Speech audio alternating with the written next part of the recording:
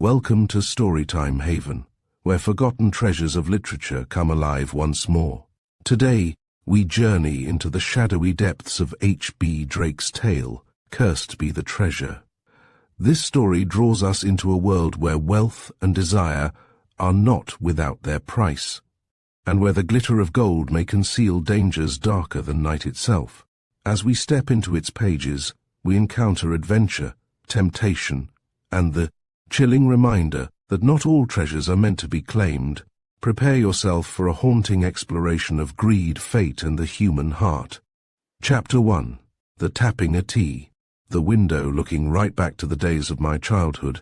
The first beginnings of things are blurred and confused, but I must disentangle them as well as I may if I am to tell my story clearly and coherently. I know now that the story began long before I was born, but I must pick up the thread of it where it first crossed my path, and even that is difficult enough. For before I was conscious to the point of memory, I was already enmeshed in a net of mystery woven long since of dark and incredible things. But to me they didn't seem dark and incredible, for they were with me before I could reason and distinguish, nor had my experience any touchstone by which to test or measure them. I think perhaps I first began to take conscious stock of my surroundings on a certain night of wind and rain, for earlier events were with me but as shapeless shadows of memory. But from this night my life began to unfold before me like a clearly written book. I had been nursed in the atmosphere of mystery, though at this time, of course, such a term would have had no meaning for me, for nothing is strange to the inexperienced. But vaguely, I was becoming accustomed to a life of sudden change and hiding and swift flight. My eyes were opening with growing consciousness to a world of passing lights and shadows, with nothing definite or stationary, but all in wavering motion.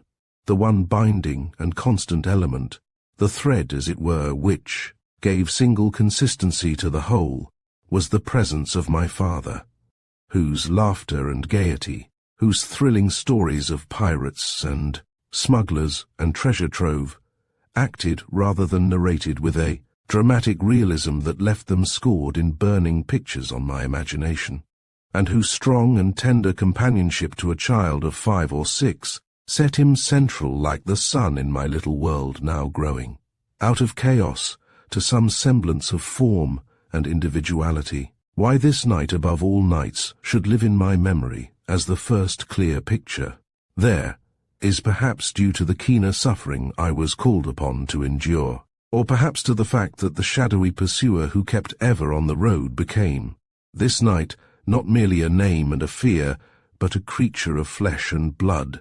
The flight in the morning I don't remember distinctly, for that was much as others had been. My father had been playing with me at hide-and-seek, our favorite pastime, and one always full of thrill and strange romance, when he had crept up to me where I lay hidden, and putting his finger to his lips muttered, "Whist!"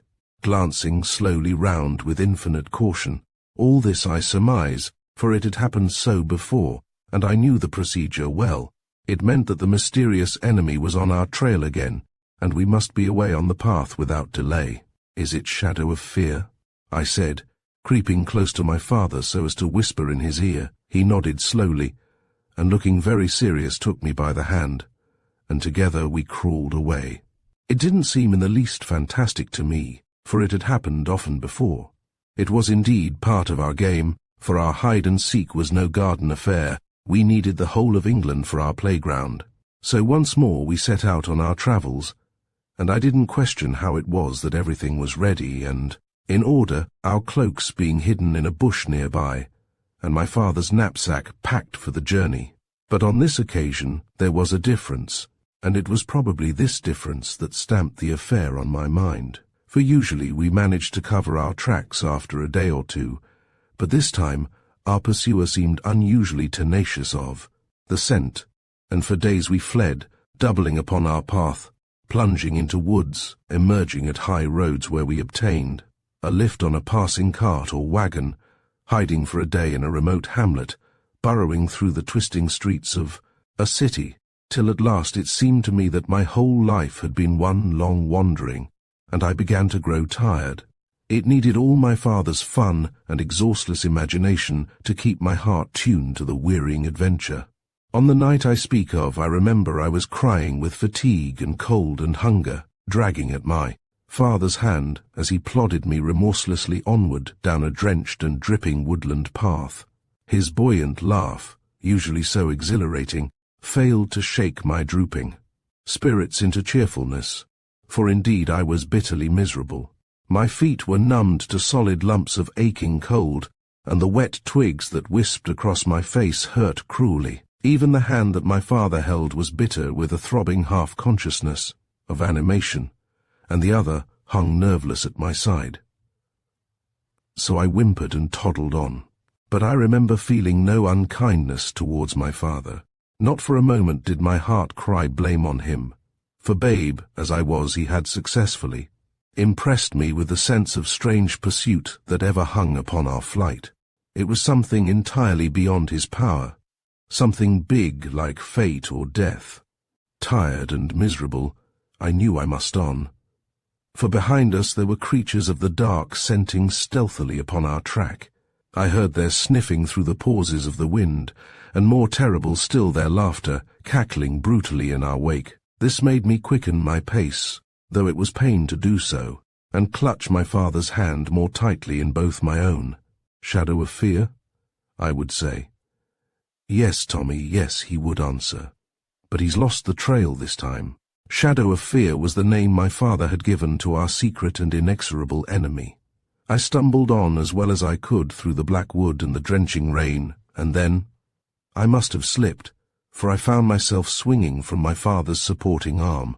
He tried to set me on my feet again, but I felt faint, and the little strength had quite ebbed from my limbs, and my father, with boisterous tenderness, stooped and lifted me on to his back, and with a courage, Tommy, strode on with redoubled speed.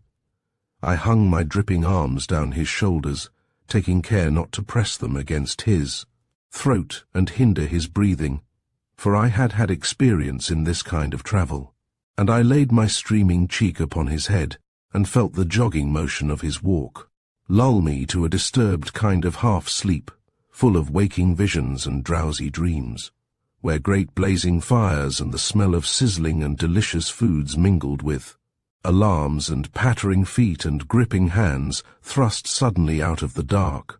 At last I must have yielded to my fatigue and slept soundly, while the rain beat unheeded upon my face, for I woke to a real fire that fumed up smokily with sputtering crackles and fitful flames, bright enough to show that all around was dark. I couldn't see my father, but I heard him moving behind me, and a sudden light told me that he had lit our travelling lantern, for yellow swinging beams played round our shelter as he hung the lantern from the roof. I looked about me sleepily. Evidently we were in some sort of hut, though where in the whole of England, I hadn't the faintest notion. Outside the wind and rain were still at their old struggle, slashing and crying through the trees in great rushing gusts that grew out of nowhere and raced away again. My father, seeing me move, threw himself down beside me, and stripping off my sodden clothes began to arrange them round the fire. From his knapsack he pulled out a rug which he had managed to keep reasonably dry through the drenching tempest, and wrapped my naked body in its comforting folds, and the touch of its dry softness was bliss unspeakable after the soaking discomfort of the rain. I smiled up into his face with all my love, and for reward felt his arms about me, and his wet cheek pressed to mine, while he murmured, "That's my brave little boy." So wonderful was my father that words like these were magical, and my ebbing courage flowed again. Then he took my hands between his own and chafed them vigorously back to life, and I cried at the exquisite pain as the blood flushed slowly back to my white fingertips. And all the time he was talking in his rapid and thrilling way, making a story of the adventure we had passed through, and telling how we had baffled our pursuer at last. I was too weary to pay much heed to his rattling talk. I know that the fire, as it blazed up more strongly and brightly, triumphing over the soaked twigs and branches which my father had scrambled together, thawed my limbs deliciously, and soon I was in a glow of steamy warmth, and nodded sleepily, while My father, still chatting in his restless way, prepared some soup. The hot savory stuff was the last touch necessary to complete comfort, and forgetting with the ease of childhood, the dreary person through the storm, I gave myself up unresistingly to the luxury of sleep. But my sleep wasn't completely unbroken. It seemed to surge over me like great waves, and whenever I floated up to the surface, I became aware of my father's voice, still droning out the story of our flight. He must have been talking to prevent himself from sleeping, for once I seemed to remember hearing him muttering, "I must keep awake. I must keep awake," and sometimes when I awoke from my doze he was pacing the hut, or turning the clothes before the fire. I had one longer spell of wakefulness while it was still dark. The wind had dropped, and my father had ceased to prattle. The complete silence, together with the cutting pressure of cold air against my cheek, had probably aroused me more alertly than usual, for of a sudden I felt wide awake. I looked round for my father, but he wasn't in the hut. The lantern was no longer alight, and the fire was smouldering low. The door stood open, and the utter blackness of the woodland seemed banked up against it like a barricade. For a moment the fear of loneliness was upon me, and I would have cried out, but just then my father returned with a bundle of people, which he tossed on to the failing fire. There was a smother of smoke and steam, and a loud hissing, before the red flames broke through again. "What? Awake, Tommy?" said my father, seeing me rub my eyes, which were smarting from the fumes. "Awake, Daddy," I said, blinking up at him with a smile. He shut the door, and carefully secured it with a stout piece of timber. I noticed, too, that he had hung his cloak, now dry, over the little solitary pane of glass, which was all the hut possessed in the way of a window. "Time to dress, Tommy," he said, helping me pull on my stockings, which were almost toasted by the fire and felt comfortingly warm. I reached for my shirt and breeches and slowly drew them on, my eyes half shut, for I would willingly have lain down again for a further spell of sleep. I pushed my arms into my jacket, and looking round for my cloak saw it hanging on the wall opposite the door. I was rising to get it when my father said, "Not that just yet. We won't start till morning, but best be ready." He added, "There's a big hole there, Tommy, keeping out the wind, the cold wind, Tommy, with the sharp white teeth. It's there behind your cloak, all ready to bite." He snapped his teeth and shuddered, while I threw my head on his arm as he sat beside me, and chuckled delightedly, for it was always in this way that he spoke of the simplest things, never to frighten but to give just that touch of dramatic and imaginative charm which childhood thirsts for, and it was this magic spell which he cast over our life of hard wanderings, and sudden flights that changed a bitter reality into a wonderful game. He was off again with some story or other, and though I tried to keep awake so as not to miss the precious recital, yet sleep was still heavy in my eyes, and my head nodded. I must have been tired indeed, for my father could tell a story with such thrill and vigor, his expression changing with every phase and mood, that the thing became a living picture. At least it was so to me, and bed had no attraction while I was away with my father seeking treasure on faraway seas. But this night I missed the better part of the story. I only heard a word here and there. I remember there was a cave, and a conspiracy, and a terrible crime, but how the story went I couldn't follow. And then, in a more wakeful moment, I heard my father saying, "This is how he looked at me." I blinked a sleepy eye up at him, and suddenly started into complete consciousness, for used as I was to his extraordinary facial contortions.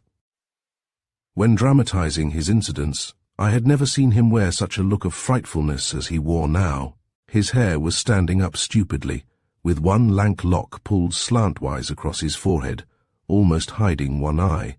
His lips, usually so full of laughter, had slipped to a loose and slobbering imbecility. His cheeks were drawn in haggard lines, pulling down the flesh beneath. His eyes, which contrasted raw and red with the staring whites, the whole expression was one of blank idiocy, except for a telltale glitter of devilish cunning which lurked in the corners of his upturned eyes. I stared at him in horror. In all his many disguises, I had seen him in nothing that had suggested that. His face could be distorted to such a hideous caricature of itself, and yet it was hardly a caricature, for it was all but unrecognizable. I believe that no other eyes but mine could have penetrated that mask. It was only his even voice repeating, "This is how he looked at me," that reassured me somewhat. "But who?" I asked, clutching him. "Who?" "The mad captain." "I was telling you, Tommy." "Yes, yes," I said eagerly, hoping to pick up the thread of the story as he continued. My father's face gradually righted itself as he proceeded. "You see, Tommy, he had left them alone there to die, and that was a terrible thing." His voice was hushed and tense in a way I can't describe, but which held me in a spell of expectation, and he knew they could never get away, and they had no food, and they would starve. And that's a horrible, slow death, Tommy, and if they cried out, no one would hear them. Their voices would be like whispers from the stars. "Ah," I said, "the treasure," trying to link on to the lost fragment without my father's needing to repeat it, for I knew he hated to return upon his narrative when once well underway. I can see now how necessary it was for him to live in his incident, and repetition spoilt his dramatic flow. So there we sat together, gazing into the red flames, with the night outside.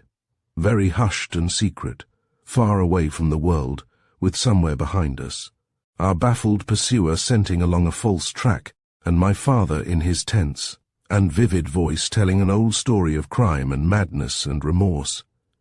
"Yes, treasure, Tommy," he answered me. "They were there with the gold and the rubies and the diamonds, trapped in the cave with 20 tons of rock at its mouth, and with nothing to eat, and hunger gnawing like wolves inside them, and no one to hear them crying day after day, and their voices growing weaker and drier, just like croaking birds, Tommy, till one by one they dropped down to die. It must have been terrible all alone there, Tommy. Can't you see them, with bruised, torn hands, beating at the rock, tugging and beating? And the gold lying quiet there, how it must have said to them, 'Fools, fools, fools.' And the last man, Tommy, when the rest were all dead, I think he must have gone mad.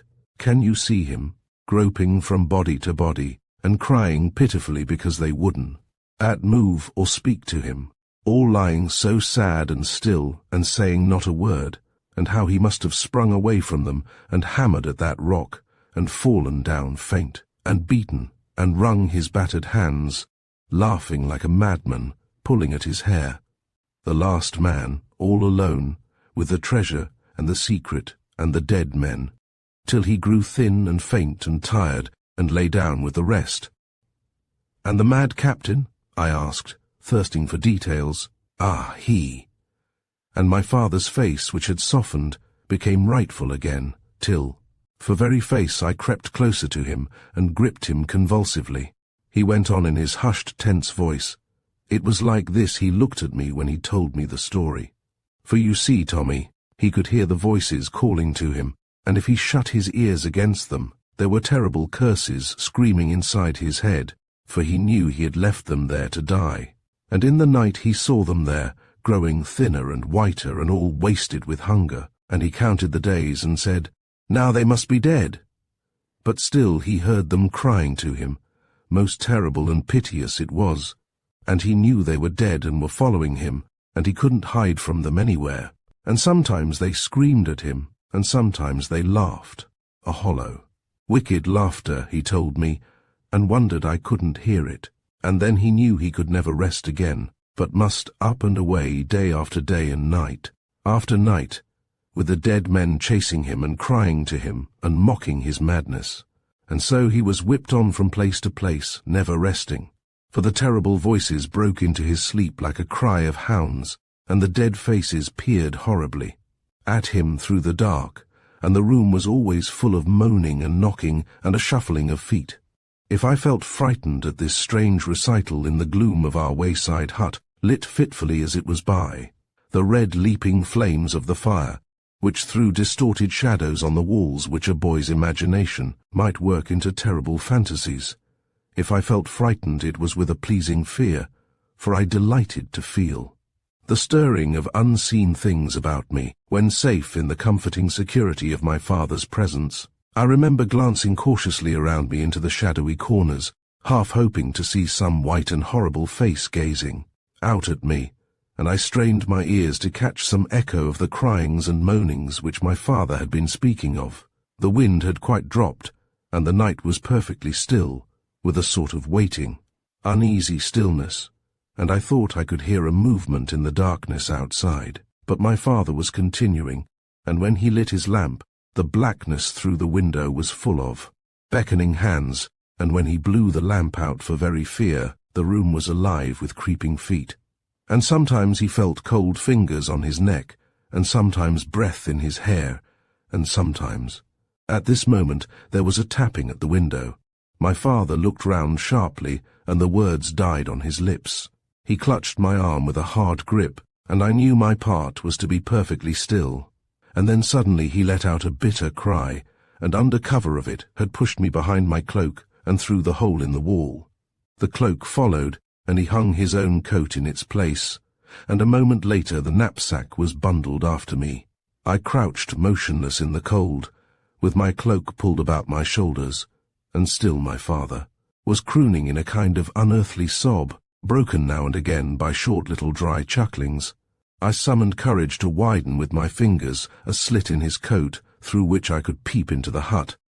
I caught one glimpse of my father's face in the firelight. Again it was drawn with haggard madness, but I thought the cunning in the eye was sharper than before. He was sitting in front of the fire with his knees huddled up to his chin, peering slantwise behind him towards the door. I looked towards the door. The barrier was down. Again there was a tapping at the window. The sound came to me from the outside, and then I heard a low wail, "For the mercy of heaven, let me in, let me in." My father moaned in reply, hugging himself convulsively, and finishing on a shriek that broke into a hideous laughter. All this was a new game on me, and curiosity rather than fear was the uppermost feeling in my mind. Indeed, the most frightening thing was the stillness of the woodland behind me. It seemed as though a great hand had the world in its grip, and a loosening of the fingers would set the air into sudden and startling motion. I heard a shuffling at the other side of the hut, and the wall shook as though a body had fallen against it. I looked through the slit in the coat. The door was slowly opening. Chapter 2. Bite in the dark. What I expected to see, I hardly know. I think probably I expected nothing visible, but merely that the hut would suddenly fill with wailings and demoniac cries, for the mad captain with his unseen tormentors was still beating in my mind, and something like a doubt crossed my thoughts that perhaps my father, too, was fleeing from some such spirits of remorse and retribution. But certainly I wasn't expecting the miserable and decrepit hag who crawled out of the blackness in through the open doorway, delaying, on the threshold, to push the crazy door flat against the wall before venturing through, as though suspecting some hidden snare. It seemed an anticlimax to my strung imagination, and I could have laughed aloud, but something in my father's attitude of stealthy watchfulness held my lips dumb, though I was on the point of pushing back through the wall to say, "How stupid, Daddy," as though a splendid game had been spoilt. For the woman was just an ordinary beggar, very dirty, very ragged, very weary and miserable, and so weak that she must have fallen, and now could only crawl to the comforting welcome of the fire. It was her body I had felt shake the hut as she had collapsed, and yet my father's face didn't change, but his fingers played foolishly together about his throat. He was usually so kind to the friendless and helpless that I expected to see him rise and help her in, and I began to think that I, too, should like his permission to return to my warm place out of the biting night air that chilled my hands and feet. But his face still wore its imbecile expression, and as the woman crept up to him, he shrank away from her towards my side of the fire, chattering incomprehensibly and watching her slyly out of the corner of his eyes. His strange manner must have startled her, for she made a circuit to avoid him, but with eyes fixed steadily upon him still moved slowly towards the fire, till soon they were both crouched one on either side of it, crossing glances through the flames. My father was seated with his back to me, but with his face half averted from The woman so that I could see it in profile, but the woman I had in full view. She was moaning weakly like a dumb creature in pain, and her hands were spread out tremblingly to the fire, as though greedy for its warmth. Her fingers were yellow and thin and withered. She was wearing a kind of bonnet from under which stray wisps of ragged hair straggled down over her face. The bones in her cheeks showed sharply, throwing deep shadows into the hollows behind, and her eyes beneath her great brows were like pits of blackness, occasionally gleaming with points of red as the firelight caught her pupils. And all the time as she warmed herself, trembling and complaining in broken whimpers, she watched my father, who, for his part, was edging farther and farther from her, jabbering stupidly and gurgling with low, throaty laughter. And so there they sat like animals in a cage, and although I had never seen anything quite so harmless and commonplace as the forlorn waif who had just crawled into our shelter, yet it seemed to me that the two as they fronted each other were like beasts preparing for a spring, and the woman's whine and my father's idiot cacklings were like the growls of coming battle. I became spellbound watching them, wondering what would happen. I forgot the cold, and the immensity of blackness all around me held no hidden fears, for all my mind was on that strange pair in the hut, shining red with the leaping flames, and looming black as the fire slackened. This was the best game I had seen, and I was an enthralled spectator, eagerly watching for the moves. And, though I knew it not, blacker than the night about me was the shadow of an old crime. That had caught me in its darkness, and would bring on my head also a measure of doom. It is impossible for me to say just what were my feelings at the time, for the incident has been so often rehearsed by my father with such dramatic distinctness that I hardly remember what I saw through the slit in the coat, and what I learnt afterwards. Also, I have come to regard it so much from my father's standpoint rather than from my own, that it is difficult to disentangle my own feelings from his. And in telling what happened, I may seem to be reading more into the affair than I could possibly have comprehended at the time. But this I know, that as the woman spread her hands to the blaze, whimpering curses against the cold and the night and the ill folk that grudged a starving body a bit, warmth, and drove you from their doors without a bite or a sip, I could see her furtively, scanning the hut, searching out, as it seemed to me, possible hiding places. Why I cannot say, but the fear grew in my heart that it was me she was looking for, and, as the black hollows where her eyes were hidden rested on the coat behind which I crouched, a shudder passed through me, for I remember how suddenly the fire lit up her eyes in their dark caverns, and the fierce red ball seemed menacingly fixed on me. I shrank back into the night, but not so far that I couldn't still with difficulty see into the hut. And while the woman whined and droned her endless tale of wrong, my father was muttering and chuckling insanely in his corner, puffing out his cheeks, blowing in his hands, sometimes leaning forward and grinning amiably at the old hag, and sometimes snarling malignantly at her, or beating and clutching at imaginary tormentors. But I thought he watched her all the while, and took due note of her peering and prying. There was a bundle of straw and leaves and branches and other lumber in the corner behind the woman, and her eyes were often turned to it, wondering, I thought, what it might conceal. I felt a thrill of delight to know that if she thought I was hidden there, she would have a fine disappointment when she looked for me. For look for me I knew she would, so convinced had I become that she was wondering where I was hidden. For if she was hunting for my father, she must know that I should be with him. And sometimes she gazed at the cloak hung over the window. Perhaps I was there. And sometimes at the coat that concealed my hiding place, but it hung flat against the wall, and she couldn't know of the hole behind it. I triumphed in my security with all the joy that I had learnt from the exciting games of hide and seek which I had played with my father. I nearly laughed aloud when the old crone, unable to restrain her curiosity, so it seemed to me, rose shivering, and diving her hands into the pile of lumber, seized an armful of wood and threw it on the fire. She returned to her place, still whimpering, but more angrily than before, and with greater vigor. My father only chuckled softly and subsided into snarlings as though the affair hadn't disturbed him. But I knew he had noted it. How it was that with nothing happening, the atmosphere grew more strained with each moment I can't explain. I felt that something was bound to happen, and it would come quickly. I became more and more convinced that the old woman was searching for me, but the knowledge was exhilarating, not frightening. I was used to being hunted and knew the thrill of hiding. And then my father was there to protect me if the game became too serious. And so the droning and the mummery continued, and then the hag, still shivering with cold, rose and twitched down my father's cloak from the window and threw it over her shoulders. Foiled again, I thought, as she crouched back into her place.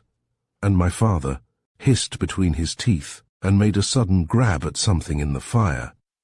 Then his attention became fixed on the roof, though I could see nothing there, and with complete indifference he left his hand singeing in the flames. I could see the hag watching him, and behind her inscrutable eyes she must have been wondering whether this was a supreme bluff or a genuine piece of idiocy.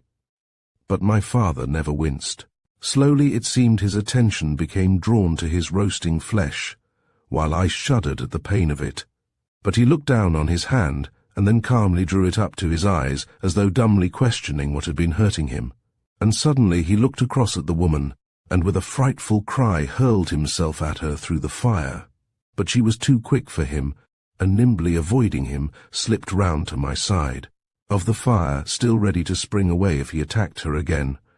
And while my father blundered stupidly across the hut and collapsed against the wall, grumbling and shaking, I saw the hag slip a knife back into the folds of her dress. It was real war, I knew then, and my blood sang through my ears. If my father had thought to take her by surprise, he had failed, but still there was no motive for the attack except the rage of a lunatic. If she was questioning his identity, the secret wasn't betrayed. But I began to fear for myself, for I knew she would find some pretext to whip away the coat that was hiding me, and the telltale hole would be revealed. And now she was on my side of the fire. She wouldn't even have to pass my father to get at me. My father must have realized this too, for he seemed to me to be gathering for another spring, and I think the woman knew it, and was determined to peep behind the coat before the tables were again reversed. Her hand crept behind her towards me. Instinctively I clutched at the coat, and felt something hard in the pocket. It was my father's pistol, I knew well, a prohibited toy, but one eagerly desired. I had some idea, as a child will, of playing the hero, and I slipped the pistol from the pocket. It was easily done, for the woman's eyes were on my father, though her hand was creeping ever nearer to the coat. I tugged at the hammer of the great thing, and with difficulty cocked it, and held it with a shaky hand, and then what happened I couldn't see. My attention was on the pistol, when all at once the hut was in an uproar. I think the woman must have clutched at the coat, and my father sprung at the same moment. At any rate, there was the thud of a body against me, and my hand seemed to be wrenched from my arm, while a splitting roar seemed to burst my head in pieces. I fell back dazed, but rather interested and frightened, and felt my father, stumbling through the dark, trip and almost fall across me, crying, "Tommy! Tommy!" He took me back into the hut and hugged me convulsively when he found me unhurt. The woman lay writhing on the ground, with a dreadful dark stain upon her breast. My father's hand was gashed across, and on the floor lay a blood-stained knife. And now my father, from pretense, seemed to become a madman in reality. He laughed and shouted and stamped the floor where the wretched victim lay feebly cursing and spitting blood. His evil joy was terrible, and frightened me even more than the blood-drenched figure at his feet.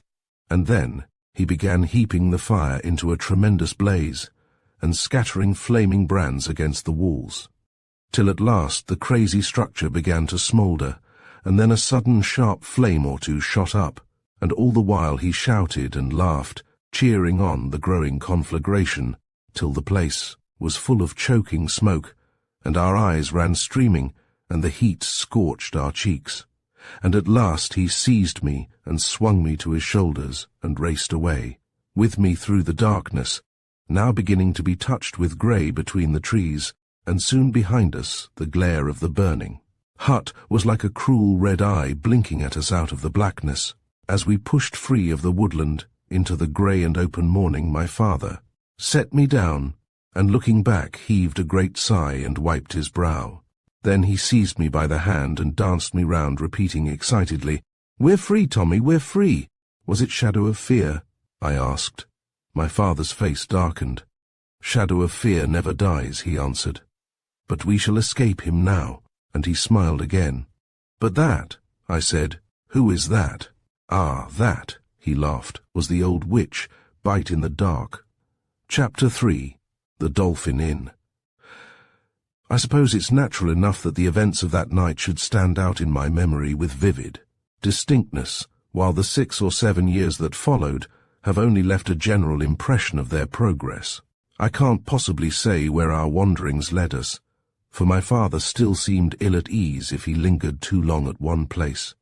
But now they became less harassing. We didn't steal away at the dead of night and hide for days in the woods. We journeyed in comfort with horses or by coach, and sheltered by the welcome of great inn fires.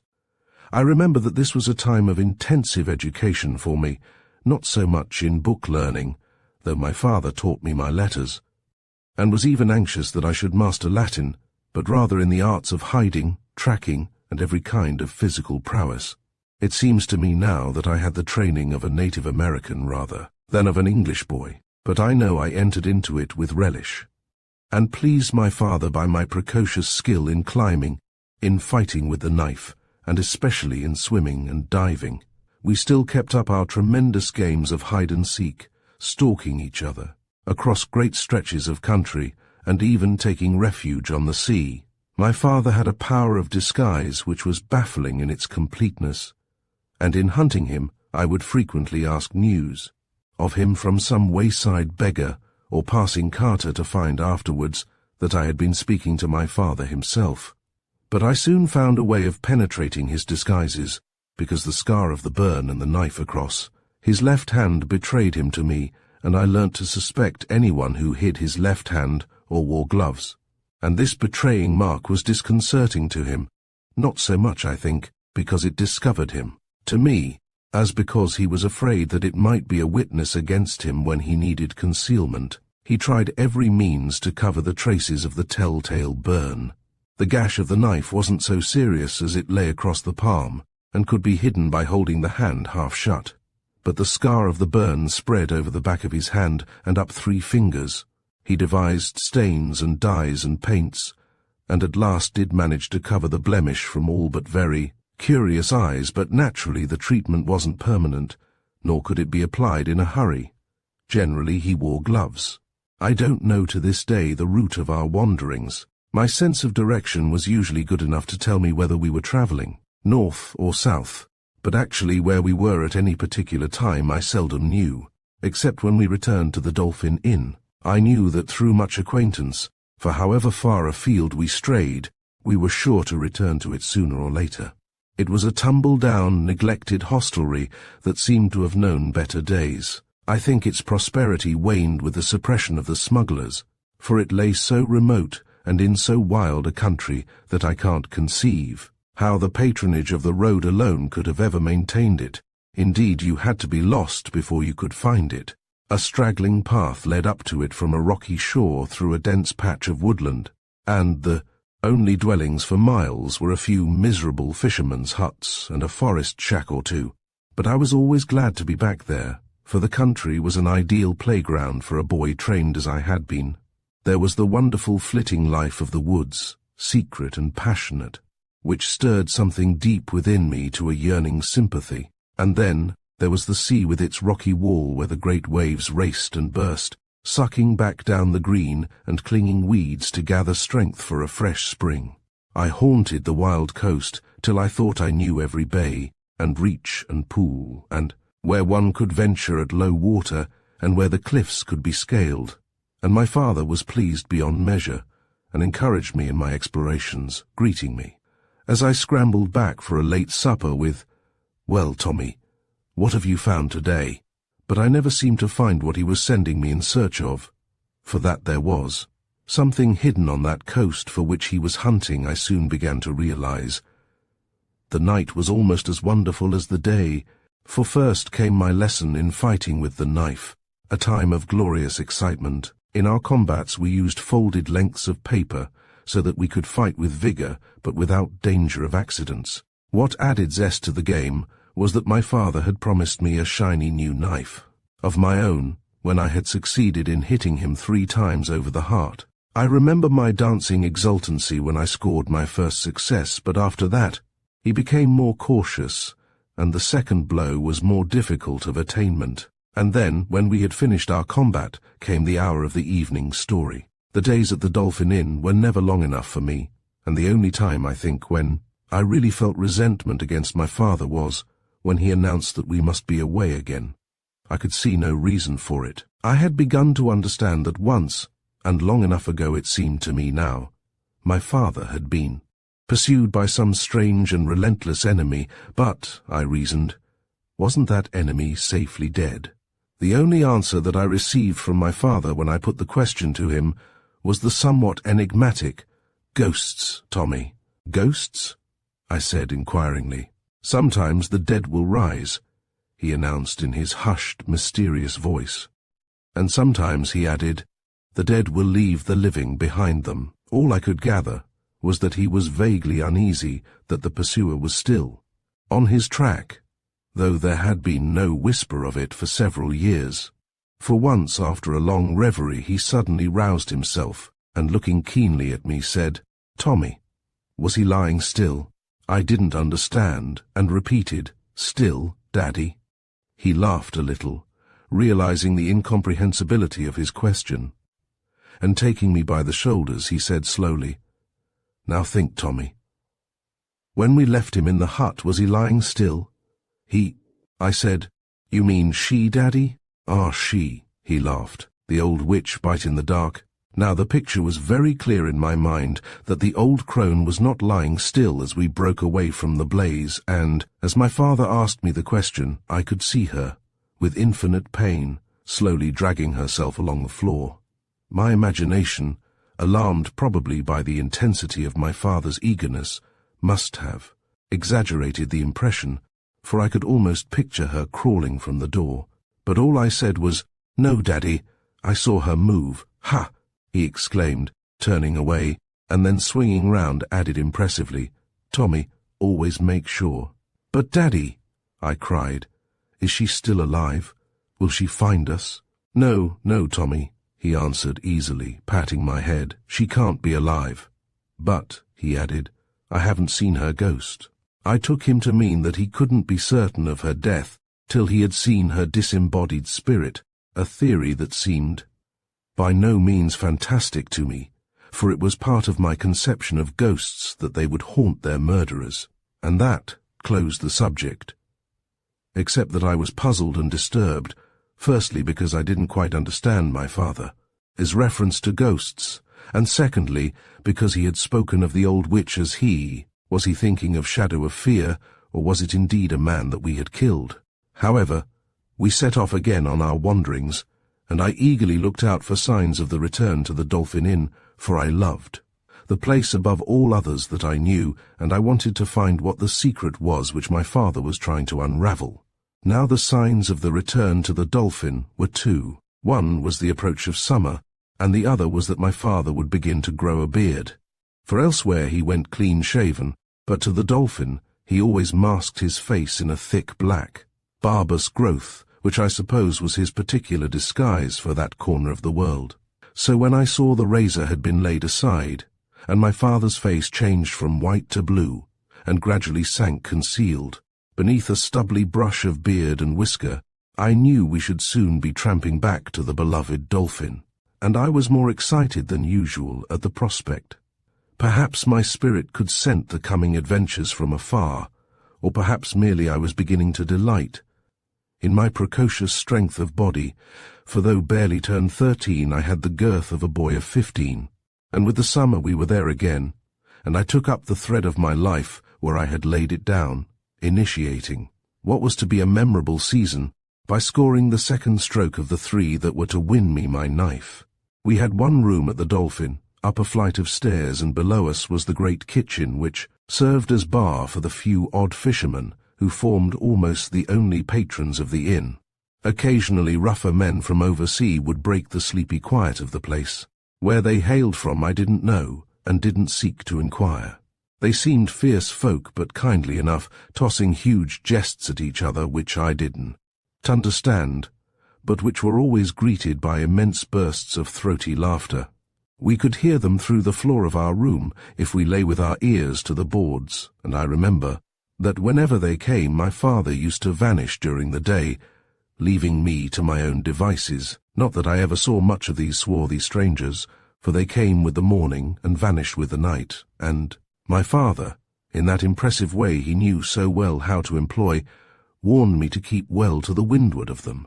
But once in my ramblings I came face to face with old Dirk Stormaway, whom I had always taken to be the chief of the mysterious band. My first thought was that I had blundered inexcusably, for it was part of my training to scent instinctively the presence of a stranger, and here I had tumbled almost into his arms, not in the least aware of his nearness to me.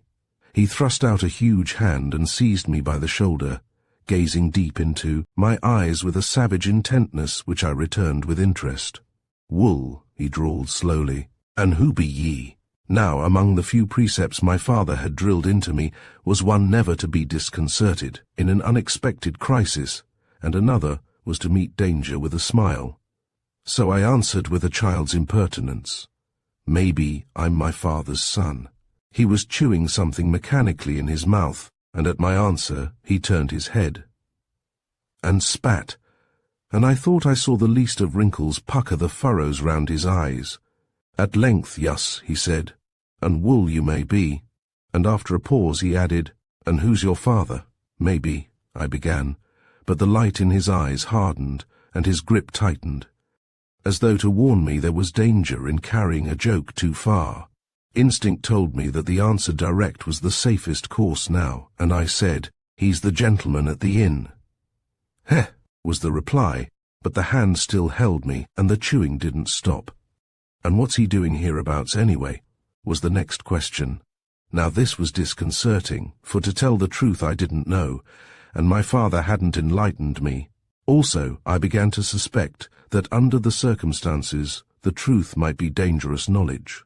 For that my father was hunting diligently on the trace of some secret I had assumed as a fact by now. And might it not be that the secret was somehow connected with these men? Didn't he always vanish when they appeared? I felt myself shaken, and the eyes were fiercely fixed on me from under the man's savage brows. "Come now, what's he doing hereabouts?" he repeated, adding, "And see here, kiddie, if you don't tell me the truth and no humbug, I'll crack your back like a stick." His other arm came out, and I felt myself slowly bending in his tremendous hands. "Why?" I cried, again summoning what impudence I could, though I was terribly alarmed by now. "He's a poet, he is." "A what?" cried Dirk. He was evidently taken aback, and I felt my body free again. "He's a poet," I repeated. "He tells stories." "Writes," I corrected hurriedly. Somehow my own lie seemed suddenly very like the truth to me.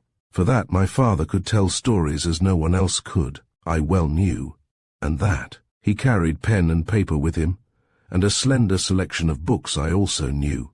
I wondered for half a moment whether I had unawares pitched on the truth. Dirk wiped his mouth with the back of his hand, and said with bitter scorn, "Ah, I know the likes of him. Gets the yarns out of chaps like us, and dishes them up for the swell blokes." "Kah!" he ejaculated with unction. "They don't mind the reading of 'em, but we what has the doing." He drew his hand across his throat, and his meaning was unmistakable. At this I felt a surging indignation on my father's account. The man seemed to me to have insulted him, and I said, "You'd better not say that to my father." "Oh ho," he laughed. "I'd better not, hadn't I? And what for no?" Then I realized I had said more than I should have done, and as though I had forgotten my remark, I cried to cover my mistake, "You can't catch me." I ducked under his grabbing hand and was away. Looking back, I saw him spring up to watch me, and then he started on my track. Whether in fun or earnest I didn't know. I gave him a good run, that much I remember, making for the rocks where I thought my nimbleness would be to my advantage, but he was up with me too soon, and I was forced to scramble up a tree into the high-top branches where I knew he couldn't follow. But he didn't attempt to pursue. He stood below and shouted at me good-humouredly to come down and he wouldn't hurt me. I was suspicious at first, but what was I to do? Down I must come at the last. So I put a good face on the matter and slid down at his feet. As it happened, my confidence was well rewarded. He didn't grab at me as I had half expected, but with hands on hips stood grinning down at me, and, after a long survey, said, "Wool, and what else can you do, since you're such a nippy-un?" "Oh," I cried, "I can swim, and dive, and I can fight." "Pity if you couldn't," he put in, "seeing as what a world you live in." "I fight with the knife," I said. "The devil you do," he replied. In my belt I carried a wooden knife, which I had whittled myself, and this. I drew and rushed in on Dirk to show that my boast was no idle one, but he was too quick for me and seized my wrist in true fashion. At the same moment he drew a cutlass and flourished it glitteringly over my head. I think he was surprised when I sprang and seized his wrist as my father had taught me, though of course he wrenched himself free with a single twist, at the same time releasing my imprisoned arm. Slowly he pushed his weapon back into his belt and said, "Wool, you're a smart 'un," nodding his head appraisingly and gazing at me as though pondering some problem. Then he muttered, "Yus, the kid's worth it," and this time drawing a dagger from his. Great Seaboot said, "See here, kiddie, I'll show you a trick worth learning." Now all this while my conceit had been steadily flattered into arrogance, for a child knows well enough when he is being admired, and it was evident to me that for some reason or other Dirk was pleased and surprised at my prowess, and I was all attention as he explained the maneuver. It was simple enough in theory, but difficult in execution. The idea was to lunge with the right hand, and as your opponent seized your wrist, to slip your knife into your left hand and drive home. The danger was that it left your enemy's knife hand unguarded, and success was dependent upon swiftness, accuracy, and complete surprise. Dirk demonstrated the trick to me, and for a long while we combated there in the woodland, till he thought I had learnt my lesson well enough, and at length thrusting back his weapon, he gave a glance at the sun, and with a gruff farewell left me. He turned after a few yards and threw back at me, "And if you try to follow me, I'll break your back like a stick." I shouted after him, "I'd knife you first," at which he laughed, but again he turned and said, "And if you tell a soul you've seen me, even that precious father of yours, I'll—" But he didn't finish his threat, for I think he only had one, and he had already used it. He growled and tramped away, but I didn't follow, for the fellow had a way of making you see when he was in earnest, and when it was safe to play with him. For my part, I ran back towards the inn, eager to put my new skill into practice and win the knife which I knew my father kept ready for me, for he had shown it to me once to urge on my endeavour, and the vision of the clean blue steel was one which I loved to dwell upon. Chapter 4. Ebb Tide Cave. If I hadn't been so eager, I should have paused long before I did to reflect that I should be most unlikely to find my father at the inn if Dirk and his fellows were in the neighbourhood. For, as I have told you, my father always vanished on these occasions. As it was, the thought came to me like the sudden arrest of a lasso, drawing me up short almost with a wrench. I stopped, and with the consideration that possibly my father didn't know of their presence. As Dirk's apparition had been a complete surprise to me, I trotted on again a few yards, but I soon came to another halt, this time because it seemed to me somewhat ill-judged to rush home and demand an immediate combat. The unusualness of the thing would make my father suspect some trick and might put him on his guard. So I turned about, deciding to possess my soul in patience till the evening, when our battle would take place as usual. And then I would have the chance of displaying my newly learnt skill, and perhaps win the wished-for reward. Now I think at this time I had 3 ambitions. The winning of the knife was one, perhaps the chief one. Next to that, I wanted to find some quite new hiding place, where even my father wouldn't be able to find me. That he had hiding places out of my knowledge I was only too sadly aware, but so far as well as I knew the coast and the countryside, I hadn't succeeded in baffling his pursuit. My third great ambition was to find some underground communication between the shore and the woodland.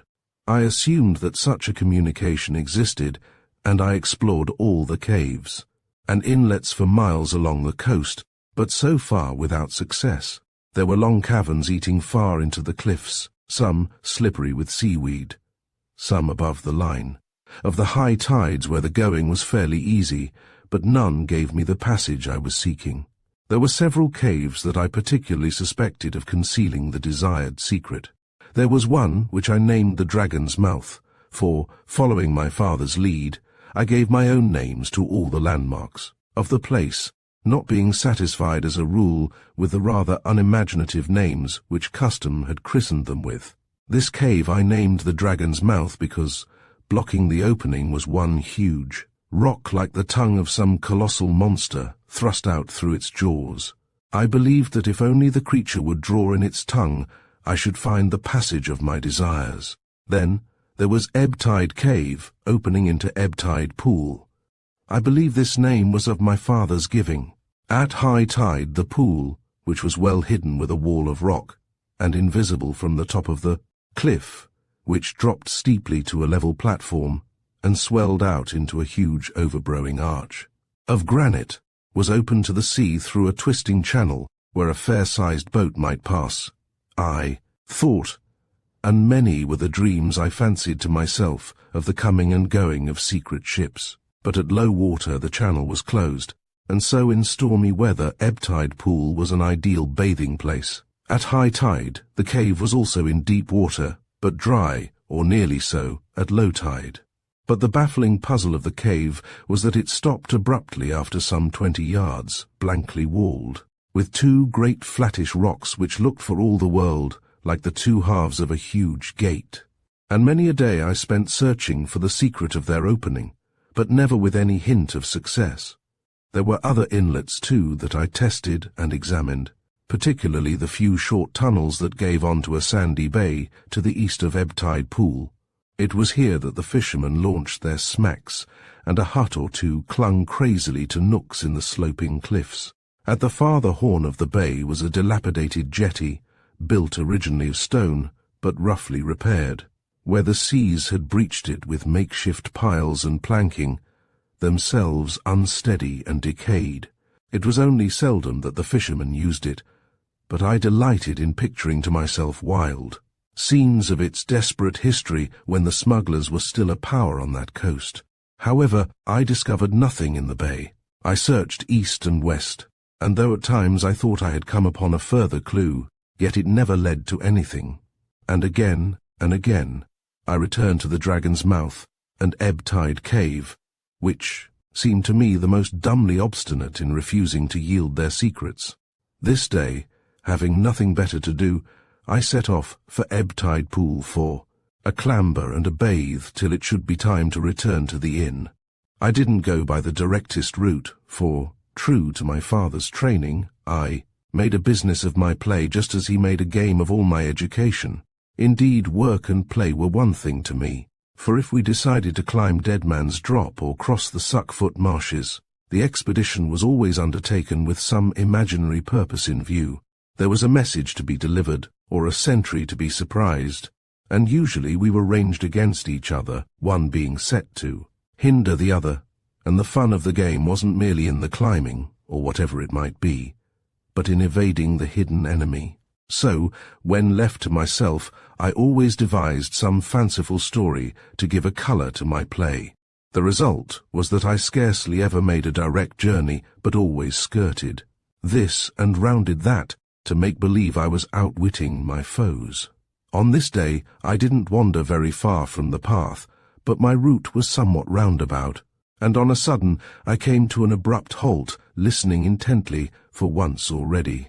I had been taken unawares, and I wasn't intending to be caught again. I had heard a crackling in the woods. I was distinctly alarmed to see Dirk Stormaway stepping at right angles across my path, for I knew if he should see me he would believe I had been tracking him.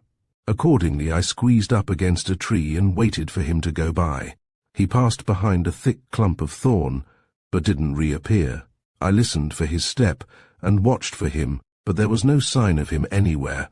I was just going to move on when again there was the sound of steps, and once more I grew onto my protecting tree.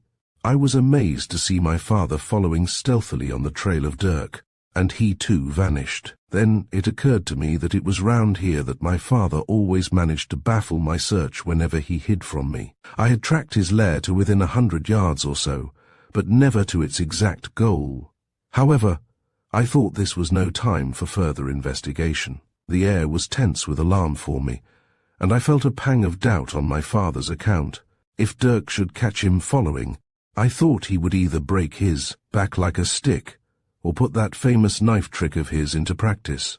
But I was used to strangeness and mystery, and the idea of hunting and being hunted was familiar to me from as far back as I could remember, so I easily shook off the impression of alarm that had crept over me, and skirting away from the point of danger, I was soon stripping for a dive in the pool.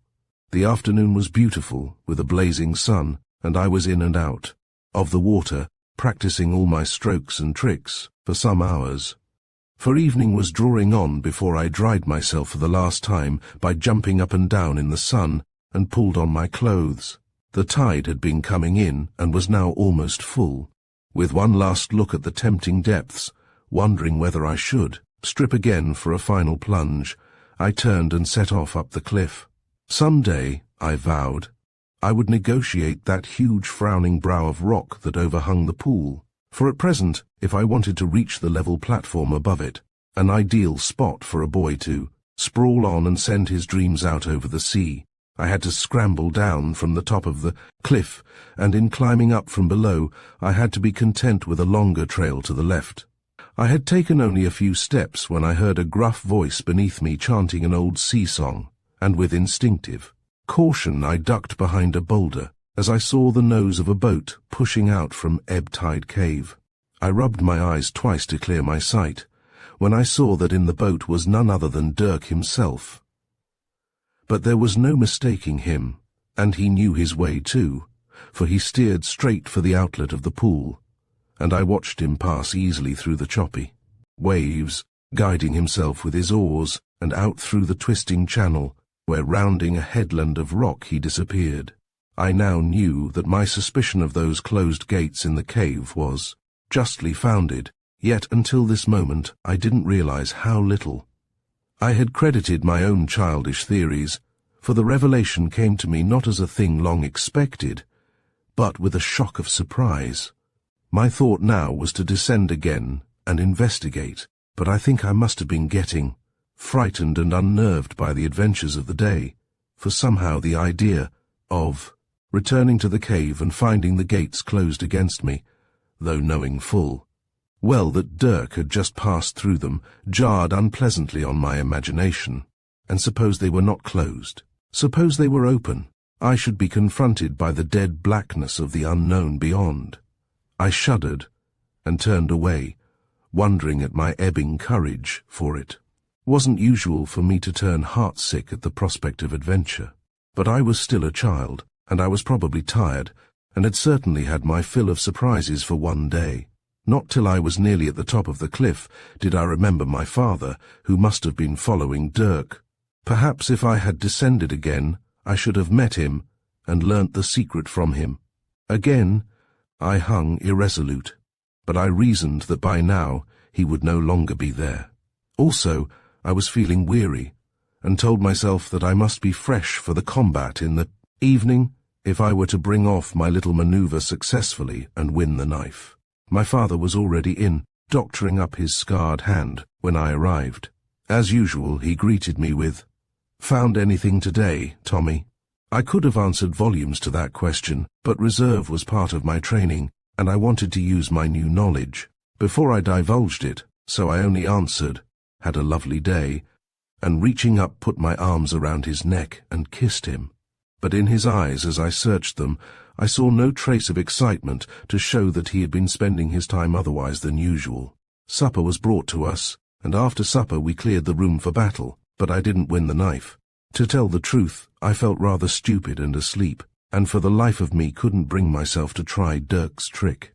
I realized too that it might be easy enough in practice, but in a real fight it would be another matter. A slip would put you at the complete mercy of your antagonist. It was a reserve maneuver to be kept as a last resort, when the choice lay between a desperate risk and a certain defeat.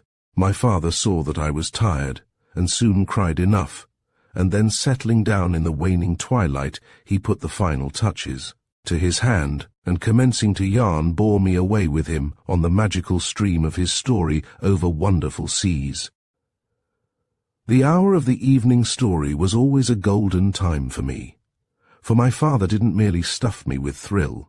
Looking back, I can realize now how artistic in conception and narration were those extraordinary yarns of his gleaned from every imaginable type of old sea dog with whom he had rubbed shoulders, and vivified with all the charm of his abundant imagination. Sometimes he would set me to tell the story, but in his presence I was tongue-tied and stumbling in my speech, but I know that. I learnt from him, and not from any pedagogue, whatever understanding and appreciation I have of the splendor of language. And so, with the last of the light to bed, while my father drew a heavy screen around his little reading table, and lighting his lamp, applied himself to the mystery, whatever it might be, which engaged him night by night. All I ever heard was the scratching of his quill, or more usually the turning of pages. He was still behind the screen when I awoke with the question on my lips. "Are you a poet, Daddy?" I think he was surprised, for he exclaimed quickly, "A poet, Tommy?" And I heard a faint sigh. Then he laughed and said, "You've been dreaming, Tommy. Better go to sleep again." Chapter 5. The Closed Gate. My father always tried to meet a surprise with calm, acceptance as though it was a thing which he had been anticipating. This was part of his technique of philosophy, as he termed it, though. The phrase was sufficiently incomprehensible to me as a boy, so when the next morning I tracked him right into his hiding place, pushing under the bushes and finding the hole which led down into the secret passage, he didn't exclaim his astonishment, but, hearing me stumbling my way through the unexplored blackness, he opened the shutter of the dark lantern. He was carrying, and said in a matter-of-fact voice, "Come along, Tommy, I'll show you." It was I who was taken aback, for he had been hidden from me, and the sudden light surprised me. I uttered a feeble, "Oh," and took his hand.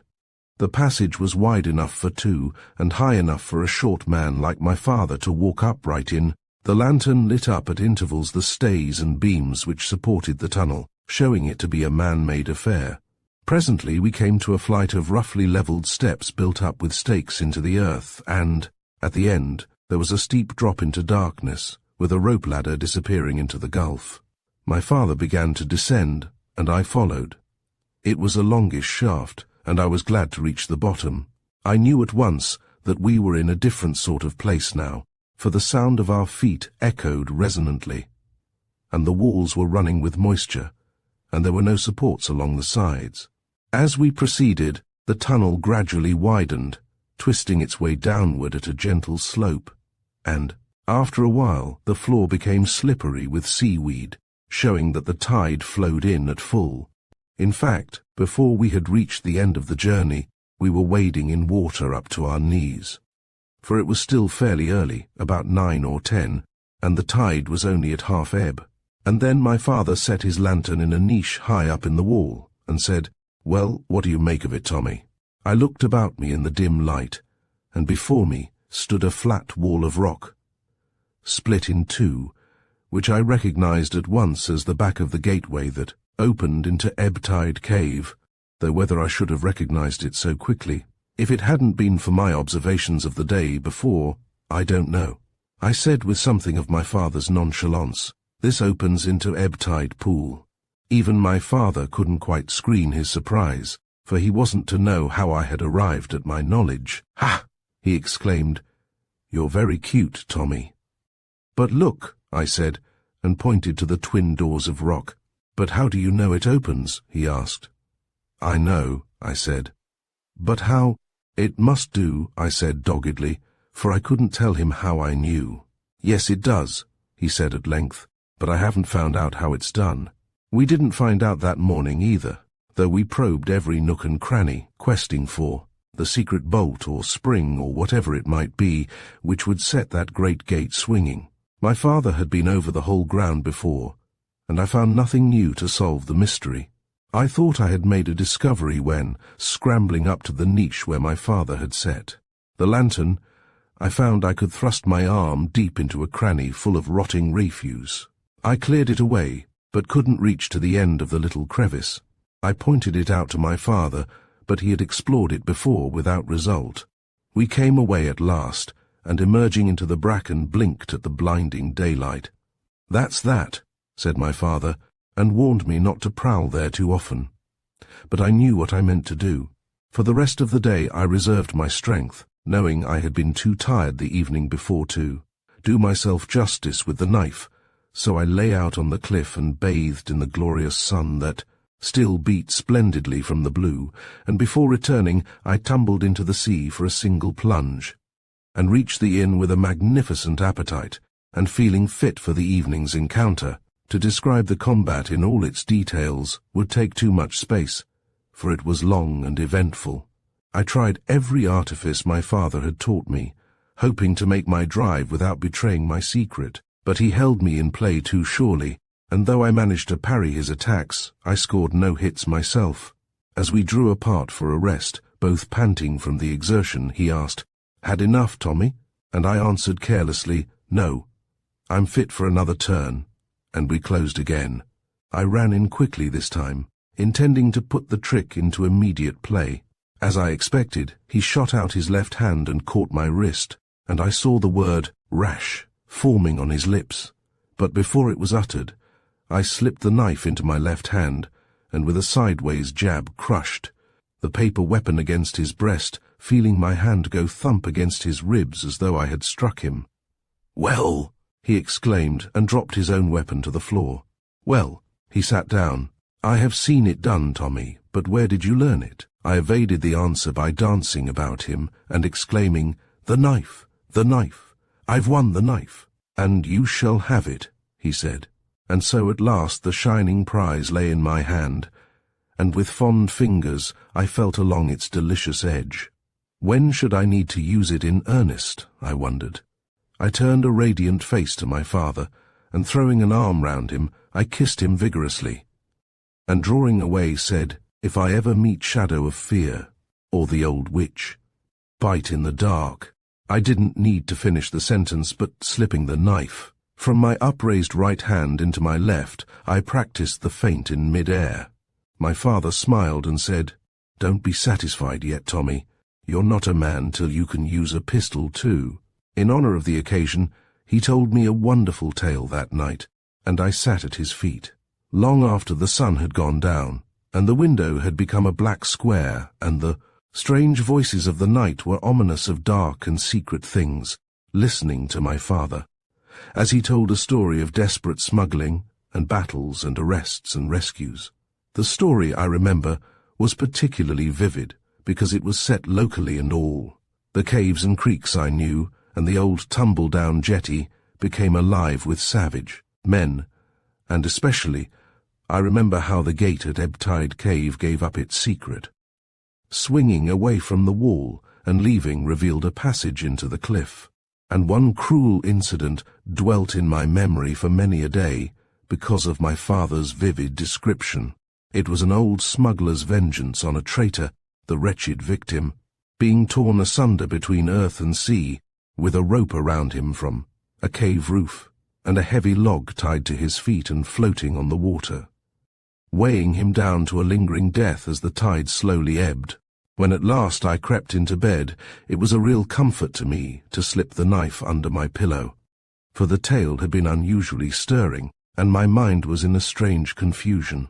More than once I awoke startled, and felt swiftly under the pillow for the reassuring touch of my newly won friend. For it may have been the effect of my father's story, or it may have been an uneasy premonition of coming. things, but I seemed to hear a sort of stifled shuffling through the house, and knockings and smothered voices, and the trees outside shook unsettled branches, and a swaying bough kept brushing furtively across the pane. Once I awoke with a greater start than ever, and sat bolt upright listening intently, every nerve strained and alert. It was unmistakable. There was something creeping in the room. For a moment, I thought a hand touched my neck, but it was only my hair stiffening. I took control of myself, though my heart thumped deafeningly, and quietly reached a hand out for my father. He wasn't there. At this I think I broke down, and cried terribly, "Dad, Dad, where are you?" "Hey, Tommy, what?" he answered quickly, and was at my side. "Oh, Daddy," I said, trying to hold back my tears. I was frightened. "Why, you have your knife," he tried to pacify me. "But where were you?" I asked. "Why," he answered easily, "I must have fallen asleep in my chair." It wasn't till morning that I remembered I had already felt him in bed beside me. Waking with that thought in the grey dawn, I told myself he had been listening through the floor. Chapter 6. The King's Man. I sprang out of bed feeling very much ashamed of myself for my stupid terror of the night. Daylight makes our fears seem so foolish that we wonder how we could ever have been afraid. My head was still a little dizzy and uncertain, so I scrambled into my clothes, and ran downstairs and into the yard for a cooling drench under the pump. I was longer than usual, for as a rule I wasn't too attentive to this part of my toilet, but this morning there was a clinging vapory hotness about my brow, which wouldn't be readily washed away. When at length, refreshened, and doubtless with rosy cheeks and dishevelled hair, I broke. Back into the kitchen, I stopped short in sudden consternation to find it full of men. I at once recognized them as Dirk's fellows, but a quick glance round showed me that Dirk himself wasn't there. Now I had always thought of these rough strangers as pirates, not in the least doing them disparagement in my thoughts. On that account, rather in my imagination framing them romantically in adventures on far seas, but something, I suppose, of last night's story was still beating in my head, and forgetting utterly my father's warning to steer clear of these men, I was seized by a stupid madness, and unwittingly blurted out, "The smugglers!" I was dumbfounded as soon as the words were out of my mouth, for there was a sudden stillness in the room. Talk stopped. Cannikins were arrested halfway to the lips, and every eye was ferociously bent on me, in a sort of savage questioning. Then one fierce fellow strode up to me, and taking me by the shoulders said, "Dost mind repeating that there?" But I had no word to say, and only looked up at him blankly, and shook my head. He dug his fingers into my flesh, and spoke more harshly, "Come now, who's been telling ye they tales?" I had it in my head to explain how I had merely fitted the fellows into my father's stories, and I began, fatally as though in answer to his question, "My father?" But he broke in with, "Thy father, eh?" "No, no, no," I cried in dismay, but a general burst of oaths drowned my protest. A discussion was raging fiercely, but I could make little of its drift. I only caught such expressions as I told thee now, and someone answering, "That's that's the cove." More ominously sounded the grating whisper of one harsh voice, "The King's Man, freeze un." And again I heard the same voice muttering, "Spy." How all this applied to my father I couldn't guess, but I had sense enough to realize that he was in danger, and my part was to warn him. A jerk away from my captor only set me in firmer imprisonment, with a kick on my shin to put me on my best behavior. I began to be frightened. Soon they had me in the midst of them, and their menacing bloodshot eyes terrified me more than the fists they held to my face. I was cowed by their brutality, and gave no thought even to the precious knife in my belt. I must have whimpered, for someone caught me a buffet across the face, and said, "Here, stop they waterworks, and speak to what thou'rt bid." And then came a question to which probably only my blubbering saved me from betraying the true answer, for a voice was saying in a husky attempt at a whisper, "Thy father, him be the cove with the burn across his hand, eh?" The question startled me, and I heaved out a further burst of tears to cover my confusion. "Here, hearken, I was bidden again in the same grating tones. And God help ye if thee don't speak up true. Be thy father the cove with the burn across his hand? Left hand, somebody added. I raised my face, biting at my lips to check my tears, and shook my head, as foolishly as I could, to express my utter failure to comprehend. In my mind, bewildered as I was busily wondering how to warn my father. I felt thankful when I remembered it was only a few days ago that he had last treated his scar, and it would still be invisible to these men, even if they caught him and examined him. I had no thought to spare for the mystery which had set them on his track by this telltale sign. So when the question was repeated to me, instead of shaking my head I stamped my foot in childish petulance and shouted so that my father, if he were listening above us, might hear, "Burn? Haven't I said there's no burn? Fools!" I was caught a sounding cuff for my pains and sent reeling, and as a hand gripped me I cowered, expecting the blow to be repeated.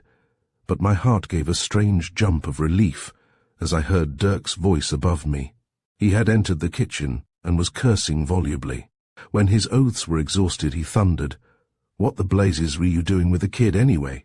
Explanations broke out confusedly, but he cut them short with, "Stow your gab, the lot of you," and when the room was silent he turned to the ruffian who had first seized me and demanded, "Speak up, Davy, what's it about?" Davy explained, and Dirk glowered at me darkly and said, "So that's it, eh? Told you we were smugglers, eh?" "No," I cried, "no, yarns, that's all. I told you." But his great hand came slapping over my mouth, and I felt my shoulder severely wrenched. I had nearly betrayed our earlier meeting. "Ah," Dirk took me up sarcastically, "he tells yarns, does he? One of these poetical chaps, I reckon. Heard of poetical license, come to think of it. Seems like a case of it. Wool," he ended unexpectedly. "We are smugglers. Now how'd you like it? Really?" I cried with such genuine admiration that there was a general guffaw, and all at once the strained atmosphere was wonderfully relieved. "Yus, really," said Dirk. "Have a good look at us. Handsome lot, aren't we? And if you ever write one of them yarns like what your dad does, Wool put us all in, and we'll take it kindly, of you, and hang us all at the end for warnings like, same as they done to Jem and Roger last year." Poor devils. The grins changed to oaths at the mention of Jem and Roger, and Dirk's face became hard. But just then, my father was heard running down the stairs singing gaily to himself, and every form froze in rigid expectation. He was singing a song I delighted in, but I was appalled to hear it now. "Dance to your daddy, my little laddie. Dance to your daddy, my little man." He'd got so far when he swung open the door, and stopped short with well-feigned surprise, to see the kitchen crowded with silent men, all with eyes fixed intently upon him. His hands were in his pockets, and I knew how those eyes were waiting for them to be withdrawn. "Company! Splendid!" cried my father, and called for the mugs to be filled, and then catching sight of me still struggling against my tears, "Why, what's this, Tommy?" he said, and laid his hands upon my shoulders, holding me out at arm's length. "Nothing, Daddy, nothing," I answered, smiling back as well as I might. But I knew that both his thought and mine was that his hands were free to the view of all. For a half moment the silence seemed to freeze in the air, then there was a low muttering, and voices broke out again. They had looked their fill, and had seen nothing. My father gave me a little push to hint to me my course, and I slipped from the room, while the business of drinking was resumed, and before I left the inn, I heard bursts of laughter, and my father's voice raised above the rest. I understood well enough that he had made all easy there, and was regaling the company with his racy chaff. I made for Ebb Tide Pool, intending to hide before the smugglers should be back there. I meant to learn the secret of the gate this day. It was still early morning, and the tide was coming in. There might just be keelway for a boat, I thought, to steer in through the channel. If I were quick, I might be in time to see a boat enter or row away. So I made no circuits in my route this day, but took the shortest path I knew. But I did throw one sop to make-believe, carrying my knife in my mouth. And the result was clambering down the cliff with too little regard to safe. footing, I slipped on a rock just above the pool, and being child enough to exclaim at the slight twist it gave to my ankle, the knife fell from my mouth, and I watched it strike on a ledge and splash into the water. I knew it was deep where the knife had fallen, and quickly slipping off my clothes I dived in to recover it. I thought it would be an easy matter, but 3 times I rose unsuccessfully to the surface. I crawled out to regain my breath, and noticed that the current had carried me away from the spot close in to the very edge of the cliff. I reasoned that that explained my failure, and when my breath was sufficiently restored I plunged in again, but this time farther out to allow for drift. Even so, I had to grope along the bottom of the pool till my breath was nearly exhausted, before my hand touched the knife, buried in the sand almost up to the hilt. I tugged it free and made for the surface, but the water grew strangely dark around me, and my head came crack against a rock. I struggled desperately, for my lungs were bursting, but I seemed to be imprisoned beneath an immovable roof. I tried to reason out my position, how I had come there, and which was the right way to turn. I remembered how the current had carried me towards the cliff, and in a dim, distracted sort of way knew quite well that all I had to do was to push out and up. But though I knew quite well what to do, an unreasonable panic had control of my limbs, and I kicked and beat frenziedly against my prison, while a voice seemed to be saying to me from far away, "Keep cool, Tommy, always keep cool." I was in an agony, knowing myself in the grip of a stupid terror, when deliverance lay in calmness. But I couldn't shake off the terror, and my temples were hammering and my ears throbbing. And suddenly there seemed to be only water about me again, and lashing out with arms and legs I found myself at the surface gulping in the air with great choking sobs. Mechanically I trod water till I could regain my breath, and only gradually it dawned upon me that it was strange that all about me should be pitch dark. I rubbed the water out of my eyes. I tried to remember whether I had been bathing at night time, for I was still confused. Then, growing a little clearer in mind, I told myself it was the blood. That had rushed to my head, and I should soon be able to see again. But still everything was dark around me, and the realization that it actually was so came like a shock. Where was I? As I grew calmer, a certain interest mingled with my fear. I peered around, and dimly became aware of a faint green glow along the water.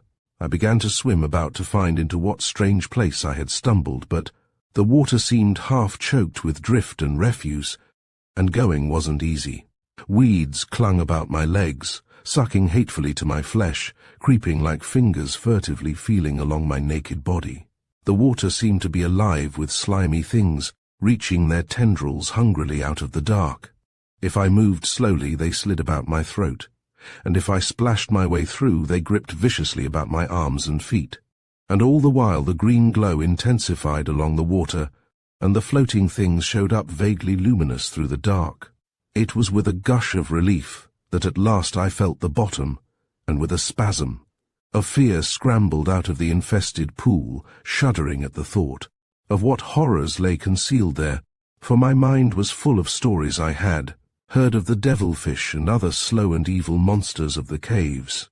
For a while, I could do nothing but hug myself into as small a space as possible, trembling and chattering with fright, my eyes intent upon the green and glowing water, expecting momently some clutching tentacle to rise and seize me. How long I should have remained so I don't know, for I was completely unstrung and had no power to move a finger to help myself, and the startled scurrying of creatures about my back and feet added to my horror. But my fear was lifted from me by a sound that might have added to it. I heard voices, and voices in that dark underworld, which seemed to have shut me right away from the light and air, were like a reassurance that I wasn't hopelessly entombed.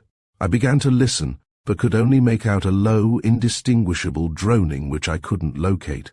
But the effort to locate it nerved me again, and I took control of myself and began to grope through the darkness towards the sound.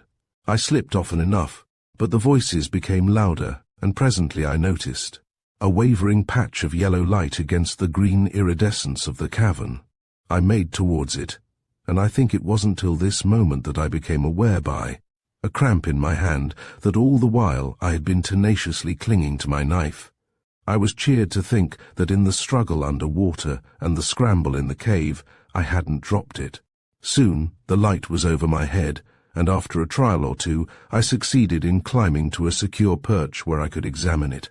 But putting up my face, I was dazzled by the full glare of a lantern in my eyes, which had by now grown so used to the darkness that the phosphorescent glow of the rotting drift about me was bright enough to show me the rough outline of the rocks.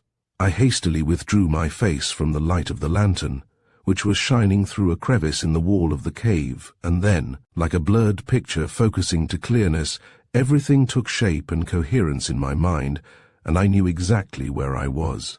The lantern was standing where my father had placed it the day before, when he had taken me down the secret passage, and together we had examined the great closed doors.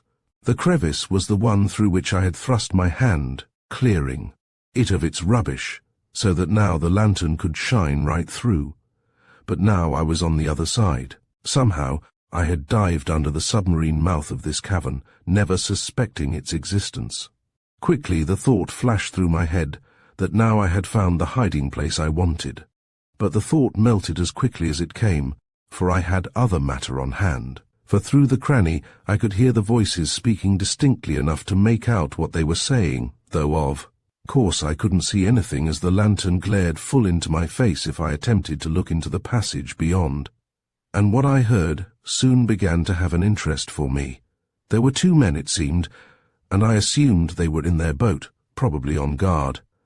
For the tide was rising to the full now, and the cave must have been deep in water. I couldn't catch all they were saying, but when I heard the words cut across his hand, I strained my ears to the uttermost. "Yus," was the reply, "and a burn too, won't it?" "Aye, and a brat with un, they do say, wool. I suppose they'll nab un all right. Hope so. Must have been what let Jem and Roger into the trap last year. Oh, wool, Dirk'll see to un, if he bean't too cute. He'll need be if can hide they tracks." There was a short pause, and the last speaker began again. But how did Dirk get wind of it? Wind of what? Why, the burn, and the brat, and that. Dunno quite. Someone let on, I suppose. Someone what was nabbed, I dessay, and found un out when it was too late. Got word through, I expect. Dirk's sharp. What happened next? It was impossible for me to know at the time. The voices had stopped, and I was worrying the problem how my father could have become mixed up in all this business. It was clear to me that he was suspected of being a king's man and spying on the smugglers to betray them. I don't believe I gave a thought to whether he were guilty of the charge or no. The thing that puzzled me was how the burn and the scar and even my presence came into the affair, for these seemed part of another episode altogether. But at any rate, my meditations were cut short by a tremendous uproar from the smugglers' cave. There were cries and curses and commands, and the sound of scuffling and splashing, and the lantern was dashed from its place, and through the crevice I saw the light of day. I guessed the gates had been opened. And then there was tumult inconceivable, the volleying of pistols, screams, and curses, all echoing in a resounding roar up the rocky corridor, and, after a little, peace. I was dazed and stupefied. I strained my eyes to see through the cranny, but could distinguish nothing to tell me what had happened. And then again from the distance, very far away as it seemed to me buried there, came the faint echo of a further fight. But beyond the fact that there had been a fight of some kind, I could guess nothing. I waited a long time listening, but all was still again, and the stillness began to press upon me like the dread of some unknown danger. I remembered my strange position, and something of my first fear returned upon me. I was alone, cut off, as it seemed in the quietness of the cave from the world I knew. It was dark about me, with only a greenish glow to show me the shadowy forms of things, and everything I touched was damp and slippery, and the water smooth and secret, and laid over with a luminous green slime. And the thought came to me with a sickening shudder that to escape I must dive again into that putrid pool, through the clinging weeds, and the thousand horrible things which I felt were lurking for me there. And then I knew I was cold and shivered. I couldn't face it. I stumbled along the slippery edge of the water, searching desperately for some other outlet, but I only seemed to be plunging into deeper darkness, and wherever I trod the crabs scurried away beneath my feet. Then looking back, I could no longer see the one gleam of light that bound me to the outside world. At that, I was thoroughly terrified, and turning on my tracks I hurried, slipping back along the water's edge, till once more I saw the faint gleam above me and felt cheered. So I sat down for a minute or two to get a grip of my courage, and told myself over and over that I was a coward. The lesson of the night before came into my mind, and I knew that it was merely a baseless fear of the dark that possessed me, but the knowledge didn't strengthen me. I sat shaking, my teeth chattering in my head. To dive into that greenness seemed beyond my power. I saw myself struggling in the dark, choked beneath the water, entombed. And all at once, I don't know why, I rose and plunged, and in my eyes the water grew radiant again, and I was puffing safely in ebb-tide pool. I swam for the shore and warmed myself in the sun, blinking at the unaccustomed light, and telling myself, as I had done in the morning, that I was a fool to be afraid of nothing. And then I realized that the only way to prove my courage and recover my lost self-esteem was to dive back to the cave and out again till I knew the way by heart and had familiarized it from all terrors. But the thought of returning there wasn't pleasant, and it was only a sudden resolution like the one that had brought me safely to the light again that sent me diving back into the darkness. Yet once there something of my fear revived, and hardly waiting to draw breath, I was under and out again. I told myself that was enough, and so climbed up to my clothes intending to dress and investigate the meaning of the recent battle. I had just slipped my shirt over my head when there was a shout above me, and stones and earth came tumbling down the cliff. Looking up, I saw 3 men struggling, and one of them, breaking free, tottered and came sprawling over the edge. The other 2 followed with more caution.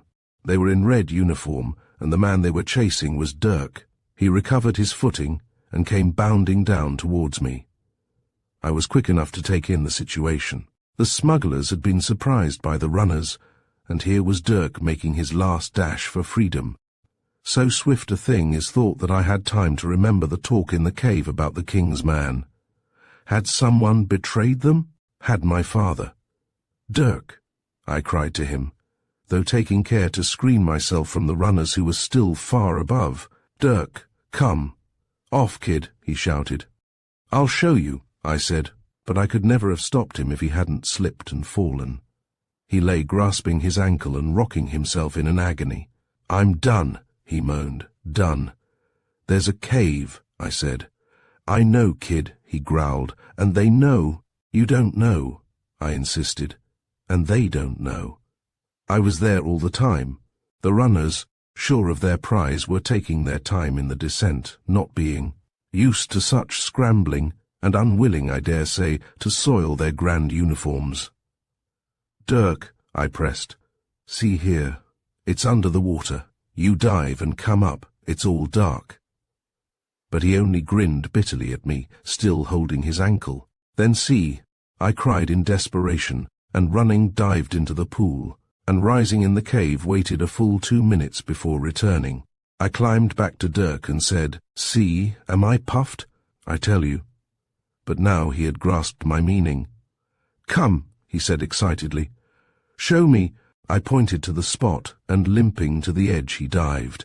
He didn't reappear, and hiding my clothes, for I didn't want the runners to have them, I plunged after Dirk, and rose almost beside him in the weedy water. "This way," I said, and swam for the side, and soon we were both clinging there, blowing vigorously. Between gasps he told me of his adventures, and I heard how the smugglers had been surprised. Their sentry had been seized and gagged, and so they hadn't been warned of the king's frigate which had appeared off the coast. Someone had betrayed them. "Not my dad," I said. "No, not him, laddie," said Dirk. "He gave us the first warning, but it was too late." "Where is he?" I asked. "Oh, he's vanished." "Yes," I said, trusting my father's resources at evasion.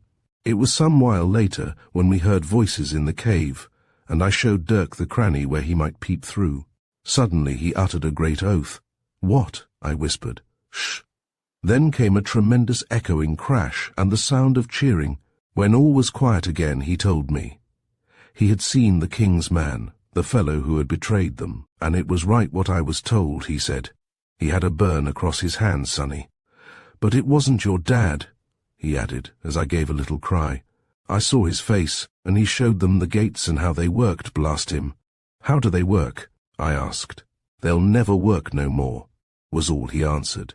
It was some days before the coast was clear, and all the while I carried food surreptitiously to Dirk, stuffing it into the cranny from Ebb Tide Cave. My father had quite established himself with the runners when I first arrived back at the inn. I told him my secret, and he patted me affectionately on the head. "Always make friends, Tommy," he said. But he only ventured once down to Ebb Tide Cave, and that was with a party of runners who went to superintend the destruction of the old haunt. I went too, and saw the great gates wide. The two rocks had been perfectly balanced against each other, and as one sank down into the earth, it drew the other up into the roof by a stout steel cable. It was while I was with Dirk that the runners had hacked the cable through, and the huge half of rock that should have been poised above had crashed down, and now lay along the passage. But the tunnel which my father had expected to find, opening into the side of the cave wall, wasn't there, and somehow I think he had lost interest in the place, for he questioned me little enough of the cave I had discovered, and he seemed uneasy too, barring our door strongly at night, and waking at the least scratch. When the runners at length gave up the search, Dirk came from his hiding place. In the distance the frigate was fading from sight. I shall never forget that gaunt, dripping figure slowly dragging himself up the cliff because of the pain at his damaged foot, his clothes clinging to his limbs and oozing with green weed, his long hair with the pigtail, all undone, drooping flat down his neck and over his sunken cheeks.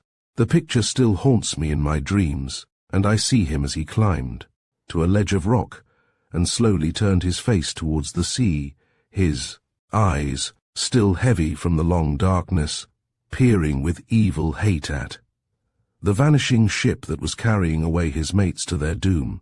His teeth gnashed with impotent rage, and he tottered to his feet and shook one terrible fist at the frigate and cried a bitter curse on the spy who had betrayed his comrades. Then, laughing brokenly, he turned to me and clambered on up the cliff, saying, "But I saw him, kiddie. I know him, and I'll follow him to the end of the world, but I'll have his heart's blood." I was silent, and the giant continued his painful ascent, and breaking from a snarling mutter, he said to me, stopping on his path, "See here, kiddie, you don't know what hate means, I dessay, but it means just this. I've made my pile. I can rest and be comfortable, and have my seat by the fire, and the drink at my hand, but I'll give every piece I've gathered to hunt that devil to earth. I'll get him. I'll get him." At the top of the cliff he hurled forth his last threat as the white square sails faded into the misty air, then slowly stumbled back with me to the inn. And as I walked at his side, I thought I began to understand why one man should hunt another over the world. I knew something of the life of the hunted. Now for the first time I saw the hunter giving cry, and my father. But I couldn't imagine my father as a spy and a betrayer. And then the old story of the mad captain came back to me. But neither could I see my father as one who had left his men to perish all alone. What was the secret of his flight? At the inn my father was ready for the road again. "Come, Tommy," he said, "we must person." I held out my hand to Dirk. "Goodbye," I said. He took my little hand in both his. "Goodbye, kiddie," he said kindly enough. "You're a good brat. You've saved my life, and maybe I'll do the same for you one day." He nodded curtly to my father and rolled into the inn, but we two plunged into the woodland and travelled far that night, and with the morning struck the highway, and begging a lift of a carter bound for market, were soon jolting along the road fast asleep. Chapter 7. The manuscript. We must have been wandering for a week or more, bearing northwards all the while. Before we halted for a few days at a village inn, The Snowman, I believe it was called. It seemed to me as though our life of hardships had begun afresh, for as far as possible we kept to woods and byways where there was shelter and hiding. And yet it was on this journey that my father gave me my first lessons with the pistol, and I think he found me an eager pupil. As with the knife, he promised me a pistol of my own when I became expert enough to merit one, and with this bait to lure. On my endeavor, I practiced sedulously with the weapon every morning, for our traveling was done mostly at night. My father soon regained all his buoyancy and cheerfulness, and questioned me eagerly about my discovery of the cave. What are we to call it? He cut me short, almost at the beginning of my narrative.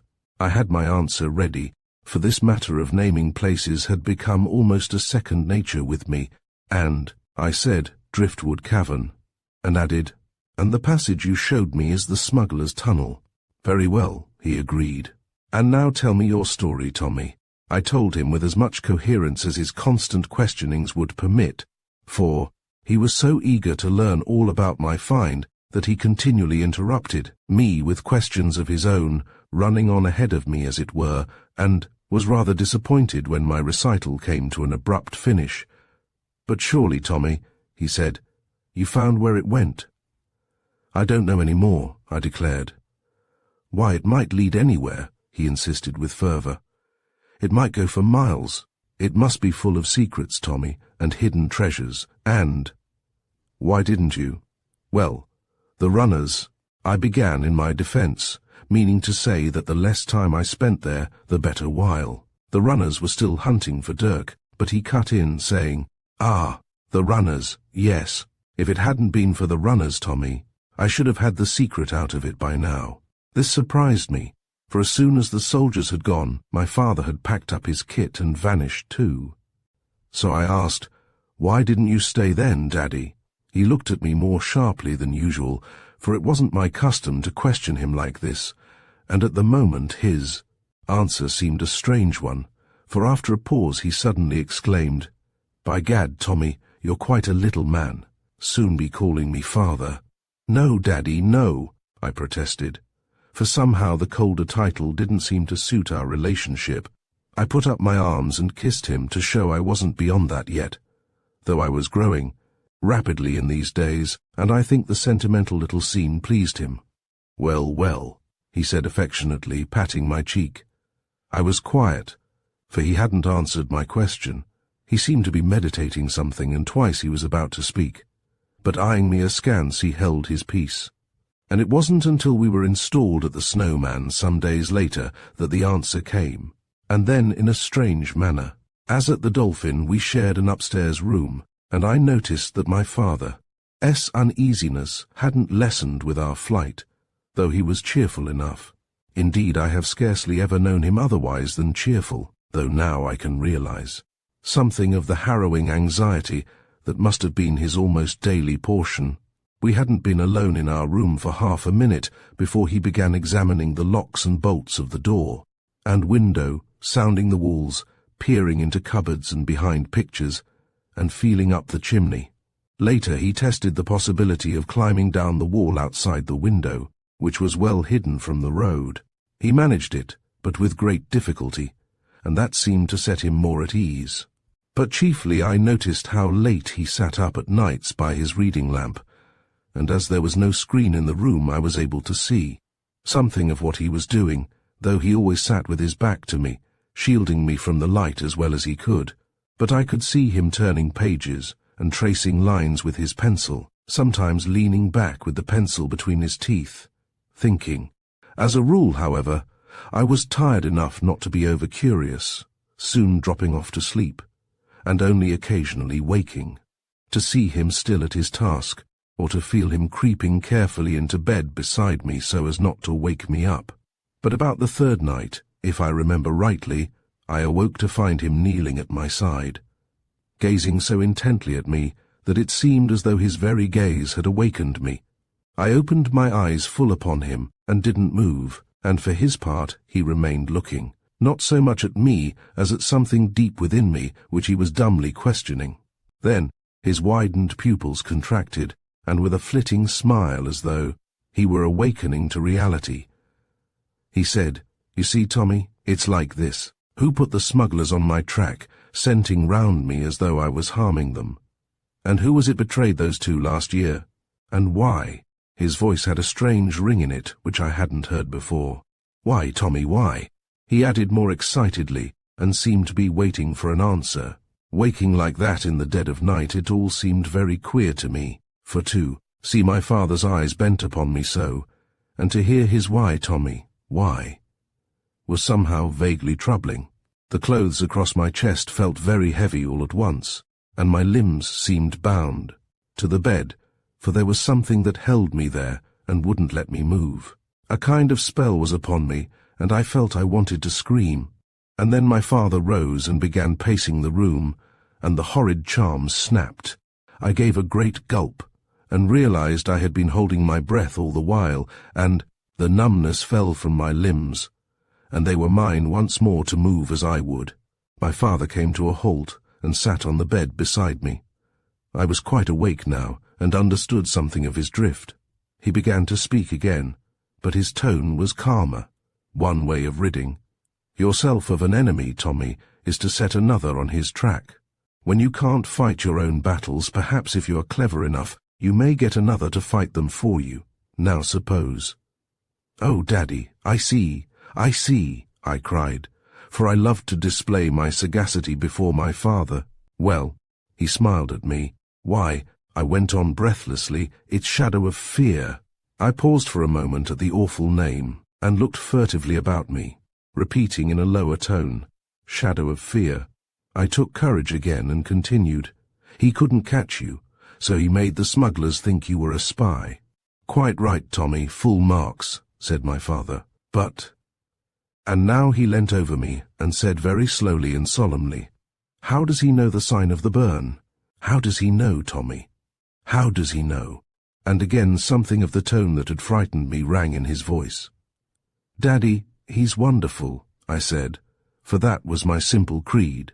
I think the childish words relieved the tension of his mind, for he laughed brightly, and tucking in the bedclothes about my shoulders, he told me to get back to my dreams.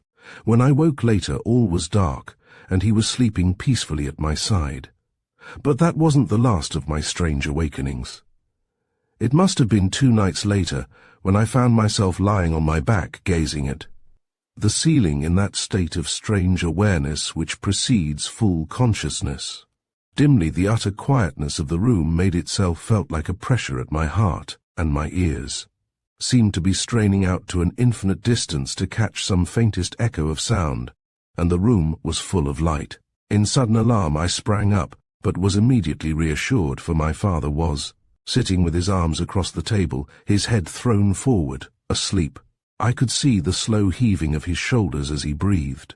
My first thought was to lie down again, but the sight of a large parchment, across which his arms were sprawled, piqued my curiosity, and I didn't debate long with myself before I was out of bed and scanning a sheet of beautiful black script, but written in a language I didn't understand.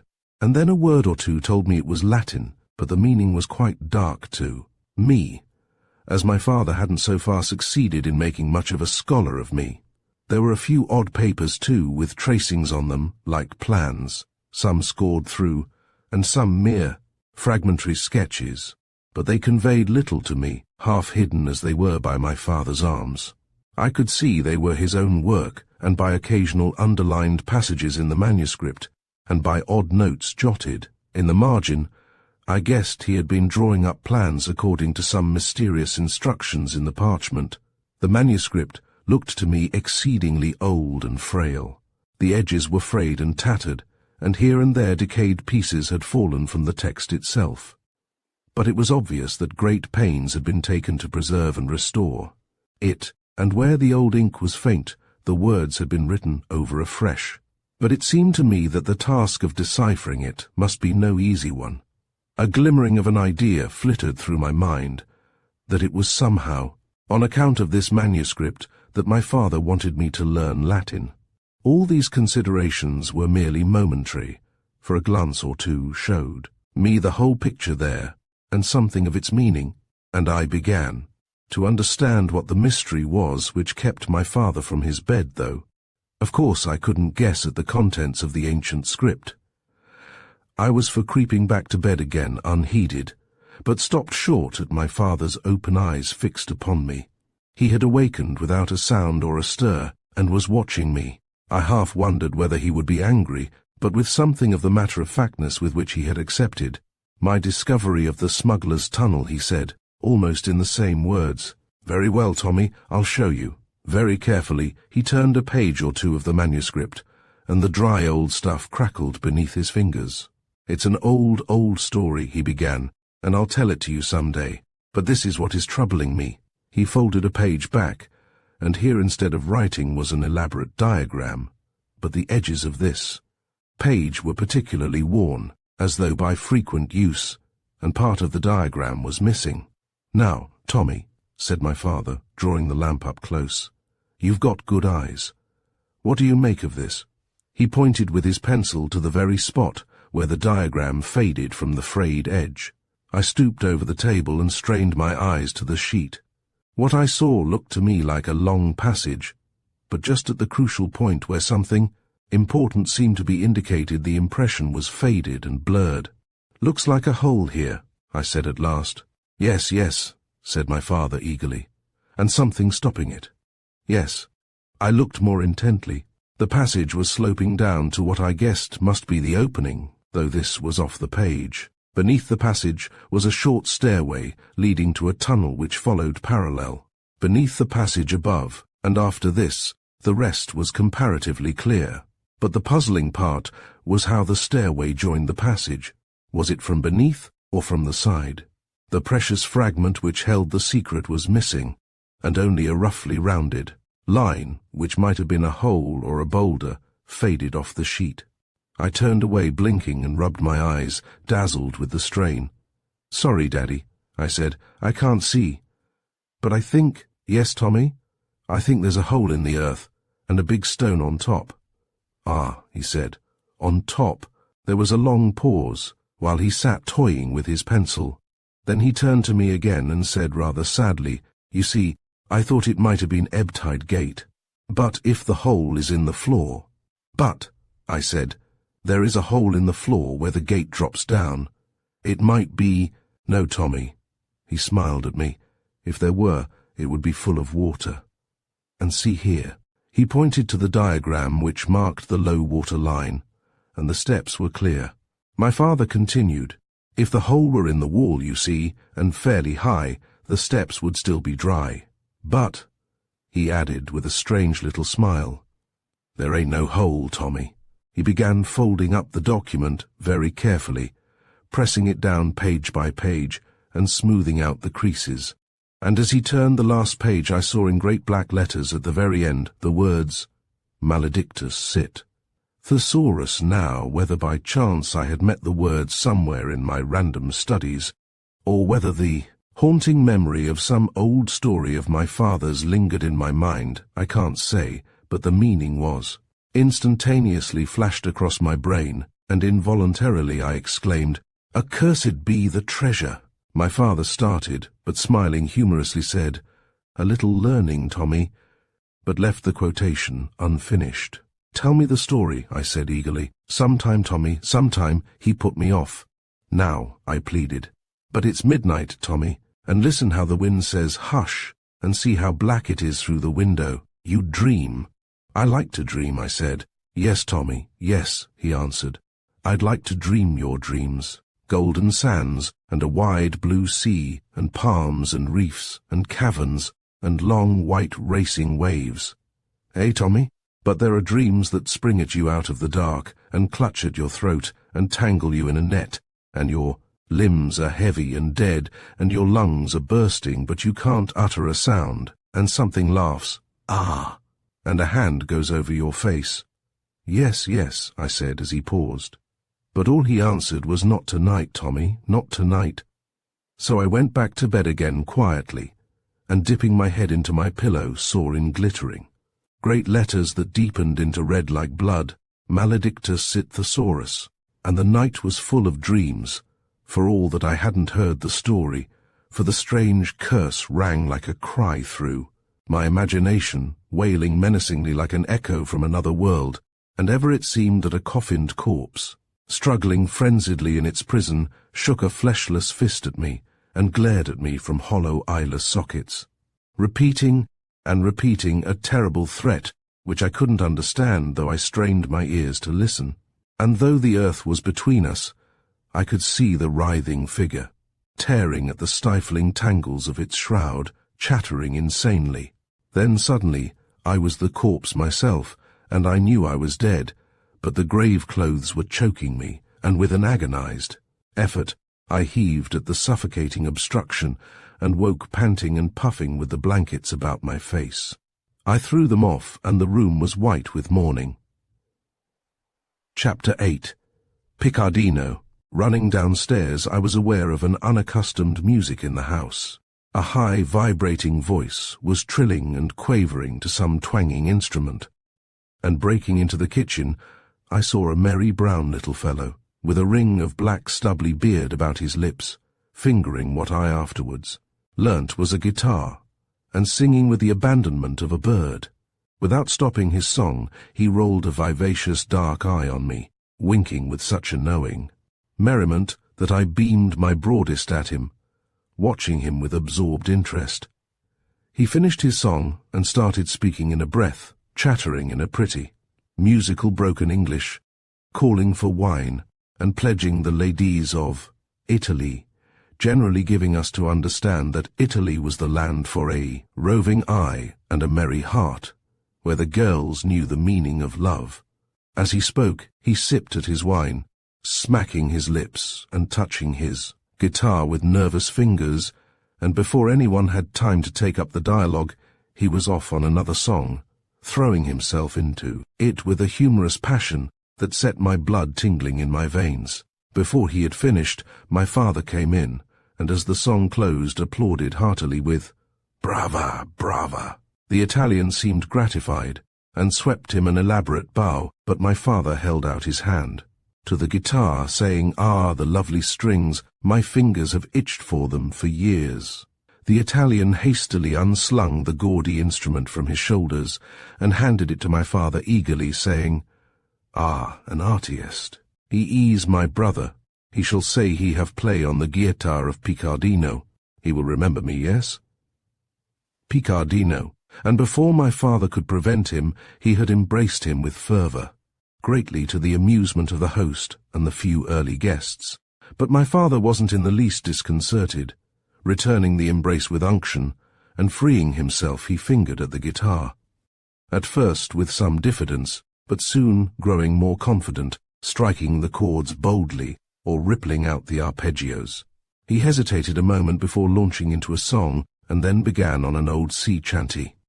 In Plymouth Town there lived a maid. Bless you, young women. In Plymouth Town there lived a maid. Now mind what I do say. In Plymouth Town there lived a maid, and she was mistress of her trade. I'll go no more a row o' ving with you, fair maid. We must have been a good day's journey from the sea, but the company seemed to know the song and caught up the chorus. A row ving, a row ving. Since roving's been my rue, I'll go no more a row o' ving with you, fair maid. And this was the beginning of a merry contest, the guitar passing from the Italian to my father and back again. My father usually singing some gay sailor ditty, and Picardino some wavering high-pitched song of love. I listened delighted. Also Picardino, in his quaint English, was a wonderful chatterbox, full of stories of the road, and I found myself at times half wishing I might join him in his wanderings and share some of his adventures, of frolic and danger over the ways of France and Italy and Spain. I remember when I awoke from such dreams to reality, I glanced toward my father feeling guilty of a kind of treason, and he seemed to be eyeing me darkly as though half divining my thought, till in penitence lest I had wounded him I stole up to him and clasping his hand said, "I wouldn't, Daddy, I really wouldn't." "Wouldn't what?" he asked uncomprehendingly. "I wouldn't go with him. I wouldn't really." My father gazed at me rather dreamily for a minute, and suddenly seeming to awake, laughed and said, "Oh, that, Tommy? No, of course not, of course not." But I thought he didn't know either what he was saying or what I meant. I felt relieved. Meanwhile, Picardino was telling of a strange adventure in the north from where he had just come, as he said, followed by terrible voices. Ach, so cruel, so chill, that my hair it stand upon its end, and my heart. It knocked like so, at which he beat a rat-tat upon the table. It seemed that upon a lonely space of moor he had arrived one evening at a huge grey house, but on knocking for admittance, no one had answered him. He was tired and hungry, and could see no village near where he could rest.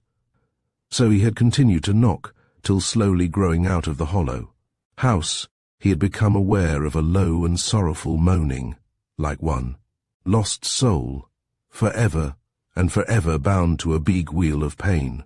As he told his story, his eyes started from his head, and his hair seemed to stiffen about his neck. My father was clearly struck with the picture of the lonely house, especially when the host corroborated the story, saying he had heard rumours from travellers of a haunted mansion on the moors, some 20 or 30 miles maybe to the northward. Others, too, had heard of it, and the report wasn't encouraging to investigation, as the place seemed veiled in mystery and gloom, and no one could be found to inhabit it. The last tenant, it was said, had fled shrieking from it in the dead of night, and had died raving. To all this Picardino chimed in with yes, yes, like a bird's cheep, repeating, "So, as I tell, you yes," as though the accumulated testimony pleased him, and finishing with, "Ach, there, it is a place of spirits. I not go near it never." He shuddered till it seemed that his bones were being shaken together. Then again, striking on his guitar, he soared into another song, and at the close he passed round his hat with a flourish, and emptying the few coppers into his hand, spat upon them for luck, and invoking on us the blessing of the Virgin Mary and all the saints, danced out into the street, where we soon heard his voice thinly quavering on a high note of romantic passion. My father and I settled to our breakfast, and that over, I was told to amuse myself as well as I could for the rest of the day, but to be back before dark, as we were to be off once more on our wanderings. I gave my pistol practice a miss that morning, for my first thought was to follow Picardino, and I scampered out of the snowman in pursuit of him, but he had vanished. I inquired of him from everyone I met, and was sent southward in chase of him, but coming to a forked road, I was at a loss which way to follow, and there was no one in sight.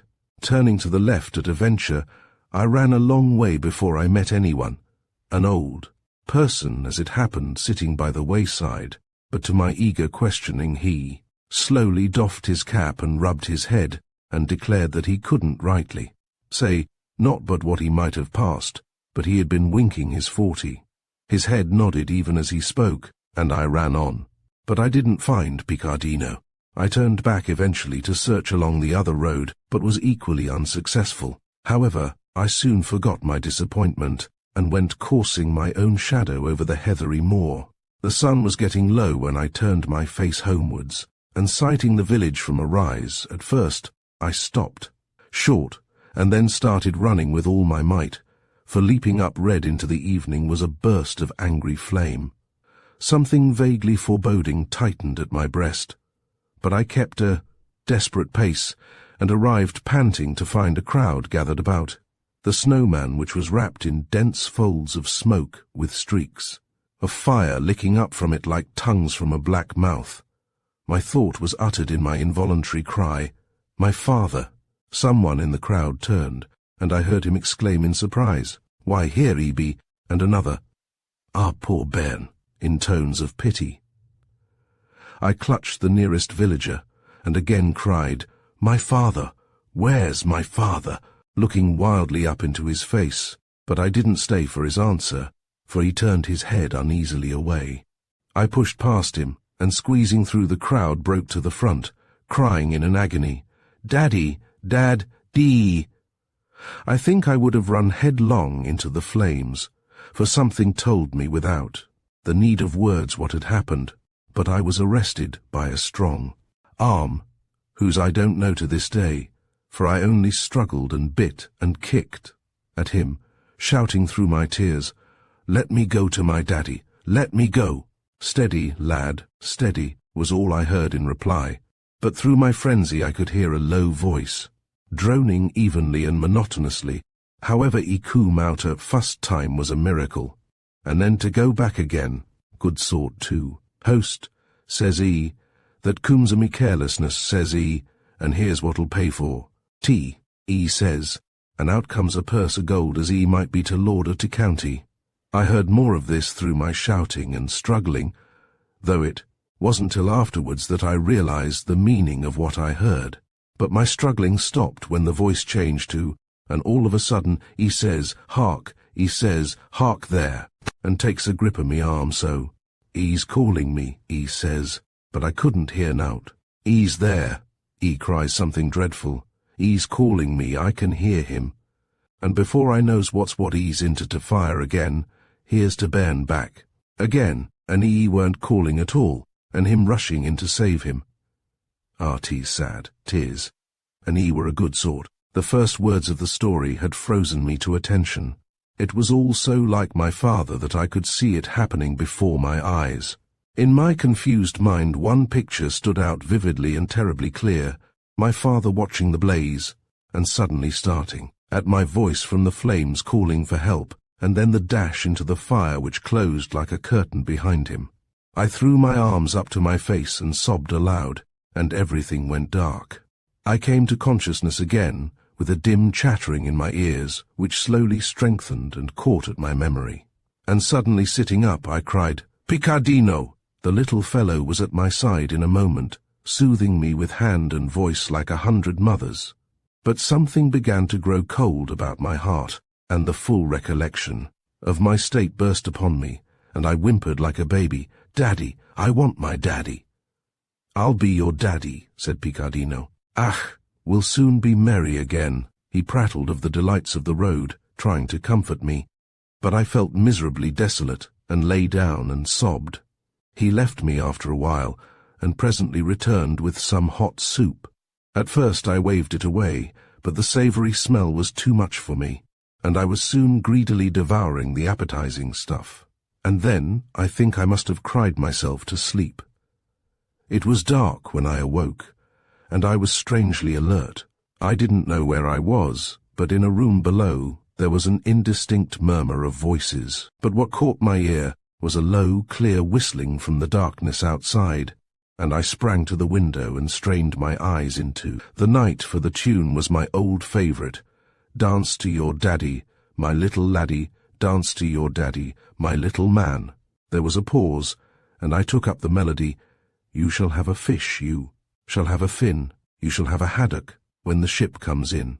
I paused in my turn, and closer on the air came the ending of the tune, "You shall have a feather, you shall have a fan, dance to your daddy, my little man."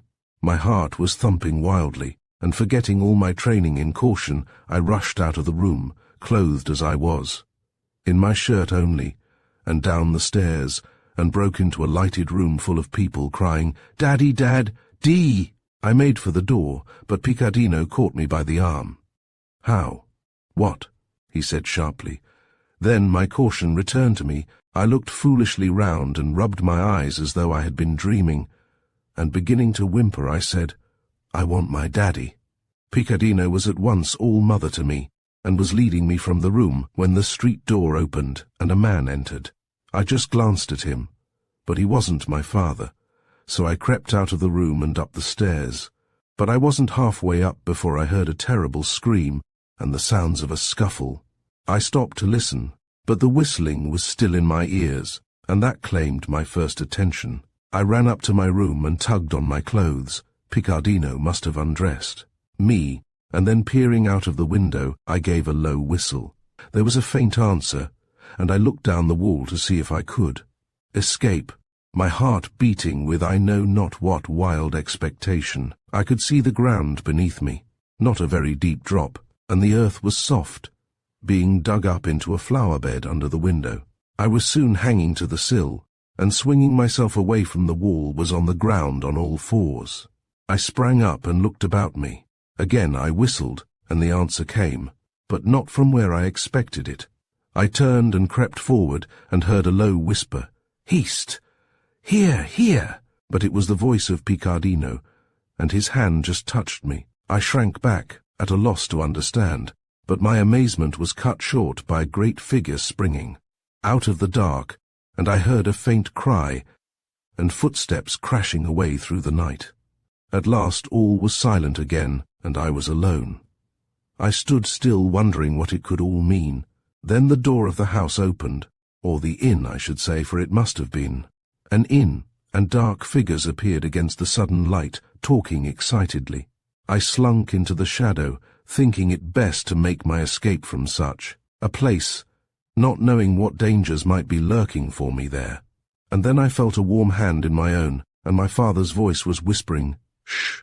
For a moment I stood fixed to earth, my blood in a whirl, then turning I flung my arms about my father, and buried my face against him to stifle the sound of my glad sobbing, for I was unstrung by the agony and excitement of the past few hours, and the revulsion of feeling was too much for my self-control. But I soon mastered myself sufficiently to creep quietly away, holding my father tight by the hand, fearing lest somehow he might escape me again.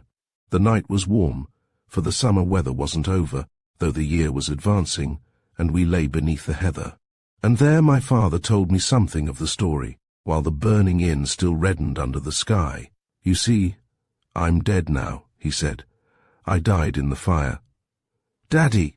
I exclaimed in terror, clutching him, for I was a superstitious child, and it would have seemed no very strange thing for me to be talking to my father's ghost.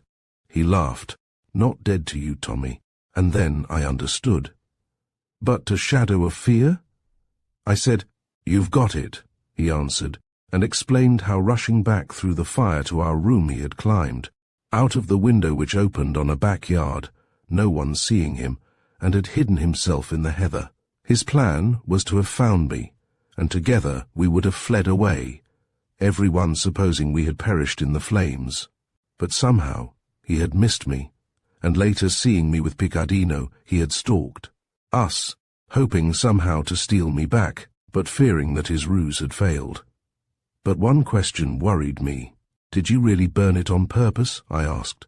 "Ah," was all he replied, and I fell asleep, too tired and confused to solve the 100 mysteries which were beating in my mind. Who fired the inn? And why? And how was it Picardino had returned and carried me away? And why had he vanished so suddenly? Chapter 9. Sunset Towers. We must have lain low for a long while, or the summer must have broken very suddenly, for when one late afternoon we set out for our new home, my father telling me we should be able to rest quietly now. There was more than a breath of winter in the keen, clear air. I remember as we strode forward, silent for a time, how I watched my breath making a cloud about my face, which I conjured into airy visions of fairyland, though my fairyland wasn't a place of beautiful enchantment, but rather one of subtle spells and secret workings which mingled with our human destinies, thwarting them and twisting them awry like the undercurrents in a river, or like the oozy bedweeds that cling about a swimmer's legs, entangling him and dragging him downward into the mud. The curling vapour of my breath, tinged to a faint blue, was like some evil emanation, formless, yet with 1,000 forms melting and merging into one another like a menacing spirit hesitating to strike, still, hovering about its victim, soon to assume its final shape of doom. I think perhaps my mind was dimly aware of the story of the genii imprisoned for 1,000 years in a shard beneath the sea, and when at length drawn to earth and set free by some miserable fisherman, steaming out in a towering cloud above the terrified wretch, and threatening him with ruin. For there seemed to be a presence and a shadow beside us and above us as we stepped together across the lonely swelling rises of the moor, and I was vaguely troubled, half wondering whether, like the fisherman in the story, we should be able to lure the menacing thing back into its prison, or whether we should be enfolded in its snares. All this time we had been making northward, and as we topped a rise we saw on a hill before us, lying, away to our left, a great straggling mass of grey stone which my father told me was our new home. I stopped to gaze at it, and felt a throb of delighted awe at the prospect of its huge loneliness standing. Up into the evening, grave and like a creature on guard, with eyes fixed steadily on the empty distance.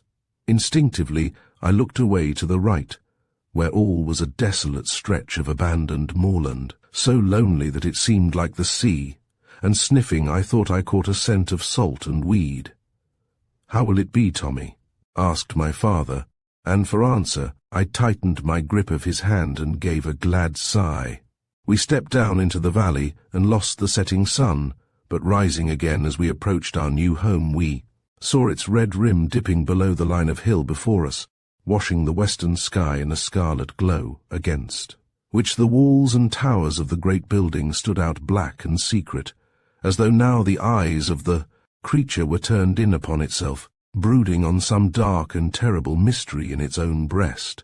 "Daddy," I said, "we will call it Sunset Towers." As we drew nearer, its immense form seemed to grow above us like a dark cloud rising out of the earth, and it was, as though we were walking into the heart of a shadow, but though with each step we took the feeling of awe and wonder, increased upon me, and though a low murmur as of sad voices strengthened as we approached, it wasn't till our feet set, the echoes ringing under the archway, that I realized we were in the haunted house of which Piccadino had told us. We found some cold food laid for us, but there was no other sign of any inhabitant besides ourselves, and yet the fire was ready for lighting, and the lamp was full of oil. And when I went to bed, I found everything laid ready as at an inn, but I was too tired to puzzle out what all this meant. We had had a long person, and I was soon asleep, but once in the night I awoke to hear that same strange moaning in the air. It seemed to come from nowhere, yet filled the whole house like a presence, as though indeed the house was a living creature that was hurt and was sobbing dumbly to itself. With the morning, of course, the vapours of the night were dispelled, before the disillusioning white clearness of the day which lays bare our mysteries with a mocking shrug, as it were, revealing the secret workings and laughing at our childish credulity. For the preparations of the evening before were easily explained by the arrival of an old dame from the nearest village, some 3 miles yet to the northward, and hidden down by a river valley. She was busy about the house before I was stirring, and had prepared a savoury breakfast by the time we were dressed. She was an ill-favoured old creature, battered as it looked by the storms and weather of that wild region, rather than shrivelled with age, but beneath her crust of wretchedness she had a kindly enough heart. During the morning, I heard my father expostulating with her. As far as I could tell, he was trying to persuade her to come and lodge in the house. But though she was perfectly willing to work there during the day rather than let the poor bairn die of neglect, yet she would rather cross through a blizzard morning and evening than spend a single night in the evil place. And then it was her turn to expostulate with my father, wondering, as she said, to find us alive in the morning, and telling him it was wicked to bring a child to such a house. At this he laughed and dismissed the subject, so the old dame continued to come with the morning and vanish with the night, at each parting fervently praying that we might be spared through the darkness. I think she was surprised to find us day by day not only spared, but flourishing on the haunted atmosphere. We had only one other visitor, the landlord. How my father had rented the house I don't know, but the landlord, a ferrety little man, must have been glad to find a tenant, and called to see how we were faring. He found us very gay, and by no means wishing to quit. And then my father conceived the idea of sending me to school. At first I was excited at the prospect, and tramped willingly enough the few miles to Rancy Bridge, where there was a fair-sized school for boarders and day scholars, standing on a hill that sloped down to the Rancy River. But as my school days have nothing to do with my story, except that it was at Rancy Bridge where I met Worthing Bright, I needn't dwell on them. Indeed, the only thing I learnt there was how abnormal my life had been, and what a wonderful father I had. But judging by what I heard, I had no desire to change either the one or the other, for the normal, and the ordinary smacked of tameness to one of my experiences. Not that life was entirely uneventful, for I soon found that scholarship wasn't the best fun in the world, and after a period of grumpiness, I set to work to enliven the dull hours of study, and with such success that there was a sort of revolution in the affairs of Rancy Bridge, initiated by my drawing my knife on Staggers, the usher, who was threatening to birch me and driving him from the room. Naturally, this created an uproar, and for a moment I was heralded as the hero of a new age. But the excitement was short-lived, for the time at any rate, for Worthing Bright appeared at the door, and the tumult died down. Now Worthing Bright was smaller than myself, though some 3 years older, but there was something in his presence and personality, and in his straight, neat, commanding little figure, that cowed the most rebellious. I had frequently tried to make a stand against this domination, which, my reason told me, was absurd, but I had never come off victor. A cutting word and a cold stare seemed to melt all the strength from my nerves and muscles, and my fists would fall open foolishly, and bowing my head I would slink away. It was much the same on this occasion. He stood at the door and looked at me. I summoned up all my bravado, but there was no moral support to be had from my fellows, already subdued. I was flushed and excited, and raising my knife, I made it quiver above my head. But he gave me a look of pitying scorn, and said, "Let's play at being pirates," in a tone of such sneering emphasis that I felt convicted of conduct fit only for a girl of 3. A minute later Staggers returned reassured, and I took my thrashing without a struggle. When it was over, I turned away and would have left the school, not intending to stay any longer at such a place. But at the door I found Worthing still on guard. "That was well done," he said. "Now, don't spoil it." I faced him for a minute, but he pointed me back to the room, and I obeyed. I spent many troubled nights puzzling out my conduct, trying to whip myself into a fury against Worthing, for I knew well that if I were to be revenged on him, it would only be in a moment of frenzy. But all was of no avail. I was struggling against something which had mastered me, and that wasn't the greater strength of my antagonist, but the strange knowledge that somehow I loved and admired him, and would give my life if he were in danger. It may have been his spiritual power which dominated me, or it may have been the admiration in his voice, usually so scornful, when he had said, "That was well done," which set vibrating some chord of affection in me. But however it was, I knew for a certainty that I had found not an enemy but a friend, and the friendship deepened, though it was a strange one, for Worthing was my opposite in every way. He had an intellect like a sharpened knife, making my brain in comparison like a cushion or a cloud, a dull, soft sort of thing.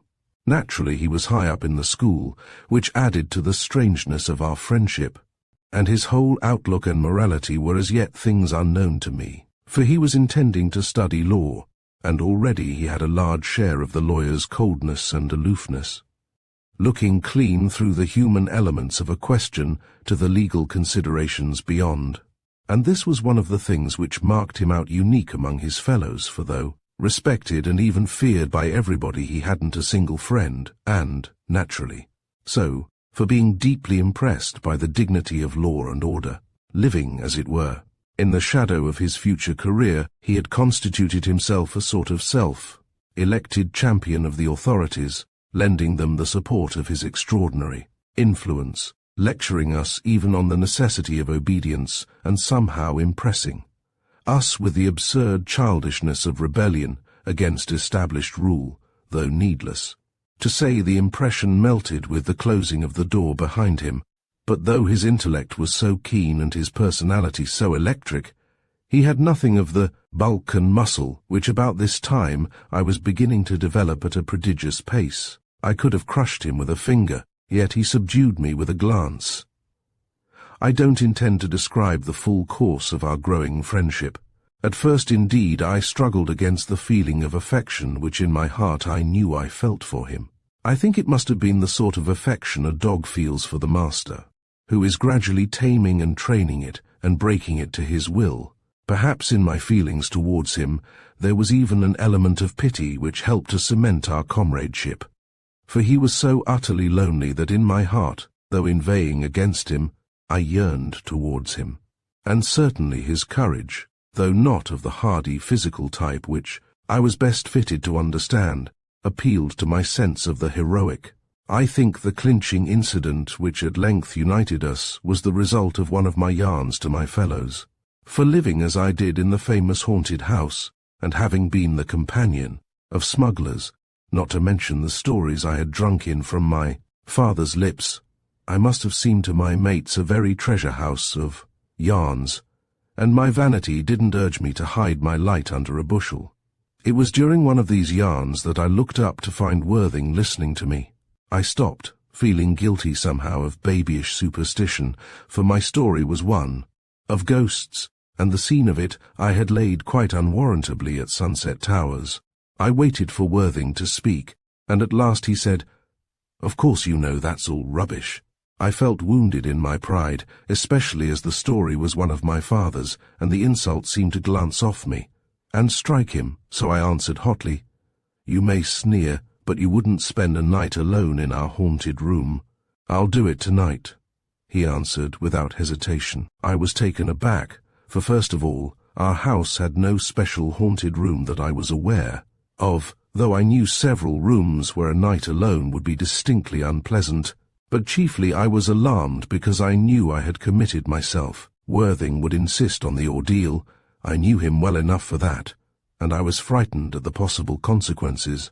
Whether I believed the old place was haunted or not, I can't rightly say, but the mysterious wailing voices still clung about the air more like a pervading feeling than an articulate sound, though, on some nights when the wind was high, there seemed to mingle with it a shaken sobbing, unspeakably desolate, that caught at one's very heart, and set it throbbing with an ominous presentiment of impending evil. And lately the crying had taken on such a note of human pain that I had often started awake at night, shaken to the soul with pity, and feeling an urgency upon me to rise and search out the suffering thing wherever it might be hid, and soothe it with what consolation the living might bring the dead. And looking at Worthing with the memory of these things in mind, I felt a reluctant compunction at submitting him to such a trial, for I knew something of that creeping terror that comes with a strange sighing on the night, and I didn't think he fully realized what he was undertaking. And at this moment it came to me with a shock how dearly I held him, and if possible I would have drawn back. "Not tonight," I said, feeling about for some way of evasion. "Tomorrow, if you like." "So that you can prepare a ghost for me?" he said coldly. "No," I cried, "no, on my honor. But I must tell my father, and get a bed ready for you, and so on." "Tomorrow, then," he agreed. Now the next day was Saturday and a holiday, so I said, "Come in the morning and we'll spend the day together. Have a look round the place, and that." "Right." And he turned away.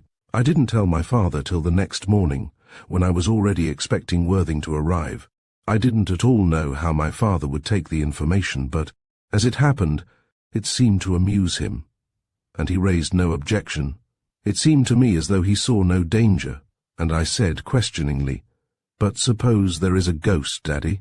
"Ghosts," he answered with a laugh, "are like miracles. They only happen to people who believe in them." Worthing arrived early, and we spent a splendid day clambering about the old mansion. Half of it was in ruins, and the habitable part had been partially bricked and partially boarded up. My father and I shared a room at the top of the first flight of the great oaken stairs. It was a huge room, and its mere spaciousness made it an eerie place at night, for the little circle of the candlelight intensified the shadows in the corners, and there was a great wardrobe by the fireplace, which suggested secret things, and facing it across the room a tall mirror by my bed, which played unholy tricks with my reflection in the dark. This was bad enough, but at least the room was in the main body of the house. But before we could reach the room which Worthing was to occupy, an archway on the landing, which had been closed before we took possession, had to be opened again. The room lay out among the ruins, and was fairly easily approachable, though not always under cover, by a long and tortuous passage, and one flight of stairs, but though in the ruined part of the house, the room itself was still sound and weatherproof. I had frequently been in it, having chosen it indeed as my own private sanctum, but my method of approach had been by an unorthodox route up a broken wall or two and along a perilous causeway, not to be attempted in the night, especially on such a night, for during the day the wind began to rise, and before sunset half a gale was, sweeping across from the northeast, howling dismally among the turrets and corridors of our ruinous home, and wailing down the great chimney of our dining room, puffing the smoke out in great blue clouds. It was a night for strange stories, but there were no stories as it happened, in spite of the increasing wind which tore at the great lonely house, shaking it to its foundations, as though envying it its place there on the hill, and grappling with it like a foe to root it up and send it flying headlong. Worthing remained calmly by the fire talking to my father, in the most matter-of-fact voice, as though nothing unusual were to take place that night. As for me, I was straining out to catch the first echo of that bitter cry which I knew would soon come, wailing in the heart of some great burst of wind, thinner but more piercing than the gale itself. And when at last I thought I heard it, I looked quickly across at Worthing, but he seemed to have heard nothing, and my father was evidently lost in the conversation, for he showed no sign of having heard anything other than the wind. I felt left out in the cold, as though all the responsibility of what might happen this night were thrown upon my shoulders, or rather upon my heart, for it beat heavily, and with the deepening darkness throbbed with uneasier forebodings. And then there came a crash at which I sprang to my feet, so unstrung was I with anxiety. But my father, listening for a moment, said, "Some old chimney, I suppose," and resumed the conversation. I sat down again, and tried to listen to what the two were talking about, but I remember nothing, for all my attention was strained out for that coming cry, and suddenly it came, sharp, as though at a swift sting, shrill and breaking into sobs of self-pitying abandonment to anguish, to die away in a forlorn moan. Again I sprang to my feet and cried, "Listen!" "You mustn't be afraid," said my father to Worthing. "The wind does that kind of thing." "Oh, Daddy, it isn't the wind," I cried. "Yes, Tommy, just the wind," he answered, looking at me and throwing a half-glance towards Worthing. I took his hint to mean that my friend mustn't be alarmed before the ordeal, so I tried to possess myself in calmness, but when it was time to go to bed, I was shaking with fear, so much so that Worthing noticed it and said, "It looks as though you're to sleep in the haunted room instead of me." "Oh, Worthing, don't go," I said. He looked at me coldly and answered, "Oh, so that's what all this little farce is about, is it? You want to frighten me from the attempt? Come." That stung me, and without a word I handed him his candle and took my own, and together we went up the echoing stairs, out under the archway, and wound our way along through the twisting corridor, shielding our candles as well as we could when we came to some half-exposed space, sometimes standing crouched against the wall till a gust had spent its fury and swept by, and then on again, till puffing with the journey we arrived at the haunted room. Once more I would have begged him to turn back, and I did say, "Let me stay with you," but he froze me away from him, and I turned and left him there alone, beating my way back through the night and wind to my chamber. But once I heard a moan so near me that I stopped as though petrified and held my breath to listen, but just as I breathed again, a deep draught, I thought I heard the sound repeated, but it was drowned in my breathing. But what I did hear sounded strangely like a little chuckle of some mocking and evil thing, so that I stepped on hastily, heedless of my footing, and arrived at my room in a fine state of terror. And there I sat on my bed, hearkening to the sounds of the night, and bitterly reproaching myself, but unable to still the absurd thumping of my heart and quivering of my limbs. At length I controlled myself sufficiently to pull off my clothes and scramble into bed, but there was no sleep for me. Long after my father had crept in beside me, I lay listening for I knew not what, for I felt the growing conviction that soon there would come a clear call for me, and I should have to arise and go to meet what fate should send. And all the while the wind came rushing from the moors to whirl about the ruins as in a witch's dance, shrieking, and clamouring and tugging at the walls, and raced away in scampering gusts far into the distance. And through it I caught faint echoes of that ghostly moan, a kind of of unutterable pain. I couldn't help thinking of Worthing, alone there among the crazy ruins, and wondering how the night was passing for him. Likely enough, I thought bitterly, he was serenely sleeping while I was tossing in a fever, on his account, for I knew that if it hadn't been for him, I wouldn't have suffered all. This terror, for this night was no worse than others had been, and to me ghosts weren't alarming things, but creatures that gave to the night a delicious, shuddering thrill. And so, tossing and listening, I fell at length into a troubled sleep, to be awakened by a shattering cry that rang in my ears like an echo. I sat bolt upright, my heart hammering, but my father didn't move. How was it possible? I asked myself. How could he sleep through it? I felt out towards him and whispered, "Daddy." I didn't notice till then that I was gasping as though I had run a race. I touched him, and felt his chest rising and falling calmly and evenly. I lay down again, but I was wide awake, and I was telling myself that Worthing was in danger, and I ought to go to him, but I dared not.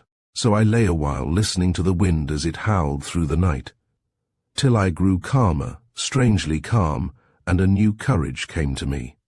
"This is all nonsense," I said. "I'll go and see." I crept noiselessly out of bed and pulled on a few clothes, lit my candle, and left the room, turning at the door to see that my father hadn't awakened.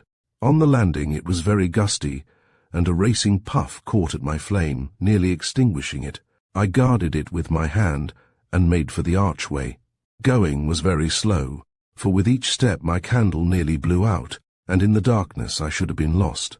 So I crept on slowly, my attention fixed to the flame.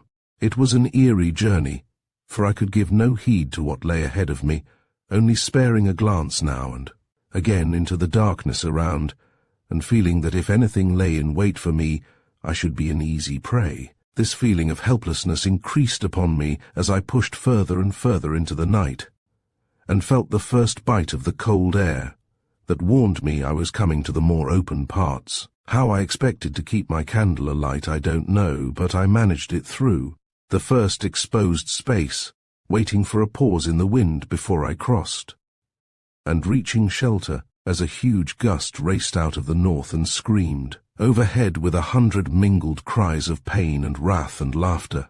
I rested a moment, for somehow my slow passage left me strangely breathless and exhausted, and I was all a quiver with nervous apprehension, feeling that I was stepping deeper and deeper into some unknown snare. In spite of the crying gale, the air seemed to be tightening around me, the darkness closing in. Again and again I stopped, peering about me and ahead, and always it seemed that a luring shadow sank into the blackness, as though dragging me on and still on. But I kept my attention on the flame of my candle, guarding it as though it were the last spark of my life, till I came to the stairway. I felt for it with my foot, but couldn't find it. I took a step forward and felt again, but it wasn't there. I held out the candle and gazed into the dark. There was no stairway at all, only a black length of corridor as far as the little light could pierce, and I began to wonder where I was. I traced over in my mind the way I had come, with the growing fear at my heart, that I was lost somewhere in that wild ruin in the dead of a tempestuous night. But I wouldn't give in. Again, I felt for the stairs, as though they might have miraculously grown there. While I was thinking, and again I retraced in imagination the way I had come, and then faintly behind me I heard a low clang as of a closing gate, and the blood ran cold under my feet. I turned quickly, too quickly, for a breath caught at my candle, and with a leap and a flutter the flame went out. But with the last of the light I saw a pale face at my shoulder, very thin and filmy, with black hollows at the eyes, and as I gazed horror-stricken it faded into the darkness, and I heard a low sigh breathed so close to me that the thin breath seemed to fan my hair. For a moment I was too terrified to move. Then I think a frenzy must have possessed me, for with a courage not my own, I stepped boldly forward and clutched at the empty air. It yielded to my outstretched hands, and I stumbled and struck against a wall, but steadying myself, I felt my way forward till my fingers closed on something cold and hard, and again I heard a sad moaning. And then a sudden horror struck like a knife at my heart, for I was gripping the fleshless fingers of a skeleton. I shrieked and fell to the floor unconscious. It was in Worthing's room that I came to myself, and Worthing was throwing water on my brow. The horror was still upon me. For waking to see his face above me, it was as though I were again in that dreadful corridor with the face of the spectre fading from my eyes. I tried to scream, but Worthing clapped his hand to my mouth and bade me be quiet, in a voice of such command that at once I felt in possession of my wits. I sat up and looked about me. "That's better," said Worthing, and added, "So you've had enough of playing the ghost, have you?" At first I didn't understand, and then I cried indignantly, "Worthing!" And with my anger my courage came back to me. "So?" he questioned. "Do you think?" I began. "Think?" he retorted. "I tell you, I swear to you," I blurted out. "I thought I heard you scream, and I came to you. But I lost my way in the dark, and a door closed behind me, and my candle went out, and I saw a face, and I felt a skeleton, and I tell you—" But he laughed cuttingly into my speech. "Well, you've had a bad time of it. You'd better lie down and go to sleep." It was only after long protestation that I succeeded in persuading him to believe my story, and then he seemed strangely uneasy. "There's something I can't understand," he muttered. "Why, it's the ghost," I said easily. "Bah!" he scoffed me down. So we lay down together till the morning, and the wind died away, and the winter sun shone bleakly over a frozen earth. But though we spent the day searching the ruins, for it was Sunday, and of course there was no school, we couldn't solve the mystery of the night. We retraced my path as well as I could judge it, but there was no skeleton anywhere. And where? Worthing had found me, for hearing my shriek he had come to my aid. There was only a solid wall. "You must have gone clean through there," he said seriously. "Otherwise you couldn't have lost your way without tumbling head first from the ruins." But though we shook at it, and examined it for possible springs and locks, the wall refused to give up its secret. The only thing that marked it as different from the adjacent masonry was a patch of little punctures, as though a shotgun had been emptied into it at close range. So we searched and probed and questioned, but discovered nothing, nor did we even find my candle, which to Worthing was the greatest confirmation of my story.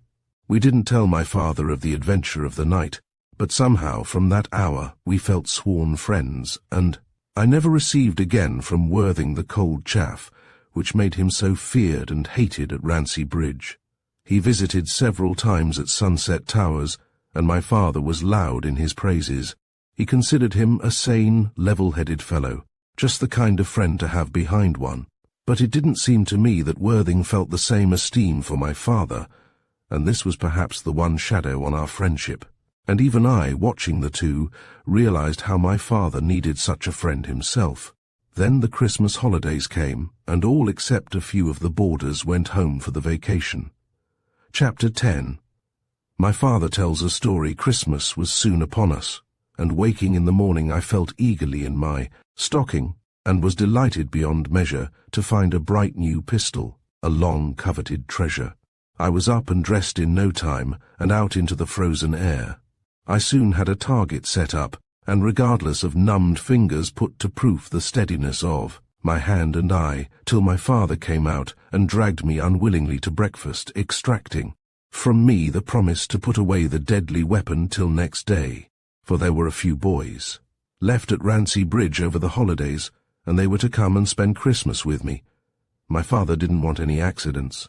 It was a cold, clear day, and the ground lay a few inches deep in snow. We had an uproarious time, and ate a magnificent dinner, and in the evening we gathered round the dining room fire to hear my father tell a story before it was time for my friends to person back to the school.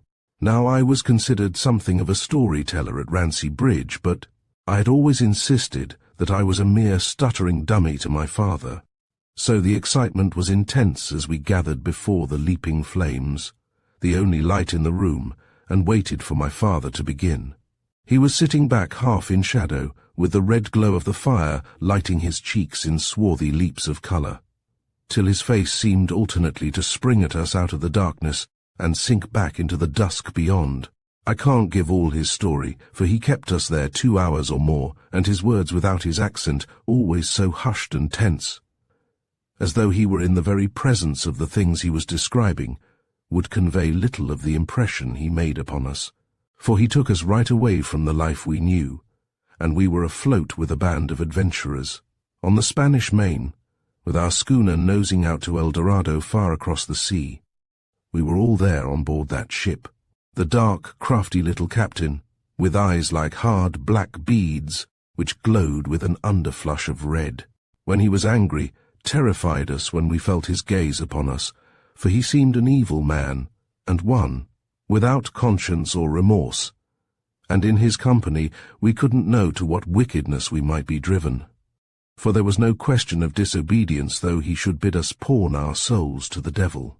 Then there was the burly savage of a mate, a sort of furious club in the hands of the wicked little captain, a creature, ready and willing for all abominations, but lacking a cunning mind to plan the atrocities he gloried in committing. His huge wide smile of evil delight as he listened to some tale of cruel villainy from the captain, rubbing his great hairy hand relishingly across his mouth, was a thing to frighten the boldest. And so one by one the crew came before our eyes, for the most part decent enough fellows, but snared by some malignant fate into the clutches of that abominable pair. And lastly there was the priest, a lukewarm, superstitious, round little fellow, on the one hand in terror of the captain and his mighty shadow, and on the other hand in dread of hell-fire, and between the two fears living, a life of haunted terror, torn between cowardice and conscience. I remember there was a mutiny on board that ship before the Golden Coasts were reached. At least, the captain and the mate discovered a mutiny, probably for their own amusement to relieve the monotony of the voyage. And then there followed floggings and hangings, while the captain twitched his cruel and wicked lips, and the mate stripped his huge arms in brutal anticipation, and Jack Priest knelt and mumbled prayers and ventured a timid word of protest, and was sent packing to his job of saying a mass for the murdered and seeing them safely tossed to the sharks. But the bloodshed was to bear a terrible harvest, and I remember how my father played upon our expectations till we were in a fever of excitement, wondering what was to come of it, for, gradually through the story, the note of coming doom was emphasized so subtly, yet so insistently, that the ship seemed to be moving forward into the closing shadow of some terrible fate. There were warnings in the wind and in the sea, and the priest was whimpering with superstitious terror, and beneath the fear and submission of the daunted crew there were mutterings and low-hissed threats which were ominous of evil things.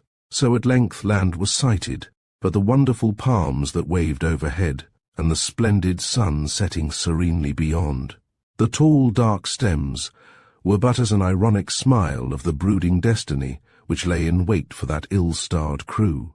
After this there was the search for the treasure, which the rumour that had led them there said was hidden in some secret tomb of kings in a lonely valley far away across the hills. But first there were natives to reckon with, and so followed exciting battles, but with the one inevitable result: the natives were defeated, and enslaved, and driven in chained gangs before the conquerors for beasts of burden when the treasure should be found and captured. And then there was a weary march, with wild beasts to do battle with, and tormenting insects, and heat by day, and cold by night, and fever, till it was a shattered company which arrived at length at the lonely valley beyond the hills, and the earth was bare and desolate, and there was no shelter, and for water only a trickling stream that feebly threaded its way along a shrunken channel. But the love of gold was triumphant above the wretched weariness of the land, and the captain at least was undaunted, giving his orders like the sting of a snake, and the mate rose enormously and thrashed the slaves into obedience. But for a long while the search was unsuccessful, the valley guarding well its secret, till one day, sounding along the hillside, a rock rang hollow, and the entrance was found. Then there was feverish labor, and the slaves were driven till they fell, and through tunnel after tunnel a way was cleared, and everyone knew that the treasure was at hand. Then, breaking through a low-ceiled door, there was the sound of chanting, and before them a grotesque company of priests were at their worship in a strange shrine beneath the earth, and the walls were glittering with precious stones and gold. There was silence for a moment, as the robbers shrank back surprised, but the captain cried on, and the mate bounded forward, and the crew followed, and without mercy or quarter the priests were slaughtered as they kneeled, save for one old fellow who, standing before the altar, shrieked a terrible curse at the invaders, and laid his magic on the treasure, bidding it be ruin and madness and death on all who touched it. But before the words of his enemies could reach him, he had drawn a knife and sheathed it in his breast.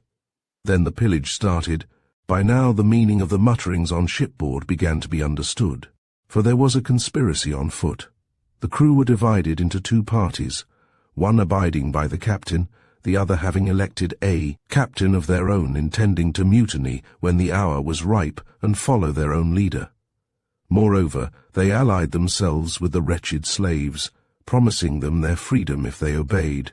And so, when half the treasure was carried from the shrine, there was a sudden slashing of bonds and crying of orders and shouts and curses and the noise of stampeding men, for the mutineers had so contrived it that they should free the slaves who had sworn obedience to them, and at a given signal fly from the shrine, and rolling a tremendous boulder down the narrowing tunnel block up the entrance, and so entomb their enemies alive.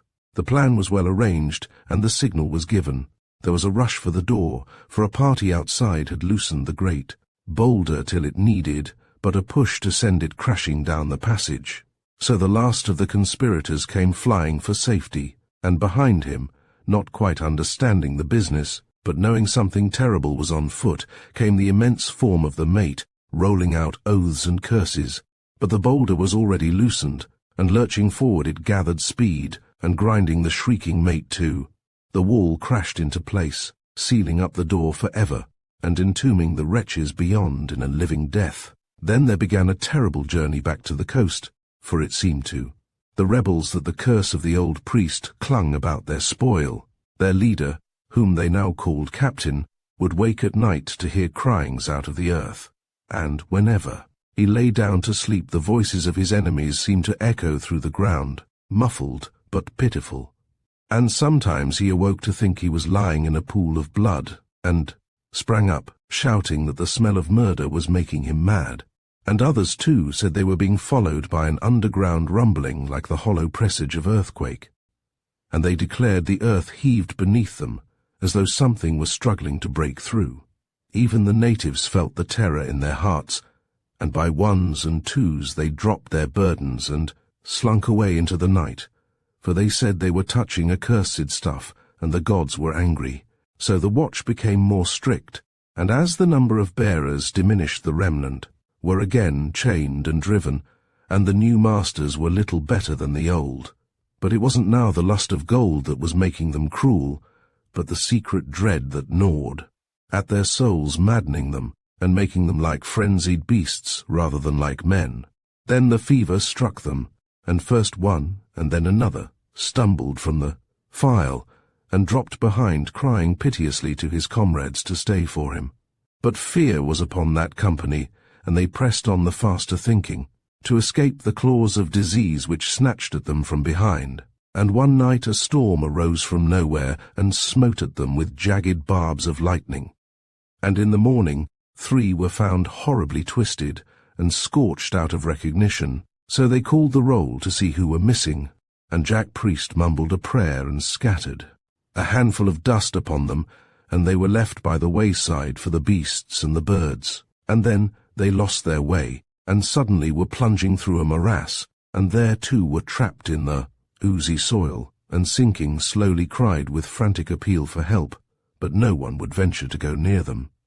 And before they had well disappeared, while yet their hands waved feebly above, the rank mud and their faces still gazed living at the sky, reaching upward for the last breath of air, the priest had crossed himself and gabbled, a prayer for the welfare of their souls, and again they pressed onward. And another a snake bit, and he died raving, and another gathered poisonous berries, and perished writhing in pain. And ever it seemed the curse was upon them, dogging them at heel, snatching a victim here, and a victim there, till the shadow was over all, and none knew when his own turn would come, for it might be a prowling beast in the night, or a slip from a rock by day, or some hateful creature of the river. When one went down to drink, fate pursued them in 1,000 forms, and snares were laid for them everywhere. And yet, through the whole of that terrible journey, not a native perished, of those at least who stayed with them. So at last they sighted the sea, and a cry of thanksgiving arose, but it sounded like a wail of despair. Broken and tired and shaken to the soul they reached their ship, half fearing to find it burnt or sunk, and carrying the treasure aboard, they set sail with all speed and steered away from the ill-fated land. But their doom wasn't averted, only delayed, for storm and calm alike took toll of their number, hurling them into the sea or bringing black plague from the heat-laden air to settle upon the vessel like a brooding bird. They were wasted with illness and labour, and their home seemed at the other end of the world. Then the captain conceived of a plan. He called upon the priest to bless the treasure and remove the curse which had been laid upon it. At first the priest was terrified and refused, but, as usual, present danger was more insistent with him than future peril, and when he saw the men were desperate and would murder him if he held back, he consented. But during the exorcism, a wind arose and blew out the sacred candles, and when he would have poured holy water upon the treasure, the ship lurched and the water was spilt. So the captain wearily bade him desist, for it seemed like struggling against all the powers of heaven and hell. Yet not even the priest said, "Let us throw the accursed thing into the sea." So they clung to their gold and abided their doom. One by one the hand reached for them, and they perished, and their comrades cast them into the hungry water dry-eyed, and unheeding as though they knew the thing must be, and only wishing that for them too the hour had struck. There were none left to man the ropes, but the sails remained spread or furled as might be, and the captain stood at the wheel like one in a daze, while the ship moved on to whatever wind might blow, till at last before them rose the cliffs of England. But there were only the captain and the priest and one other left alive to see them. The captain and the priest didn't speak a word. They didn't even smile, but stood staring stupidly, as though it mattered not at all whether this were England or the other side of the ocean. But the third man threw up his hands and let out a great cheer, but a vessel burst in his lungs, and he bent down in sudden pain, choking blood, and fell to the deck dead. The captain looked at the priest, and the priest crossed himself, and going to the man muttered swiftly, and with his foot spurned him over the side. So the story proceeded. I remember how the captain went mad, and wandering from place to place would tell his tale in penance, and so pass on and away. And none of us there but pitied him, for we knew he had been snared into his sin, and the judgment was over heavy. But the priest took the treasure, and would have devoted it to the work of Holy Church. So at first he built a chapel, but the foundation was ill laid, and in a storm the holy house lurched and fell. And he built a hospital, but a fire broke out, and the place was burnt to its foundations. And he chartered a ship to take a band of missionaries to the heathen. But the ship struck an unknown rock at the harbour mouth, and sank. And at last he knew that the thing was accursed beyond redemption. So he sought out a tunnel in the earth, and winding through many passages and caverns he laid the treasure in a secret place, and with the aid of a company of men set a mighty stone upon the entrance, and went his way. But before he died he felt the need of confessing himself to heaven, for he knew that the guilt of all those deaths was partly weighing on his soul, So he wrote the story out fair and truly, for the eye of heaven alone, as he intended it, telling of the burial place of all that evil, gold, and laying upon it the curse of Holy Church, to reinforce the curse it already bore. But as he wrote the last word and leant back to rest after his labor, a spasm caught at his heart, and he sank down dead. I was expecting the story to end here, but there was more of it. But before my father continued, he lit the lamp and passed round the wine. We looked at each other, very quiet for a moment, then breathed deeply, and lifted our glasses. But I needn't repeat all the second part of the story, though it would show the wonderful fertility of my father's imagination. For the manuscript was found and passed on from one to another, and first this man, and then that would seek for that hidden treasure. But the old curse and the new bore terrible fruit, for all who succeeded in touching the gold were smitten with plague or madness, or were beguiled unwittingly into some frightful crime which poisoned all their life with clinging bitterness and remorse. None escaped, and there beneath the earth, a temptation and a terror, that treasure still waited, for any bold or holy enough to dare its menace or exercise its spell. Chapter 11. The ghost. When my father lit the lamp for the second time, there was more than one white face, for the story had been told with such a creepy emphasis that we had been lifted away from familiar things to an atmosphere of stealthy influences and subtle spells. For a couple of hours or more, we had lived in the grip of a fatal and powerful curse. Something which wasn't of the earth we knew had caught us in its toils. We had moved in the company of men whose lives weren't their own, whose very shadows seemed like avenging spirits stalking in their wake.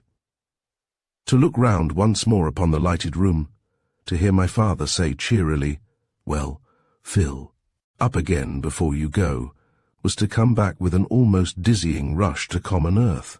But in a moment the room was once again full of clamour.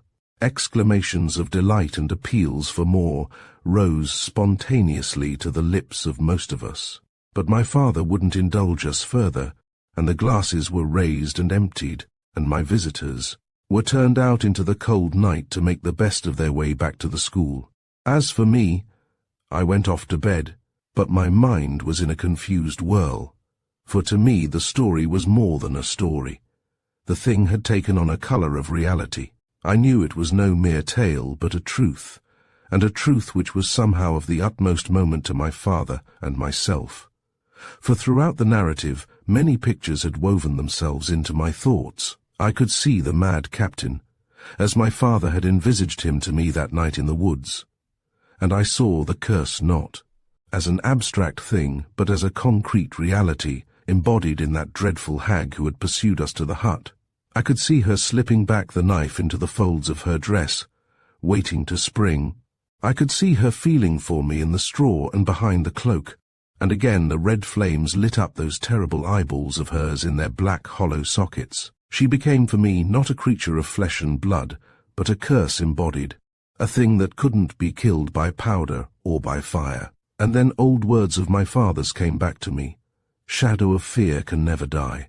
I seemed to understand, as I had never understood before, the meaning of the destiny which had enmeshed us, for there was no doubt of it now. I knew my father was seeking for that unhallowed gold. Perhaps he had even found it, for I remembered of a sudden the words of the host of the snowman saying my father had given him a purse in compensation for his loss, as though he had been a lord. The curse was certainly upon us. It was that, and no mere earthly enemy, that was hounding us from place to place. And as though in confirmation of my fears, throughout the course of the story, in letters that glowed ever, brighter and more menacing, shuddered the words as though written in blood, Maledictus sit thesaurus. White as were the faces of some of my companions, my face must have been whiter still, for I remember how shaken I felt as I crept upstairs to the great dark bedroom, walking slowly so that my candle might throw its light the farther into the blackness ahead, and how entering the room, and passing round to my side of the bed, I came with a shock of horror face to face with my spectral self in the great mirror. I remember how my nerves seemed to freeze into sudden numbness, for my eyes were staring. fearfully, and my face was drawn and white, so that at first I didn't know myself, and then the blood gushed back to my heart, enough almost to choke me, and setting down the candle. I sat on the bed and gazed at myself in the glass, shaking as though in a fever. But at this moment, I remembered the pistol my father had given me in the morning. I had been true to my word, and hadn't taken it out during the day, but now, so unreasoning, was I. It brought me extraordinary relief as I drew it from its hiding place, and carefully loading it slipped it under my pillow, though what protection it could be against the impalpable destiny that overshadowed me I didn't stay to consider. I only know I was very much eased at heart, and was soon out of my clothes and in bed. My father had at last told me the tale of the mysterious manuscript, as he had promised me he would some day do, and also, as he had said it would, it made me dream. Indeed, it would have been strange if such a story with such associations to give it body and shape and presence hadn't made me dream, for my mind was full of vivid pictures, not merely half-formed filmy mists of imagination. There were eyes looking at me, there were hands feeling for me, and the eyes and the hands were those of the old witch, Bite in the Dark. They were very real, for I had seen them, and all the strange terror of the circumstances under which I had seen them stirred my soul to a foreboding uneasiness of imminent things. And even the pistol which I fingered under my pillow recalled that awful moment when my father's pistol had roared out in my hand, and the hut had filled with screams and clamour. What wonder, then, that with everything focusing back upon that night, I returned in dreams to the child I had been, and was once again wrapped in the rug before the fire, while my father's voice waned and strengthened through my dozing, and the face of the mad captain, horrified by the haunting voices of the murdered men, glared at me insanely. From the darkness, distorted by the leaping firelight into a frantic picture of fear and madness and remorse, but I can't say what my dreams were, for they were inextricably entangled, but I know that I awoke more than once, in a sweat of terror, trying to shake off some nameless thing which had fastened about my throat. And now I was away with the doomed party, seeking for the treasure in the Valley of the Kings. And now I was on that fever-stricken ship waiting dumbly for my hour to strike. And now I was the priest himself hiding that cursed gold deep under the earth. And turning to flee, I came face to face with that hateful hag with the black hollow sockets and the flaming eyes, and the knife cunningly hidden in the folds of her dress. For always my dreams came back to that. Her evil presence haunted me in all my mazed wanderings, either visibly at some unexpected turn, or shadowingly so that I knew she was beside me or behind me, though I couldn't see her. And that was the worse evil of the two, for at such times the agony was lingering, and the enemy seemed too powerful for me, fighting with unearthly weapons against which my knife and pistol were useless as thistledown. But when she appeared before me, it might be from behind some black and awful crag, or rising like an emanation from the very earth at my feet, or just suddenly there in front of me, coming, as it were, from nowhere. When she appeared, terrified as I might be, the impalpable horror which had wrapped me about fell away, and with a cry of hate I was at her with my knife, or drawing my pistol, blazed full into her evil face. And at such moments I awoke, and took comfort in the knowledge that it was merely a dream, and soon the night would pass, though it seemed interminable, for each dream seemed the passage of a lifetime. But once I awoke from one of these struggles with the image of the old witch so clearly before me that I thought I must still be sleeping. I lay perfectly motionless, gazing into the darkness, and with clearing consciousness came slowly to the realization that I was awake, and yet the creature of my dreams was there before me. I closed my eyes, then looked again. Still there, not to my hand, but clear and unmistakable, the very creature, as I had seen her with the firelight on her face, except that now it was the moon that lit up that ghastly countenance white instead of red, and with a steady glow instead of lurchingly like the leaping flames.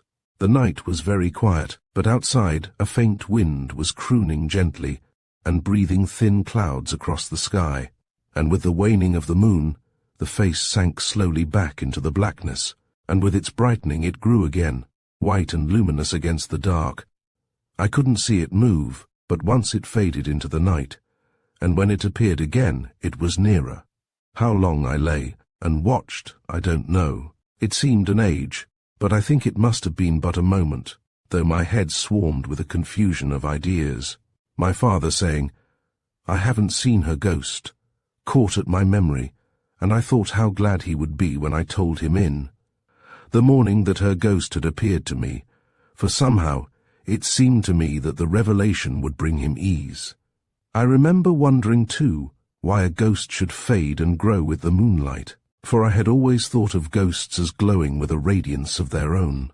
What it was that stirred me to action I can't say. It might have been the realization that the thing was drawing nearer, or, as I believe, the many visionary contests of the night, mingled perhaps with a stirring memory deep in my mind, had unconsciously led my hand beneath the pillow, where I suddenly realized that my fingers had closed upon my pistol. Then indeed I knew what I would do. Slowly I drew the weapon out, and with infinite caution levelled it at the creature's face. And now I could see it visibly drawing nearer with a gliding stealth. Its arm was raised, and I caught the glitter of steel. But just then I pulled the trigger. There was a splintering crash and a cry, and the clang as of a door heavily closing, and my father was awake and shouting, "Why, what, Tommy?" I was out of bed and had the candle lit, and there before me was the great mirror with a wide, jagged hole smashed in the middle of it, and with cracks like the threads of a spider's web running out in every direction across its face. I stood looking at it stupidly and said, "I don't quite know, Daddy. I thought it was her ghost." "Ghost?" he cried.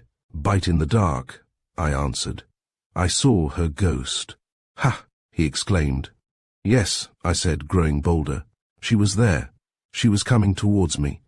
She had her hand raised. She came very slowly. I could see her face. I know it was her." But my father was looking away from the mirror towards his end of the room, where the large old oaken wardrobe filled the recess between the fireplace and the door. His attention seemed absorbed, and then he leapt out of bed and flung the wardrobe open, springing back quickly as though expecting something to jump out at him. But there was nothing unusual there. "What is it, Daddy?"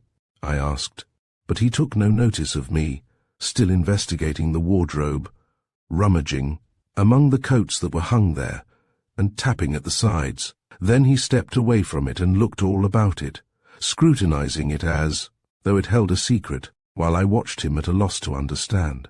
And presently he went up to it again, and putting out his full strength tried to shift it, but it wouldn't stir. "Come and help me, Tommy," he said, and I lent him what strength I had, but to no purpose. "You see, it's fixed," he said, as though that solved the mystery. "But," I began. "What, Tommy, can't you see?" he asked with a smile. And then I saw what I had done. I had fired at a reflection, while the substance had escaped, and evidently my father thought he knew which way, yet there was no clue to the trail.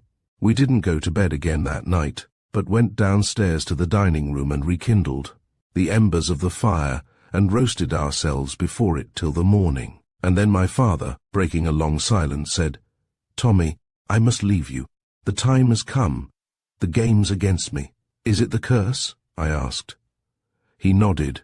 So before evening I found myself an inmate of Rancy Bridge, feeling inexpressibly disconsolate with my father gone out of my life.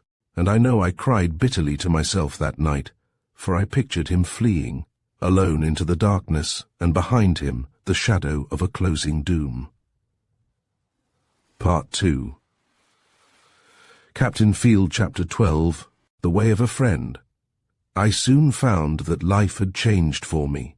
I was under an authority now, rigorous and uncompromising, which didn't seem to understand in the least the natural instincts for freedom and self-expression of a half-wild boy like me. Already before the new term opened, I had had 2 days' experience of the school cells, where I was shut up in solitude and darkness for some offence against the regulations, which I suppose was serious enough to the minds of the pedants who imprisoned me, but which to me seemed merely the natural corollary of my whole upbringing. And of course I was soon dispossessed of my knife, but learning caution, I managed to keep my pistol safely hidden. It was Staggers who robbed me of my knife, for he remembered it from of old, and it was he, too, who brought me my stale crust and mug of water 3 times a day while I was in the cells. I wasn't in very good spirits when Worthing returned, but his steady companionship soon restored me to something of my usual cheerfulness. I clung to him for a while with a sort of yearning affection because of the loneliness of my heart. Now that my father had left me, and this strange narrow life had closed about me like a prison wall. And yet, our friendship wasn't all milk and honey.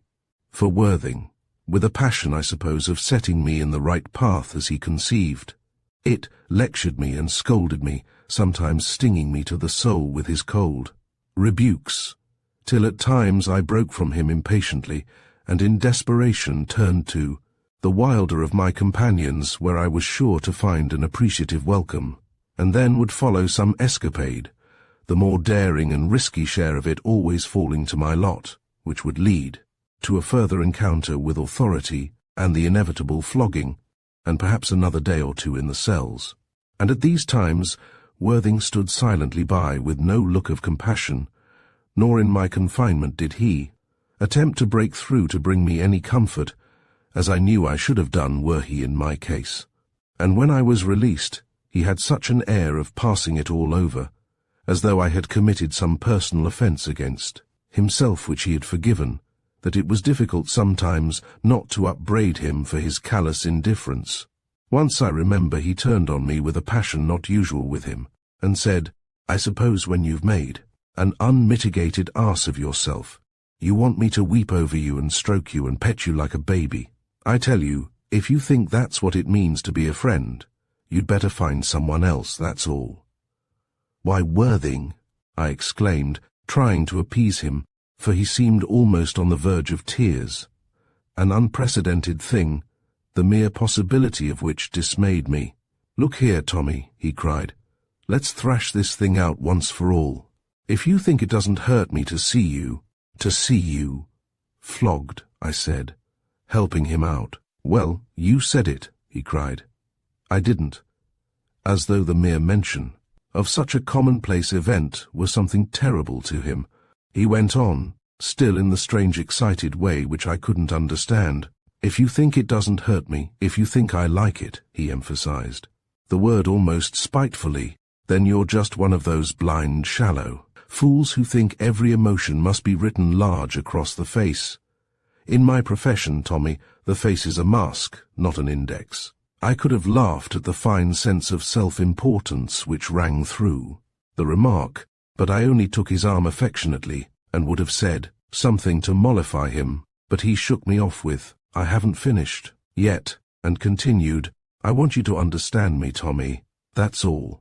I tell you, I think you a silly little fool the way you're going on, and just because you're my friend, I can't think you're any better than you are. Also, I can't help being fond of you, and that's what makes it so infernally hard for me to look on and see you behaving as you do. But if my friendship's to be worth anything at all, it won't be by pandering to your folly. That would simply make it a fawning piece of flattery, which would do you more harm than good. And now you know." He flung away from me, and left me gazing after him in amazement, for usually he was so reserved, so controlled, that I couldn't understand this uncustomary passion. His eyes were moist as he turned away, and his whole face quivering. But when we next met, he was the same severe little figure as before, neat, commanding, uncompromising. But I thought I could feel beneath the mask something human stirring there in the shadow.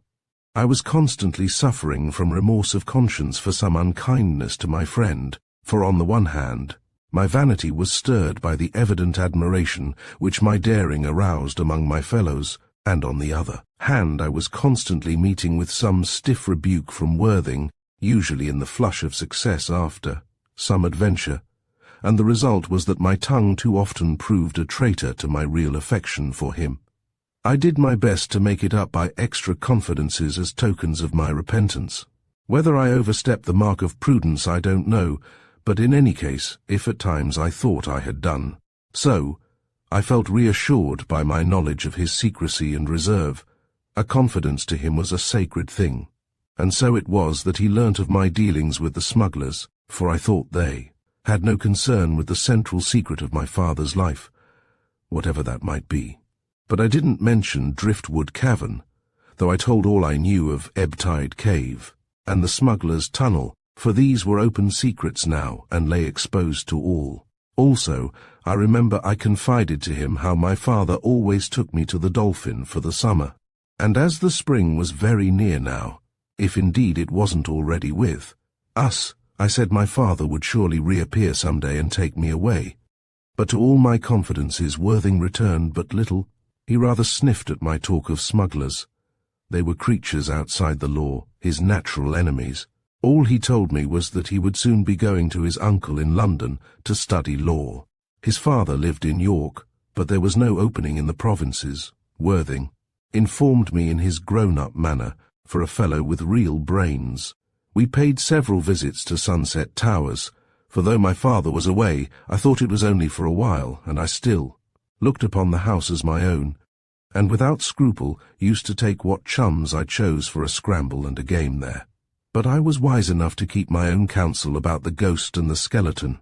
I didn't even tell Worthing of the strange visitation which had sent my father fleeing from the place. But we were both very much concerned to find the secret passage where I had lost my way and had gripped the skeleton by the hand. Again and again we came to the corner where Worthing had found me. But the wall continued to confront us, grim and unyielding, refusing to give up its secret.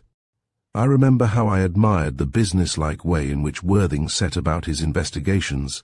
For my part, I gave the reins to my imagination. If a place seemed shadowy and mysterious, I promptly concluded that it hid some secret door or stairway.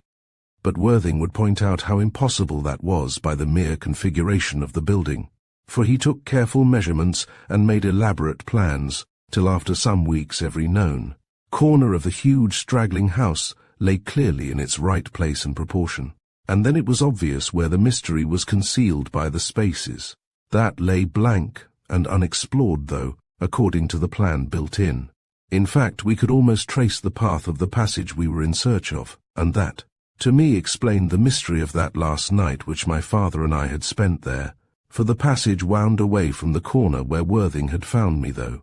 Of course, on the other side of the wall, up a flight of stairs, into a chamber high up in the roof, and then down again by a twisting stairway. It must have been by the side of the great chimney in our bedroom, and there it ended. It wasn't long before we were examining the oak wardrobe, though still I said nothing of the ghost that had appeared there. It was most tantalizing to know so much, yet to be baffled by a secret of the entrance.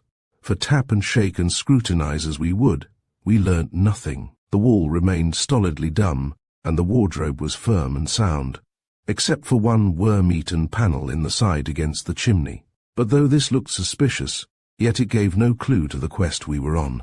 Once I suggested knocking a hole through the wall, but Worthing pointed out that that would destroy the secrecy of the thing.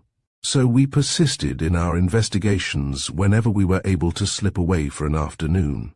There was one curious thing that puzzled us. We knew there was a hidden room high up in the house, and we knew where it was, though of course we couldn't reach it. But as far as we could see, there was no window to it.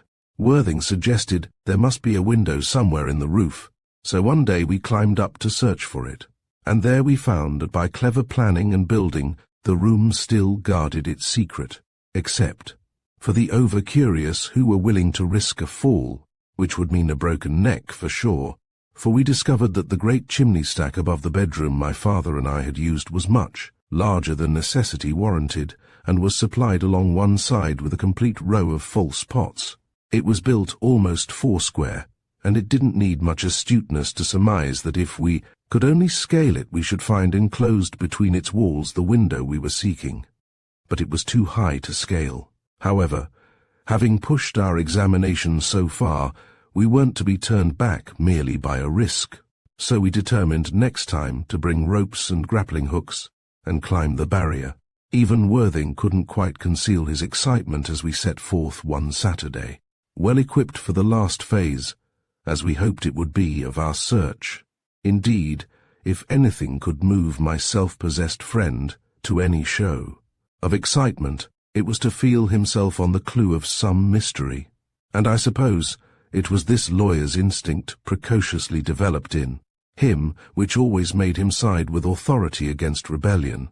But we were to be sadly disappointed, for arriving at the house we were met by the ferrety, little landlord, who soon packed us about our business, having first eloquently expressed his opinion of prowling urchins, not to mention housebreakers and thieves, and threatening to let them know at the school of our goings-on. Worthing looked at me amazed, and I turned to the landlord with, "But this is my father's house." Evidently this was an unfortunate speech, for he burst out at me with a tirade which I couldn't quite follow. But the drift of it seemed to be that my father had quitted the place most unjustifiably. The sore point, I guessed, was that it was no easy matter to find a tenant, and so he bore a grudge against my father for having remained so short a time. We turned away, for my part feeling very disconsolate, especially as now my fears seemed confirmed that my father had really left me, and hadn't merely vanished for a season. Worthing was very quiet, and I didn't break into his silence, for my mind was filled with doubt and concern for my father, and the new light thrown on his disappearance sent a sudden pain of longing to my heart. I felt very lonely and deserted, and I knew that above all things I wanted to see my father again. But spring was well advanced, and I told myself the summer would bring him, and as we walked back to the school, I looked this way and that, wondering if he were already lurking near at hand, waiting for a chance to speak with me. I listened, thinking at times I could hear a faint whistling from far away, but all the while I knew it was merely my own fancy shaping the sound. Still, I assured myself he would be wanting me soon, and there would come a sign, though what the sign would be I couldn't imagine. I only knew that I must be continually on the alert to catch what slightest hint he would send me, be it ever so subtle or obscure. If he wanted me, I mustn't fail him. I must keep my wits bright and ready for the signal that would come. But no signal came that day, and my thoughts were suddenly whipped back to the present, and the actual by Worthing saying bitterly, "So that's what you've been making of me." I didn't understand, and said so, realizing as I turned to look concernedly into his face that he was white with anger. "Housebreaker, that's it," he exclaimed. "Why, Worthing," I cried, not knowing what to say. "Why didn't you tell me?" he asked fiercely. "Tell you that your father had gone? Why, I didn't know. Didn't know. Honestly, I didn't know. I thought he was coming back."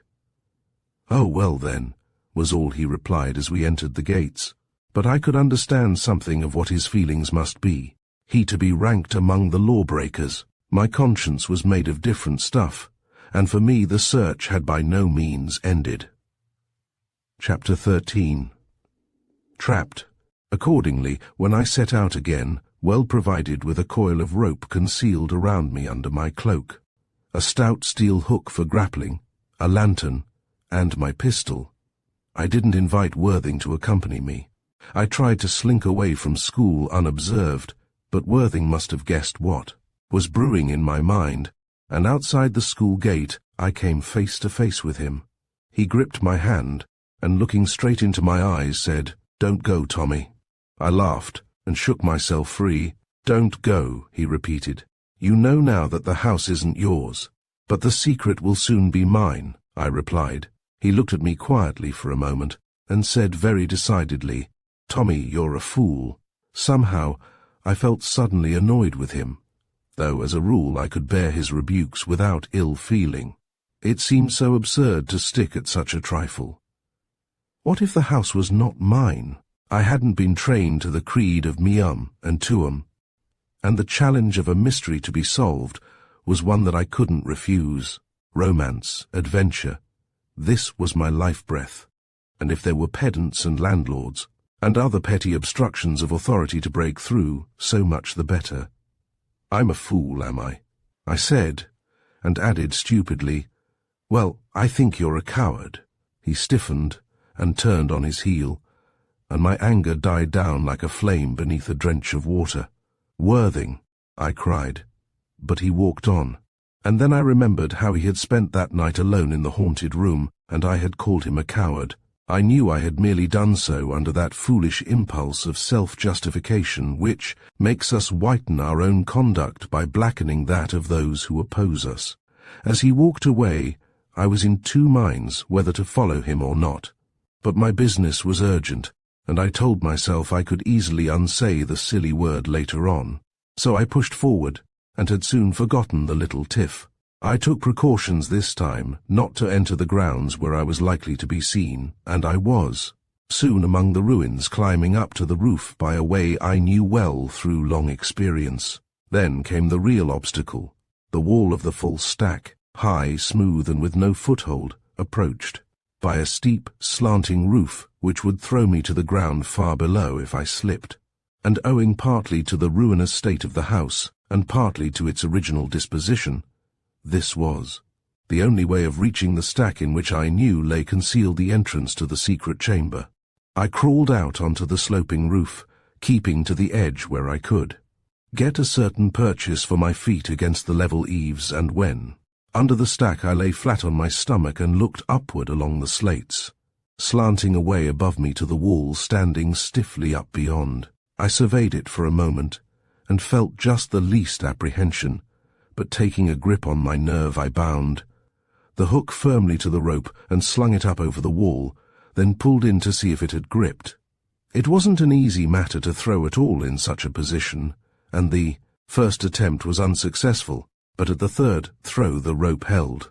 It was difficult to test it properly by taking the strain, for I was obliged to cling with one hand to the slates, and if I tugged at the rope and it came away suddenly, I should probably lose my grip and be sent over the edge. However, I jerked it 3 or 4 times, and it seemed firm enough. Then summoning my courage, I took the rope in both hands, pulled myself slowly up along the slanting slates, and was soon at the foot of the wall. Before ascending, I again jerked at the rope to test it for the last time, and feeling reassured, began climbing up, hand over hand. But I had scarcely mounted a couple of feet before I felt something give, and for a dizzying moment I hung in mid-air expecting to fall, and gazing frenziedly for some possible crevice in the roof beneath me to catch my fingers in, if the rope should slip. But it seemed to be steady enough now, and cautiously I recommenced the ascent. I was halfway up, when again there came that sickening jerk as though something were breaking loose. But knowing now that my only chance was to reach the top of the wall, for if I fell it would be with too great a force to stay myself, I scrambled on, with desperate speed, the rope seeming to slip with every heave upward of my body. And it was just as I reached the top, the fingers of one hand clutching at the stone, that the rope came away in the other hand, while I swung perilously, gripping at the wall with the bare tips of my fingers. But with a leap upward, I caught at the top with my free hand, though I had to drop my rope to do so, and was soon safe astride the barrier, looking down on the other side. If I had been met by a blank roof, I should have been in a perilous predicament indeed, perched up there, with no rope to descend by. But my gamble with fortune proved a lucky one, for enclosed within the walls of the stack, and only a few feet below me, was the window I had hoped to find, or skylight rather, for such it was, like a shallow dome looking up at me with a great round eye. Before dropping down, I gave another look to the way I had come, and saw, caught in a broken slate of the sloping roof below me, the rope I had dropped, but the greater length of it was hanging over the eaves. The thought came to me that somehow I must climb back and recover it before I left. Otherwise it would remain as a telltale witness against me. And then I remember speeding a fleeting glance across the moors. I had never climbed as high as this before, and the prospect was wonderful. For winding far away, I saw the Rancy River flowing out to sea, and I called to mind how I had seemed to sniff the brine when first I had come to Sunset Towers. And with that, I was over the edge, and examining the skylight for an entrance. Nor was I long about it, for it opened quite easily, leaving ample room for me to slip through. But I had to risk a drop, for there was no means of climbing down. I looked beneath me, swinging from the open casement, and judging the distance as well, as I could in the shadowy room, dropped and fell unhurt, though on all fours. And it wasn't till I was well in the trap that the realization came to me that if I couldn't find the secret of the doors, from the inside I would be buried alive there, for to climb back the way I had come without a rope was utterly impossible. And then the memory of the skeleton came to me. Had another been trapped there too, and was that the end of it all? I shuddered, but these thoughts were momentary merely, for I wasn't given to brooding. I think it was the hollow echo of my feet in that secret and deserted chamber that brought the horrid fear to my mind. I was soon glancing about me, taking stock of my surroundings, and with the first look round I was both relieved and dismayed, for the room, bare for the most part, was evidently occupied, or being prepared for occupation. In one corner was a small bed with posts and canopy, an old remnant of furniture it seemed, but on it was flung a bundle of bedding, which looked fresh enough, as though the bed were to be used that night, though not yet laid ready. This puzzled me, and I fingered the stuff, but could find no name. Nor was there anything else in the chamber to suggest occupation. The mantelshelf lay thick in dust, and the skylight above was so dirty that the light came through but weakly, leaving the panelled room in a half-shadow. I lit my lantern and turned to examine the entrances. One was quite obvious, a narrow slip of a door, opening, it seemed, into the side of the chimney. I guessed at once that this led down to the old oak wardrobe in the great bedroom below. I knew now where that apparition had come from and vanished to, and my first thought was to descend and investigate. But it occurred to me that there must be another entrance opening into the passage of the skeleton, as I thought of it, but there was nothing to show which panel hid the secret. Indeed, I should probably have been searching for an hour or more if I hadn't noticed the marks of feet. On the dusty floor, disappearing into the wall, and tugging at the panel there, it came open in my hands. If I had tapped for it, I shouldn't have found it, for it was too solid to sound hollow to the knuckles. I was growing more and more excited with my discoveries, but through my excitement I felt apprehensive, for it was clear that someone had been in the chamber very recently, and might come back again. If so, I should be trapped like a rat in a drain, with no way to turn. Still, I decided to examine the passage first, and holding out my lantern before me ventured into the dark, trying to remember by the plan Worthing had drawn up what turns and stairways to expect. But there was little need for this, for, though the passage twisted and climbed and descended, there was no chance of losing the way, for there was only one way to take. I pressed on step by step with the utmost caution, gazing intently into the darkness ahead, and testing every step before I moved forward, and so intent was I on the process that I didn't notice what was on either hand till I suddenly became aware of a figure in a niche beside me standing very still. I turned quickly and stifled a faint cry, for there was the skeleton, and at its feet lay my candle. I held up my lantern and examined the dismal thing. There were chains about its wrists and chest and feet, fixing it to the wall. It hadn't lost its way then and perished in the darkness, but had been, imprisoned there by an enemy and left to die slowly and alone. I had enough imagination to picture the terrible deed, the mockery of the triumphant foe as the chains clanked into the staples, the cries of the victim, the frantic curses and appeals, the dying away of the footsteps and the closing of the door, the terrible secrecy of the darkness, with death creeping out of the shadow by lingering degrees, the screams of growing madness, the sobs weakening into moans, the frenzied struggling at the bonds, the prayers, the mutterings, the hours of dumb silence. I stood there fascinated by the horrid details of that slow agony, realizing more vividly than before something of the meaning of the crime of the mad captain in my father's story. Little wonder, it seemed to me, that with such a picture in his mind of not one only but many of his comrades perishing so, And he, the author of it all, little wonder if sleep forsook him, and his dreams grew frightful with avenging. Phantoms, and the light, brought only troubled memories to torment him. Then, before I could move forward, I heard a sound in the darkness ahead of me. I knew at once what it meant. The secret door was opening. I turned and hurried back, and it was fortunate for me that the passage was a tangle of turnings. For otherwise, I should have had to put out my lantern or expose myself to the stranger, and something told me that the stranger was no friend to me. I was soon back in the chamber, and listening heard feet moving near along the passage, and something too which stopped my breath in a hushed pause, for very faint and low came the murmur of a moan such as I had often heard in that haunted house. And then I could have laughed, for I said, "The door is open, and the wind is blowing through." But I had no time to ponder on the sound, for the feet were approaching. I turned to the chimney and opened the narrow door in the side, and before me was the first step of a spiral stairway, so cramped that as I entered, I brushed both shoulders against the walls. At last I reached the bottom, and there I paused again to listen. I could hear faint sounds above me, but I breathed freely when there was no step upon the stairs.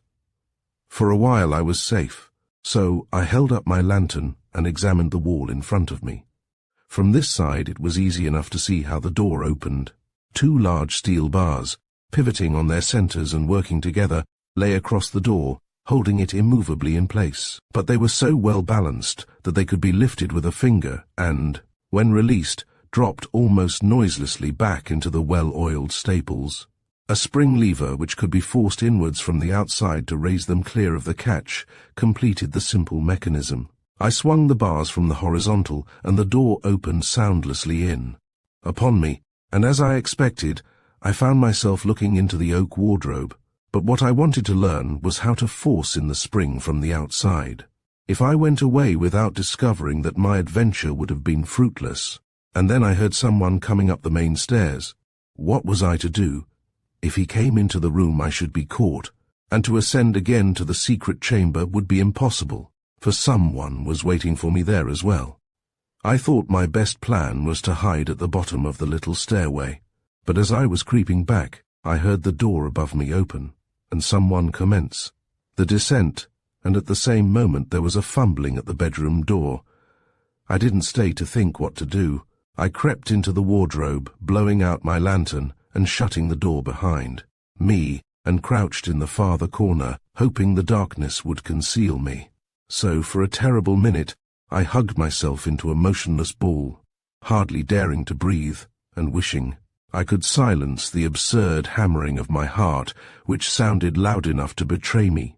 And soon the secret door swung open, and there were two of us there in the great wardrobe, but the stranger had no light, and the darkness hid me. Then the wardrobe door was opened, and the stranger stepped out, shutting it softly behind him. I heard a faint cry which changed to, "Ah, it's you, Abu. You frightened me." A soft voice replied, "Pardon, my master. I did not know you were here." The first voice continued, "Yes, back once again. There's no other place for me." "It is a good place, my master," was the gentle reply. Something in the tone of the last speaker soothed and calmed me. His voice was placid and comforting. I thought I should like to see his face. But the other speaker was troubled, though his voice wasn't unkindly. Presently he uttered in a piteous sigh, so unexpected and so sorrowful that it seemed to melt my very heart to tears. "Oh, Abu, Abu, why will he still pursue me? Why will he not have mercy?" "Have courage, my master," Abu replied, in that suave and gracious voice of his which seemed to steal about me like a charm, though I had hardly heard a dozen words of his uttering. "Have courage, my master, he shall have mercy." But will it never end? Will it never end? Again came that broken cry, "Courage, my master." It will end. For a while there were subdued movements in the room, as though clothes were being unfolded and laid ready for putting on.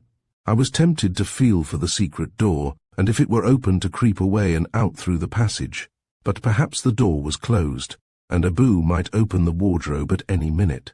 The sound of clothes being unpacked made me tremble lest the wardrobe might be needed for use. Then, too, I was curious to learn more of the mystery into which I had stumbled. Here seemed even another case of a hunted man. I began to philosophize in my boyish way, wondering if life were nothing but fleeing and pursuing. My father's life was a constant flight. And then I remembered Dirk and his vow, and wondered whether that treacherous kingsman had paid the forfeit yet. And here was another victim under the shadow of fear. My thoughts came to a sudden stop with Abu's voice saying, "All is ready.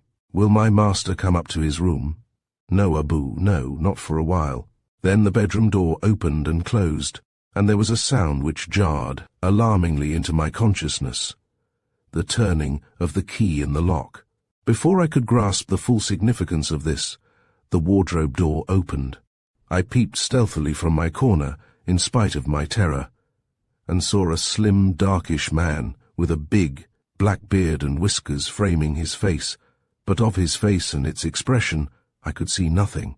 He had a slender instrument in his hand, but how he applied it to the secret door I couldn't see. It opened and closed behind him. I listened for his steps as he ascended, but so silent or so muffled were they that I could hardly distinguish them. But I could hear enough to know that he was safely landed in the room above. I breathed freely, and cautiously opening the wardrobe, crept out. Once more I was in that bedroom I knew so well. Before me was a new mirror in place of the one I had smashed. For a moment I stared at myself, feeling very guilty, as though I had been caught at some prank. But I had no time for idle fancies. I went quickly up to the door and tried it, but as I feared, it was locked on the outside. I was a prisoner. Even if later it were possible to venture back the way I had come, how was I to open that secret door? Evidently some kind of instrument was needed, and I had nothing. Nor would I have known how to apply it had there been one ready to hand. For a moment I gazed stupidly round the room, idly noticing some travelling gear thrown on a chair, then mechanically went to the window, though I knew perfectly well that I couldn't climb down the wall, and the drop to earth was far too deep to be considered. However, I stood looking out, busily turning over in mind every conceivable plan of escape. But the ground lay far below, and the wall promised no foothold, nor had it developed any miraculous excrescences for my special behoof. I turned away and examined the wardrobe, the sudden idea coming to me that perhaps Abu might have left his curious key in the door. But there was no such luck in store for me. The door was locked, and I had no means of opening it. Again I tried the bedroom door, but it remained sulkily closed against me. Miracles refused to come to my rescue. Being at a loss, I stood in the middle of the room staring forlornly about me, and again made my useless round from the window to the wardrobe, and from the wardrobe to the door. There seemed no way of escape. The only thing to do was to hide and wait, and the only place to hide in was the wardrobe. Still, it would be time enough to hide when I heard anyone coming. Meanwhile, I must continue to worry at the problem of how to escape. Again the same old round, and again without profit. Then I had an illuminating idea. If I couldn't climb down the wall, perhaps I could climb up. I ran to the window and looked towards the roof, and there, dangling above me and a little to one side, was my rope. I nearly shouted with triumph, and jumping to the sill reached for it and seized it, but it wouldn't come away. I tugged harder, but though it seemed to give a little, almost precipitating me off the ledge, it refused to yield. And all this while I knew I was exposing myself to anyone who might be looking up from the garden. I scanned the ground below, but could see no one, so again gave my attention to the rope. It seemed fixed more firmly than ever. I jumped back into the room and blew on my hands to cool them, for they were getting sore, and then it occurred to me that after all my intention had been to climb up, not down, and there was the rope ready for me. So again I sprang to the sill, and taking a firm grip of the rope swung out into the open, and still spinning round and round, started to climb for the eaves. With the memory of my earlier climb in mind, also with a vision of the rope caught merely in a broken slate, and not understanding in the least how it could hold so tightly to such a support. I was in a frenzy of anxiety, till breathless with haste, I touched and seized the jutting eaves, and swung myself up to safety on the roof, where I lay panting, hardly able to realize my deliverance. When I had recovered breath and composure, I examined the slate where the hook had caught. I must have kicked my foot through when scrambling up the roof, for the hook had gone deeply in and was firmly gripping a rafter beneath. So firmly indeed that it was no easy matter to release it. However, after wrenching away at it for a few minutes, with all my might, I managed to work it free, and with very little bother I climbed back the way I had come earlier in the day, and soon found myself on firm earth once more, and with freedom well in sight. I was winding the rope about me when it occurred to me that I hadn't yet finished my explorations. So choosing a hiding place among the ruins, I deposited my rope and lantern there, and turned to go back to school. Cautiously I peeped round the corner to see if the road were clear, and behind me I heard a voice. "The devil! And who are you?" Chapter 14. The new tenant I was too frightened even to turn about, and stood petrified to the spot. I felt I must have been seen and followed, and something of the fear a trapped spy must experience laid hold of me. I was too terrified to think. My faculties were numb and useless. The question was repeated, "Who are you?" The answer came from my mouth as though it was the only one possible. "Tommy," I said simply, and slowly turned and looked upon the questioner. "Oh, you're Tommy, are you?" he cried almost jovially. I saw a face of angry suspicion smooth itself out to one of merry kindness, and instinctively I smiled my broadest. "So you're Tommy, eh?" repeated the man, whom somehow I immediately knew to be a booze master, perhaps by his voice, but rather, as I think, because of a lurking shadow of uneasiness in his kindly grey eyes. I had seen just such a look on my father's face when danger was imminent. It was the look of the hunted which I knew so well, and I knew this man was in hiding from some inveterate foe. He too lived with an enemy ever on his trail. For a moment we stood facing each other, for my part still smiling, and growing reassured, as the merry lines about his eyes puckered and wrinkled with amusement. It seemed as though somehow I had found favour with him, for a child is quick to read the signs of affection in a stranger, and I know I felt a glow of heart as though I had stumbled on a friend.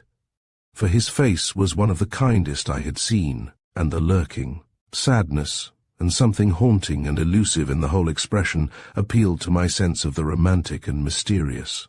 For already I knew there was a sorrow and a mystery in the life of this new friend of mine, and his face bore witness to the shadow amidst the sunshine. It was the kind of face I would have given to some favourite sea captain of my imagination. A face to love, and yet to fear a little, with that kind of fear which is a delight, for it carries with it a sense of trust and reverence, and a face to wonder at and brood upon, for it was eloquent of old adventures and far sojournings and strange and secret things. What prompted me to speak as I did, I can't say.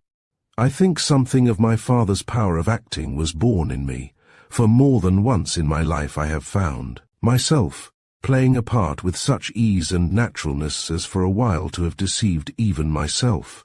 And now I suddenly reverted to a simple, confiding, unsuspecting child, though half wondering what made me assume such a mask.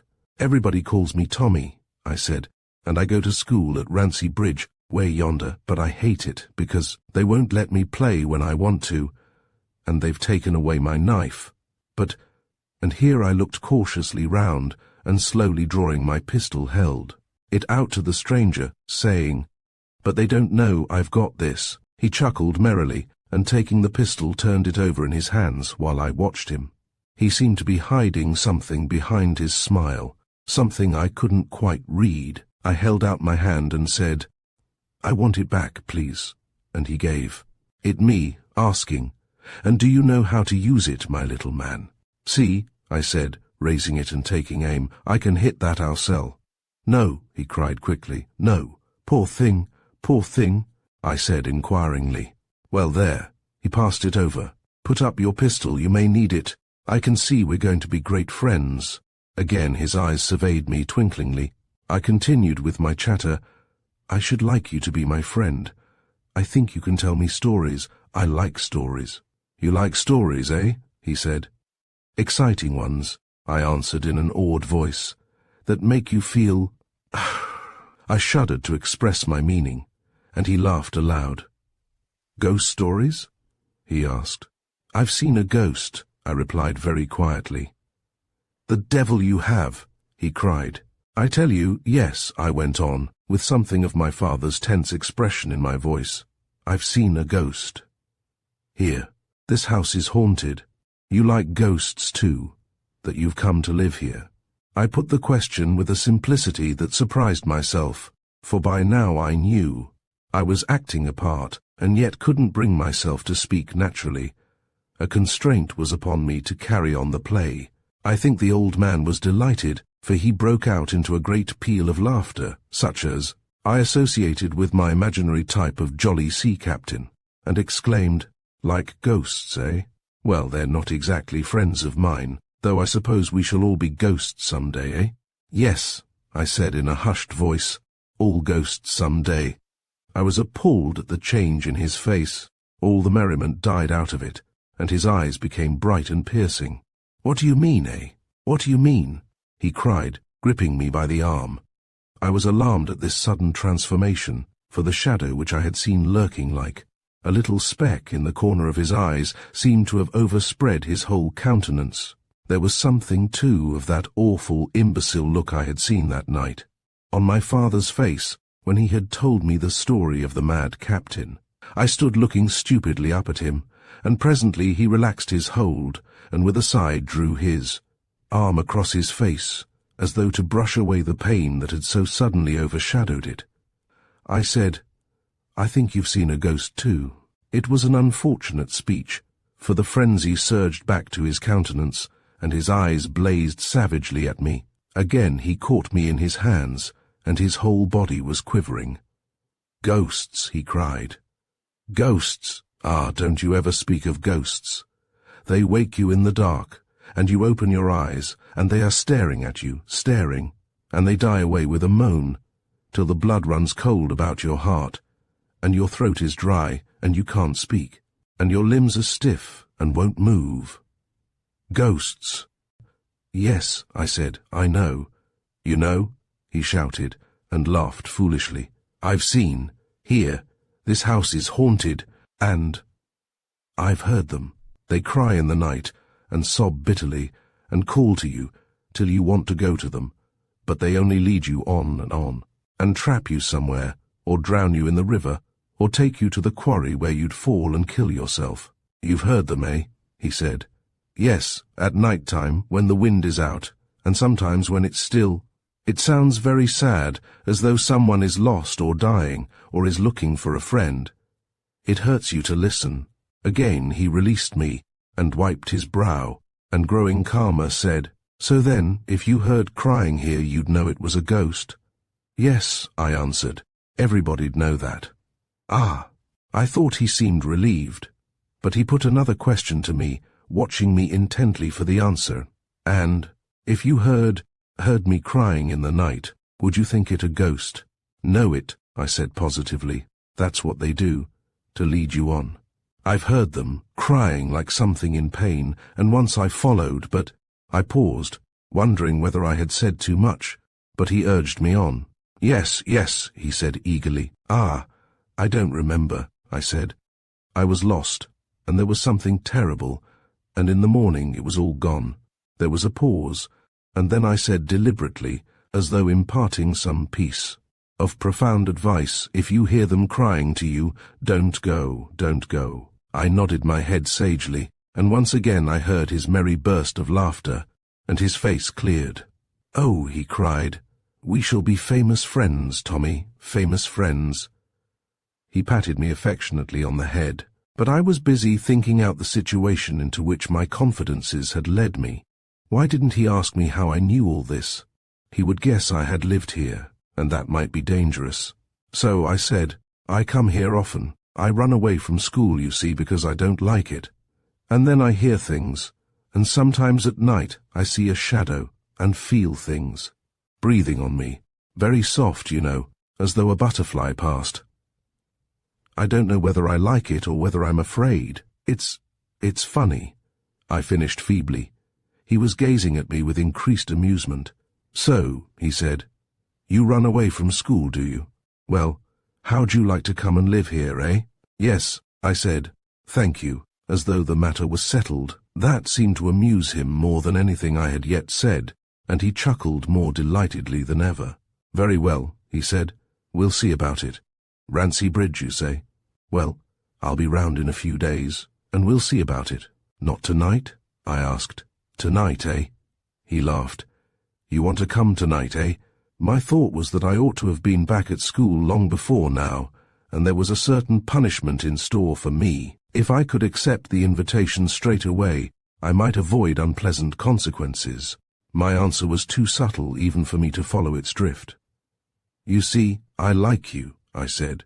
And then I heard a halloo, and a high voice crying, "Daddy! Daddy!" The familiar word sent a gush of memory to my heart, and my eyes moistened. But the pain passed as quickly as it came, for a little girl came racing round the corner, and drew up wide-eyed and motionless a foot in front of me. "Why, Jenny!" exclaimed her father, but she took no notice of him, her gaze fixed on me. Chapter 15. Jenny. Girls were creatures outside my circle of experience. Indeed, so little did I know of them that I wasn't even bashful at this sudden apparition. I returned stare for stare, taking very precise notice of the little figure before me. The round dark eyes, the disordered locks, the curving lips, full and red, the slightly tilted nose, the freckles about the brow, all spoke of qualities I could well appreciate. Here was a spirit to match my own, if the signs weren't false. Here was a courage, a wildness, a passion, and that ringing cry of "Daddy, Daddy," awoke echoes in my own heart. I knew at once that I had found a companion, nor did I share that contempt. For girls, which I have since found, is so usual with boys, perhaps, because I was ignorant of the tactics of sisters so well calculated to move brothers to disgust and misappreciation of the whole sex. Indeed, I hardly said to myself, "This is a girl." All I thought was, "Here is a companion, we shall be able to play together." And her name was Jenny. I moved my lips as though to speak it. I thought I liked it. It was a name one could shout or whisper. It had a familiar, everyday sound, yet wasn't weak or faded or colourless. She turned suddenly away from me, and I found myself wiping my hand across my lips. She looked up at her father and said, "You've brought him, Daddy? He's for me?" At that I opened my eyes, and her father laughed. Jenny turned to me and said, "Daddy told me you would come soon. You're to play with me." Then she added, "I like you." All this was a puzzle to me, and I looked to her father for some explanation, but he was still chuckling with amusement. It was Jenny who gave me a clue to the mystery. "I haven't got a brother," she said. "I want you to play with me," Daddy promised. "We'll play hide and seek," I answered. "I'll go and hide," she cried, darting away, but she came racing back to ask my name. "Tommy," I said. "Tommy," she repeated, as though asking herself whether it would do. "Yes," she nodded, as it might be in approval, and was off again. I turned my face to the wall and began to count. I heard Jenny's father move away. "Sir," I cried, "how many?" "How many?" he repeated. "How many must I count?" I explained. "Never mind how many," he answered with a little laugh, "but mind you catch her." "Oh, I'll catch her," I asserted confidently. "Don't you be too sure," he said, still amused at some jest which escaped me. "She's slippery." "I'll hold her tight," I declared. At that he went, still chuckling a little to himself, and I started on my quest, little realizing the significance of that first step in the pursuit of Jenny. I can't tell you all the turns of the game, but I found Jenny worthy of my mettle. She was a wild little thing, and rather than be caught would race away like a whisk of wind, and I would see her perched on some dizzy edge of ruin where my weight wouldn't allow me to follow. Then she would laugh in shrill delight, and seeing me baffled would come lightly slipping down to me and say, "You were beaten?" Say yes. But I would say no, not considering her maneuver strictly fair. Then she would stamp her foot and cry, "But you were beaten. You must say yes." Yes then, I would mumble, but this wouldn't satisfy her. My submission must be wholehearted, and when at length she had wrung a full surrender from me, she would throw her arms round my neck and eagerly kiss me. And looking back now, I can't understand my reluctance to own defeat, knowing the reward that awaited my acknowledgement. Still, the sweetness of the kiss didn't efface the bitterness of being beaten at my own game. So once, when I saw her daintily stealing out along a narrow and crumbling wall, I decided I wouldn't yield so easily. I climbed along after her, and although I felt the whole thing sway, beneath me, and here and there, a loosened stone slipped from under my knees and rattled to the ground. I persisted, till even Jenny began to grow alarmed, and cried to me not to come any farther. I stopped and delivered my ultimatum, "Then own you're beaten." "No, no, no," she cried, almost in anger. So I advanced. 3 times she called to me to stop, but I was determined not to, unless she acknowledged defeat. But she screamed her refusal at me, and I smiled, feeling the joy of revenge. She had already broken my will more than once, making me confess to being vanquished. Now it was my turn. The crazy wall still swayed beneath me, and Jenny crept out to the very last stone, which looked as though it might slip from under her at any moment. I pressed along the narrow edge towards her, and at last, reaching out my hand, would have touched her, but somehow she managed to draw away from me by yet another inch. I strained out, and something gave. I slipped and clutched, my eyes were full of dust, and there was a pain at my head. I found myself clinging to a crevice by my fingertips, and above me I saw Jenny on her stone, slowly slipping out from the wall. In a moment she would have fallen. I swung myself beneath her, and caught her in one arm, and then everything was dust and toppling stones, and a sudden jolt of all my body. I scrambled out from the broken stuffs about me, and shook myself, glad to find my limbs undamaged. And Jenny, who had fallen on top of me, was saying, "Your head, Tommy, your head." I put my hand up to my brow, realizing that everything was beginning to look dark about me. But Jenny had pulled out her kerchief and was dabbing at my forehead. "I caught you," I said. "Yes," she answered, still ministering to me. "You own it," I pressed her. "Yes," she again replied, and at that I repaid her in her own coin, putting my arms about her and kissing her. She took it meekly enough, but said, "But you were, oh, so silly." I laughed, but she continued, more gravely than I had yet heard her speak. "It'll always be there, just under your hair. A big cut." "Nothing," I said, and when the bleeding was staunched I suggested resuming the game, but Jenny looked about her and said it was growing dark, and suddenly added, "And I'm, oh, so hungry." She laid her hands shamelessly upon the empty member that was demanding nourishment, looking me straight in the eyes as though this was a serious matter. "I'm hungry too," I said, suddenly realizing that my whole body was crying imperiously for food. So together we went into the house and found Jenny's father waiting for us, and some savoury soup steaming on the table. We said not a word, but sat down in our places, and lapped up the comforting broth with unctuous smackings, leaning back at the same moment with a profound sigh of relish. Too soon came the hour of parting. As I said goodbye, the vision of what awaited me at school began to take form in my mind. "You'll come tomorrow," said Jenny, but I knew that on the morrow I should be expiating the offence of today, so I answered rather sadly, "No, not tomorrow." "But you must," she said. "But I can't," I answered. "Why not?" she demanded. But how could I tell her of the punishment that awaited me? "I can't tell you," I said. "You must tell me, you must," she cried fiercely, stamping her foot. "I can't, Jenny," I said again. She looked at me a moment and asked, "Is it because I hurt you?" "You didn't hurt me," I answered. "Yes, I did," she declared, "and that's why you won't come." "No, you didn't," I contradicted her, "and that isn't why I won't come." "Then why, Tommy?" she asked, with a sudden change to a soft, coaxing tone. "I can't tell you," was all I could say, feeling very stupid. Again she stamped and said, "Then I won't kiss you." "I'm sorry," I said, and turned to go, but she sprang after me and cried, "Oh, Tommy, do tell me." At this I turned and fled, shouting, I can't. I ran down the path to the gate and came face to face with Jenny's father. He had evidently been waiting for me.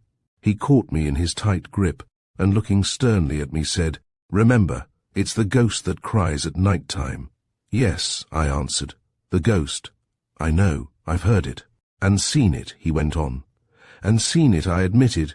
"Very well, very well."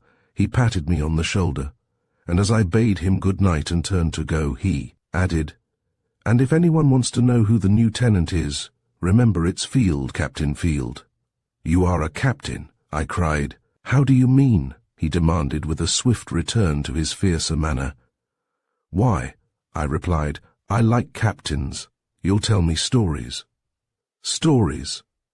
"Ha! Yes, stories enough for a lifetime," he ejaculated, and I ran on my way. But I hadn't gone far before my run slackened to a walk, and then to a dawdle, for the prospect ahead of me wasn't alluring, and an idea was taking shape in my mind. If I returned and delivered myself up to authority, I didn't know when I should be able to break from captivity again, and the thought of being separated from Jenny wasn't to be borne. I didn't remember having so thoroughly enjoyed myself since my father had left me. And then, too, there was the knowledge that she wanted me to return. She had dismissed me in anger, because I hadn't promised to come back to her the next day. Well, somehow I must accomplish what I couldn't promise, and so appease her wrath. I sat down by the roadside on a great pile of stones. I wanted to think. The obvious plan to follow was not to return to school, but where could I pass the night? Though spring was well on its way, the night was a cold one, and I didn't relish the thought of spending it in the open. Perhaps I could return and find some corner in the ruin where I could at least shelter from the night air. I looked back at the house.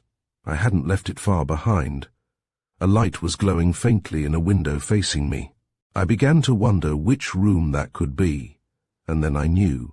On the other side was the room my father and I had used, and on this side, I remembered, was another large bedroom with a great four-post bed. It was a room I had climbed to, for the ivy grew thickly beneath it. I supposed Abu was sleeping there. Then suddenly I told myself that Abu would be sleeping in my old room, for I knew Captain Field was in the secret room above, and somehow it seemed to me that Abu would be near him. From what I remembered of that calm and patient voice, Abu must be very necessary to his master, with those strange sudden ways of his which already I had had a glimpse of. Then who was sleeping in that room? Why, of course. But just then I heard someone coming along the road by the way I had already come. With my instinct for concealment, I crept behind a pile of stones till he should pass. But I wasn't relieved to hear him make towards me and seat himself on the heap. I had had a glimpse of him as he approached through the dark. All I had seen was that he was carrying a short, stout stick. It was some little time before he rose again and moved on, and meanwhile I had heard shufflings and tuggings and whispered oaths, as though some difficult or painful operation was in progress, but I didn't dare peer above the stones to investigate. But when at last the fellow got up to go, I did peep after him, and was startled to see what had been a two-legged man hobble away with one leg transformed to a wooden stump below the knee. I rubbed my eyes and gazed after him as he melted into the night. But the change was no mere illusion. I could hear the clop of his wooden leg on the hard road. For a while I sat there wondering what it could mean, till stories of impostors who feigned blindness and lameness came into my mind. I told myself it was some sham beggar, and turned my thoughts to my own case. Again I looked towards Sunset Towers, but the light had gone from the window. Only a looming black shadow, shutting out a patch of the sky, told me where the great mansion stood. I got up slowly, and still uncertain what to do, made my way back to the old house. Without thinking, I wandered round to the side where I had seen the light, and found myself looking up at the window. And then I started to climb. I was soon on the sill, peering into the room, but couldn't distinguish anything through the blackness. I wondered whether I had better descend again before I was seen, but something held me there in spite of myself. And while I crouched, I thought I heard a faint, muffled cry echo through the house, but though I strained my ears, I didn't hear it again. Then it seemed to me that it must be terrible for Jenny to be alone there, with the sobs and moans I knew from of old haunting. The night-time, startling one from sleep, with a strange sense of unseen things flitting and hovering in the gloom. I tapped at the window and said softly, "Jenny, Jenny." She didn't hear me. Perhaps she was asleep. I tapped again, and a third time.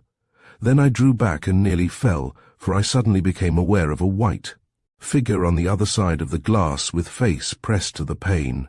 I had never before seen anything quite so ghost-like, but I recovered myself immediately, for it was Jenny herself. I hadn't heard her noiseless passage across the room. I spoke her name again. She opened the window and let me in, shutting it behind me. "Have you come to tell me why?" she asked. "I've come to stay," I answered, adding rather paradoxically, "If I don't go away, I can come back." She didn't notice the paradox, but took my meaning. "Yes," she said, and then, "It's cold." She slipped back into the great bed, where I could dimly see her little figure like a tiny mound in a wide plain. I jumped onto the bed and lay at her feet. "I'll stay here," I said. She sat up and turned down the coverlet, telling me to wrap it round me. I curled myself into it, pulling it up tight under my chin, and soon began to glow warmly. And then again I heard that cry. It wasn't like the cries I had heard before. It was wilder and more ringing, not so sad and plaintive. Jenny asked, "Did you hear that?" "It's the wind," I answered. "There's no wind," she said. I lay and said nothing, not wishing to frighten her with stories of ghosts. Presently I heard her call me Tommy. "Yes," I answered. "I think it's Daddy." "No," I contradicted her with emphasis. "I think it is. Jenny, it's a ghost," I declared, remembering my instructions. "No, it's Daddy," she asserted again. "I've often heard him. There's a bad man who comes and frightens him. Then he shouts like that." I sent out a flying thought to Dirk and his vow of vengeance. Could it be possible that Jenny's father was the king's man? "Jenny," I said, "I tell you it's a ghost. I've heard it before. I've seen it." And to take her mind from her father, I told her a jumbled-up story, part true, part imaginary, of how once I thought I had heard my friend calling to me in the night, and had risen, and had been led I knew not where, and had found a skeleton in the darkness. And it was the ghost of the skeleton that had been calling me all the time. I ended, "They call as though it's somebody you know. Then you want to get up and go to them, and then they catch you." Jenny lay quiet for a minute, then said, "Tommy, that's a lovely story. Tell me another." I was immensely relieved to realize that she didn't believe me, for as I finished the tale it came to me with a flash of fear that she might want to know how it was I had ever lived in the house. "Tomorrow," I answered her, for I was weary. I expected her to insist in her imperious way on another recital then and there, but she said, "I'm tired, Tommy. Good night." "Good night," I returned, and was soon asleep. I awoke early and crept out of my cover. Jenny was still sleeping. I threw her a look, then crossed to the window and climbed down. When I arrived on the scene for breakfast, the captain was somewhat surprised to see me. "Back again?" he cried. I looked at Jenny and answered, "I'm not going to school any more." The captain laughed uproariously, but Jenny said, "You'll stay at school with me. Daddy'll teach us." I thought then that school had prospects of interest for a boy. Chapter 16, Abu. For a few days I was so happy that I believe I had even forgotten my father. The captain was immensely amused at the decided way in which I had established myself as one of the household, and when I told him I had no intention of returning to Rancy Bridge, he chuckled delightedly to himself, as though at some secret joke, and then in a whisper confided to me that he too had run away from school, nodding his head at me and winking shrewdly. But I wasn't allowed unlimited freedom, for Jenny and I had to sit at a table for a couple of hours every morning reading and writing or listening to the captain's instructions in geography or history, or whatever it was that he happened to pitch on. And when the big hand of the clock drew round to the second hour, we weren't too eager to run away, for the captain's teaching was more like storytelling than the kind of stuff I had been used to at Rancy Bridge. I think it was effective enough in its own way, for though I wasn't his pupil for very long, yet in those few days, I began to get a definite picture of the course of English history and the ways of the world beyond the seas. With a longer course, I dare say I should have grown wise enough in matters of international trade, and the bearing of geographical conditions on the life of the world, for these were the captain's favourite themes. Still, interesting as I found all this, when once free of the classroom and out, among the ruins with Jenny, I didn't give much thought to what I had learnt. My whole soul was absorbed in play, and pretending to be investigating, rather than guiding, I took Jenny to every nook and corner of the old place, except indeed into the secret passage, for as a matter of fact I hadn't yet learnt how to open the door, though remembering Abu's long key I could guess that one of the little holes in the pitted surface of the wall was the entrance to the lock. All this, I say, had to be done as though everything were a fresh discovery to me, for I knew I mustn't let Jenny or her father know that I had lived there before.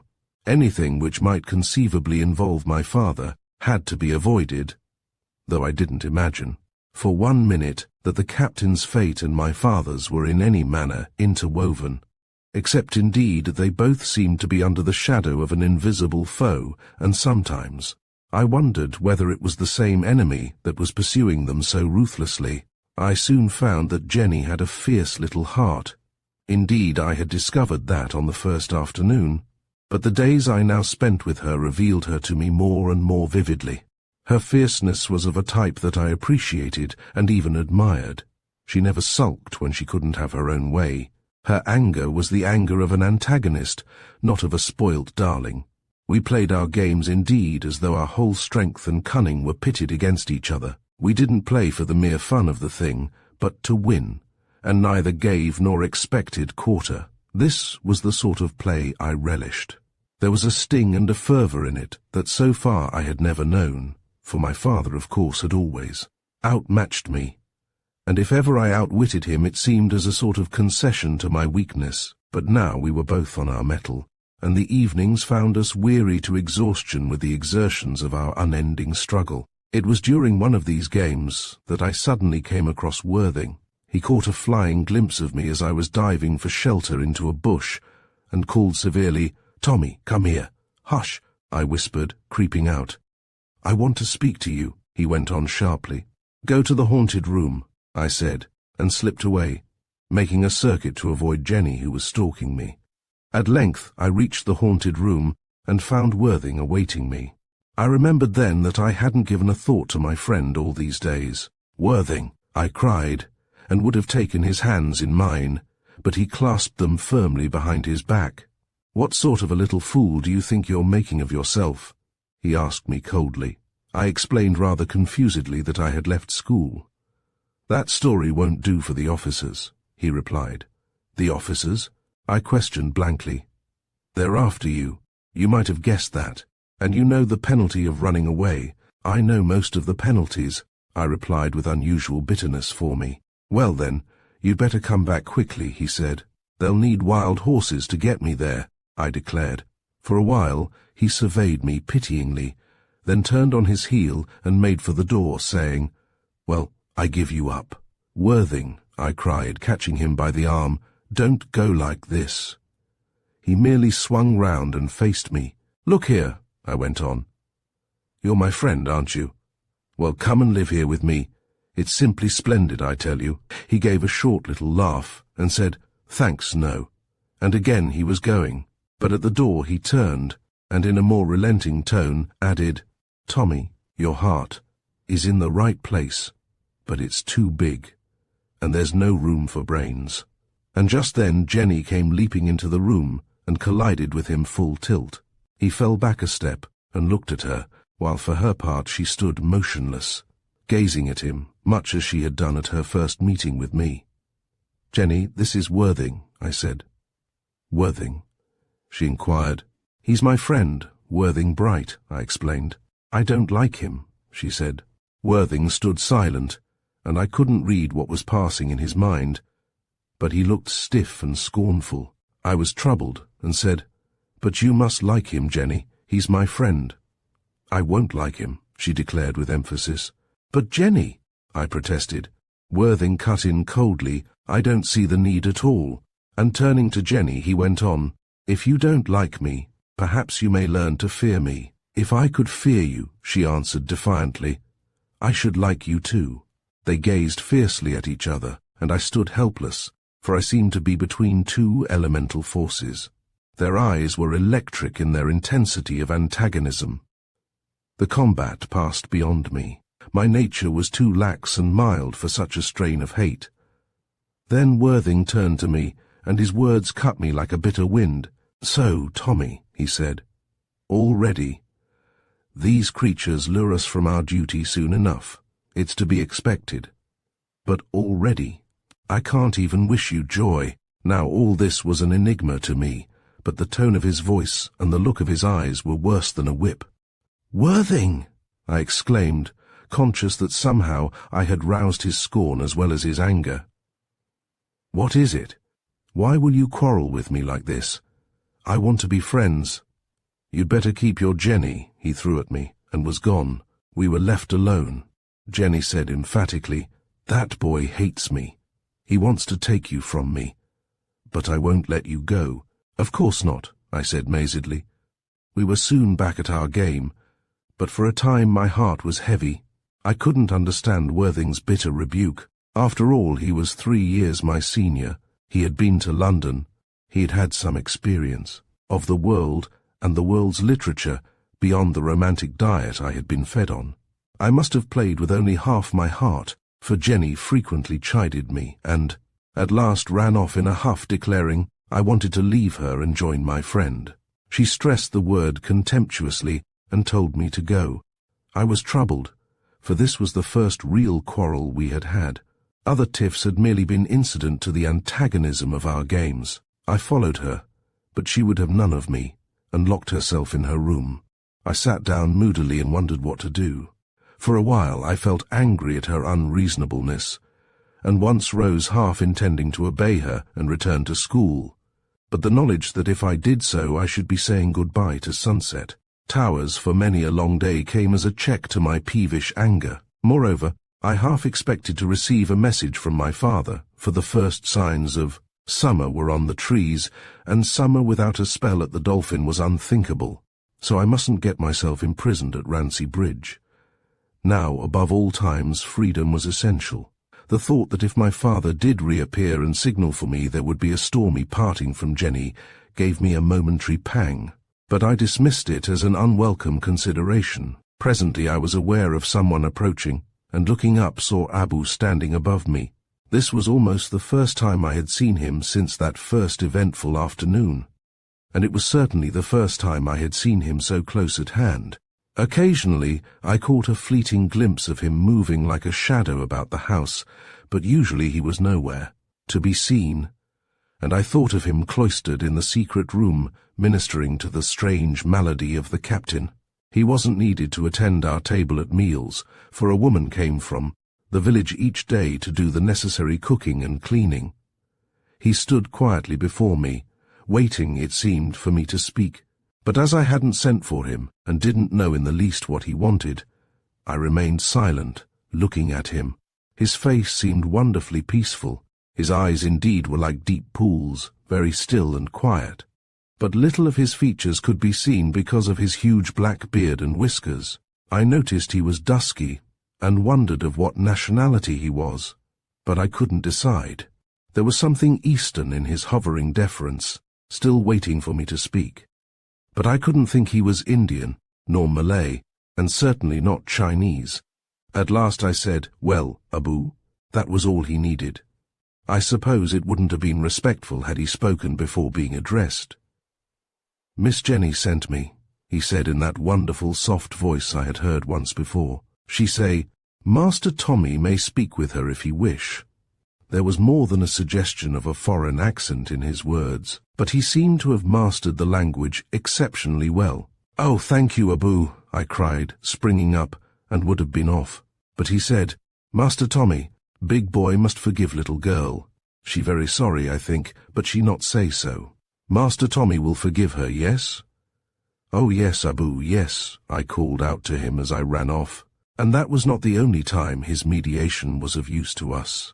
For sometimes it was my turn to hunt him out and send him on an embassy of reconciliation, to Jenny, and always he would tell me in his gentle way, till at last the words began to sink into my heart like a memory. "Big boy forgive little girl, master. Tommy, or how silly now, when all should be happy. To say unkind thing. Indeed, Abu filled a unique corner in my heart, and I loved the strange, mysterious peacemaker whose voice was so kind and soothing, and I thought I understood how it was that the captain found him of comfort, in the dark moods that occasionally swooped down upon him. For I soon found I had fallen into a strange family. The captain was as kind to me as my own father, and I could see his affection glow from his eyes as they rested broodingly upon me, though always there was that little twinkle of amusement playing about them, even at their solemnest. Yet I never felt quite at ease, for again and again I saw the shadow creep up and thought the storm would sweep over him, and I knew that. Only a terrible power of will was restraining him from yielding to some mad frenzy of fancy such as I had witnessed at our first meeting. Then, too, there was the crying I heard at night, when it seemed to me that the frenzy was too strong for him. There was a fear at his heart, and I couldn't help comparing him with my father, who also, with a fear at his heart, always faced it with a smile. But one man's courage is not another's, as I had seen put to the proof in the case of Worthing and myself. If it hadn't been for the captain's insistence that the crying by night wasn't of this earth, and Jenny's contrary declarations that it was her father's voice we could hear echoing so piteously through the building, though I noticed she never let fall a word to that effect before her father, if it hadn't been for these hints I might have been deceived into thinking it merely the old wailing I had been used to hearing, and which now in my wisdom I ascribed entirely to the wind in the secret passage when the door was open. For in that twisting corridor the least breath could play like the note of an organ. But once the madness did break out, it was one evening when the wind had risen more tempestuously than usual. I was kneeling in front of the fire telling Jenny a story, or rather weaving into a disconnected tale the wailing and sobbing of the wind as it hung in lingering eddies about odd corners of the ruined dwelling. Each gust that came racing over the moors was another voice from the world of spirits, and I interpreted its message of woe and lamentation much as my father had used to do. "Hark now," I said, "that's a soldier. He was killed in battle shouting out his war cry. And there, that's a hunter. Hear him, halloo, halloo. And there's a mother calling to her baby. They stole it from her, and she heard it sobbing, sobbing, because it wanted her, and she reached her hands out for it, but they thrust her away. You hear her crying, 'Away! Away!' And listen, 2, 3, 4, 5, all howling together. They're chasing someone. Listen, on, on. He's crying for mercy. Their hands are at his throat. He feels their breath behind him, and how they're laughing, 'Aha! Aha!' Oh, Jenny!" I broke off, for at that moment, as though the clamouring wind had burst into the very room, there was a fearful howl of insane laughter, and the captain sprang at me and seized me about the throat, shaking me like a rat. "Laughing, are they?" he shouted frenziedly. "Laughing, aha! And they've caught him, have they? Yes, by God, caught him." And with that he flung me away from him, crouching back from me like an animal preparing to spring. I was terrified and half choked. As I looked at his blazing eyes, I felt a cold horror at my heart, for his face was distorted into a frightful grimace of imbecile hatred and fury. I picked myself up slowly, for I feared a quick movement would bring him upon me, but he still crouched menacingly, and I could see his body quivering with insane malice. I felt about in my mind for some way of escape. The window? The door? But suddenly he was at me, and I sprang away behind the table. There followed a terrible chase, round and round, and my nimbleness stood me in good stead, for 3 times he was foiled as I swung a chair in his path, and he crashed to the floor, sprawling and hissing out threats and curses. But I couldn't get to the window or the door. He was cunning enough to guard my escape, and I began to wonder how the chase would end. Again he crouched away from me, with the table between us, while I kept my eyes fixed steadily on his. He was jabbering to himself like an angry ape, but with a menace too terrifying to describe. Then, with a bound, he cleared the table, and only my quickness in dropping flat to the floor saved me from his clutch. With a scramble, I was under the table, and again facing him across it, but he lay moaning to himself, holding his head, and I felt a sudden pity swell up in my heart. He must have hurt himself, and foolishly enough I wanted to comfort him. I took a step or 2 round the table, and yet he lay still. I advanced, but he made no movement. "Sir," I said, "it's only me. It's Tommy." "Tommy, Tommy," he repeated vacantly, then suddenly broke out with a sob. "Oh, forgive me, Tommy." With that, I ran boldly up to him and knelt down beside him. But with a hideous cackle he gripped me by the shoulders, and I realized I had been duped, but I wasn't to be taken so.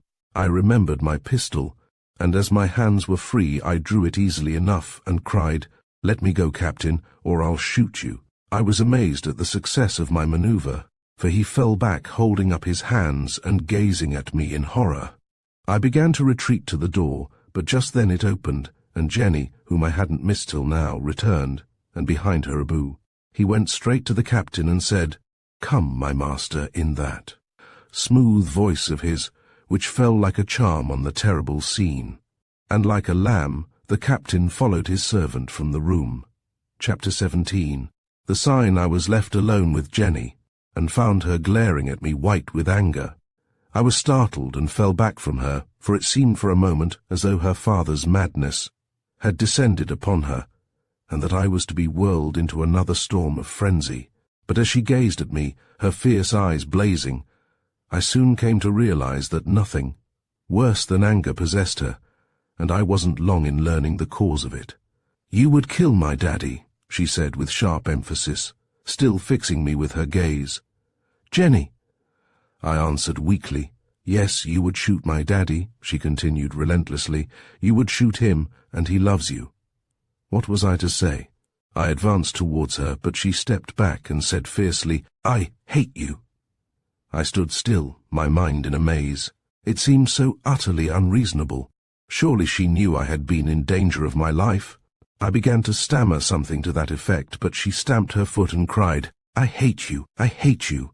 "Then I shall shoot myself," I answered, holding the pistol at my heart. She watched me without a word, and at last, as I still delayed, said, "Well, when?" I think I was as near death at that moment as I have ever been, for a sudden rage welled up in my heart, a rage of self-pity at Jenny's unreasonable reproach, and my finger had tightened on the trigger, but whether I really heard it, or whether it was an idle illusion, I can't say, but from far away I thought I heard the faintest echo of a whistle, and I recognized a few notes of a sailor's chanty such as my father had used to sing. The pistol dropped to my side, and I stood listening. I hardly heard Jenny saying, "You see, you daren't." For the moment my mind was elsewhere, but the sound had gone. I turned again to Jenny. "Goodbye," I said, and made towards the door. "Tommy," she cried after me in her imperious way, "where are you going?" "Away," I answered. "Where?" "A long way away. I shall never see you again." "Tommy!" I was at the door, and had no intention of turning back, but the sudden change of tone from anger to tearful appeal swung me round against my will, and before I knew what I was doing, I was at her side. "What?" I asked. "Are you going to leave me, Tommy?" she said, and her voice was gentle enough now. I realized I had been fooled, and answered shortly, "Yes." "Why?" Because you hate me. I couldn't resist the retort. I don't hate you, she declared. You said you did, I threw back, not meaning to be easily appeased, and itching, moreover, to be away after that summoning whistle. Only if you hate Daddy, she said. I began in self-justification, but she wouldn't listen. He loves you, she cut in, and it's only the bad man who makes him like that. Then she seemed fired by a sudden inspiration. Tommy, she cried, you find the bad man. Then I'll kill him, I declared easily. Promise, she said, gazing up eagerly into my eyes. I'll start now, I answered, and walked out of the room. And as soon as I was out of the house, I raced at full speed to where I thought I had heard the whistle. But though I searched for an hour or more, whistling odd snatches of melody, which I knew my father would recognize if he were near, yet I saw no one, except indeed one immense fellow swinging up the shadowy road towards Rancy Bridge. But he was too huge to have been my father. I watched him pass on into the night, and then I thought I heard the whistling begin again. I listened, but it was merely the stranger who had just passed me. I felt a sinking of heart, for I thought I had been tricked by a mischievous spirit. I walked back slowly to the great dark house, feeling lonely and miserable, for though I knew the captain was fond of me, yet I never felt safe in his presence, and Jenny was stupidly unreasonable, blaming me for defending myself against a madman. I knew now that I wanted my father, for the sudden hope of seeing him again had been cruelly dashed, and my heart was left bleeding as though from a wound. I crept upstairs to my room, a little chamber next to Jenny's which had been fitted up for me, intending to sleep till the first of the morning, and then to steal away from that accursed house and make tracks for the Dolphin. But Jenny had heard me return, and I heard my door opened, and her voice whispering to me through the dark, for I hadn't lit my candle. Tommy, did you find him? No, I said. But you will find him? Yes. Promise? Yes, I promise. I thought she had gone, but she had glided silently up to me where I lay on my bed still dressed, and I felt her lips pressed passionately to mine, murmuring, There, I don't hate you, Tommy. I was in no mood for kissing. Indeed, these sudden whims of quarrelling and caressing, unaccountable hate melting into unaccountable tenderness, baffled me. It was perplexing. It savoured of madness. It seemed to me that the captain's blood ran very freely in Jenny's veins. I was bewildered by her moods and transformations, and began to wish for the fresher atmosphere of my father's companionship. I merely said, Very well, and turned on my side. She left me, and I thought I heard a faint whimper. What now? I wondered. But the handle turned and the latch clicked. She had gone. I was away early, snatching a bite of breakfast in the larder and stocking my pockets with morsels for the road, for I didn't know where or how I was to get my next meal. As I left the gate, I should have turned south straight away, but I knew if I turned north for 100 yards, I should have another sight of Jenny's window. I didn't stop to ask myself why I should want another sight of Jenny's window. Perhaps I rather reproached myself for my coldness to her the night before, when she so evidently wanted to heal the wound she had dealt me. However that might be, the fact remains recorded against me that I yielded to the unreasoning prompting of my heart to throw a farewell kiss to her window before I started again on my travels, with our next meeting shrouded somewhere in the mists ahead. I reached the heap of stones where I had hidden from the false-legged beggarman, and gazed back at the house. I could see Jenny's window, black among the ivied stone, but as I looked, a white figure appeared there, and I knew it was Jenny. I sprang onto the pile of stones and waved my hands. She saw me and waved in return. For a moment a strange, unaccustomed thrill ran along my blood, and I thought I would go back to her for a warmer leave-taking, but she had gone, and at that moment I heard stealthy steps approach me. I looked round to see the officers Worthing had warned me of. I sprang from the pile and ran, but there was a third who had cut off my retreat, and I was hopelessly trapped. My arms were tied behind me, and with threats and proddings I was marched away for Rancy Bridge. The reverse from freedom to captivity was so sudden that I was numbed by it and couldn't think. It seemed like the kind of thing that happened in nightmares. I should awake soon and find it all an ugly fancy. But one consoling thought re-echoed through my mind, at least Jenny hadn't seen. It was some time before my brain began to work again. So overwhelmed was I that the blow seemed final and irretrievable. I could see nothing beyond the cell they were hailing me to, though that I could see clearly enough. And it wasn't the horror of the thing that appalled me. I could face that. The loneliness and the dark meant little to me. Rather, it was the loss of my liberty that oppressed me. A moment before, and I was my own master. I was off for the Dolphin and the delights of a summertime. With my father, though I hadn't considered very deeply upon what foundations my hopes had been built. Still, here I was with nothing but the prospect of four walls about me, closing me in, and shutting out the wonderful air of heaven and the sound and beauty of the sea. I remember I experienced one pang of conscience, for a voice said that this was retribution for trying to deceive Jenny. I had left her, pretending to seek for her father's foe, when in reality I was merely bent on finding my own father, and having found him I should in all probability have forgotten Jenny and her mission. But little by little my spirit revived, and I told myself they couldn't imprison me forever, and, once free of the cells, I should know well enough how to make my escape from Rancy Bridge. We were in the village at last. There was a crowd in the street blocking up the way so that one of the officers had to push ahead to clear a passage. If my wits had been clearer, I should have asked myself what could have called a crowd. Together at this time of the morning, for it was early, though the sun had risen. Then someone called, "Hullo, Tommy," and I saw the faces of my schoolmates about me. Of course they had been out for their morning run. I told myself that the morning run would be a good time to make my next escape, but they had stopped in their run. Something had caught their attention. I heard laughter, and peering into the heart of the throng saw by glimpses a beggarman who seemed to be yarning volubly to an admiring mob.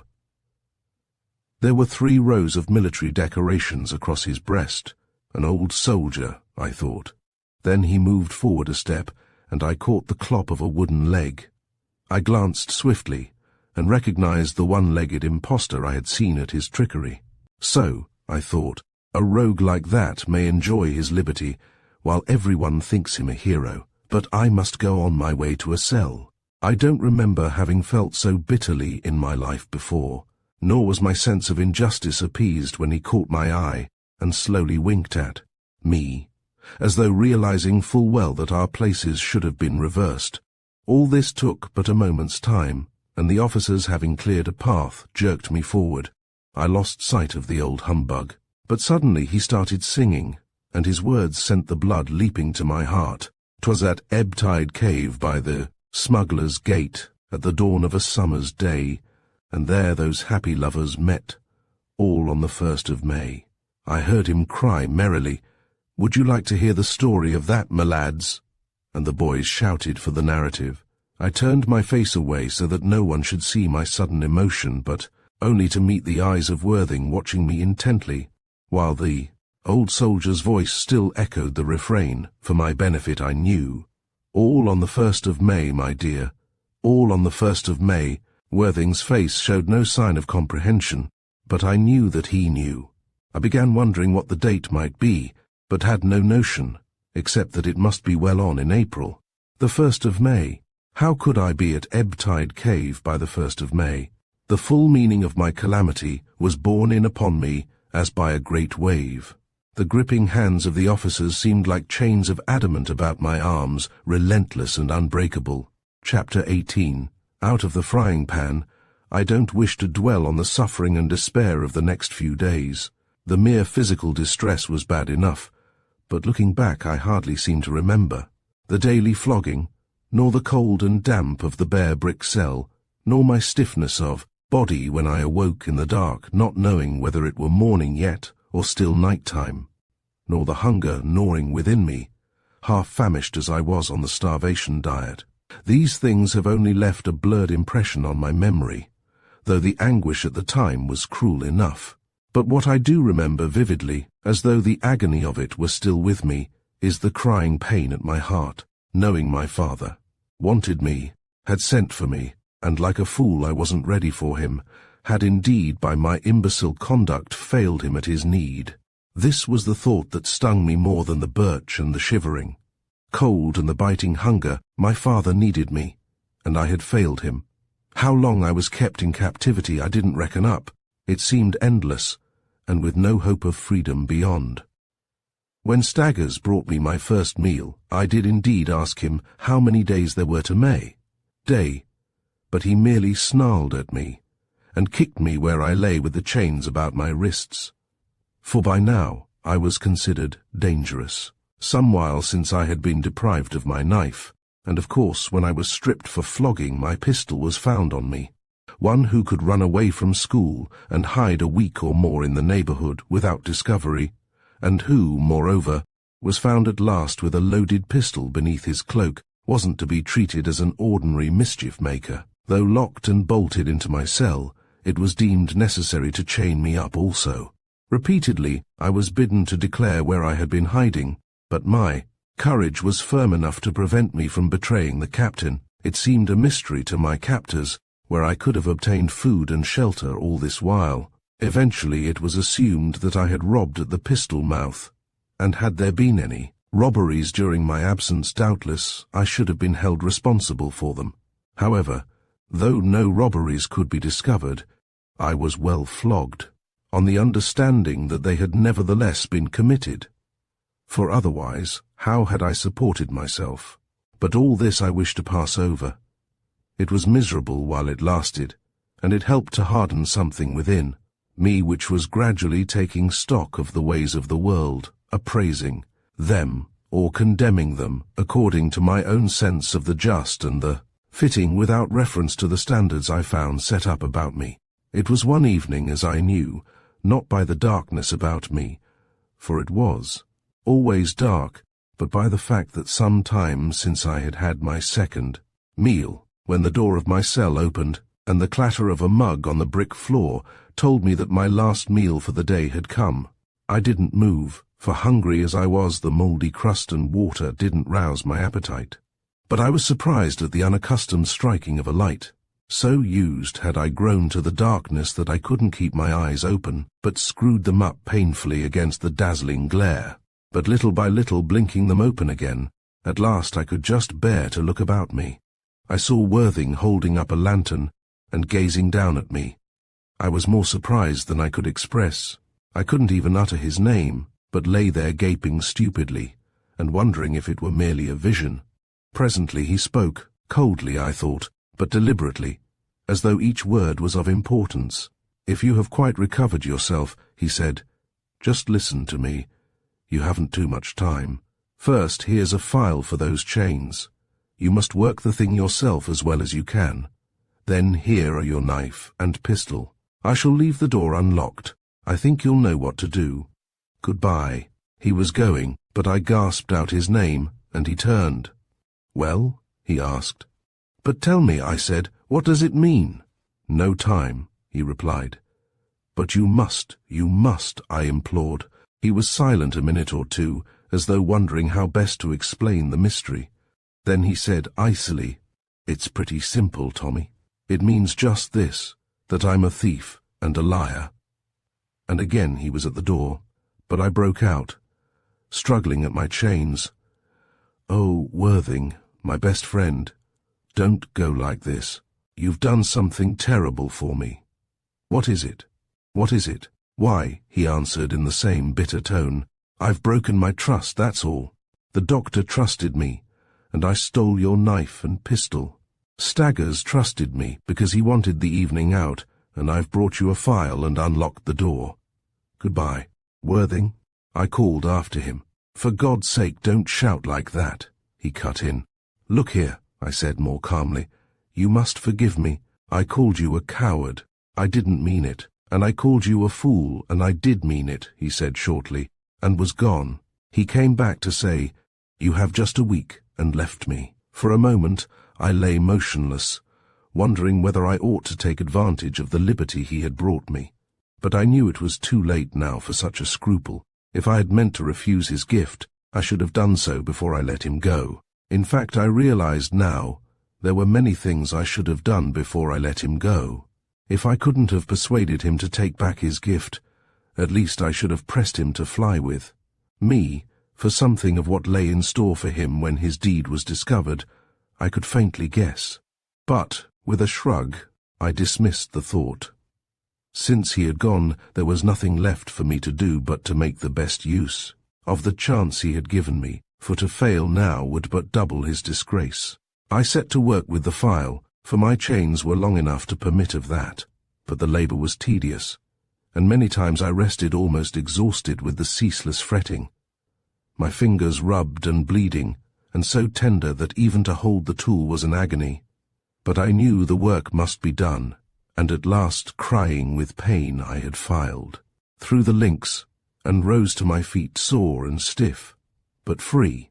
Very lovingly I handled my knife and pistol, and secreted them ready for use, for I was determined to fight my way through rather than be dragged to prison again. The door creaked and groaned as I slowly swung it open, having first put out the lantern lest its light should betray me. But the passage was deserted, and at the end was a narrow flight of stone steps up which I crept. At the top was a door which yielded to my pressure, for Worthing had left it unlocked, though the key was in its place on the other side. As I passed through, in front of me a few paces away was a side door that gave onto the street. I was about to open it when I heard a heavy tread without, and the door opened in upon me.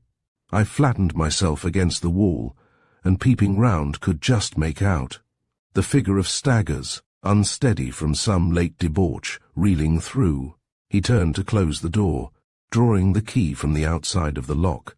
I feared I should be discovered in spite of the dark, for in his drunken state he might easily lay his hand upon me. Moreover, he would probably lock the door, if he could manage to fit the key into the hole, and then pocket the key, and escape would then be more precarious, as I would have to go by the front entrance where the doorkeeper might hear me. Quickly I made up my mind what to do.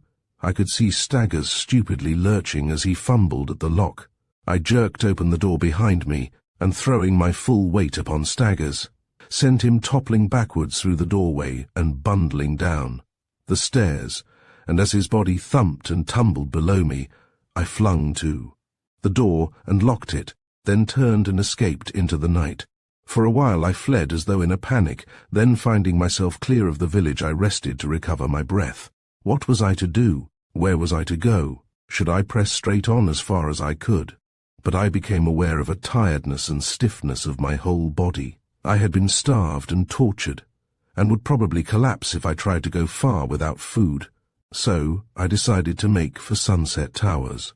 I could hide there for the next day while the hunt was out. The captain wouldn't give me up even if inquiries were made for me there. So I set off again, so weary that even the few miles ahead seemed a year's journey. But the thought of Staggers locked for the night in his own prison brought me wonderful consolation. I only hoped he wasn't too drunk to taste to the full the evil horrors of darkness. I didn't realize till I rose again and started on my way how much I had had to endure during those few days in the cell. The short rest by the roadside left every muscle stiffened, as though run into a mold and set, and with the friction of my clothes, the wounds across my back were chafed into an agonizing tenderness, so that with stiffness and soreness every step was a double torment. I was weak and exhausted too from want of food, and I yearned to lie down on the heath and rest again, but I dared not. I knew my stiffness would increase upon me tenfold, and I feared lest sleep should overtake me. And, with that thought, I hurried forwards, for I knew if I fell asleep I should be found by the officers, and I shuddered with naked terror at the possibility of being recaptured and haled back to torture. The new taste of freedom, with the prospect of the Dolphin and my father only a week's person away, set the dread of imprisonment in black relief, till the fear of it became a haunting terror at my heels, to spur me forward in spite of aches and pains. So I stepped on as swiftly as I could, crying with the agony of the rough clothes against my raw back, for indeed they seemed like rasps grating at my very bones. Before I reached Sunset Towers, I was alarmed to see the east growing white with the morning. I hadn't realized what a time I had spent filing through my chains, nor, indeed, how laggingly I had crept the few miles from Rancy Bridge, for I was staggering now in a crazy zigzag, unconscious of everything, except the goal before me and the need to reach it without delay. At last I touched the gate, where for a moment I leant against the post swaying dizzily, then with an effort passed on again for the last few steps, instinctively making for Jenny's window, and there indeed my strength failed me. I fell to the earth, clutching at the ivy, and calling with what voice I could summon, "Jenny! Jenny! Come and let me in." I sank on the ground and waited, so weary that almost with the uttering of my cry for help I would have been asleep. But Jenny had heard me. The window was flung up, and she called quietly down, "Tommy, is that you?" "Jenny," I said, but couldn't speak another word. Her instinct must have told her I was at my last gasp, for she didn't stay to question me. In a moment, she was out of the house and at my side, and her firm little arms were about me, helping me to stand, and, leaning on her heavily, I managed to totter in and collapsed on a chair in the dining room beside the empty grate. After this, things passed in a maze for some while. Jenny must have brought me some food and wine, and somehow supported me up the stairs to her room, for presently I found myself lying snugly in bed, and with the fading vision of her face bent above me, sank into a wonderful sleep.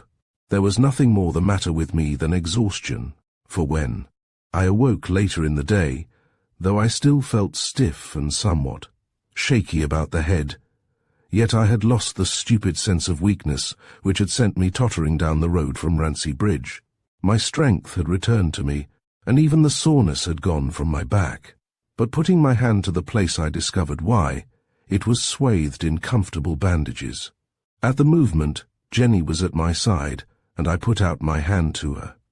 "Better, Tommy?" she asked in a voice of such concern that I didn't know whether to laugh or cry, for there was something so disconcertingly touching in her wide, anxious eyes, usually so fierce, that I felt a strange emotion shake me. I couldn't decide whether it was pleasant or painful, but as I lay there and felt her little fingers about my brow, there seemed to be something very wonderful about it all. For I had no desire to get strong and well again, if I might have Jenny to tend and comfort me like this. But the weakness was only momentary, for I felt a sudden shame at the unmanly sentiment, and putting Jenny's hands aside, rather roughly I'm afraid, I sat up and said, "There, that's enough." I jumped out of bed, pretending to feel nothing of my aches and soreness, though still acutely conscious of them. Jenny fell back with a little, "Oh," and her eyes grew harder. Perhaps I felt a slight compunction at having so churlishly repaid her care and tenderness, but that unpleasant sense of shame at having yielded to a weak and babyish emotion wouldn't let me tell her how dearly I held her. But it pained me to see her standing away from me, surveying me gloomily, stroking her hands together as though I had hurt them. I wanted to say something to set all right again, but all I could say was, "I must be quick, Jenny." I began pulling on my clothes, for someone had undressed me.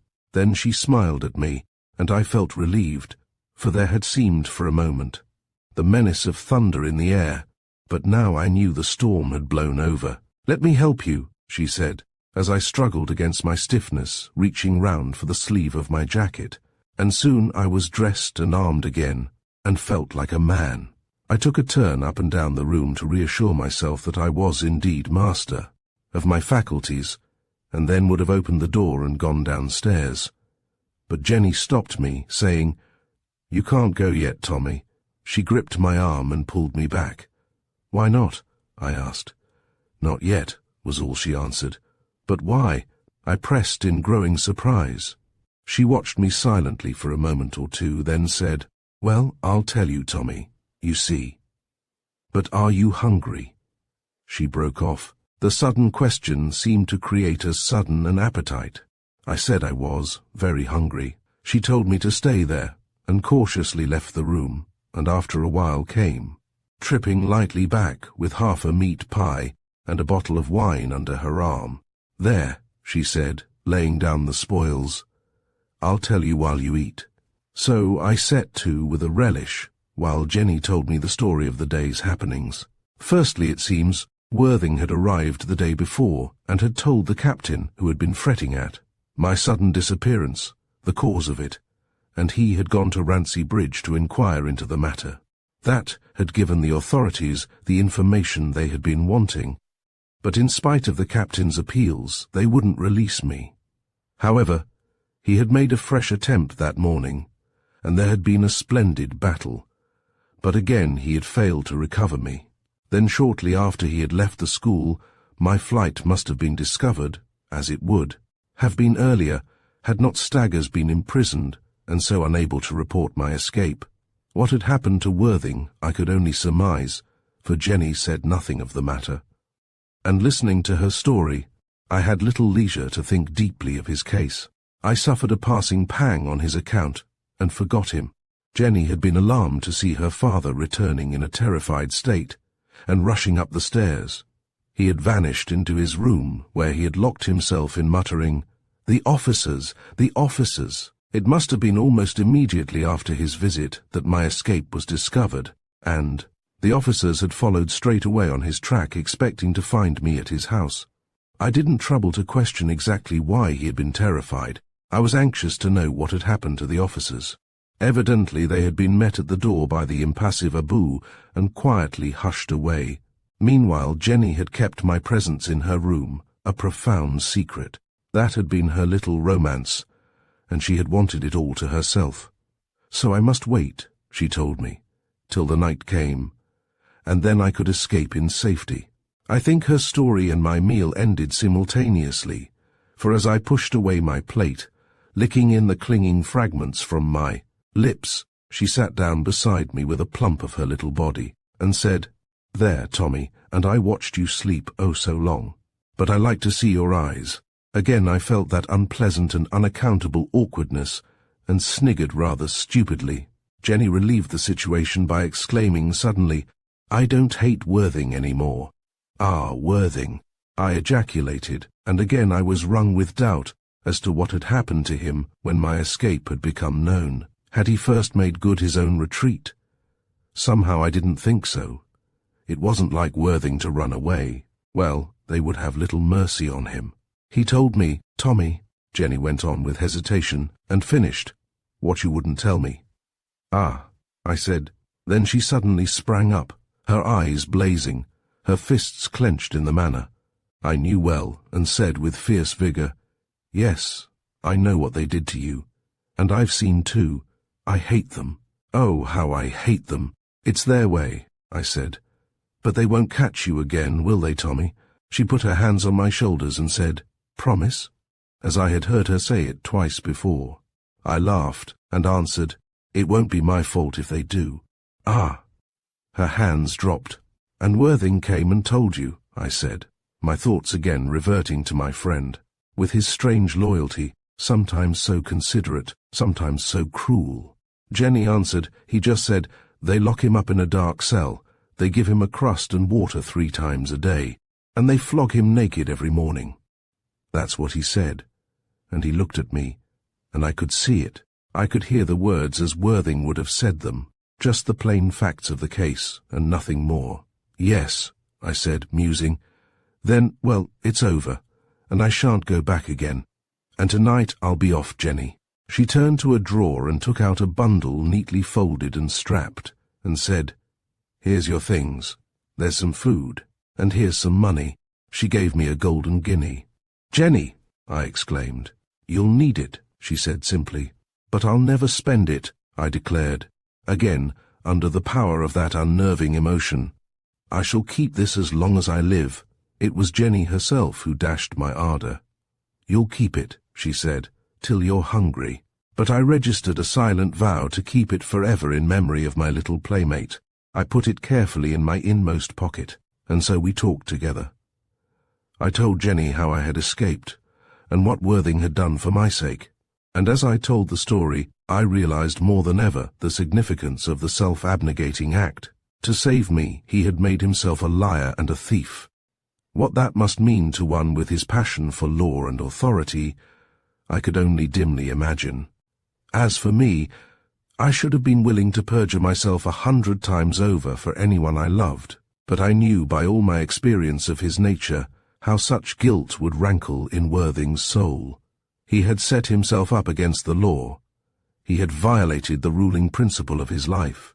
He had swerved aside from the clear, straight path he had marked out for himself, and all to save his friend, whose conduct he had never pretended to sympathize with or condone.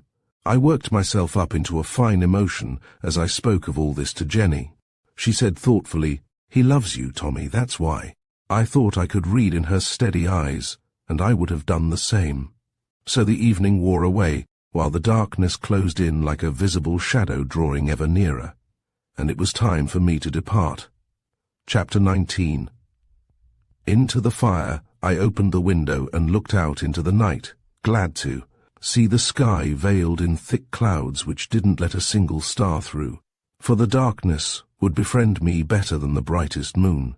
I said goodbye to Jenny, and climbed out onto the sill, and feeling for a firm branch of ivy carefully began to lower myself, till my face was on a level with the window ledge. There, I paused to say a last farewell, and Jenny, stooping swiftly, caught my cheeks between her little hands and kissed me with a passionate vigor, saying, "You'll find him, Tommy?" "And kill him," I answered, and recommenced the descent.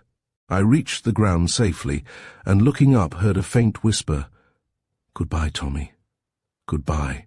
But it was too dark to see my little friend, and I moved away, keeping close to the wall. I hadn't gone many yards before I was arrested by the faintest sound of footsteps in front of me. Immediately my mind filled with thoughts of the officers. They were lurking there for me. I stood still and listened. I wasn't mistaken. The sound was repeated, stealthily, as though someone was creeping towards me through the darkness. Had I been heard too? I asked myself. I thought not, for I had taken every precaution, treading as softly as I knew how. But was it safest to retreat, or to wait where I was? For a moment or two I waited, listening whether the steps would approach me or not. For a while I heard nothing, and thought they had ceased. Then close to me I heard a louder crunch on the path, and I realized that only a few paces separated me from this unknown prowler, who I felt convinced was on my trail. The sudden proximity nerved me to action. I glided back on the way I had come, but a treacherous twig cracked beneath my heel with a report like a pistol. I stood petrified, straining eyes and ears for signs of my pursuer. But he seemed to have halted. The air was deathly still. I pressed on again, hugging the wall, and felt where it opened back into a low doorway. I crept into the crevice and silently strained against the little door, but it was locked.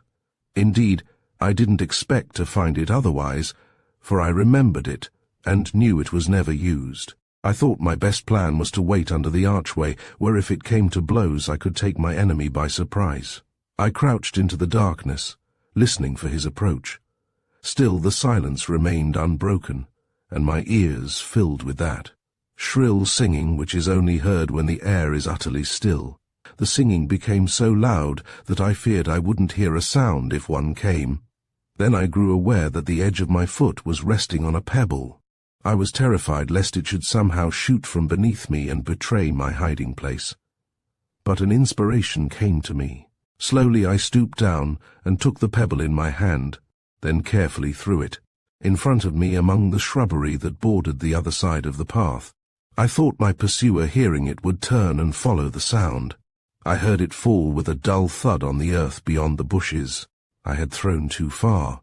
To give the rustling sound I intended it should have fallen in among the twigs. However, I drew myself up silently and listened.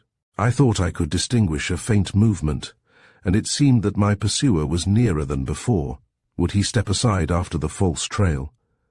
But another stir in the darkness told me he was still on my track. I began to stoop for another pebble.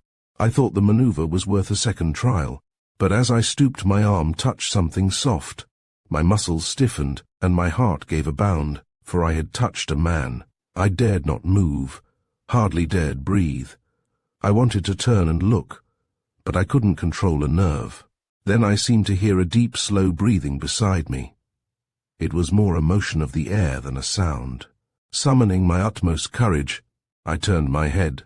Very faintly in the blackness, I could distinguish a sort of lesser dimness which I knew was a face. And I knew too that the eyes were fixed upon me.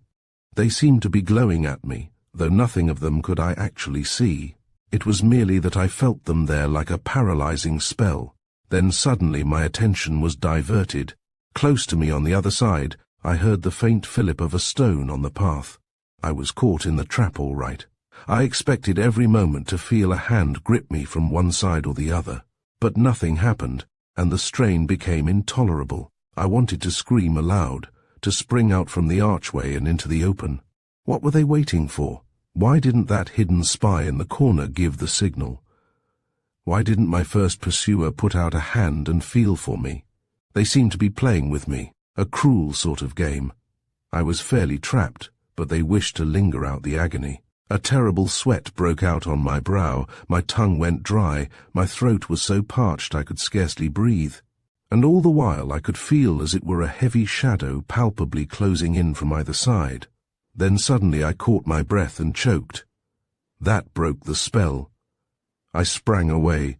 I thought I felt a hand clutch me from behind as though to stop me, but before I had fled a couple of steps, there was a splitting pain at my head as though something had burst within it, and before I lost consciousness, I knew that someone had struck me a dizzying blow. I awoke to a sort of disturbed dreaming long before I awoke to reality. There was a heavy confusion in my mind, as though I were being swung at the end of a long chain. There was a rushing and buzzing in my ears, and sometimes a sudden cessation, as though the whole world were frozen into a momentary immobility. Then with a wrench, I was dizzily spinning again in a sickening circle. But by degrees the spinning seemed to slacken, and then I was tossing uneasily with short lurchings and swayings, as though I were suspended from a high roof, with a company of giants swinging me from one to another. For sometimes I was tearing through the air, and then I would stop with a thud and a jerk to be sent racing away once more. And always there was a sort of burdensome cloud weighing at my heart, strangely oppressing me with stifling fold upon fold of black vapor, and the cloud seemed to grow till it enveloped my whole body, and the noise of the air rushing past me became muffled and far away, as though I were swathed in huge blankets of palpable clinging gloom. I struggled against it, and longed even for the sickening hiss of the air about my face, for something seemed to be sucking at my lungs, so that I couldn't draw a mouthful of breath. So tossed with such evil fancies, I was gradually shaken back to consciousness, and at length knew that I was stiflingly gagged and bound, with something over my face shutting out the cool night air, if night it were, and making the world for me a wall of solid blackness. I knew also that I was being carried on somebody's back, and over very uneven country, I thought, for my body, not by any means recovered from its stiffness and soreness, was being jolted cruelly as my captor pushed on with thumping strides. It was useless trying to struggle or to utter the least sound. I did make one frenzied effort, but though the blood seemed to be bursting at my veins, I couldn't so much as twitch a muscle. I believe if I hadn't lapsed again into unconsciousness, I should have gone mad, for there seemed to well up from the very depths of my being, as it were a scream of frenzy, heaving to be uttered, but unable to burst free, and with a sense of convulsed suffocation. I felt the darkness close about me again, and my senses were mercifully sealed. So with a wavering mist about me, which sometimes opened to let through a dim and filmy light, to darken again into an impenetrable gloom, I was borne on and on. Interminably it seemed to my dazed mind. Then the jolting jog gave place to a smooth tranquillity, and a vague rhythmic grinding told me I was in a boat on the river. And later, I felt a heaving and sinking, and knew I was on the sea. The sea! Perhaps it was the sudden realization that I was out upon the beloved sea that revived me, or perhaps it was merely that the stifling wrapper had been removed from my face, and I could breathe again in ease and comfort. I found, too, that my limbs were free, though still cruelly stiff. But with the discovery I sat up, for I had been lying down, and looked about me. Little enough could I make out, for it was dark in the cabin, if cabin it were, and only from one side came a faint blur of lesser darkness. I half wondered whether it were early morning or late evening, for the past seemed so far away that a day might easily have slipped over. Also, I realized that during the day, supposing a day to have gone by, the wind had risen, for it had been serenely calm when I had left Sunset Towers. I rose, and treading cautiously, for the ship was rolling, and I was unsteady from my long dizziness, and swooning, I made my way to the spot from where the dim light seemed to be coming. It had appeared a long way off, but suddenly I found myself upon it. It was a glazed window, and perpendicular shadows down it told me it was barred on the outside. I tried to gaze out upon the sea, but it was too dark for me to distinguish anything, except indeed the faintly luminous white of the water where the ship cut through. Yet the thought that I was at sea was exhilarating, and rapidly my nausea fell away, and I drew in deep breaths as though to fill my lungs with the delicious salt air, though in the cabin there was little but the smell of pitch and damp canvas and rotting cordage. At a sudden thought I thrust my hand beneath my cloak. My weapons had both gone, but rummaging vaguely in my pockets I felt Jenny's guinea, and somehow the feel of it in my fingers gave me a sense of companionship and comfort. Next, I began to explore my prison, for I didn't dare hope it was anything else. Nor did I begin to reason out yet what strange cause had brought me there. It was enough for the moment to take bearings of my surroundings, and it was soon done, for I was confined in a box rather than a cabin. There was a pile of damp canvas matting on which I had been lying, but otherwise there was nothing in the place at all, and it measured only 3 of my full paces either way. I felt for the door. The handle turned, but the door was firmly locked or bolted on the other side. I shook it, not vigorously but merely to learn whether there were anyone on guard, and, sure enough, a harsh, deep voice from the outside advised me with an oath to keep quiet. Then, indeed, I sat down on my pile of canvas and started to think. But with little result. I couldn't imagine what could have induced my captors to kidnap me in this way and take me out to sea. Indeed, I wondered now whether it was the officers after all who had caught me. Was there another on my track? My father's secret enemy, it might be. Perhaps now the persecution was to include me too. But who was that other one who had been hidden under the archway? What was his part in the drama? And then the memory of the paralyzing fear I had felt told me it must have been the witch, Bite in the dark. I shuddered at the thought. Was it indeed she? I found no answer to all these questionings, but tossed them vainly about in my muddled mind, till all was chaos and confusion. And after all, I told myself, it might be a mistake. I preferred to accept that solution, for it was the most consoling. And yet, for the life of me, I couldn't imagine any set of circumstances to account for such an error. So telling myself it was all a mistake which would soon be rectified, yet believing deep within me that the shadow of fear which had darkened my father's life was now closing about me too, I lay down and tried to sleep. But the morning brought no comfort. I discovered that I was in some part of the deck-house. I could hear the carpenter at work close by, and the smell of sizzling pork told me that the galley wasn't far distant. There were voices too, but in spite of my knocking and shouting, no one took the least heed of me.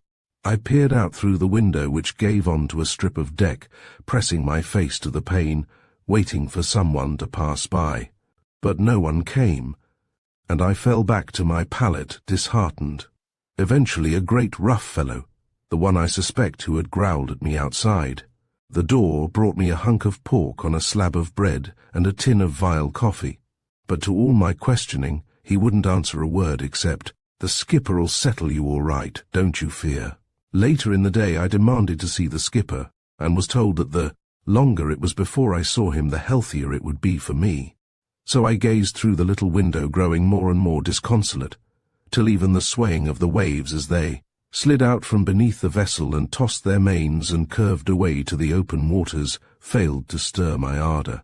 The wonder became a grey monotony, which brought with it even an accustomed sickness, for as a rule I was a good sailor, and in other circumstances would have gloried in the swelling monsters which pushed up from under the vessel to drop her into a deep pool of overshadowing green. But now I felt strangely dizzy, and for a while lay rolling on the floor, vomiting miserably, and it didn't seem to matter in the least whether the vessel and all within it should sink to the bottom of the sea. So another night came, and another day, without change, except that I wasn't sick again, though. The ship lurched more heavily, and staggered uneasily forward, as though a gale were rising. But with my captivity, a dull and unusual brooding settled upon my spirit.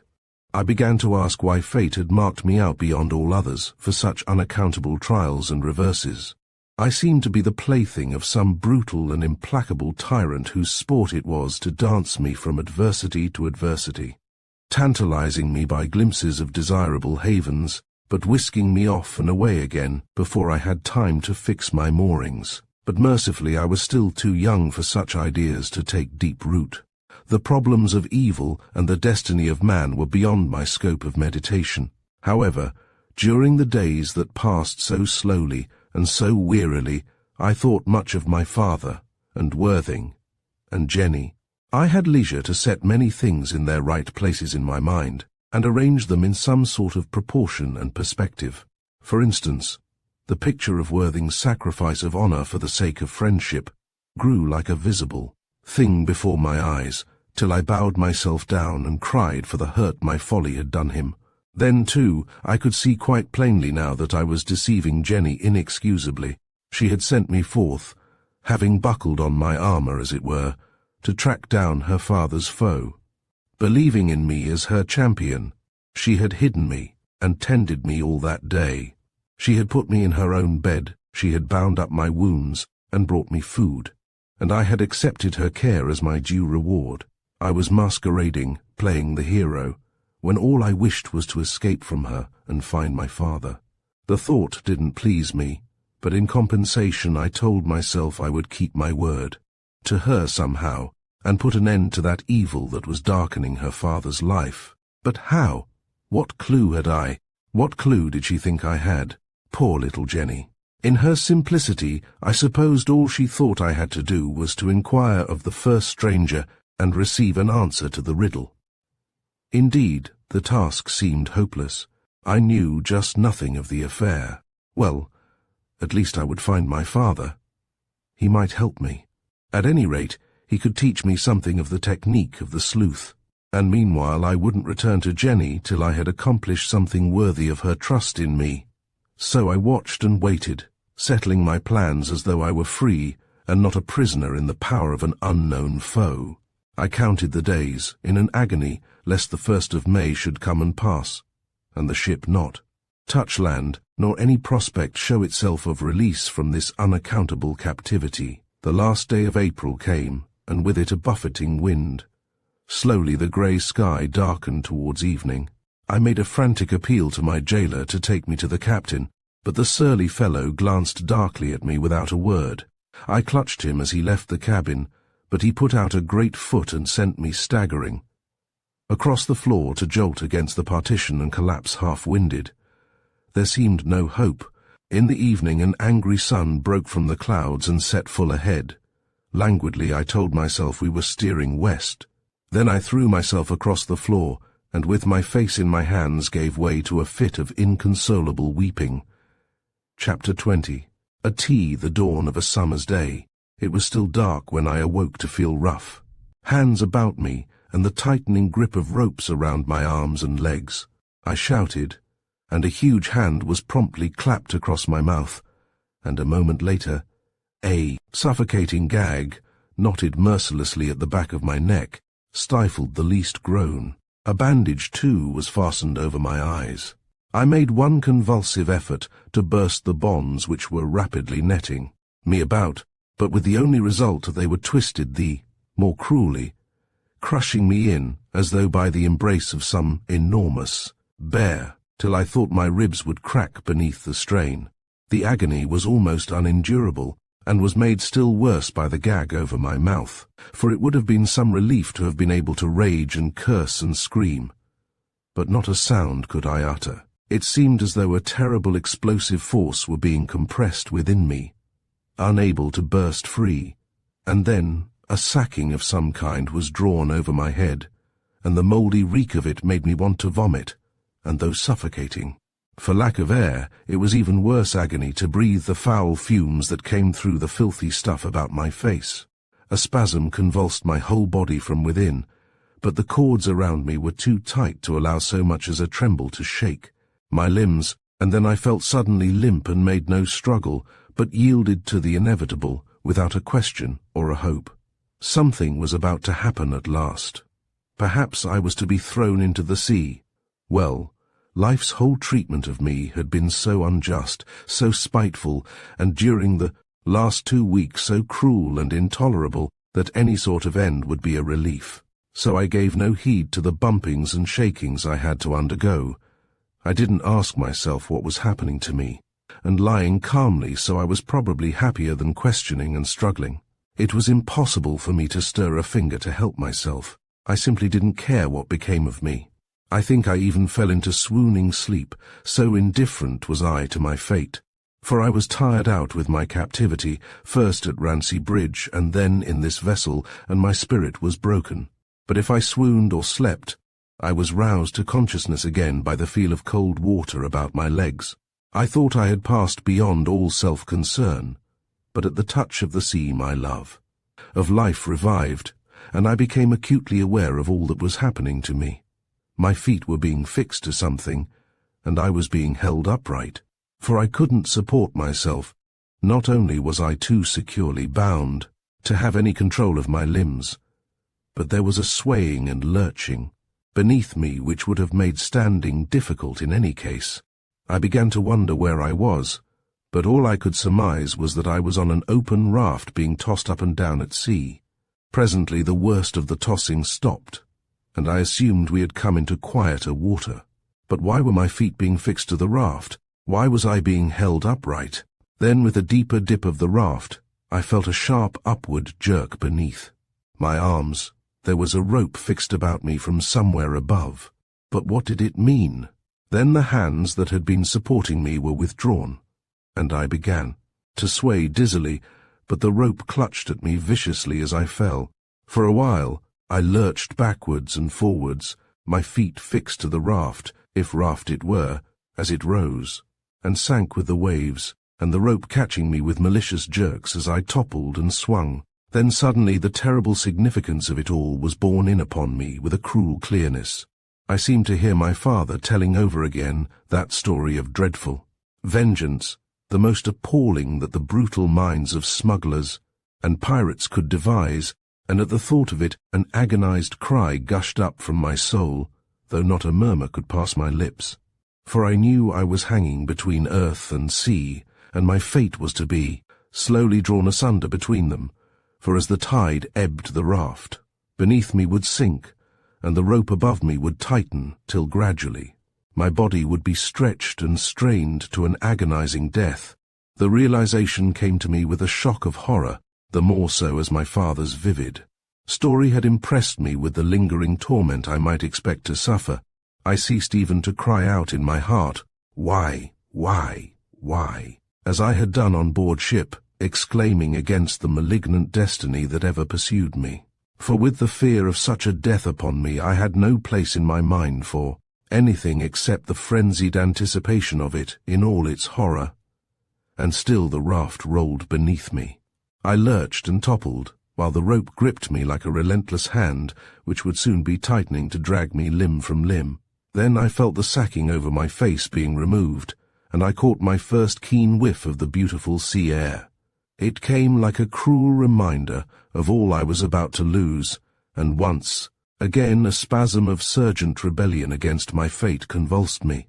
The pain of it was dreadful, for still it was as though that violent explosive power was struggling to burst free from within me, but was restrained by an aching pressure at every pore. Then fingers were tearing at the bandage over my eyes, and it was wrenched roughly away, and I could see, but not distinctly, For it was still in the dusk of the early morning, and I seemed to be in a cave of some kind, for before my eyes the air grew into a darkness of retreating gloom. But I couldn't turn my head to see what lay on either side of me, though the swaying of the raft gave me passing glimpses of a dark rock wall dripping with damp and spray. But what came upon my vision with a shock, at first of rapture, then of strange fear, and lastly whirling me in a maze of mystified wonder, was a face very white against the shadow, with wide, terrible eyes fixed on mine as though in a frenzy. For the face was the face of Dirk. Forgetting my gag, I raised my voice to cry his name, and the sudden checking of my breath sent the blood surging dizzily to my head, so that my eyes clouded with a gush of darkness and I nearly swooned. But as my sight cleared, terror began to settle on my heart, for Dirk faced me with eyes blazing with such a madness of hate, and his lips curled into such a leer of malice, that the dreadful vision framed white against the darkness was like some emanation from a terrible dream. And slowly he drew nearer, his eyes fixed on mine, till at length his face almost touched me, and I could feel his breath curl hotly about my brow. And all the while I was too numbed and stupefied to ask myself what it could mean. Then I noticed a change come over his face. He drew back, the tension of his evil glare relaxed, and a puzzled wavering loosened his lips. Then he suddenly darted his face once more at mine, searching my eyes for I knew not what.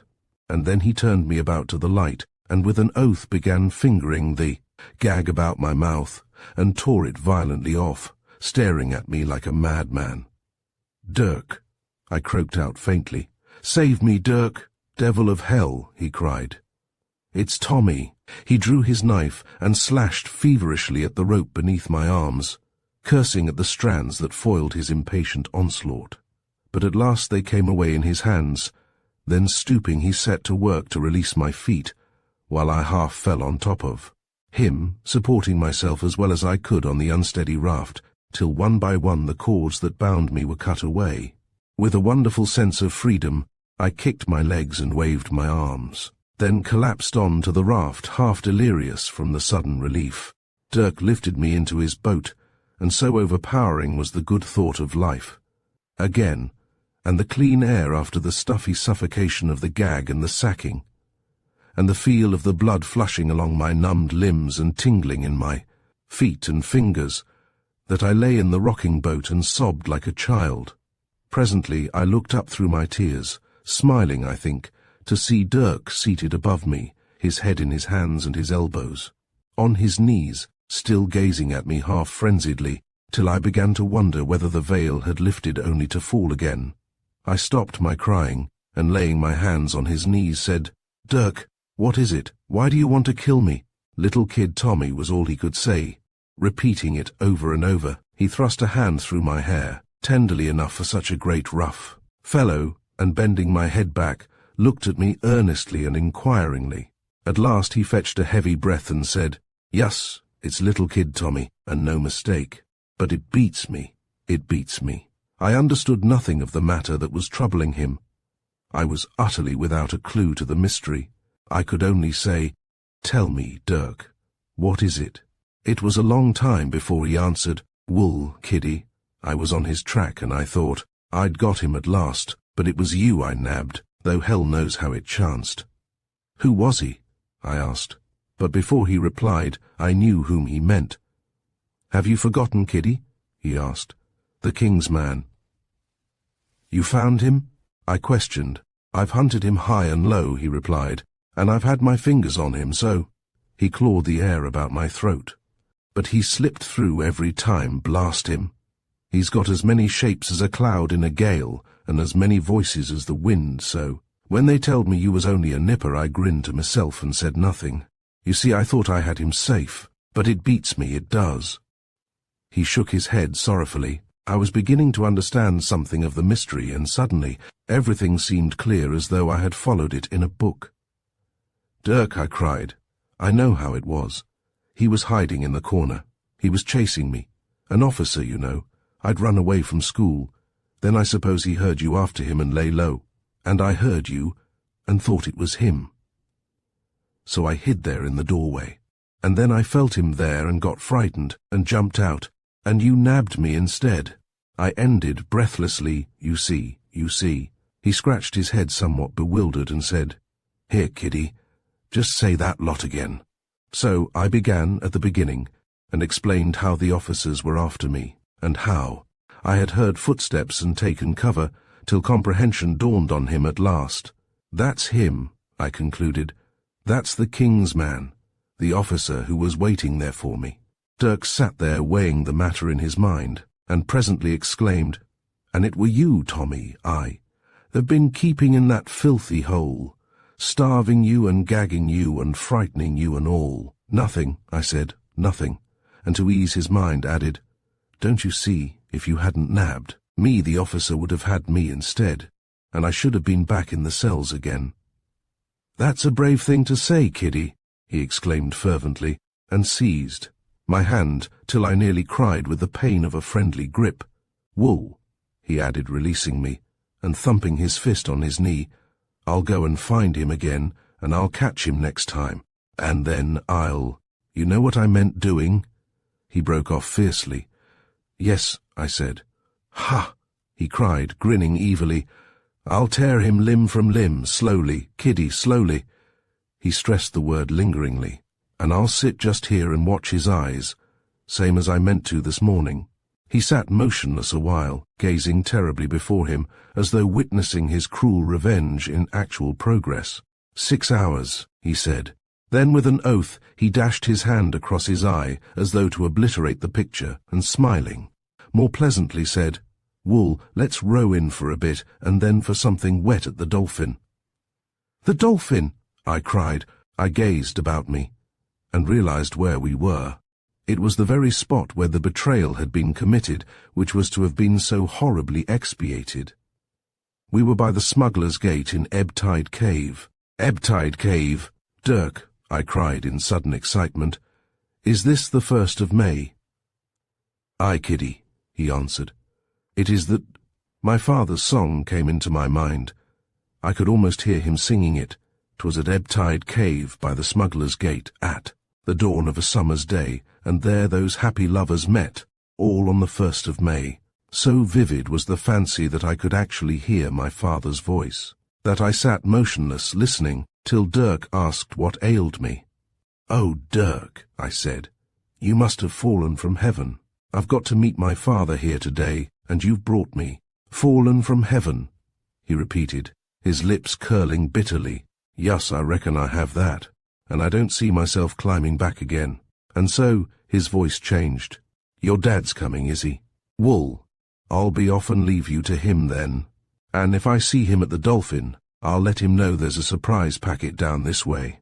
He rowed me out into the pool, where a great wind greeted us, and landed me on the rocks, then turned to row in up the Smuggler's Tunnel, for the tide was still almost at the full. But I suddenly remembered my knife and pistol. I think he understood my gesture, as I clapped my hands to my sides, feeling for them. He smiled darkly and nodded at my waist. I looked down, and there they were tucked in my belt, and in my excitement I hadn't noticed them. He didn't explain the mystery, but I thought I understood it, the sight of them there. To hand, yet useless, would have been an added torment to the perishing victim. So he left me, and I watched him vanish, then clambered up the cliff so that I could see if any boat were making for the shore, and also if anyone appeared from above, for I didn't know whether my father would come by sea or land, but that he would come I held for a certainty. Halfway up I found a good lookout point, and sat down and waited, my heart in a whirl of excitement at the prospect of seeing my father again. Indeed, the joy of meeting him was so great that I hardly had a thought to bestow on the extraordinary way I had been spirited to the rendezvous. So I sat there gazing out to sea, glorying in the huge bursting rollers that strained and pounded at the rocks beneath me, for a southwest gale was racing in across the white-streaked waters, dewing my face with the spray in its breath and slapping my hair in heavy, damp tangles against my forehead. Before me, lying out at anchor in the heaving sea, was the brig that had brought me. There, and away to the east, the sky was reddening with the coming of the sun. Chapter 21. All on the 1st of May, for a while, I sat there in a delicious waking dream. The shadows of the past fell away from me, and the future held no visible menace. Indeed, I didn't think of the future. The present was all my concern, or at least only so much of the future as would bring my father back to me. Beyond that, I didn't look. Already my schooling in adventures and surprises was teaching me to live in today and let tomorrow shift for itself. So much could happen in a single hour that foresight and circumspection were a wasted labor. So I yielded to blissful anticipation, so near as it seemed to immediate realization, and saw no cloud in the sky of my contentment. Even the day was such as I loved. The hallooing of the wind, the bursting of the waves, the salt-laden scent of the racing air, the bounding, vitality, and keen stinging sweetness of it all were like a triumphal chant of the blood and the breath. It was as though the earth and sea were living things, and my spirit was exalted at the rapture of their boisterous play. It wasn't immediately that I realized the meaning of certain pebbles and clods of earth that came rolling down the cliff to either side of me. I was too preoccupied to look up all at once, but when a heavier lump came bounding down almost at my elbow, I turned to see what the cause of it might be. It was merely somebody climbing down the cliff and rolling stones at me, either to have a game with me or to attract my attention. I thought probably it was the latter, for when he saw me gazing up at him, he stopped and began waving to me. And it looked as though he were shouting, but the wind was in his teeth and I couldn't catch a sound. And then I sprang to my feet and gazed with a searching scrutiny at the waving figure, for it was none other than Worthing. Just for a moment I stood vacantly wondering how he had found me out. But dismissing the question, I accepted the fact of his presence, and started scrambling up the sloping track towards him, the great wind heaving me upwards from behind like a huge helping hand. "Why, Worthing!" I panted, as I reached him and seized his hand. Worthing! The question I would have put to him was implied in my cry of astonishment. "It's quite simple," he answered me. "I knew where you would go, and I followed. I didn't stop to explain the amazing way in which I had reached my destination. That story would keep. What I wanted to know was what had happened to him when my escape had been discovered, and why he had left school. I put the questions to him, not very coherently, for a sense of shame prevented me from asking, 'What did they do to you?' But he took my meaning and answered me. 'They said a lot of things about me, publicly, of course, and they flogged me.' 'Flogged you?' I cried, nearly adding his own comment, 'publicly, of course. At least it was an experience,' he said. 'Oh, Worthing!' I exclaimed in remorse, feeling behind his calm words the disgust of the indignity still rankling in his mind. 'Worthing, it was all my fault.' 'Look here, Tommy,' he replied, 'it was my own deliberate choice.' 'No,' I said. 'Yes,' he answered curtly. 'Please give me credit for knowing my own mind.' He looked at me in his settled, uncompromising way, and I could say no more. I wrung his hand in silence, and there was a pause. I didn't dare ask for further particulars. Indeed, there was no need. My imagination could fill in with abundant details the outline he had drawn for me. They had flogged him, Worthing, the soul of law and discipline. The thing seemed incredible. They had flogged him. His very pride seemed a shield sufficient to ward off such a calamity, but they hadn't spared him. I turned to him with a cry of gratitude, but he was saying, "The captain was terribly uneasy about you when I told him you had escaped and disappeared." "Ah," I said, and wondered whether he would mention Jenny. "I told him," he went on, "that I would find you and send you back to him." "Yes," I said doubtfully, and added, "Is that why you followed me?" "Not exactly," he replied. "I had decided on that before I had committed my offense and taken my punishment. There was nothing else to wait for. I made up my mind to leave the place as soon as the affair was over. I shall go to my uncle in London, but first I thought I should like to find you, Tommy." Again I wrung his hand, and in what stumbling words I could lay tongue to was trying to tell him how dear he was to me.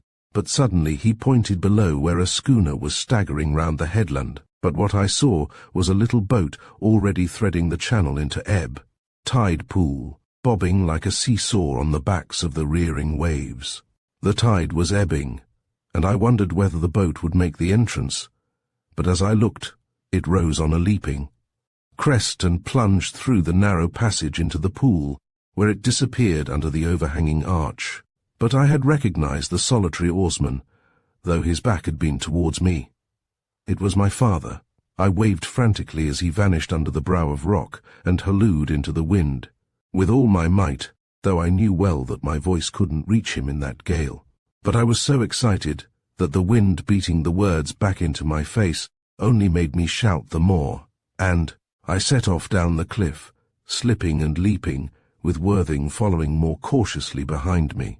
I was afraid my father would row in up the tunnel, where I would be unable to follow unless I swam for it, but with a cry of relief I welcomed him, as I saw him appear again, climbing up the cliff towards me. I stopped for a moment and waved to him, but he hadn't seen me, and suddenly I thought I would hide and lie in wait for him to surprise him as he came by.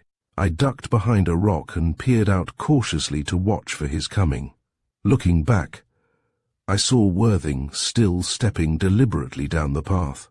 I motioned to him to hide, but he was too concerned with his footing to notice me. He came slowly downwards, pushing into the wind, and steadying himself at every step. I peeped out again to see if my father were drawing near yet, but he had stopped, and his face was turned away from me, and suddenly he sprang round and began racing down the cliff. I jumped up to see what had alarmed him, but there was no one in sight except Worthing.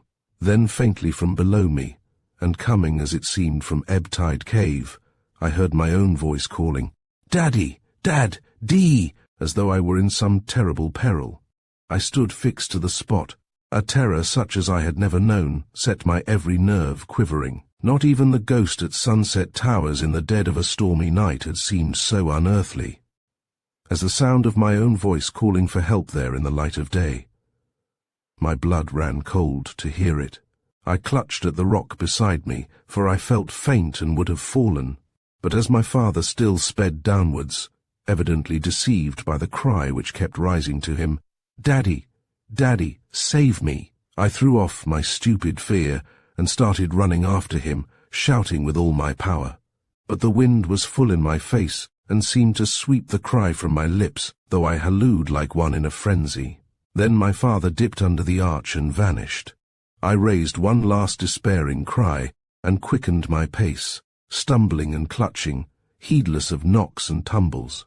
For there was an agony of anxiety upon me. A vivid picture was in my mind of my father breaking back into the flames of the burning inn when he thought he heard me calling.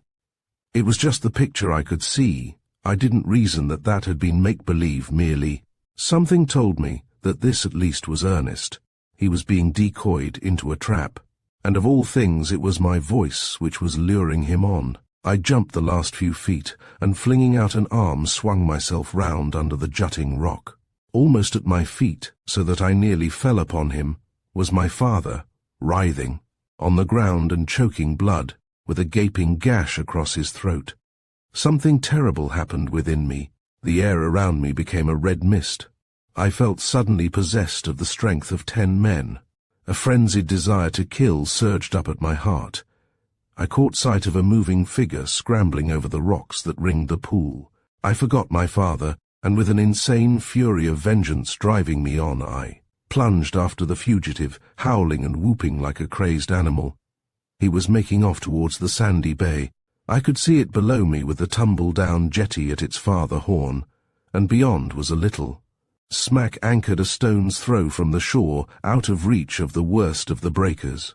I guessed that was his goal, and if he gained it he would beat off down the coast, where I couldn't hope to follow with the waves rolling in above my head.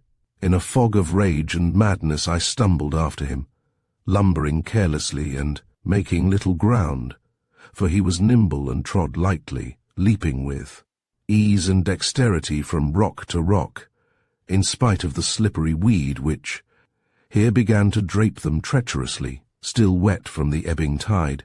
Then came the short stretch of clear going before the jetty. I thought I might catch him there as he climbed the great obstacle, and I pressed forward, consciously snarling with anger and hate. He reached the space and ran, and I knew that if he slipped as he climbed the slimy stones I should have him. But he bore a little up to the left, and I saw he was making for a gap brokenly boarded in but with the planks and piles hanging awry.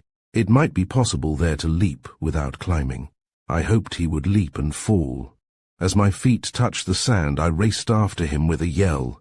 It wasn't till this moment that I remembered my weapons. So primitive were the passions that had been so suddenly whipped up within me that my vision had been one of tearing my enemy piecemeal with my nails and teeth. The memory of my pistol came to me like a shout of laughter.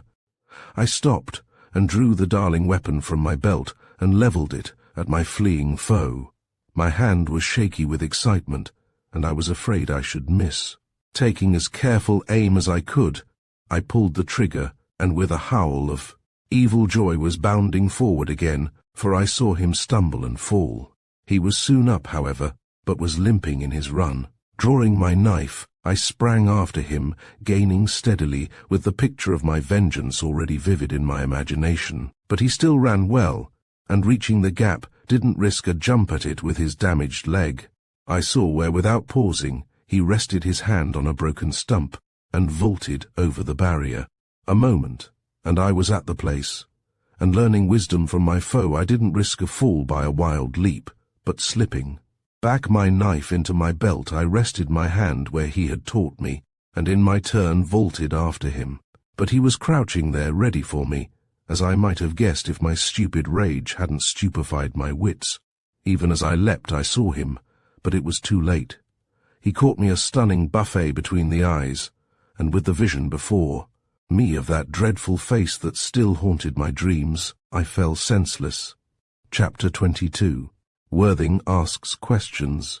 My memory is too blurred for me to write in any kind of consistent sequence of what followed. I know it was Worthing who found me lying stunned by the jetty and brought me back to some faint consciousness of reality as he had done that night at Sunset Towers. But it was as though the physical blow had numbed my very reason, for everything was stupidly confused in my mind. Mercifully so, I think, for I hadn't the sense to realize the desolating calamity that had befallen me, even when I stood beside my dead father and gazed at the pallid face with that dreadful red gash yawning at the throat. I couldn't understand what had really happened. I think I even laughed as though someone were playing a clumsy joke, too extravagant to deceive me. And the sight of the black hollow in the woods where they laid him, tumbling, the earth in upon him, didn't shake me from my leaden lethargy. Yet at my heart was a dull pain, as though a wound were rankling deep within. I remember, too, that certain officers appeared, very officious and inquisitive, and bullied me from my torpor into answering their stupid questions. Sometimes I replied sulkily, and sometimes as they questioned me forgot their very presence, wrapped as I was in a cloud of weary gloom. Then they caught me by the shoulders and shook me, till I cursed them and answered I knew not what. At length they must have abandoned the attempt to pump information from such a dry well, for I was left in peace. But at times I was aware of Worthing's voice clear, and decided speaking up for me when I sat dully pondering some inquiry which had been demanded of me, utterly failing to understand its significance or applicability to myself. Indeed, it was Worthing who saved me from insanity, for with that incomprehensible slow gloom that had settled upon me, the constant fretting of the officers would have galled me into a savage madness. What I needed was rest and peace, so that the evil black vapour might gradually disperse itself from my spirit, and the light of reality grow clear about me by easy degrees. But the constant questioning puzzled me, and set me searching in the confusion of my mind for clues and traces of the inexplicable enigma which seemed to be dodging me through the dark complexities of my bemused memory. When it baffled me, and I sank into a gloomy stupor, all was well, but sometimes I caught a glimpse of the evil thing. and that was like a wrench to a broken limb, an agony that pierced through the vitals like a sword of white fire. I gasped as though my very soul had been split apart with a wedge of lightning. But the pain was too terrible to endure, and foolishly I dropped back into my moping. Yet I know that all the while I was saying to myself, "He is dead, dead, dead," but the knowledge didn't take root in my mind. It was like a knocking from outside, but I wouldn't open the door.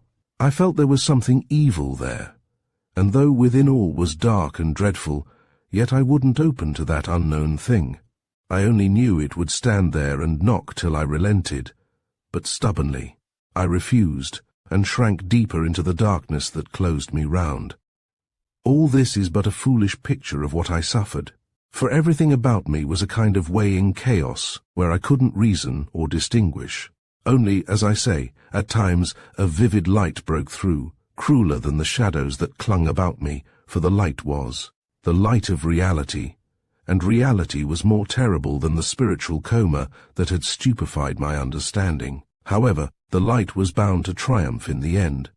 The knocking became insistent, and I knew I must open the door. And then, with the rush of bitter knowledge upon my naked heart, I learnt what it was to have a friend. Not that Worthing wept over me.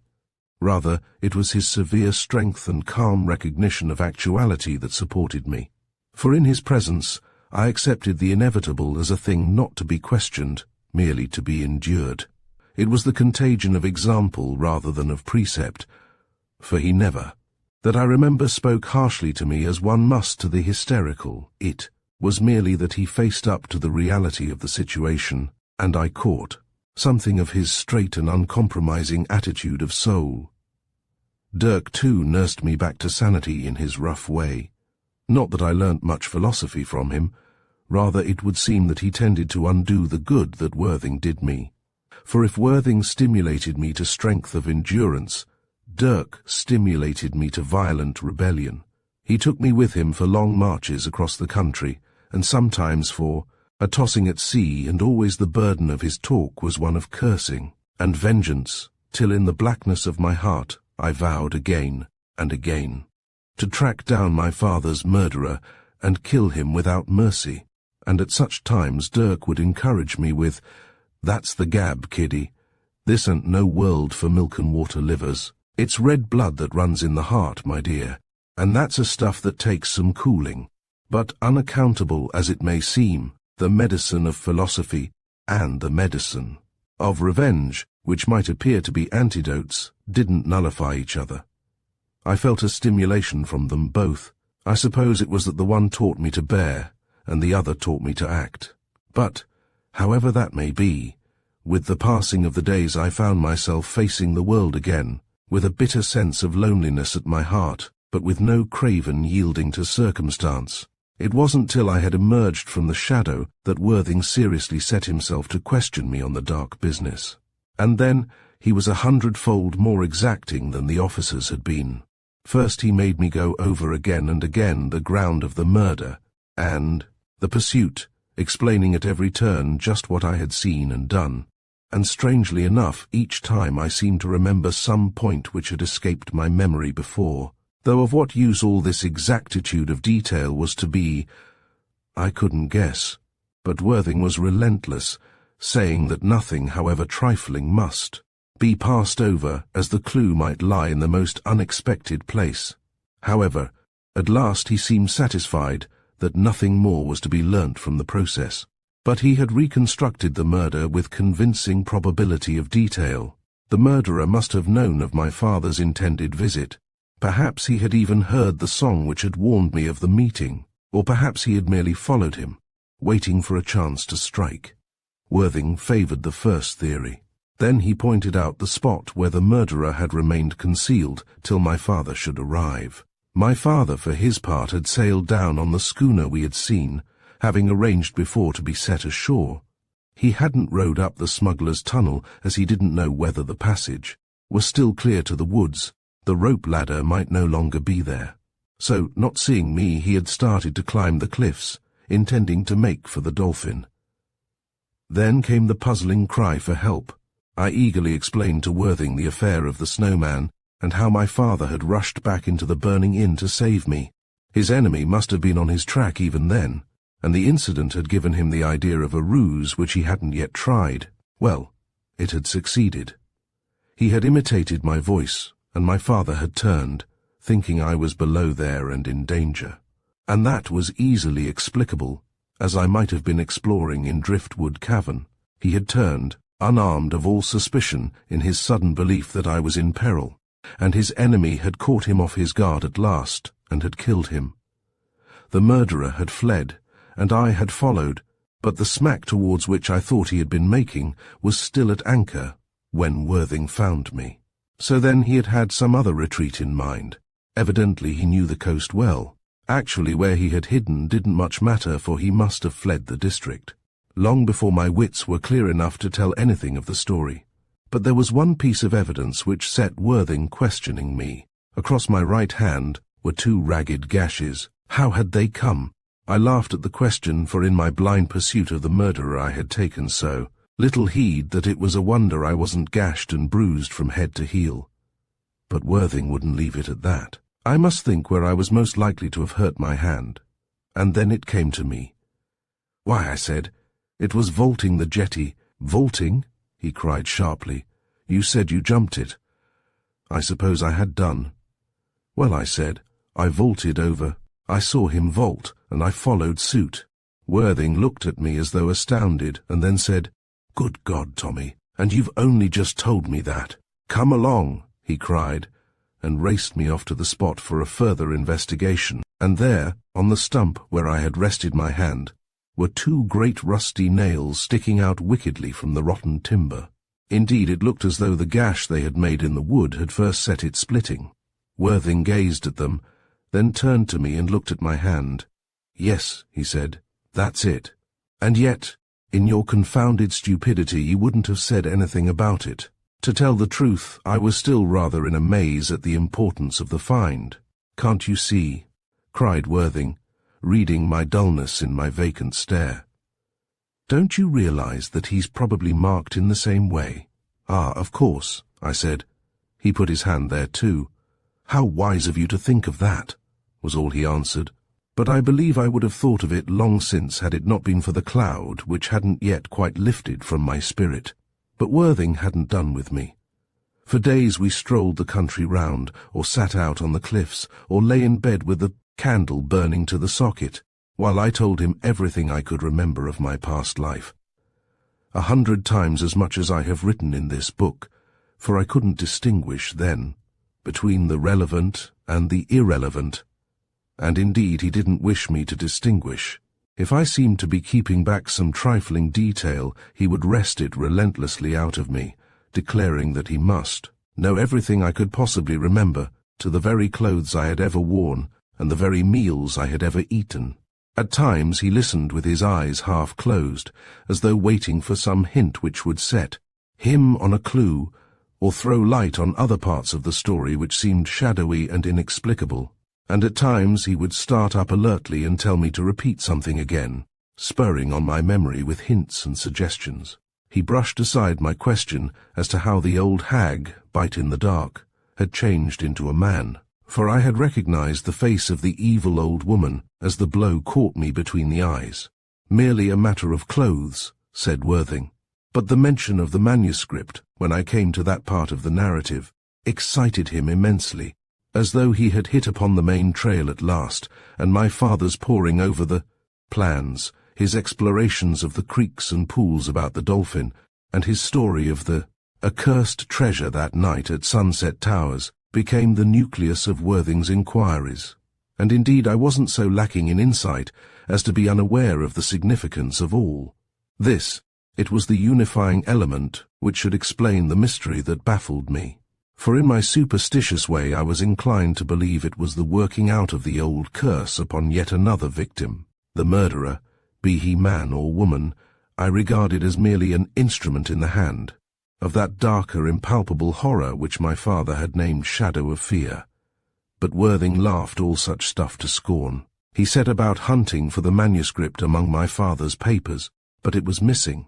The discovery of its loss set him darkly thinking, And one night when we had been lying silently in bed for a while, he suddenly sat up and said, "It's all so ridiculously simple, Tommy, that I'm afraid there's a catch in it somewhere." "Simple?" I exclaimed. "Look here," he replied. "Just let's put together what we actually know. Firstly, it's obvious your father was after that unhallowed gold, as you call it. Secondly, the manuscript with the plan is missing. There's evidence enough to piece out the whole story, except the actual identity of the murderer. It's just that somebody else was after that gold as well. He wanted the plan, and he's got it. If we hang about here long enough, we shall either be put out of the way, or if we're clever enough to preserve our skins, we shall see the fellow come back, and in turn start hunting for the treasure." It seemed absurdly clear, as Worthing expounded it, but it didn't satisfy me. Yet I couldn't explain to Worthing why it didn't satisfy me, for it was merely that in my heart I felt there was something darker and more mysterious than mere greed of gold that had laid my father low. The story of the curse had got into my blood. Indeed, it had become a familiar strand woven into all my dreams and colouring my very outlook on life. And this was but natural, considering the fear and mystery which had shadowed my short but eventful career, till the unseen world had become as real to me as the seen. Worthing continued, "How we are to find the murderer is another matter." "Need we find him?" I asked, forgetting the fine vows I was used to make when in Dirk's company. For my mind was brooding on the horror and inexplicability of it all, and I thought it might be as well to wash my hands of the unholy affair. "The law demands it," was Worthing's characteristic reply, and he explained what evidence we had and what clues we might follow. There was the probable mark on the man's hand. Then, too, he must have been in the neighbourhood of the snowman when my father rushed back into the fire. Probably he had been the cause of the fire itself. Again, he had very likely been at Runcie Bridge when my father had sung the verse bidding me to the tryst on the 1st of May. Then there was the affair of the King's man. My father himself had suggested that that was a trick of his enemies to put false blame upon him, and so bring down the vengeance of the smugglers on his head. So Worthing went on, and if the strange fear at my heart hadn't cried halt to the inquiry, I should have delighted in tracing the mystery and connecting it link by link. But I couldn't throw off the feeling of awe which paralyzed my wits and dulled my enthusiasm for revenge. In spite of the crying wound in my heart, I couldn't whip myself up into the mood for retaliation. Meanwhile, Dirk had been hanging idly round the Dolphin, his brig lying out to sea, for he had taken it into his head to father me now that I was left a homeless waif to face the world alone. He kept urging me to join him on his vessel and learn the sailor's craft, and to tell the truth. I was only too anxious to go, for the call of the sea set my blood dancing. But I couldn't leave Worthing, not at any rate until I had satisfied his curiosity, and even when I thought he must know my story by heart, with all my wanderings, from as far back as I could remember, and all the secrets I had discovered, around the coast and even at Sunset Towers, when I thought he knew all this. Yet I couldn't bring myself to part from him unless he wished me to, for I knew I owed him a debt I could never hope to repay. So I was torn between two desires. On the one hand, Dirk and the romance of the sea called me to be away on the wonderful summer waters, and on the other hand, Worthing and a sense of gratitude held me back on land. I wondered how it would all end, for I was still too stupid from the effects of the shock I had sustained to be master of my will, but the knot untied itself. For one morning Worthing came to me and said he was off to London.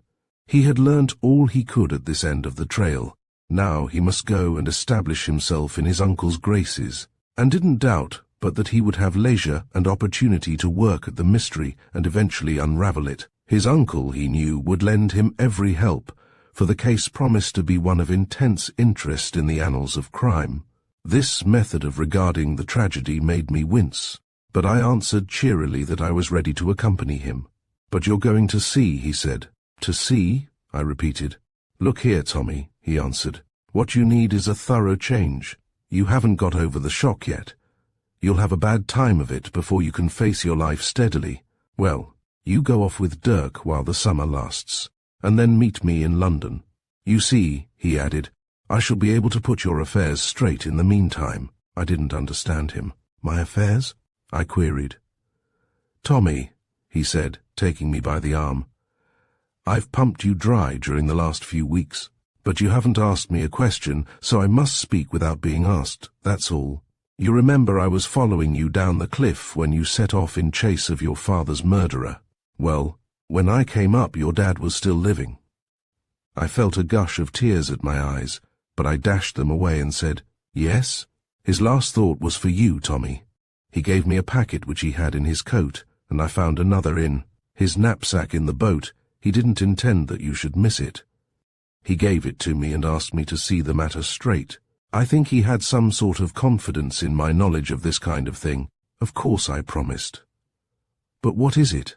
I asked, trying to control my shaky voice, for the picture of my murdered father was vividly before me, and I began to realize, as I hadn't yet done, how bitter was my loss. There seems to be a fortune, Worthing continued. There's a London firm has charge of the gold, for it isn't banked. A bank, you see, is a clue for anyone hunting you. Your dad didn't mean to leave more traces than he could help. I thought bitterly that all his caution had been of no avail at the end. I grasped Worthing's hand and said, I don't know what it all means. You'll see to it, won't you? He said he had already pledged his word to do so. So we spent that day together, and the next morning Worthing set off for London, first writing out for me exact instructions where I was to meet him. Then we tramped to the nearest stage, and I saw him mount the coach and drive away on his mission. I walked back slowly to the Dolphin, my mind growing clearer. Worthing had said I should have a bad time before I learnt to face life steadily, and, already with my clearing vision, I began to see how desolate the world had become. Part 3, Dirk Stormaway. Chapter 23. Dirk takes me in hand. For a few days my troubles were forgotten, for immediately, on my return to the Dolphin, Dirk marched me away to the shore.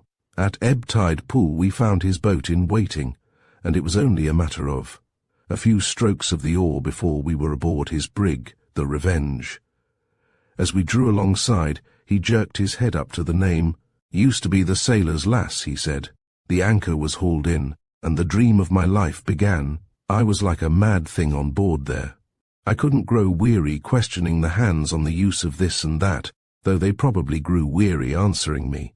For the most part they were kindly enough, though they dashed my enthusiasm somewhat by their oaths and scolding, but they seldom laid hands on me.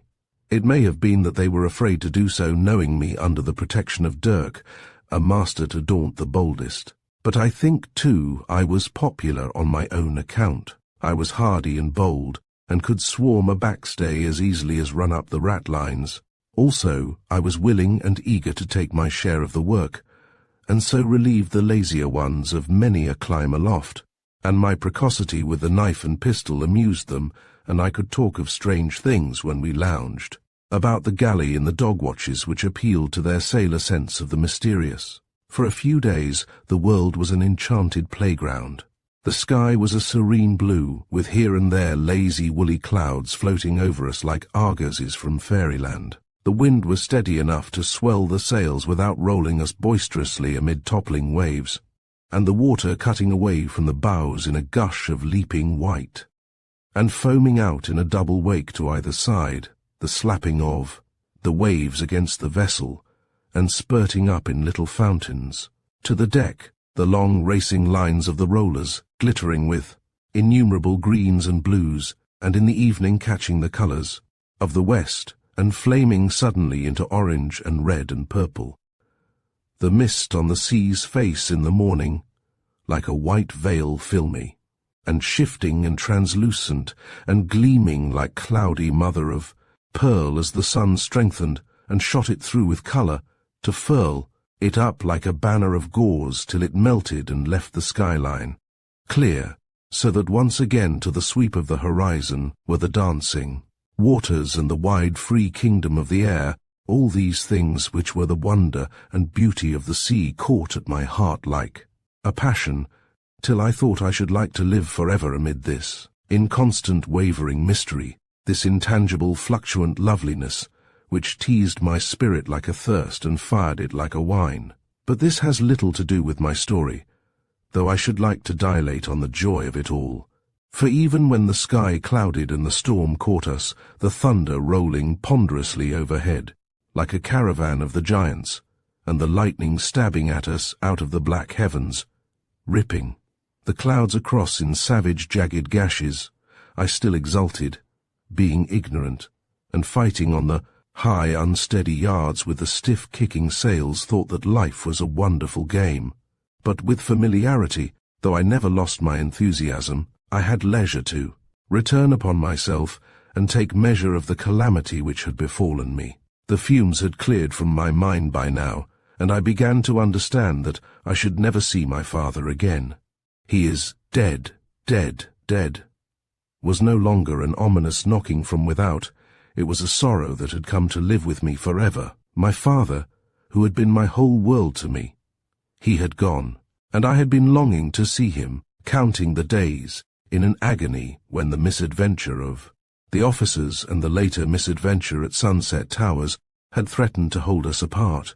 And yet, so malignant was the fate that had dogged us, it was at the very moment of reunion that the blow had been struck. It was an added pain to know that I hadn't even heard the last words of his love. They had been spoken to another, while I, blind in my rage, had forgotten him and left him to lie there, not even staying to staunch his wound. I had leisure to think of all this, and it was agony unspeakable while the mood lasted, but with the first of the morning, for it was usually at night time that the dark humour caught me, I was out on deck and glorying in the shifting splendours of the dawn, for I was still a boy, eager, romantic, and leaping to the call of beauty with an ardent and I think a poetic nature. So the days passed. I took no heed of where we were steering. At this time Dirk gave me a free hand, not attempting so soon to break me into the stern discipline of the sea. Consequently, I wasn't called upon to take note of our course. So I was surprised one day when, dropping anchor offshore, Dirk lowered a boat and getting in said to me, "Wool, you'd better keep close, kiddie. If they catch you hereabouts, they mightn't be kind to you." I looked questionably at the land and asked, "Why, where are we?" "Ho," he laughed. "You're a fine sailor, Tommy, my lad. I'd have thought you'd have known the Rancy." "The Rancy," I exclaimed, and sure enough there was the channel running into the land, but I had never been as far as the mouth before.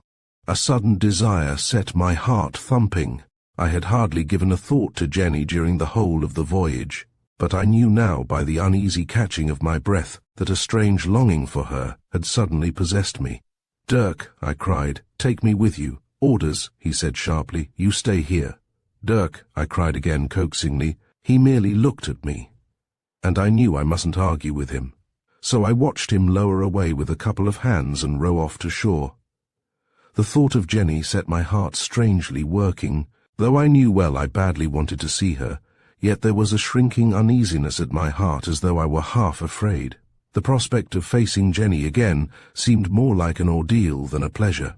Yet I wanted her, and was tempted to put all to the hazard, dive in and swim to shore, and go and find her. It wasn't so much the fear of disobeying Dirk that made me hesitate, as the knowledge that I hadn't yet accomplished my mission, indeed, didn't seem to have made the first step in its accomplishment. I was ashamed to go to Jenny and say I had done exactly nothing, and in fact didn't know what to do. However, the desire to see her grew intense. Perhaps she would forgive me when I told her of my father's death, and at that thought I felt a longing for sympathy, so that the tears came to my eyes and I blubbered like a girl. But I couldn't restrain the shaking sobs, and crept into hiding so that I shouldn't be seen. All I knew was that I was lonely and miserable, and I wanted Jenny to comfort me. But the only consolation I had was the golden guinea she had given me. I pierced it, and threading it with a piece of twine, hung it about my neck like a charm. I waited for Dirk to return, intending to ask him again to let me go ashore.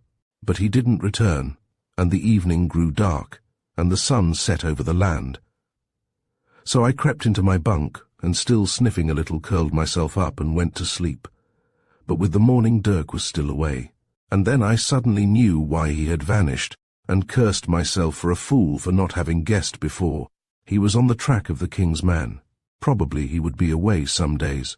In any case, if he captured the fellow, it would have to be at night time. I would be safe for the day then.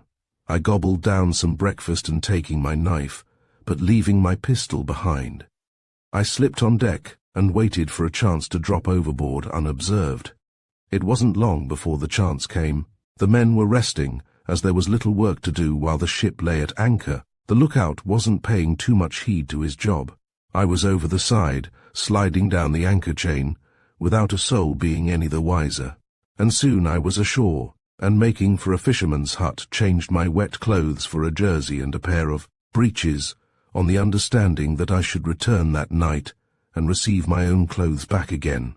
I remember feeling a touch of shame at the untidy, ill-fitting gear I had been obliged to borrow, but there was no alternative, for I couldn't wait for my own things to dry. So I set off, making tracks across country for Sunset Towers. It was a longer journey than I had anticipated, but I obtained a lift here and there, and before the sun had set I had crept into the grounds from the back and was scouting for a clear run-in. For now that I was at the old haunt again, my fear of the officers returned upon me. For a while I lay low, watching and listening, hoping that chance would send Jenny my way. I was sentimental enough to wonder whether she would instinctively divine my presence. I half expected her to come creeping to me with my name on her lips. But either fate was very perverse, or Jenny's instinct very dull, for she didn't come. So it was for me to go to her. I ran across the bare space which divided me from the ruins, and was soon in among shelter again, climbing and threading my way through the tumble-down stonework to the main part of the building. I entered through the archway at the top of the main stairs, for I found the boarding loose, as though someone had been there before me. But perhaps it had never been properly replaced since it had been opened for Worthing. I couldn't remember. I didn't stay to question the matter. I was so near now to my goal that all my mind was concentrated on the coming meeting. Jenny would be there, a room or two away, or perhaps just downstairs at her supper. I listened, but couldn't hear a sound. I decided I would break in upon her, assuming her to be in her room. If she were downstairs after all, I would hide and wait for her. I crept across the landing to her room and laid my hand on the doorknob. It creaked, and I thought I heard a movement within. I listened, but all was still again. But I dared not enter at once, for the thought of what awaited me on the other side made my heart leap stupidly. I could almost see Jenny standing there with wide eyes, waiting for the door to open. I was obliged to stand still to recover my composure, for my brain seemed to reel, and I felt half choked with excitement, deafened by the beating of my heart. Why the meeting with Jenny should throw me into such an unnerved trembling, I didn't know, for I wasn't old enough to analyze my emotions.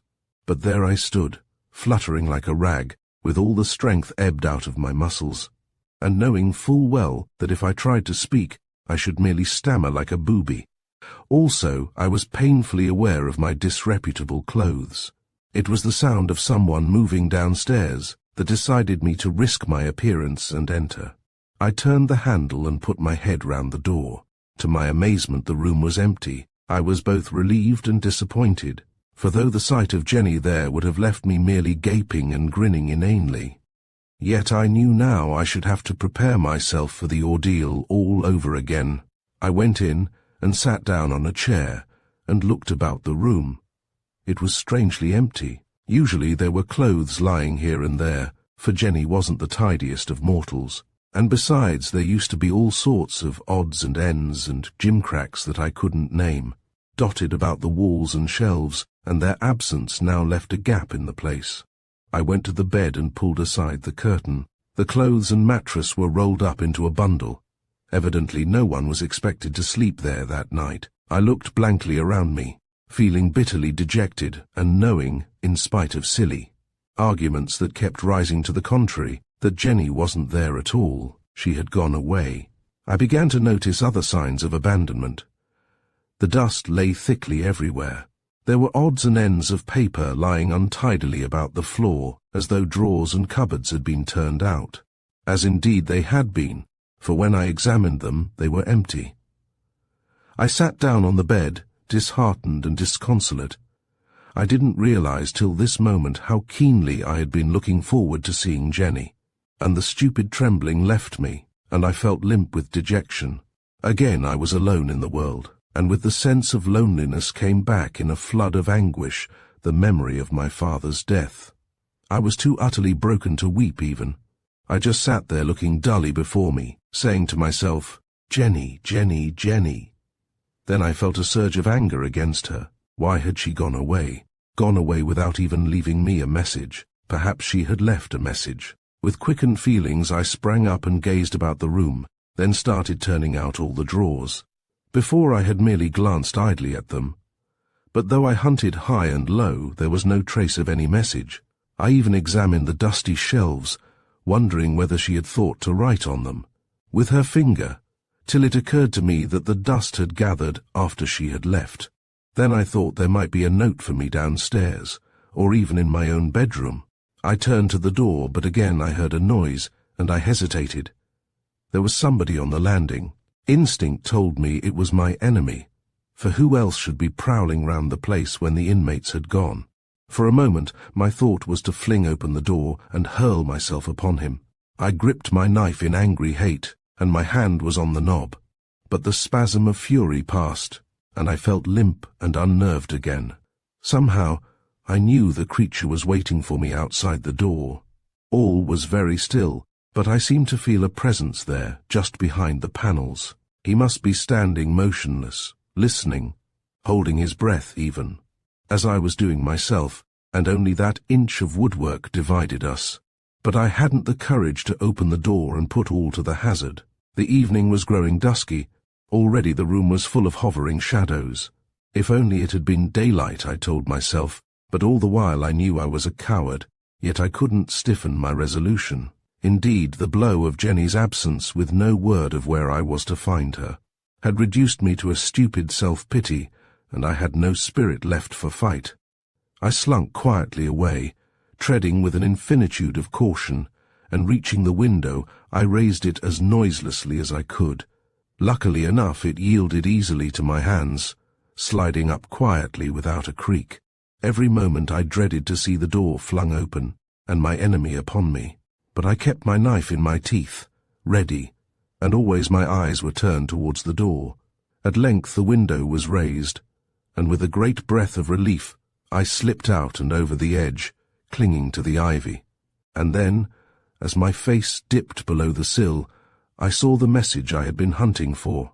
A card was wedged into a crack in the stonework, dirty it is true, and torn, but bearing across it in uneven, straggling capitals my own name, though the last letter was missing, as the card had been torn away in a ragged slant as though someone had snatched at it in haste, only ripping off a corner.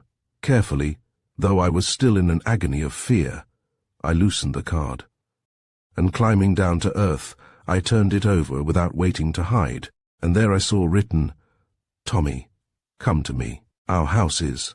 But the precious fragment that alone was of value to me had gone. I stood gazing at the dirty card with the untidy writing, turning it over and over, wondering what it meant. Why had Jenny hung out this summons for me, and then torn off the heart of the message? "Tommy, come to me." I read that again and again, mechanically, till I seemed to hear the high, imperious voice speaking the summons. And with the feeling of Jenny's nearness, I realized how like her it was to put the message outside her window, as though she knew I should climb in that way. I reproached myself for not having done so. If I had done so, I might have found the card intact. That set me thinking instead of sentimentalizing. Who had torn off that precious corner? At first I had thought that Jenny must have done so in some sudden changing whim, but now I said it couldn't have been Jenny. Then who? With a start, I remembered having heard a movement in the room as I had stood outside.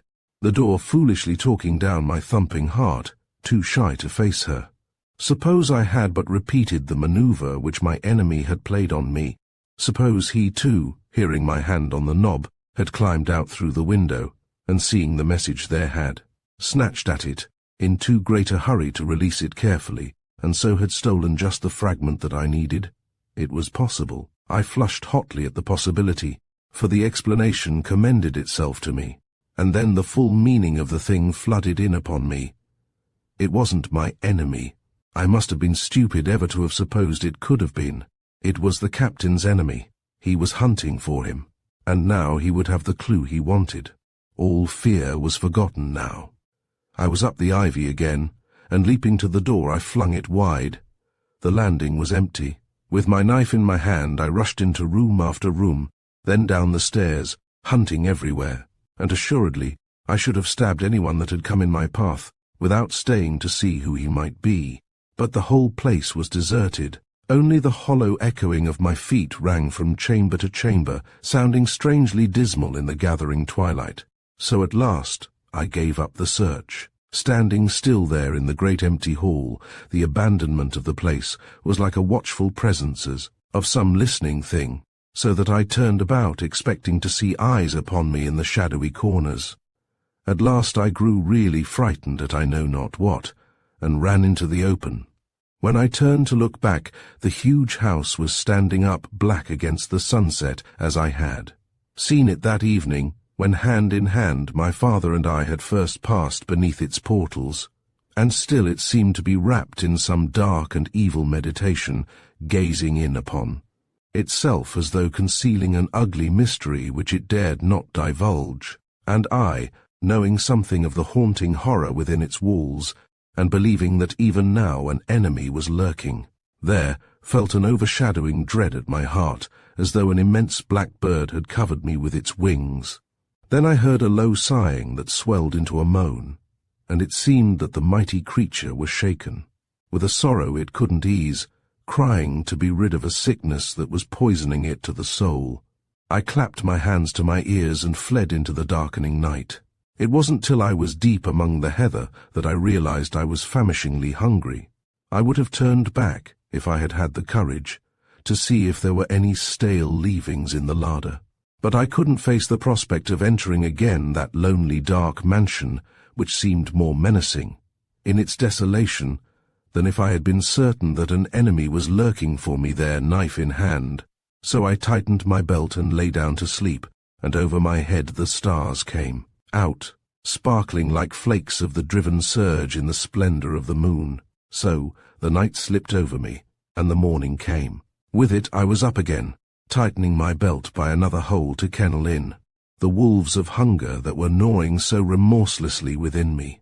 However, I soon struck upon a cart track, and reaching a farmstead was able to appease my appetite, and so set forth once more, strengthened and invigorated.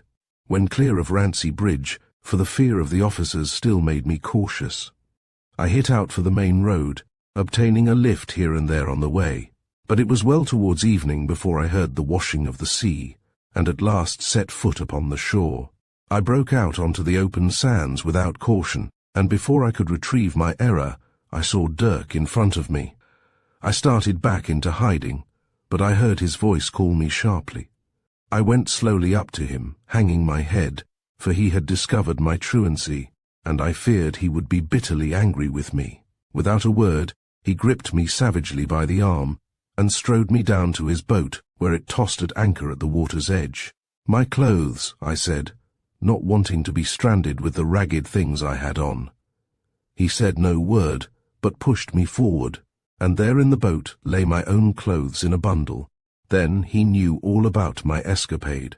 I was dismissed to my bunk immediately we arrived on board. I heard the anchor hauled in, and the sails run up, and felt the wind take the canvas and swing us out to sea. I was troubled at Dirk's silence. I expected him to be angry with me, for I had disobeyed him. I knew too that I should be punished, but he seemed more than angry, as though I had done him a personal injury. Well, the morning would bring forth what it might. I was used to living in the hour, and I was soon asleep, rocked by the swaying of the brave ship as she rose to the waves and cut through the furrows. In the morning I was tied to the mast, and had my first taste of the rope's end, but I knew it was only just, and though the pain was terrible, I bore Dirk no ill will. When I was released, he sent for me, and looking me steadily in the eyes, said, "Wool, Tommy, kid, that's that. You've lost me a precious day. He's not in this quarter no longer. I must seek otherwhere." "But you've given him a start." I began to protest my repentance, but he cut in. "You've taken your grueling. Here's my hand." Chapter 24. Thomas Garth Playden. It was in London itself where I next set foot on land. Dirk marched me away to a riverside lodging where he seemed well known, and handing me some money gave me my freedom for the day, but told me to return without fail every evening at 6, for he didn't know when he would need to be under way again. I promised faithfully not to fail him, and he merely gave my arm a little extra squeeze as he repeated his command, knowing quite well, I think, that I had learnt my lesson too thoroughly to put myself in fault any more. So I trotted away to find Worthing. But what with the wonder of the new sights, the strange confusion of the streets, the stupefying hubbub of the traffic, and the crowds, it was a long time before I reached the city and hunted out the office of Worthing's uncle. And even then I was afraid to enter. Everything within looked so neat and orderly, though dismally dark and stuffy, that I became acutely conscious of my ungainly seafaring apparel, though I was no longer dressed in the jersey of the fisherman's boy. But about this time I began to be aware of my own appearance, and felt a confused shame if my clothes didn't sit well upon me. So I peeped within, and then looked down at myself, realizing how my wrists stuck out from the short sleeves of my jacket, and I was ashamed to enter. I slunk away, but presently coming across a clothier's, after long hesitation and much passing and repassing of the stall, I at length made the plunge and demanded a suit of shore-going apparel. That led to a visit to a barber's, where reluctantly I sacrificed my incipient sailor pigtail, which I had begun to cultivate with romantic zest. However, all this is rather needless detail. I soon found myself trimmed up in a costume that satisfied my sense of the elegant and the decorous, and returning to the office didn't hesitate this time, but boldly marching in, asked if I might see Worthing Bright. I was shown into a tiny inner room, where I saw my friend perched up at a ridiculously high desk, a quill behind his ear, and busily scanning an imposing document. In the moment before he turned round, I inhaled such a lungful of musty air smelling of dust and damp, and old leather, that I wondered how he could remain there more than 5 minutes without being sick. At the announcement of my name, he pivoted round on his stool, and at the sight of me dropped the document to the desk and jumped to the floor. In a trice we were shaking each other by the hand, beaming our joy at the reunion. It was lunchtime, so Worthing whisked me away to an ordinary, and, over a savoury pie and a mug of porter, we chatted of our doings.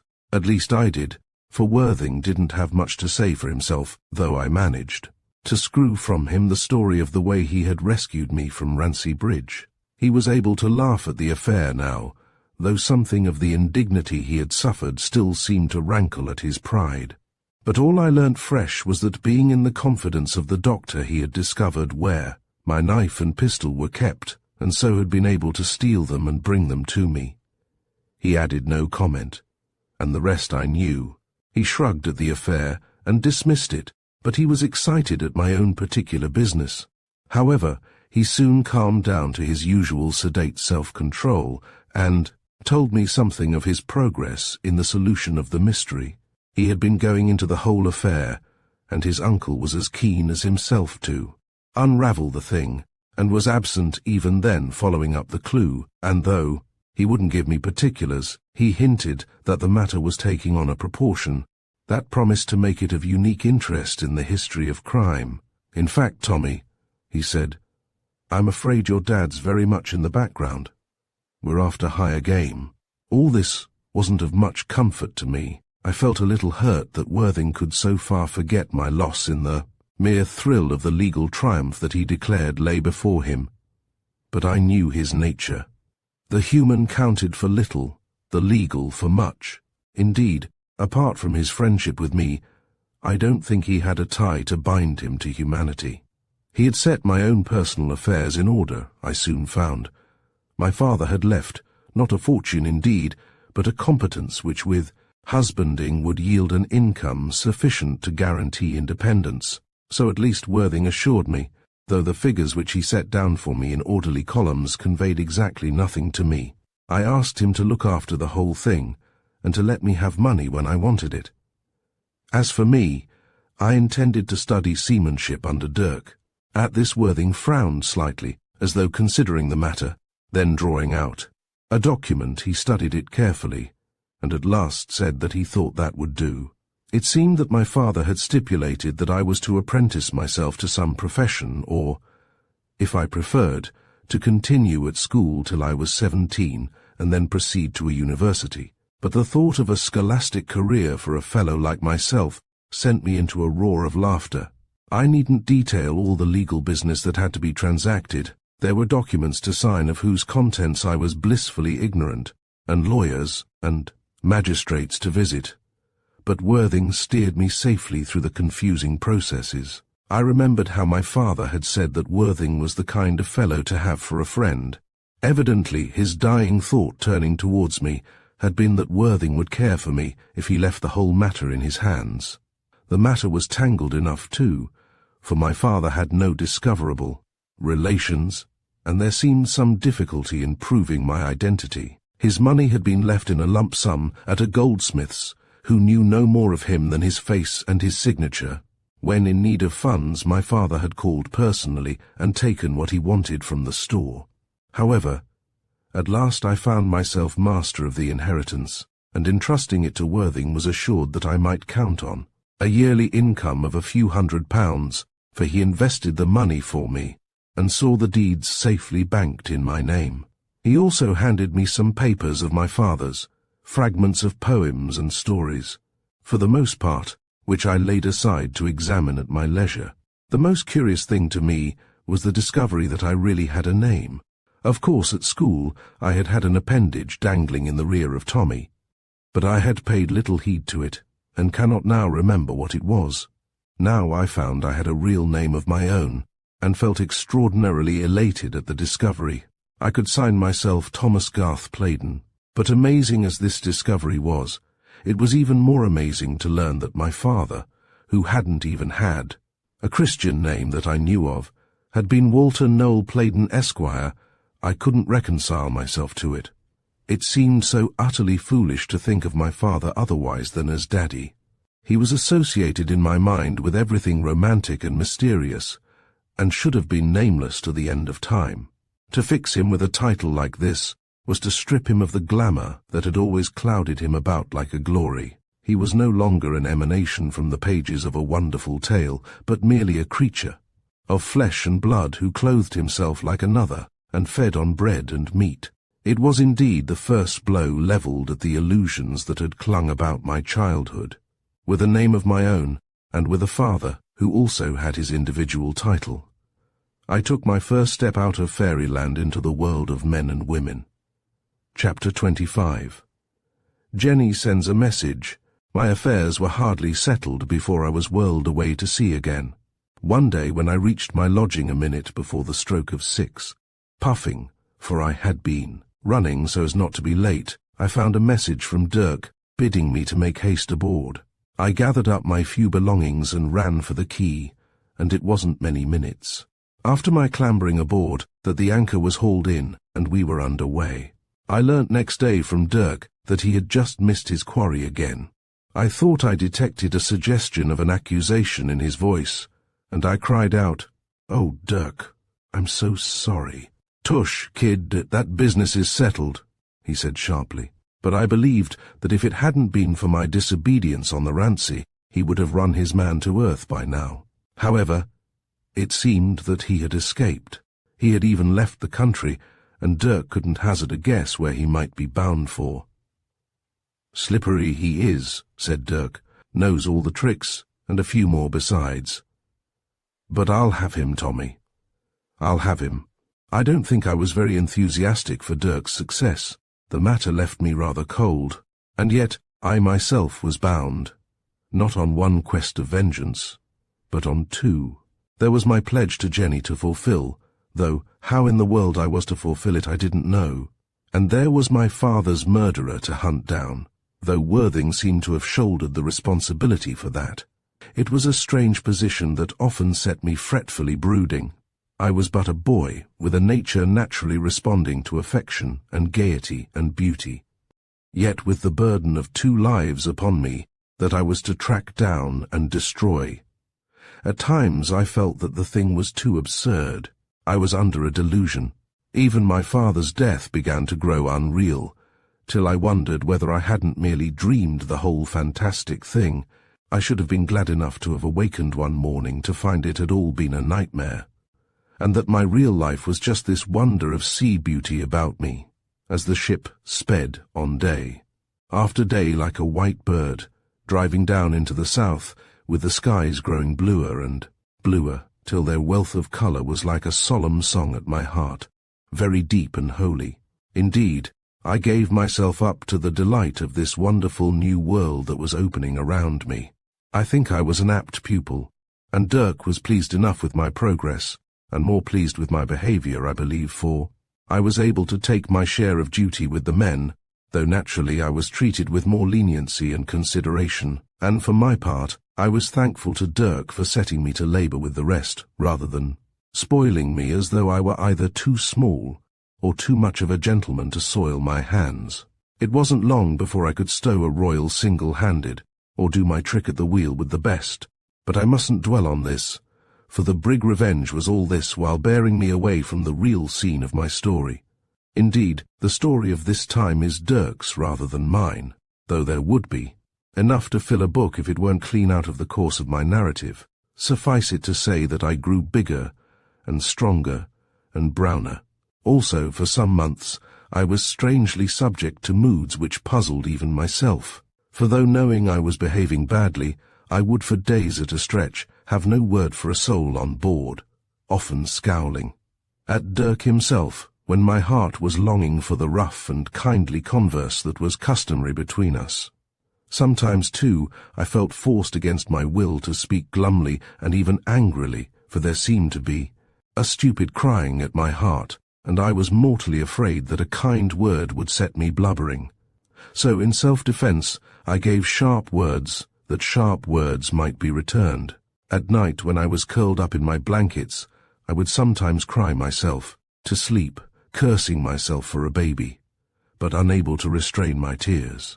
For at times a desolating sense of loneliness overpowered me. The image of my father would rise before me, and I would stretch out my arms to him to clasp but a mocking emptiness of air. And then I would rock myself upon my bunk, that the noise might cover the sound of my sobbing, and my thoughts would turn to Jenny, and with the memory of her I would feel vaguely comforted and sink to sleep. However, these moods were transitory merely, and little by little I mastered them, till gradually they became rare, and at last my spirit came out into the sunshine. But I have recorded them because I think they kept alive in me the fluttering purpose to be revenged upon my own and Jenny's enemy. For it seemed to me that my sufferings were due to the cloud that had clung about my childhood. The shadow of fear had left my heart troubled and uncertain, and I felt there would be no real peace for me till the evil were rotted right out of my life. And with Jenny it was the same. Her life, too, would be perpetually darkened, unless I could clear her path, as well as my own, of the gloom that lay upon it. But my purpose became chastened from hate or revenge to one of duty, till I felt that, whether I would or not, my destiny would call, and I would have to rise and meet it. So I kept my knife sharpened, and my pistol primed, and practised daily at both weapons till hand and eye were as one thing working in unison. And the days went by with sun and storm, and I increased in knowledge of sailor-craft and in love and understanding of the sea. However, Dirk's quest didn't seem to prosper. Watching his lips at their continual and ominous chewing, it seemed to me that he was repeating to himself that old vow of his, "I'll follow him to the end of the world, but I'll have his heart's blood." It seemed to me in my ignorance that the end of the world couldn't be very far away, for we passed from port to port, always making south, and at length bore off for the Cape and the stormy eastern seas. I saw the shores of India and walked the streets of her bazaars and learnt much of foreign ports and ways. But always I saw Dirk's face grow darker, with the evil purpose at his heart, still balked and frustrated. I wondered if I too should come to wear such a weight of gloom upon my brow before I had accomplished my quest. Then, unaccountably, we bore back upon our tracks and steered for home, Dirk still hot upon the trail, though. What the clue might be which he was following, I couldn't guess, nor did I greatly care to question. So, with the passing of the winter and the coming of the spring, we were back, in European waters, and steered one morning into the Bay of Naples. And here my own story began again, for I came upon Picardino, who had wandered home to his native land. I had just made the purchase of a fine stiletto, and was seated in a tavern sipping wine while I admired the tapering steel, when I heard a voice suddenly break out into a ripple of song, and immediately I remembered the minstrel of the snowman. I slipped the stiletto under my waistcloth, and turning cried, "Picardino!" He actually stopped in his singing, and leaping towards me, smothered me with kisses, chattering his delight in such a race of mingled English and Italian that I could scarcely follow a word of it, but guessed at the meaning by the profuse and ardent embraces he treated me to. It was some while before I could tear myself free. For the first onslaught over, he gazed at me for a moment, and then, with a cry of "Little Tommy," returned to the attack. Then he whisked me away to another tavern, and up a dark flight of stairs to a little room, evidently his lodging, into which he ushered me as though I were a duke, bowing for me to enter. At length we were seated, pledging each other in execrable wine, clinking glasses, and drinking with faces almost touching. And nothing would satisfy him but that I must tell my story. Where had I gone that night? What had I been doing? And so on and so forth. I told him as much as I thought he should know, merely referring to my father by saying he was dead. Dead? Ah! He exclaimed, clapping a hand to his heart. Yes, in the fear. That's sad. And he's such an artist. Yes, how he play upon the guitar. And you desolate, yes. How I see eat. Once more he flung his arms about me and cried, "Ah, little Tommy, how you desolate. You come with Picardino, yes?" But I told him I was a sailor, and then he would have the story of my wanderings. So I told him of Dirk, and how he was caring for me and training me, though of course I said nothing of the purpose of our voyage.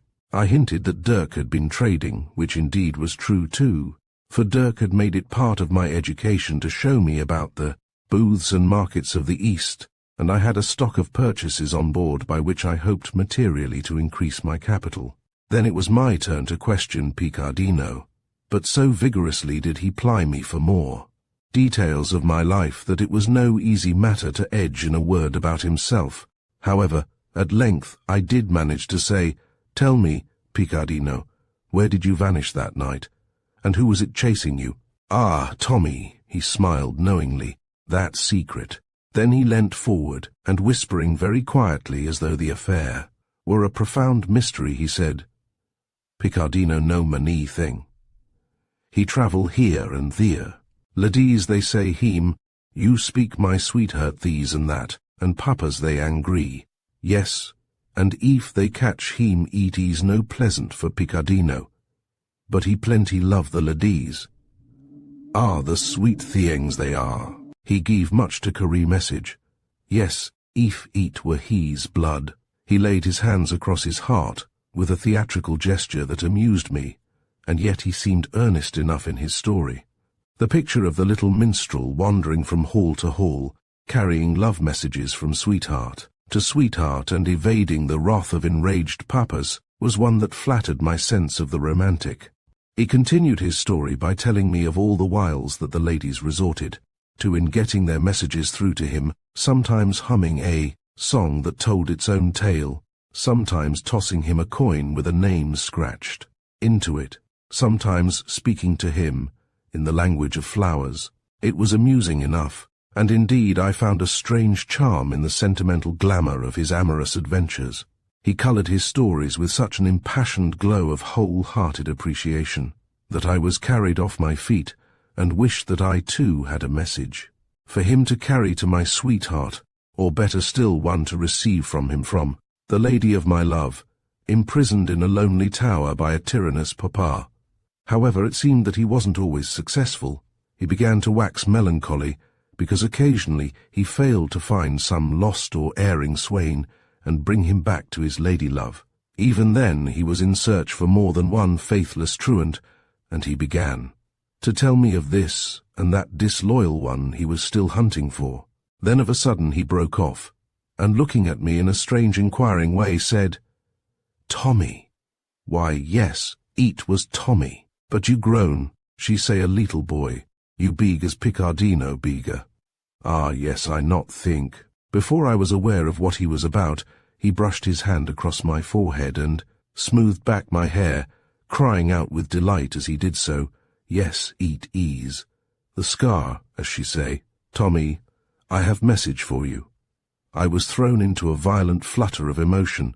It was so unexpected, so incredible, that we should have been tossed together like this, I from the east and he from the north, was strange enough in itself, but that he should have a message for me, a message from Jenny, was a wonder beyond belief. "Tell me," I said, hardly able to form the words. But before he would speak I had to endure his winks and nods and smiles and sighing innuendos of, the little boy.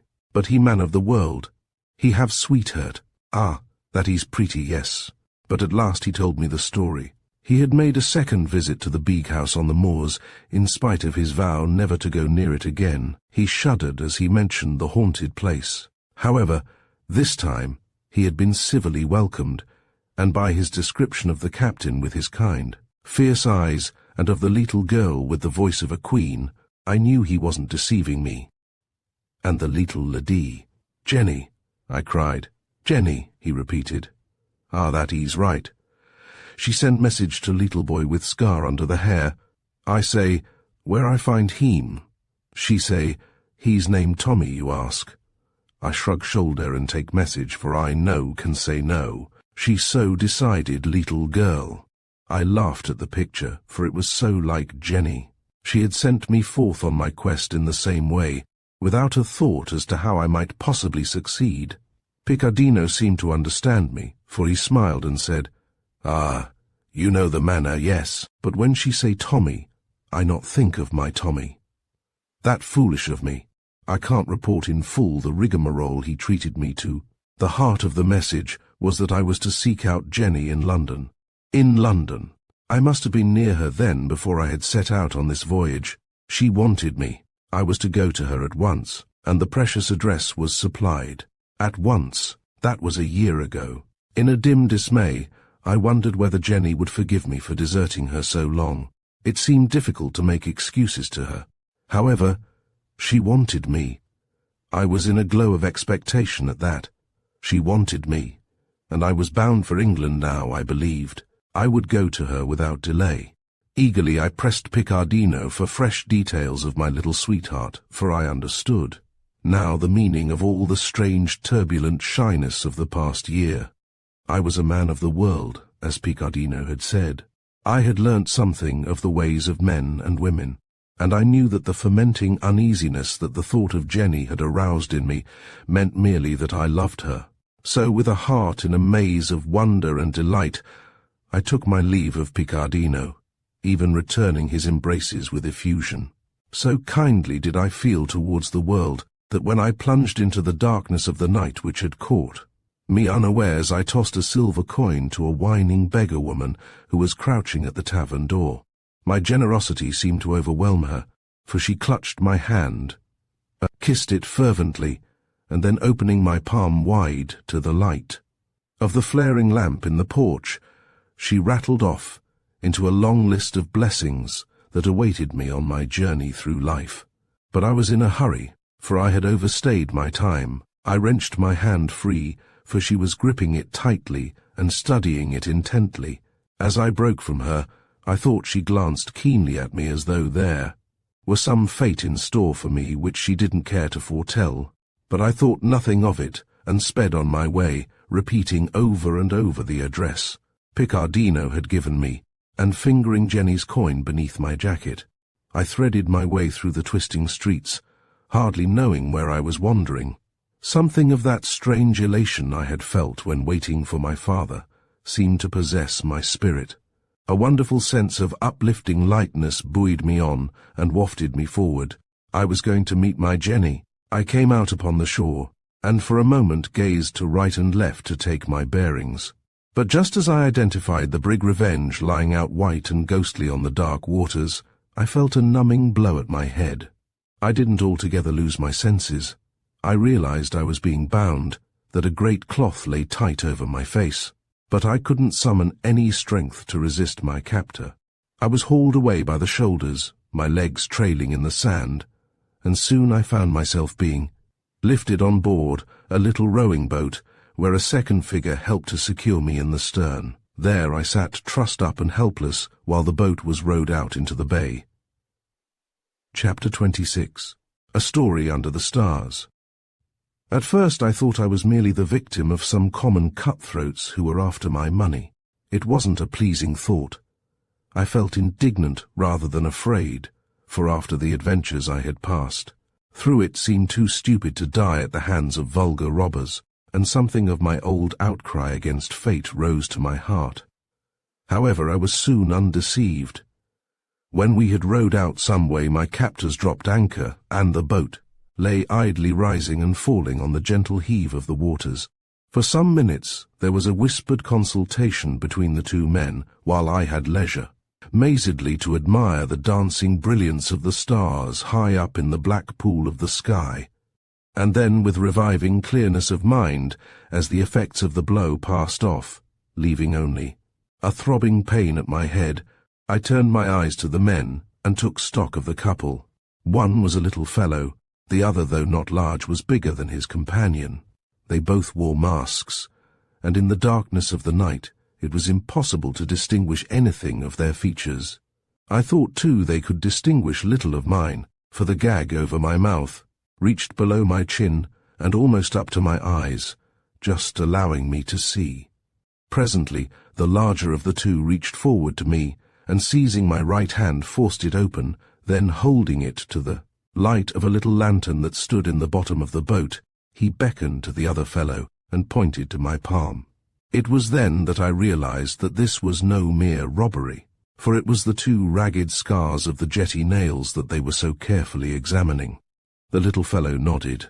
They trussed me up again with my hands behind me and slipped back to their places, sitting side by side on a thwart facing me. For a while there was silence. I felt quite easy in mind now, for I knew I had been captured by mistake. Somehow I had been arrested for my father's murderer. I thought that the worst that could come of it would be a waste of time, for sooner or later they were bound to find out who I really was. I made one desperate struggle to force a cry through my gag, and I strained violently at my bonds, but it was unavailing. I knew I should have to wait till the gag was removed, and then I could rectify the error. Meanwhile, I sat quietly, trying to possess my soul in patience. The bigger man leant forward, and seemed by his attitude to be steadily gazing at me through his mask. Something in the way in which he turned his face to me, though I could only see the lower half of it, sent my mind back to the old beggar woman who had tried to tell my fortune at the tavern porch. Then the man began to speak, and though now he spoke in a clear and precise English, whereas the old woman had gabbled in a sort of nasal Italian, yet there was something in the pitch and intonation of the voice which confirmed my surmise. This was none other than the old beggar woman herself. Now, of course, it was clear how the mistake had arisen, especially as the porch had only been dimly lit by the swinging lamp, and my face was tanned out of recognition by the southern sun. But it still seemed a strange coincidence that I should have stumbled right into the trap that had evidently been laid for another. "I am going to tell you a story," he said. I didn't think he would be able to tell me anything I didn't already know, but there was nothing for it but to sit still and listen, though I wished mightily he would ungag me and let me reveal my identity, for it was clear that all this while the real murderer was gaining precious time. But the next word sent my mind spinning in a vortex of alarming doubt. "There were 3 brothers," the clear voice continued. The eldest we will call," he repeated with emphasis, "we will call Captain Field." There was a pause, I supposed for the significance of the words to sink into my mind. "You see," continued the man, "I intend to convince you that I know the meaning of those marks upon your hand, and that if you still have any love for your own skin, you will put yourself at my service. And remember, though walls have ears, the waves have none. We are as private here as in the grave. However, the story will speak for itself. We will begin with Captain Field." I was all attention, straining to sift his words and catch the underlying significance of it all. He went on, "There is a certain haunted house on the northern moors that you and I know well. It was there that the captain," he stressed the title with a slight sneer, "first discovered the manuscript which told of the winning and burying of the accursed treasure. That part of the story I needn't relate. For proof that I know it, if that is of any consequence, here is the document itself." He held out his hand to the little fellow beside him, who brought the document out from under his cloak and gave it to him. He laid it out before me, slowly turning the pages so that I might satisfy myself that it was the genuine thing.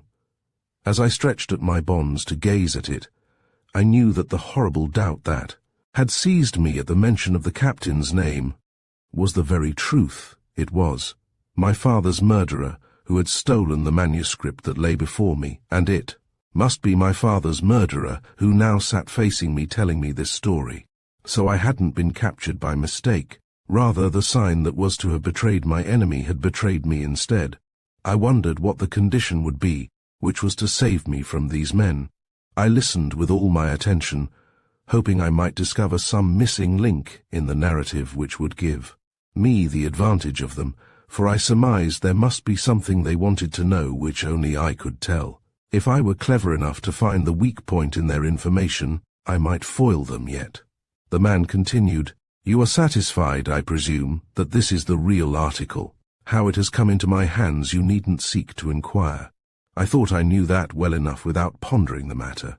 I say the captain found this at the haunted house. Where he found it you probably know. In a certain dark passage of which you are well aware, there is a skeleton chained to a niche in the wall. How it came there is interesting enough in its way, but here the tale would be irrelevant. But when the captain bought the house many years ago, bought it, you understand, though it seems he prefers to play the role of tenant rather than owner, that was information to me, and I busily meditated it while still alertly listening. When the captain bought the house and accidentally discovered the passage I have mentioned, he found the document, here hung about the neck of the unfortunate man, whose bones only remained to tell of the agonies he had suffered. The captain was interested in the document, but when he first read it, and learnt of the treasure which seemed to have borne such evil, fruit as it were before his very eyes, his first thought was to destroy the thing. Why his intention altered we needn't inquire. Suffice it to say, he took counsel with his two younger brothers, and they decided to search for the buried gold. He took breath and resumed. A ship was purchased, a crew enrolled, and the search began. It was successful. Then what happened, we needn't follow in detail. It may be that the treasure was really accursed. Of the band of 20 who looked upon it and handled it, actually winning for themselves a fortune to satisfy the avarice of the most grasping, only 3 survived. One was the captain, one his servant, a boy of 17 at the time, a foreign boy who loved the captain as his own father and would have shed his last drop of blood, as the saying is, to serve him. Here the man's voice became unusually impressive, as though wishing to drive his point home. As for me, I knew he was speaking of Abu, and the third was the captain's youngest brother. He paused and added, his favourite brother, and continued, "Whether there had been a quarrel or not, we won't seek to inquire. It is enough to say that the brother escaped with a fatal wound in the neck, but carrying with him this manuscript. He tapped it with his finger.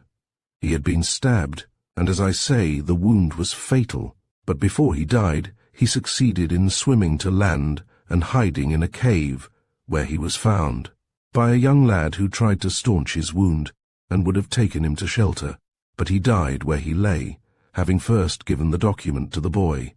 telling him to preserve it as he valued riches and happiness. What happened to the dead man doesn't concern us. The boy took the document and learnt its secret. He became a man, and in his turn made search for the gold. His name, we will say, was Playden, Walter Noel Playden to be exact. Here there was a pause, while the eyes of both men seemed fixed on me in keen scrutiny. For my part, I had already summed up the situation, and could have finished the story for them. I had been watching the smaller of the two, though listening to the other, for there seemed to me something familiar in the curl of his lips. I tried to connect them in my mind with the memories I had of the face of my father's murderer, but wasn't altogether successful. Yet, I thought the resemblance was strong enough, seeing I had never had a clear view of the fellow. I had only seen him by the leaping firelight, again in the dim glimmer of the moon, and lastly with my senses failing when he had struck me by the jetty, and now there were only the stars, the lights from the town across the water, and the lantern, in the boat, to discover him to me, and even so only the lower part of his face was visible. The thought in my mind was that this was Bite in the dark, and the larger man who seemed to have the matter in hand was Shadow of Fear himself.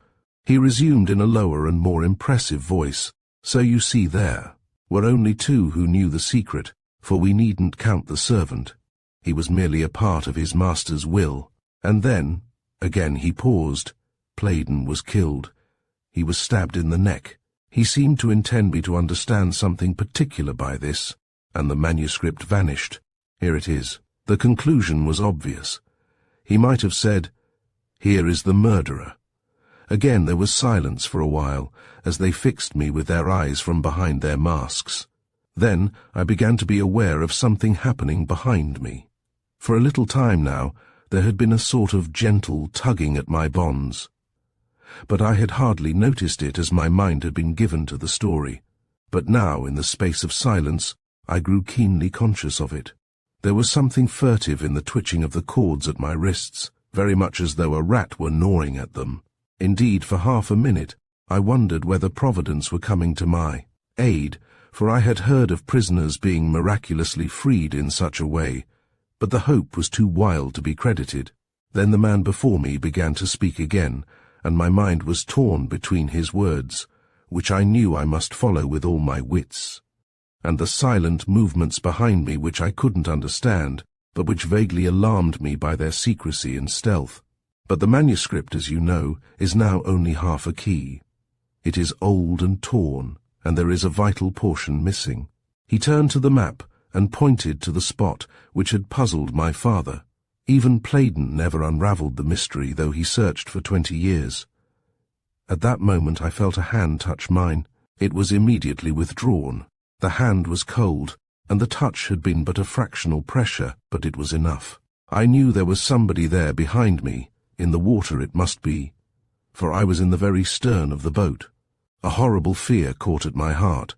It was bad enough to be held in captivity with my father's enemy in the lantern light there before me, but this subtle, unseen creature, feeling up at me out of the dark water, was a thing to shake my nerve with a sense of inscrutable forces at work to undermine me unawares. I could scarcely concentrate my attention on the vital business in hand, but I must listen perforce, though with half my mind alert for the movements of that unknown presence at my back.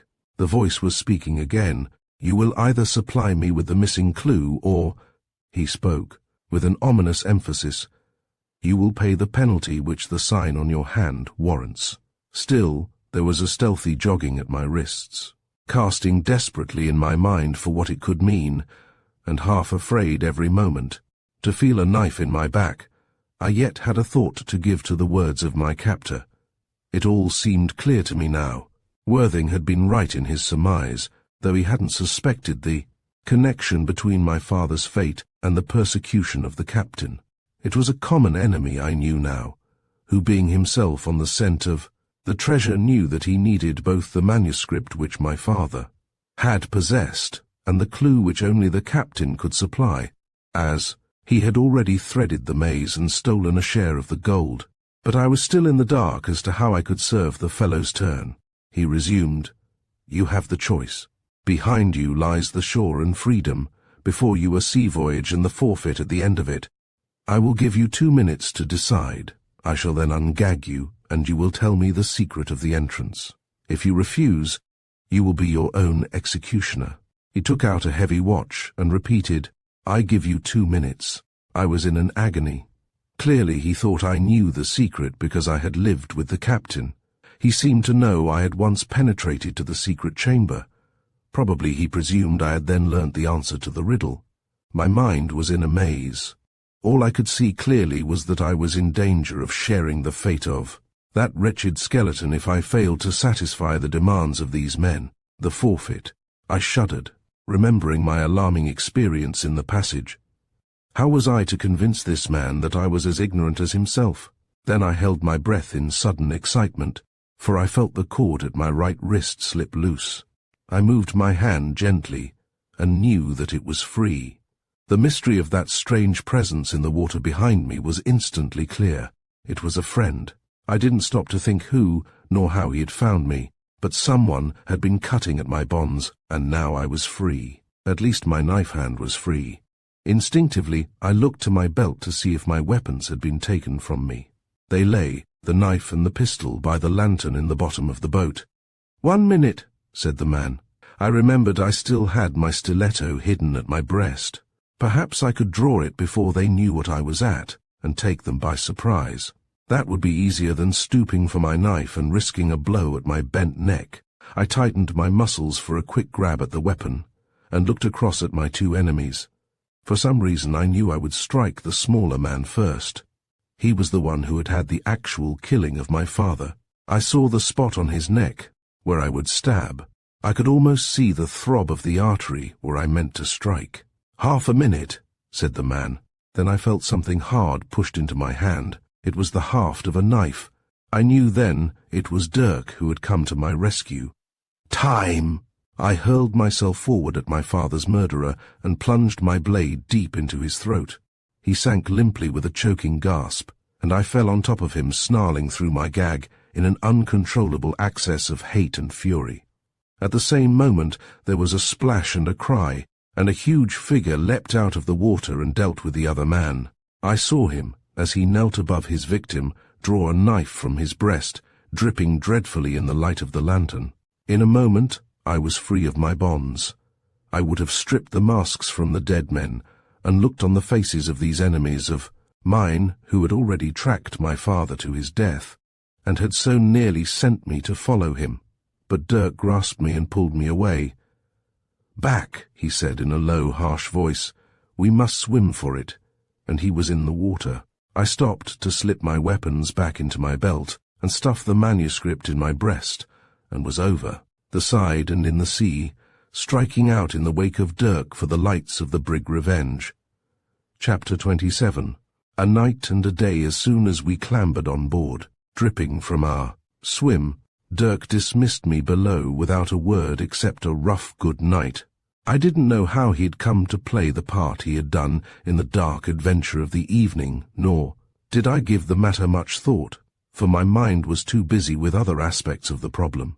The feeling that for so long I had been blindly groping on a forlorn quest, and that, now by my enemy's own move, I had suddenly accomplished not only the mission on which Jenny had sent me, but my own private revenge as well, was like the falling away of an enormous chain or the flooding of a prison with noonday light.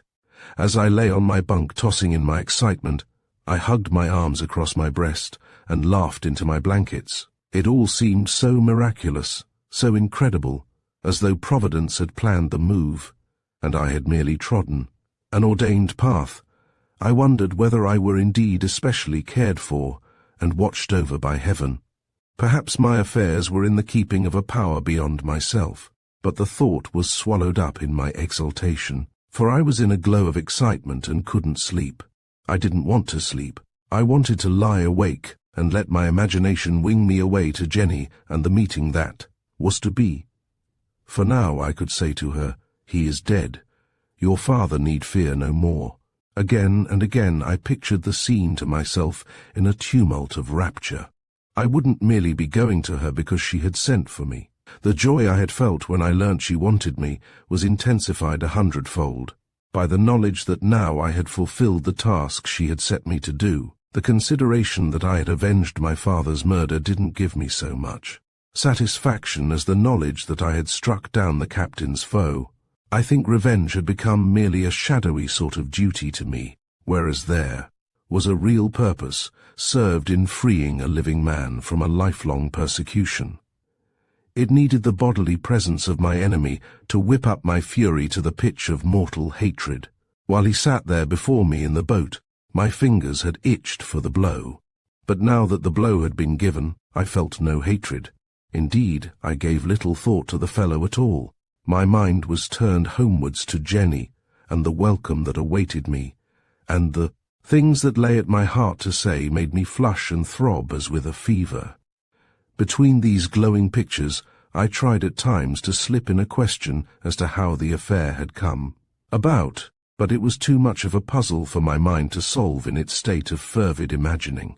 All I could clearly know was that I had been tracked by those two men, and that somehow Dirk, discovering my plight, had swum silently up to the boat as it lay on the dark waters, and so had saved me. For the rest, how they had tracked me, what they thought I knew, I put away for later consideration. And once again turning my mind to Jenny and all the wonder that lay ahead, I, at last, fell into a troubled sleep, broken by confused visions of mingled rapture and alarm. For with the wearing of the night, a reaction began to set in. Little by little my dreams turned from pleasing glimpses of Jenny to those dark, silent bodies lying motionless under the stars. Once I awoke, thinking that again I was dealing that deadly blow, and the feel of the knife as it sank with a thud into the fellow's neck was so real that I thought I had stabbed someone in my sleep. After that, the delusion came again and again with sickening reiteration, till at length it seemed to be a punishment I was doomed to undergo rather than the fulfillment of a long-cherished quest. Repeatedly I kept finding myself being dragged unwillingly to the ordeal. Before me was the victim, and always he seemed to be mocking me from under his mask, as though I were the more to be pitied of the two. The fantasy grew upon me that somehow I was striking at my own heart, till it seemed. At times it was my father I was bidden to kill, and then it was Dirk, and then it was Jenny herself, at which I would struggle desperately against the fatality that was forcing me on, and would wake with a terrible dread upon me. I would try to soothe myself with the pleasanter thoughts of the days ahead, but the charm had snapped. I couldn't conjure the desirable vision back into my mind, and again I would tumble off into a feverish doze to act over and over the horrible deed of the night. Every detail returned upon me vividly, and even feelings I hadn't been conscious of at the moment surged back upon me. For always there came a stealthy fingering at my hand, and then a dagger would be slipped furtively into my fingers as though the deed I was to do were evil and accursed. And always I saw the throbbing of the blood at the victim's throat, horribly intensified, and someone would be counting, and at the cry of time, I would leap forward, hating the duty to which some fearful force impelled me, and strike savagely at the spot where the blood beat. Then, with the flesh sucking disgustingly at the blade as I tugged to draw it free, and with a gush of blood that blinded me as I toppled forward onto my victim, I would start awake with a sense of loathsome horror, as though I'd been physically sick. It was a relief to see at last the first light of the morning whitening at the cracks of the door. It wasn't long before I was into my clothes and out on deck, sluicing off the fumes of the ugly dreams which seemed to cling about me like a perspiration. Then I looked out across the water and identified the little boat still swaying on the foamless waves. In it I knew were those dead men, with sightless eyes wide open under their masks, gazing up at the still grey sky.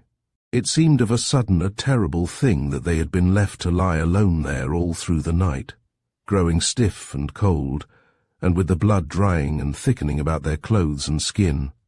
As I gazed across the water, it was as if I could see them, on their faces was a look of reproach, as though I had done a cruel thing.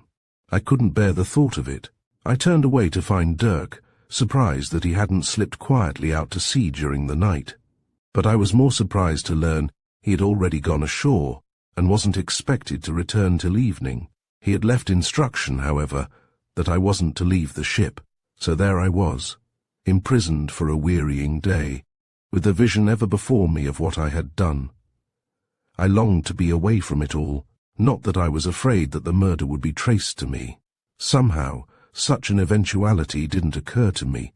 I was so weighed down with the sickening sense of blood guiltiness which seemed to cling about me like a dripping garment, a garment soaked in blood, that I had no thought to give to any other fear than the one at my own conscience. I began to understand why a murderer should go mad. As in the night I tried to cheer myself with the consolation that I would soon be with Jenny again. I told myself I had struck the blow for her. I hadn't been guilty of murder, rather I had been the instrument in the hands of justice and retribution. But always at my heart was that paralyzing shadow which numbed me from confident thinking. I knew I had done a horrible thing, and there would be a cloud over my life to the end of my days. The sunshine would never be so bright for me again. In the beautiful breaking of the dawn, there would always be something of the redness of blood.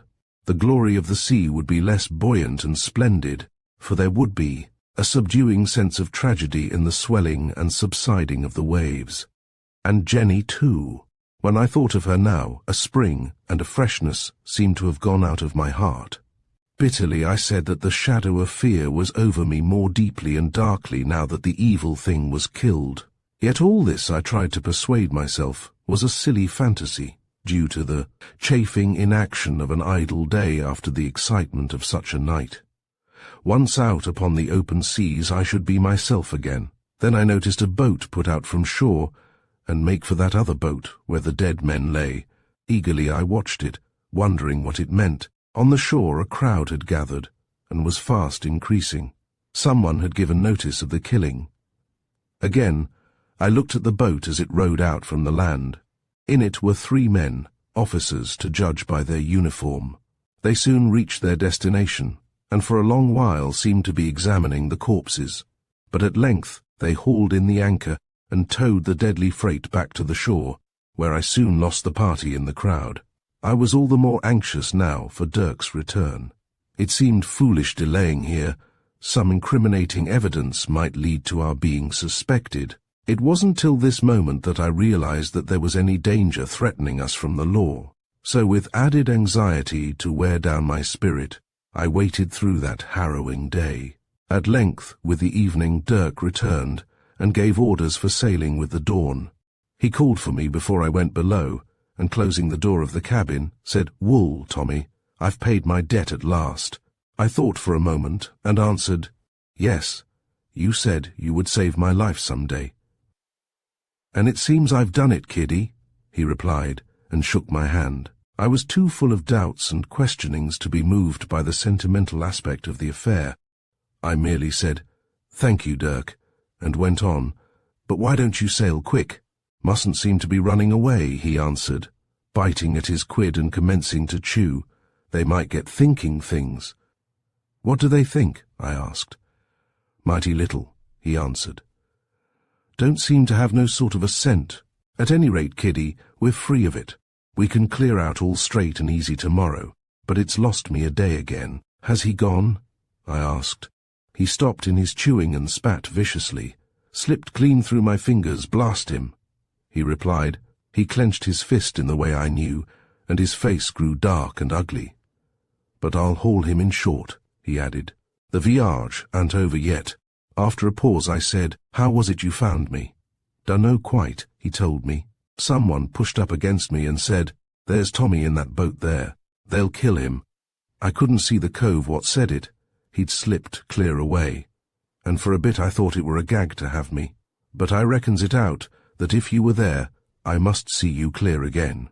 So I dips in and swims quietly up, and that's all about it." I knew it must have been Picodino who had sent Dirk to the rescue. I had told him of Dirk, and doubtless he could have easily identified him, but that meant he must have been following me after I left him. Had he any premonition that I might be attacked, or was it just kindly shepherding, or even mere luck? I mentioned nothing of this to Dirk, for I wished first to unravel the mystery for myself. I said good night, and trotted off to my bunk. I slept soundly enough that night, and with the morning was eagerly at work unfurling the sails and trimming the ship for sea. Chapter 28. A Revelation. It was still early in the summer when I stood at last before the captain's house in London, with the knocker raised in my hand. But half fearing to strike from bashfulness, for a new access of shyness flooded my heart at the prospect of seeing Jenny. Something of the hesitation that had delayed me at Sunset Towers when I had stood fingering the handle of her door possessed me now. Twice I laid the knocker silently back, and paced up and down before the dark straight slice of a house. As it seemed to me, looking eagerly up at the windows, hoping Jenny might see me and let me in. But she didn't see me, or if she did, she made no sign. So perforce I took the knocker in hand once more, and followed a feeble tap, with a couple of sounding blows which echoed thunderingly down the street. Then I stood waiting with ill-suppressed excitement for the door to open. Presently there were light steps within, and the door opened. A servant girl stood before me, eyeing me dubiously. I was taken aback, for ignorant of city manners, and not considering that Jenny knew nothing of my presence there. I had expected to see my little playmate herself, so I blurted out, "Jenny," and quickly tried to cover my mistake by saying, "I want to see Jenny." "You wish to see Miss Jenny Field?" the maid inquired with smug politeness, to my complete confusion. "Yes," I said. "Tell her—" But she stood facing me doubtfully and asked, "And what name, please?" Then indeed I drew myself up, conscious of the dignity of my lawful appellation, and emboldened by the smart new suit I had first taken the precaution to obtain, and pronounced grandly, "Thomas Garth Playden, of the brig Revenge." At that I was admitted, and bidden to wait in the hall. The maid disappeared. Then suddenly there was a glad cry. A door flew open, and the maid was unceremoniously thrust aside. Before me stood a slim little figure that I knew at once, though now there was a band of deep red ribbon restraining the disorderly locks, and the dark eyes had lost their fierceness, but glowed with an intensity of ardor that seemed to burn into me like the light from the deep heart of a sunset. "Tommy!" she cried, with hands outstretched to me. If it hadn't been for that wretched maid huddled so amazedly against the wall with wide eyes open and mouth agape at this unladylike behavior, I should have flung my arms about my little sweetheart, and so boldly leapt that line which is so difficult to cross. But I merely took the outstretched hands in mine, still furtively eyeing the maid, and said feebly enough, "I've come." The glow faded from Jenny's eyes. Looking demurely away from me, she said, "Yes." Then the girl did recover her wits and took herself off, but the chance had slipped away, and when I would have put my arms about Jenny's shoulders, she gently released herself and politely invited me to come and see Papa. As I entered the drawing-room, I managed to whisper, "Jenny, I've killed him." She started and would have held me back, but the captain had seen me and called out a hearty, "Tommy, boy, come along in." I only felt a keen squeeze at my hand. Jenny had understood. So the vision of my homecoming wasn't realized in all the wonderful colors in which I had painted it in my imagination. But still, there was Jenny before me, and while the captain chatted, questioning me of my experiences, comparing notes of foreign towns and ways, and storms and adventures at sea, I watched the slim little girl who had grown wonderfully tall and slender in the passage of a single year. Indeed, I didn't quite know whether it was the same Jenny I had played and quarrelled with only a 12-month ago. It wasn't so much that she had grown, rather she seemed to have settled to a subdued seriousness, not quite in keeping with the Jenny of my games and squabbles. I couldn't hear her saying now, "I hate you," as she had used to do, and yet a gesture here and there, and the tone of her voice when she threw in a quick word, touched at memories of the past, linking up this grave-eyed girl with the child of the year before. As the evening wore away, I had quite accepted the change in her, and the thought did just come to me that she too must have been surveying me with something of the same inquiry. I wondered whether she was as satisfied with the new Tommy as I was with the new Jenny. For though at first the change in her had taken me aback, I soon realized I was more head over, heels in love with the charming girl who sat there at her father's feet, solemnly resting, her eyes on mine, and now and again broadening her lips in a wonderful smile, than ever I had been with the bright, vivid, tempestuous little creature I had known at Sunset Towers. For now there seemed to be a depth and reserve behind those eyes, whereas before their glitter had told of a wonderful, keen life, it is true, but one that played merely on the surface of things. I had little leisure to notice the captain. He was extraordinarily kind, even boisterous, in his welcome. He asked but little of my truancy from Sunset Towers, and spoke chiefly of my doings at sea. He showed nothing of the dark fear that had used to overshadow his face, even in his most genial moments. I wondered whether somehow he had heard of his enemy's death, though not knowing who had rid him of his tormentor. But I said nothing of the matter. With the memory of that dark evening when I had parted with him last, I was cautious how I spoke of dangerous things. And in any case it would keep. Moreover, the thought of it only came to me in fitful starts, for my heart was with the daughter, not the father. When I rose to go, he seemed surprised.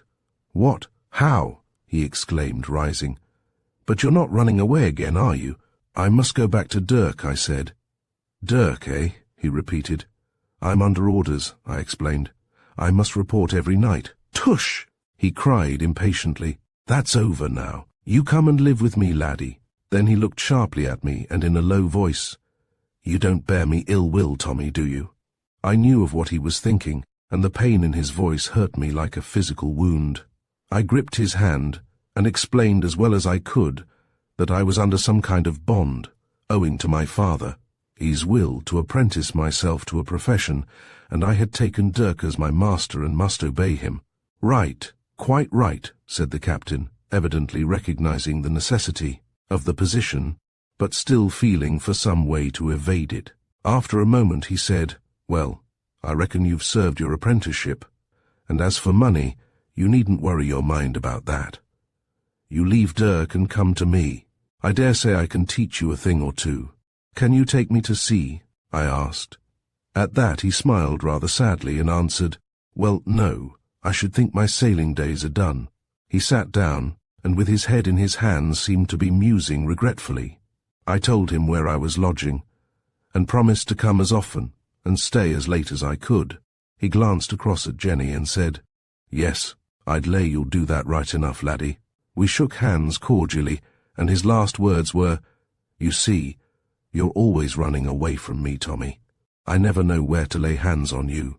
You frighten me, my boy. I like to have you near me." He seemed strangely moved. I remembered Worthing telling me how disturbed he had been when he had heard of my escape from Rancy Bridge. As I said good-night to Jenny, she stopped me at the door to say, "And you've really killed him, Tommy?" "Yes," I said. "Sure?" she asked, fixing me steadily with her eyes. "Sure," I replied confidently. "Oh, Tommy." She sighed, lifting her face to mine. I kissed her. Then she slipped away from me, and smiling roguishly cried, "There, good night. Little boys should be in bed." So I walked away to my lodging in a dream. I learned later why she had inquired so seriously as to whether I was sure I had accomplished my task. It seemed that once before she had thought I had fulfilled the mission. Her father had grown wonderfully cheerful, and she had imagined that at last the terror must have been lifted from his life. His moving to London had seemed to her a sign that the evil days were over, and that he could come out of hiding.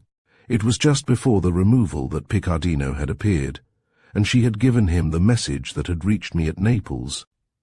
I asked her whether she had been angry with me for not obeying her summons. She replied that she had been so angry that if at last I had come to her, she wouldn't have spoken to me for it. Had seemed to her that there was nothing to keep me from her, as the task had been fulfilled, and even without a summons I should have returned to her. But then she had learnt the reason of my delay, for somehow her father had been deceived into a false assurance of safety. The enemy had risen up against him once more. Poor little Jenny had had a terrible time, for Abu had begged to be sent back to his own people as his master didn't. Had seemed to need him now, so when the evil had arisen afresh, Jenny had been left alone to tend a half-mad father. He had refused to go back to Sunset Towers without Abu to take care of him. He had remained in London, determined to face out the persecution and take what might befall. Jenny had comforted herself by saying that I must be on the man's track, and someday would assuredly run him to earth. At that, I felt very guilty for all this while I had been gaily sailing the seas with Dirk, without a notion in my head as to how my mission was to be accomplished. However, a few days before my arrival, a complete change had come over the captain, and Jenny had told herself that at last I had been successful. And then she told me she knew I would soon be home again, and somehow her confidence in me was inexpressibly delicious. So I spent the days with Jenny, but all that we said to each other, however precious in my own memory, would be of little interest to others, and at any rate it doesn't concern the story I have set myself to tell. It is enough to say that we were wonderfully happy together, though the words I wanted to speak always seemed to catch at my throat, yet when alone I could be eloquent enough on the theme of my passion. Also, the captain fathered me with an overflowing affection which left no doubt in my mind that when Jenny and I stepped out of girl and boyhood, nothing would please him better than the fulfillment of the dream with which I flattered my own heart. I'm afraid I forgot Worthing for a time. It wasn't until the third or fourth day that I stepped out for the city to look him up. Even so, it was a duty call, for I grudged every minute away from Jenny. I think I was relieved when I learned he was away. Jenny told me he had called on her father a long time ago. It was while she was waiting for me to come back to her, and she had told Worthing what she thought of my desertion. He had smiled darkly at her when she declared she would never speak to me again, and indeed he had so angered her that she had stamped her foot at him and told him she believed it was he himself who was keeping me away from her. I was like that, she said simply enough, as she told me the story. I was a silly girl, wasn't I, Tommy? Words thronged to my lips in such a gush of protestation that I stuttered stupidly and couldn't utter a coherent syllable. She went on with a laugh, and he said to me in such a strange way, "I am keeping him from you," and walked away and left me. I thought nothing of it, partly because I was too intent upon Jenny herself, and partly because I knew the reserved, bitter way in which Worthing chose to disguise his real thoughts. That was all I learnt of Worthing, for Jenny hadn't seen him since.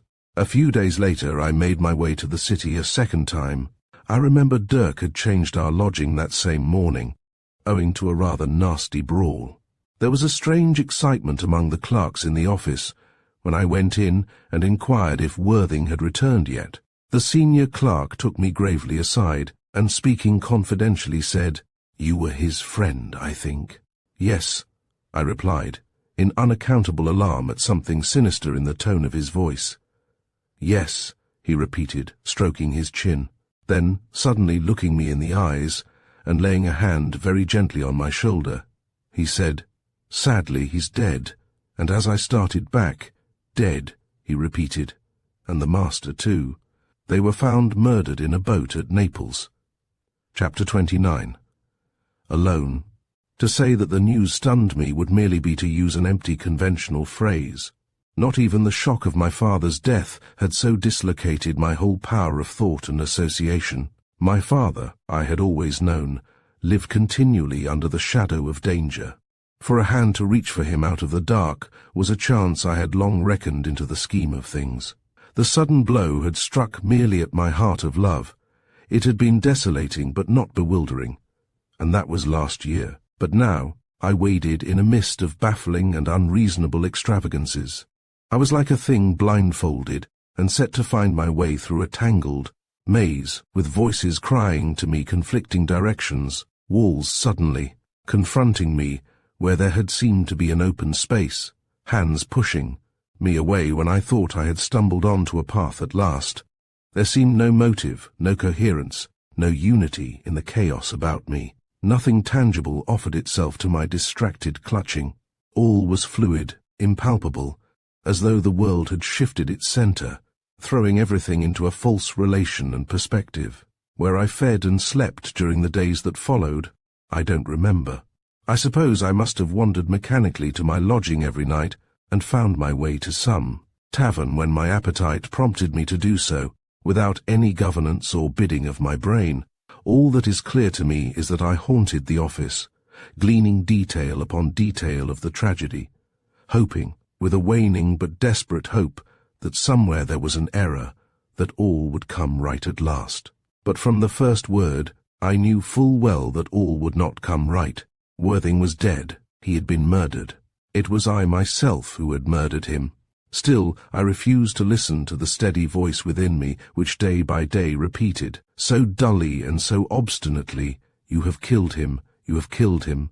I fought against it, and sometimes shouted wildly to drown its insistent burden, or rushed away into the streets with my hands at my ears, till I wonder I wasn't arrested and locked up as a madman. But the truth had to be faced at last. With every fresh detail, as the news came slowly through, I felt the fearful reality of the thing closing about me like the grip of some slow, cruel animal gloating at my pain. At last I ceased to haunt the office. I knew all I was likely to know, and I would have given my life to have known nothing. Some papers were stuffed into my hands, I remember, for Worthing had been managing my affairs, and now I must find another to steer me through the legal maze. But just then my helplessness didn't trouble me. It was the dreadful knowledge that I had killed my friend which stung me like a stabbing dagger, goading me out of the heavy lethargy that might mercifully have numbed my feelings, and teasing me to a constant realization of the maddening truth. I didn't dare visit Jenny. Indeed, I felt a horror at the thought of ever seeing her again. It was for her I had murdered Worthing. I didn't blame her, but somehow there seemed to me an unholy fate binding us together. And unless I could tear myself free, even darker consequences would ensue. There was a bond of blood between us. To think of her even was to awaken a bitter cry in my heart, an echo as it were from another world of a reproach I couldn't bear. For Jenny was like a living monument of the evil I had done. With her image in my mind, I was forever whipped back to that night at Naples, forced to deal again. That dreadful blow through knowing now whose life it was I was stabbing out of the world. I think Dirk must have been away for some days, for I don't remember his questioning me on the strange shadow that had so suddenly darkened my life. If he had been at my lodging, he couldn't but have seen that something desperately wrong had taken place. It wasn't till I had regained something of my self-control that I remember seeing him again. Then he eyed me wonderingly, as though inquiring the cause of my strangeness. I think he must have told himself some early love affair had upset me, for he smiled knowingly, and talked about girls being the devil, declaring they weren't worth a broken heart, nor yet a sleepless night even. I let him think what he would, and kept my own counsel. I didn't dare tell him the truth, for he would say the blame was his, as, indeed, to some extent it was, for if he hadn't rescued me, as he imagined, I should soon have been freed of the gag about my face, and then Worthing would have recognized me, and all would have been well. So I kept away from Dirk as much as I could. It was easy enough, for he seemed to be hot on the trail again. I wandered off by myself, though where I used to get to, I don't know. Then I began to try to piece the mystery together, but little enough could I fit consistently. I knew now that my first surmise had been correct. I had been mistaken for my father's murderer. For it was obvious that Worthing wouldn't knowingly have treated me as he had done. There would have been no sense in it. I couldn't help complaining bitterly at the amazing ill luck, as it seemed, which had taken me to Naples just when Worthing happened to have traced his quarry there. Of course he couldn't have dreamt of my presence, and I had grown, and my face was tanned brown. His uncle had never seen me before, and in the boat, when Worthing had first looked upon me, my face was half covered with the gag. All this seemed like a deliberate trick of some malignant devil of fate, and I felt the weight of the old curse bear heavily upon me like a burden. Beyond this I could establish little to my satisfaction. How Worthing had obtained the manuscript I couldn't think. I supposed he had stolen it from the murderer, and was using it to show he knew what he was about. But what puzzled me was that he had seemed to suggest that there was some piece of information he wanted for which he was willing to allow my father's murderer to escape. He had wanted, in fact, to learn the mystery of the treasure cave. Why? I asked myself. I couldn't believe he had been led away from his quest by the lure of gold. There must be something deeper underlying it all, something which lay concealed in the earth, which to Worthing was of greater importance even than the dragging to justice of a murderer. It must be something of rare importance, I argued, if it were worth such a prize, for I knew his enthusiasm for justice, which to him was like a physical passion, and there my reason stayed. But I knew enough to realize I hadn't yet fulfilled the quest Jenny had set me on. At first it had seemed like an exquisite piece of irony that I had been searching for her, father's enemy, only to learn that all the while I had been tracking down my own friend. But now I knew I had killed my friend for nothing. My father's murderer and the captain's persecutor were still at large. I thought by Worthing's story they were probably the same man, but I had paid a terrible price for that little piece of information. So, with the wretched thought at my heart that I had killed my friend, severed myself from my sweetheart, and had all my work still before me, I felt utterly weary and deserted, an outcast of fortune, alone in an evil world. Little by little, of course, I came to face up to the thing. I was no longer the boy I had been even a year ago, when my father had been killed. I had seen the world since then. I had developed in mind and body. I think my love for Jenny had helped to give me something of a man's outlook and self-reliance, though I was still far enough from the years of manhood. I knew I must take my life into my hands, not mope stupidly and aimlessly, hoping for something to come to my aid from heaven knew where. With the growth of this resolution to see the thing through, I began to turn over the papers I had been given, and to dip here and there into my father's writings, thinking I might come upon some clue which would lead me to the heart of the mystery. For I knew now there would be no peace for me till the evil ghost was laid. So I turned over the pages, but my mind was still too distracted for clear thinking, and I learnt little. Then I began to long for Jenny again, though I knew I mustn't see her. For I had told her that her father's enemy was dead, that I had killed him, and now I knew he was still alive, and possibly was already casting his evil snares once again about the captain's life. I couldn't face Jenny till I had really freed her father from his foe. I remembered my father's words. Always make sure, Tommy. If he had made sure that night in the hut, if I hadn't fired into the mirror at sunset. Towers, if I had but torn aside the mask before I had dealt the fatal blow at Naples. But such considerations were clean from the purpose, and only left me limp and dejected, speculating on what might so easily have been, and crying against the strangling fatality which seemed to have my whole life in its evil grip. All I knew for certain was that my father's murderer, the captain's enemy, was still alive, and I mustn't see Jenny again until I had killed him beyond all shadow of doubt. Yet I couldn't keep quite away. I began to wander at night in front of the tall dark house, and then took to going round to the garden at the back, where I soon found I could climb the wall and watch the light in a window up above which somehow I knew must be Jenny's. I used to hide in a great rhododendron bush and fix my eyes on that light, telling myself that tomorrow I would pack up my dunnage and make tracks for the Dolphin and search the coast as I had never searched it before, till I had unravelled the whole tangled mystery. I thought I might even lie in wait for my enemy there, for Worthing had said the fellow would be sure to turn up sooner or later, as evidently he was in search of the treasure. But though I kept telling myself I would go the next day, I was always back at my post watching the light in Jenny's window.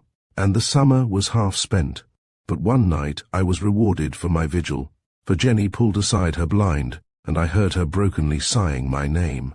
It wasn't till then that I realized that she must be in a torment of distress at my sudden desertion of her. I had been so engrossed with my own troubles that I hadn't thought of hers. I would have broken cover and called up to her, but at that moment I heard a door open, and a dark figure slipped noiselessly out of the house. A voice was saying in the suave, kind tones I knew so well, "Courage, my master. Did I not hear you call me, and I at the end of the world? Yes, and I will come to you again, be assured." The captain replied brokenly out of the shadows, "Oh, Abu, Abu." So Abu was back again, His wonderful instinct had told him his master was in trouble and needed him. I wondered if he had been back long. Perhaps it was his coming that had set the captain's mind at rest, whereas I had thought. It was the news of the Naples murder, which I had assumed he must have heard in some way. The thought was but a flash in my mind, for the captain went on. "You will find him, Abu, and bring him back. Tell him I will be his father, tell him." But what can I say? Boys don't care for that sort of thing. "But I love the bairn, Abu, and I want him back." "You shall have him, my master," said Abu, and glided away, while I crouched motionless, not daring to breathe. Then the captain came out into the garden and strolled up and down a turn or two, muttering my name. I knew I had but to come from my hiding to be welcomed back into that house with open arms. Yet I knew I mustn't go. It would be under false pretenses. First, I must accomplish my task. I waited till the captain had retired, shooting the bolts behind the closed door before I crept from cover and cautiously made my escape. My heart was bitterly sore at the thought of all the love I was leaving, the captain wanting me back as though I were his son, yet unable to frame a message for me, thinking I might make fun of his affection, and doubtless wondering why I had changed my lodging without sending him word, and my little Jenny perhaps, crying herself to sleep with my name on her lips, her pride broken by longing and anxiety and doubt. My own eyes were none too dry, nor was my breathing very certain, as I slipped back to my lodging and hastily packed my knapsack. Then, heedless of Dirk's injunctions, I stepped out into the night before my resolution should waver, and set forth once more for the dolphin and the mystery that lay like a shadow of blood over the wonderful coast about Ebbtide Pool. Chapter 30. Driftwood Cavern. The sight of the familiar scene where I had spent so many happy summers, and where I had received one desolating blow, seemed to clear and steady my mind. Sometimes I would remember only the passionate hours of climbing and swimming I had known there, and would revert to the delighted boy I had been not so very long ago. But always the shadow would fall about me again, yet, although it toned down my joy at being back in the country, of my heart, it didn't cloud me from a steady pursuing of the purpose I had set myself to accomplish. First of all, I re-explored every nook and cranny I had ever visited, and that alone was the work of some days. I reserved Driftwood Cavern for the last, intending to devote all my energies to tracing it to its source, when once I had satisfied myself that there was nothing else to learn from the coast to either side of it. In the evenings I sat up by the open window, or, when darkness had fallen, by the light of my lamp, studying the papers my father had left behind him.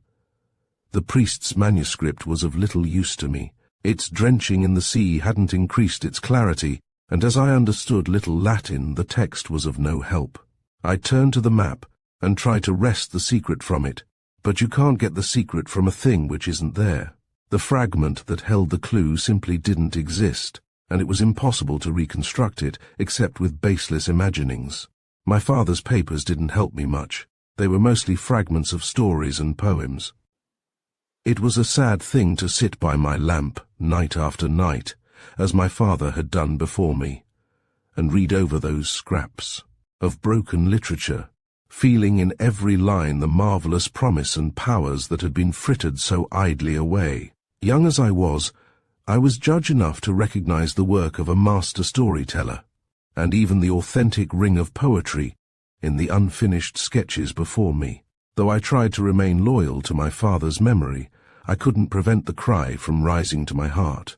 "Oh, Dad, why did you waste your days hunting for that accursed treasure when you might have been among the greatest writers of the land?"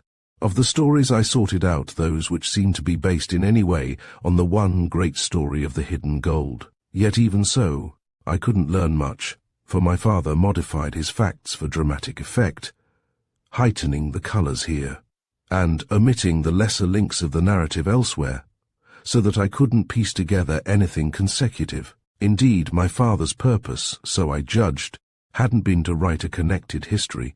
Elements of the affair appealed to him first in this light and then in that, and he had transmuted them into imaginative sketches, suggesting an underlying basis in fact, but misleading in detail. There was one story which appealed to me particularly, and it was the only one which could be called complete. It appealed to me because it reminded me of the night at Sunset Towers when my father had told the story of the cursing of the treasure and the terrible fulfillment of the curse. Here was a tale evidently based on the priest's confession. The setting was much the same as that of the story I knew, yet there were details which showed that my father had in mind not only the valley of the tombs but the coastline round the Dolphin, and so the incidents were brought more vividly home to me than they would otherwise have been. First, there was an account of the discovery of the treasure by a party of adventurers, but when half of it had been safely brought to the light, a quarrel broke out, and the captain of the band found himself standing almost alone against a mutinous crew. But he was a wily man, and succeeded in tricking his enemies, and having trapped them in the cave where the treasure lay, he rolled a huge boulder to the cave's mouth and imprisoned them alive. So far the story was only a variant of the one I had heard so thrillingly told on that memorable night, and the account of the frenzy which overwhelmed the captain with terror and remorse was much the same as in the account I knew so well of the mad captain, and which now, with my own hands stained with blood, I could appreciate to the full. But after this the story changed, for a stranger had somehow stolen the plans and learnt of the hidden gold, though he didn't know the secret of the entrance to the cave. When the captain learnt there was someone on the track of the treasure, a terrible fear seized him lest his crime should be discovered.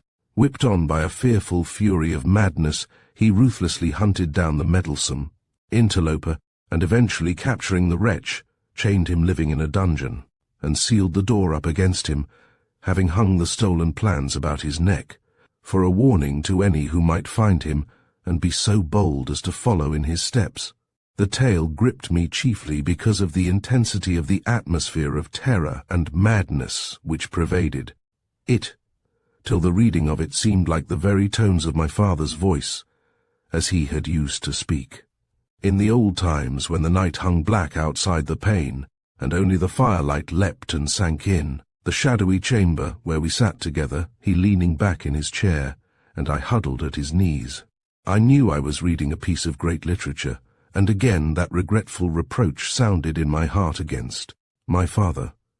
Why had he neglected such talents to squander his life away in a stupid hunt for gold? But another reason which made the story of interest to me was the picture of the wretched victim chained into the dungeon with the plans about his neck. For I thought I had come upon a further link in the strange series of crimes, which had made one tale of horror of the searching for that evil gold. Here was the explanation of the skeleton I had found at Sunset Towers. Worthing's uncle had said that the story of its coming there was interesting enough in its own way. Doubtless he was referring to this yarn of my father's. But when I began to put things together, I found that after all I had learnt little. The yarn was probably no more than a yarn, springing from my father's fertile imagination, and even if it were true it only told me of something so distant as to be of no value. Yet the story clung to my memory. I kept turning to it as though somehow it contained the clue to the mystery I was seeking to unravel.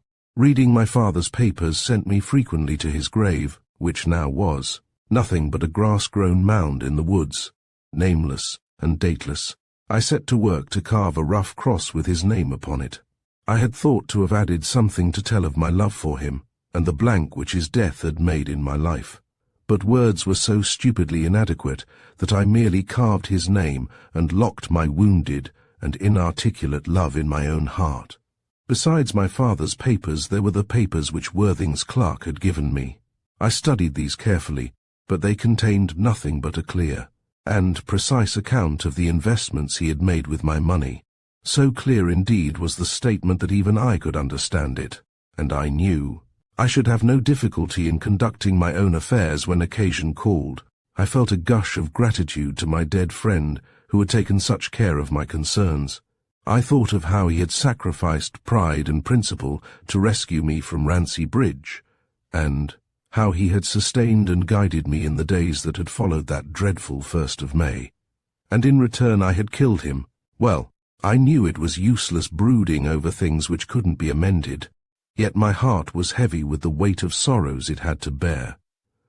Meanwhile, by day, I was searching the countryside for traces of the mysterious passage which should reveal to me the secret of the treasure. Again, I inquired of the obstinate dragon's mouth, but the great tongue remained, foolishly thrust out at me, and the wide, jagged lips were dumb. I sounded up and down through the smuggler's tunnel, and knocked at the fallen doors of Ebbtide Gate, but nothing opened to my knocking. So at last I set myself to explore Driftwood Cavern. I think I delayed the exploration as long as possible because I still remembered the strange fear which had possessed me when I first entered those green and evil waters. There was a dread holding me away from the place. But I knew I must face the ordeal, so at length I took my courage in my hands and dived into the darkness. I was gratified to find that the old fear didn't return, only a sense of faint disgust at the furtive, clinging weeds and the slow, smooth drifts of refuse which had gathered there through the years. I provided myself with clothes and lantern, and such tools as I thought might be necessary, also a tin of ship's biscuits, thrusting them into the crevice from the smuggler's tunnel, so that I merely had to reach for them when in the cavern. And so I was sheltered from the cold of wetness and nakedness, and had a light to search by and tools to probe with. I was determined that if the place really held a secret, I would wrest it away before I had done. My first entrance was at high tide, and I soon found I could do little. The tunnel penetrated far into the land, but sank downwards, so I found myself held back by the deepening water. Accordingly, the next time I went at low tide and made an interesting discovery. The roof of the tunnel sank and rose and sank again, forming pockets as it were. All the way beyond the first pocket, the roof was slippery with weed, telling me that at high tide the tunnel was full of water. It was an unpleasant discovery, for I knew that if I weren't careful, I might be caught in one of the pockets and trapped by the rising tide. At the first feel of the stealing water about my ankles, I beat a hurried retreat in alarm at being snared and drowned like a rat in a trap. But I found my fear was premature. I could have continued my search for a long time yet, without danger. At my third attempt, I started with the tide at half ebb, so as to give myself the maximum time for exploring. I waded knee-deep up the long and winding tunnel, thrusting my lantern into every nook and cranny, and digging with my hands into the thick weeds which dripped from the walls. And so I passed pocket after pocket, and knew that the tide must soon be on the turn. I was afraid to stay much longer, but ducked under one last arch. The tunnel rose up steeply before me. I gazed above, and the swinging light of my lantern fell full upon the white bones of a skeleton. For a moment I stood motionless, gazing, while the crabs scuttled out of the light. My thought was, poor wretch, he must have been caught in the tide. At that moment there came a little slap of water at my feet. It was like some evil serpent of the sea thrusting out a cold, lean throat towards me, flickering about me with a cruel forked tongue, gathering itself to strike. So unnerving was the swift impression that with a cold panic at my heart, I turned and fled, splashing down the tunnel to safety, and for a couple of days or more I dared not venture back, though again and again I dived into the cavern, intending to pursue my search and unravel the meaning of that skeleton. But for a while I couldn't bring my courage to the necessary pitch. The thought of being trapped there like that drowned wretch, of having my flesh eaten off me by those loathsome, hurrying creatures I had startled with my lantern, was too dreadful a prospect. I told myself that in a day or two I should regain my nerve. Meanwhile, to erase the impression, I set myself to accomplish a feat I had long vowed, to attempt the scaling of that great bulging rock that overbrowed Ebbtide Pool. My various efforts would be of little interest, even if I could describe them in detail. It is enough to record that at the third or fourth attempt I found a way up. There on the top was the level space I had often climbed down to from above, but had never before scaled from below. Beneath me lay the pool of smooth water, so tempting with the sun blazing upon it, that, although I had never dived from such a height, without a thought I flung, out my arms and shot downwards through a thrilling rush of air, while the blue pool seemed to leap up at me from below and engulf me with its closing waters. I rose to the surface, panting and glowing and wonderfully excited.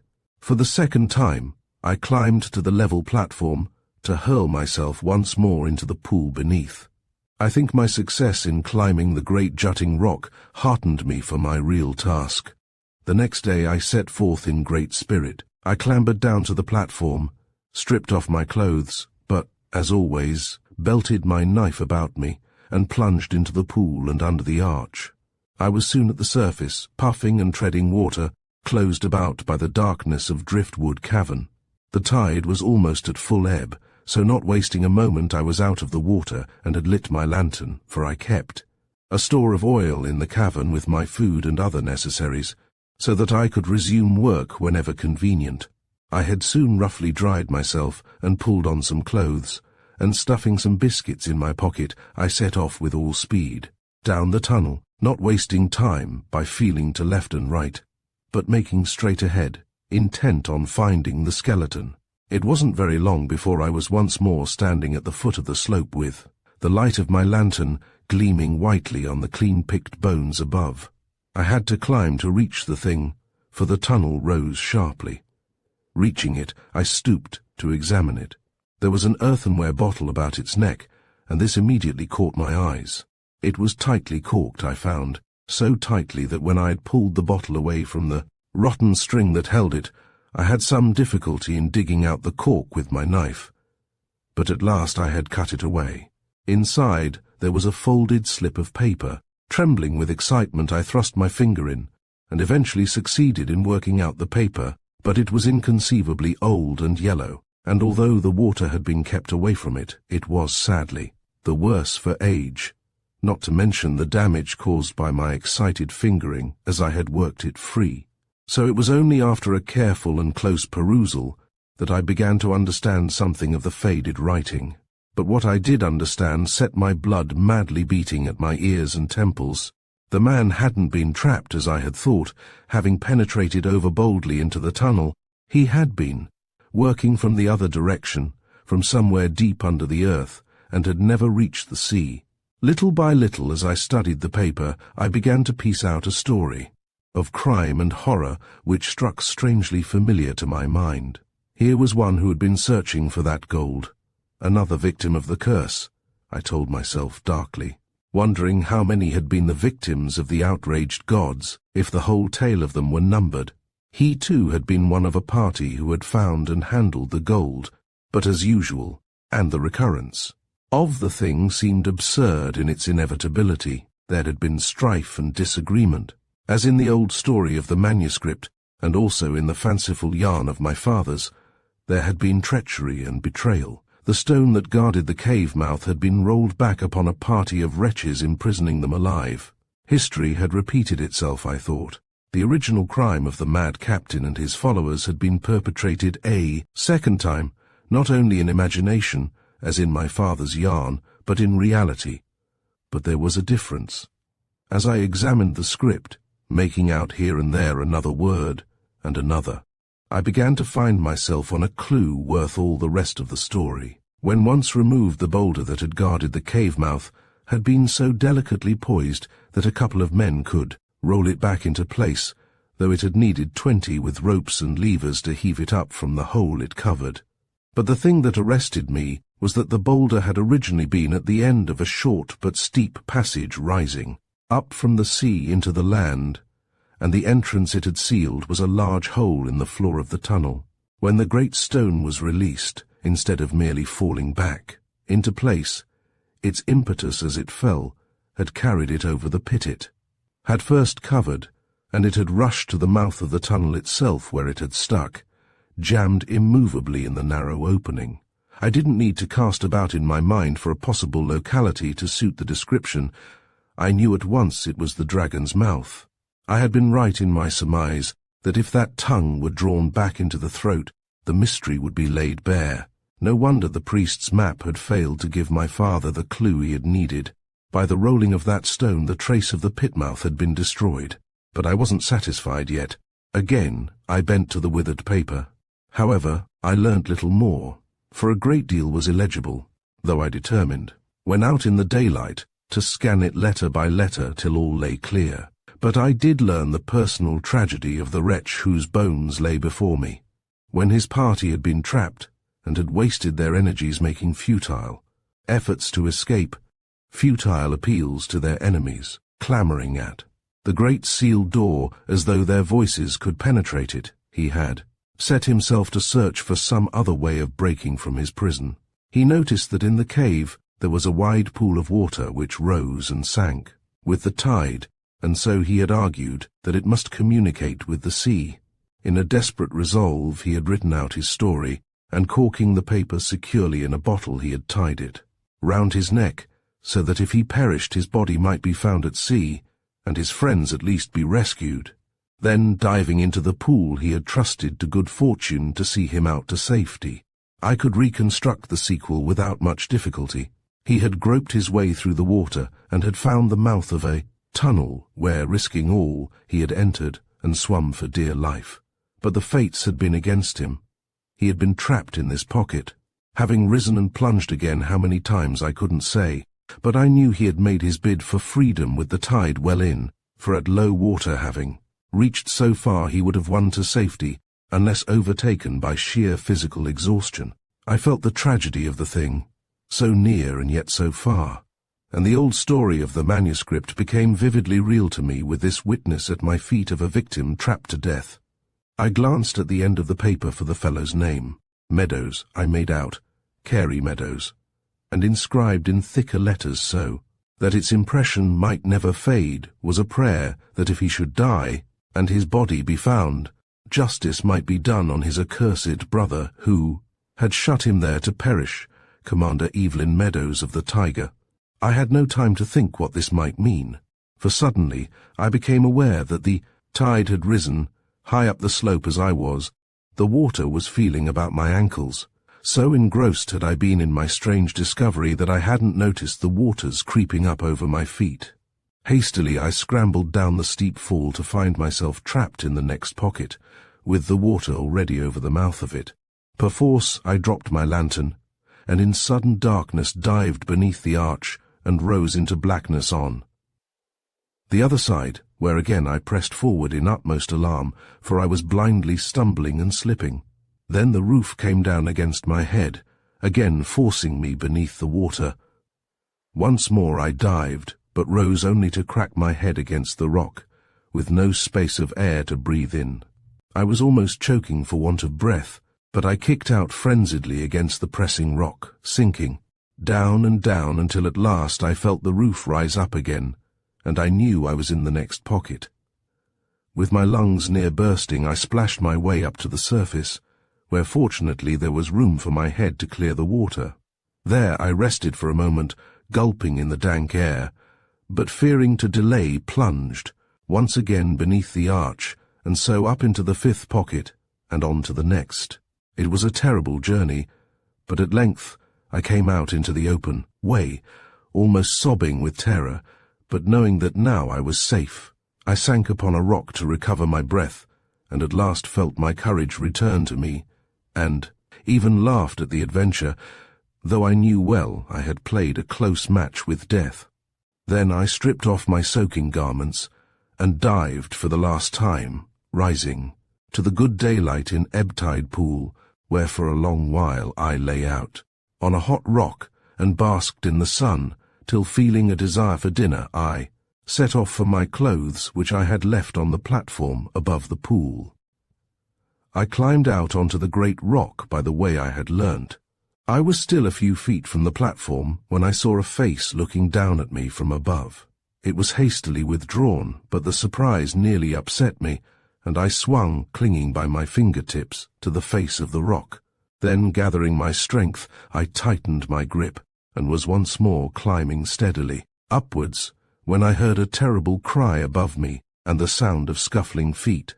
My curiosity was aroused, and I tugged myself up in a last effort. Just as I was about to swing myself onto the platform, I saw two figures swaying above me, locked in a deadly struggle. I clung to my perch, half fearing they would topple onto me. Then I recognized Dirk. Immediately I knew what had happened. At last he had tracked his quarry to earth. I saw the huge fellow slowly bending his enemy back over the edge of rock, so that his body was curved like a bow. The man's right hand was raised, and in it gleamed a knife, but Dirk had him firmly gripped by the wrist. As I looked, I saw the knife hand slowly opening with the pressure of Dirk's fingers upon it. At last the knife slipped free and fell to his feet, and the empty hand spread wide with the palm turned full towards me, and across the palm were 2 jagged scars. In a fever of frenzied excitement I heaved myself onto the platform, and drawing my knife shouted, "Let him go, Dirk, let him go! Let me kill him! He's mine!" Chapter 31. Expiation. My sudden interruption might have been fatal, for Dirk in his surprise loosened his hold, and his antagonist nearly slipped free, and stooping had his fingers within an inch of the fallen knife.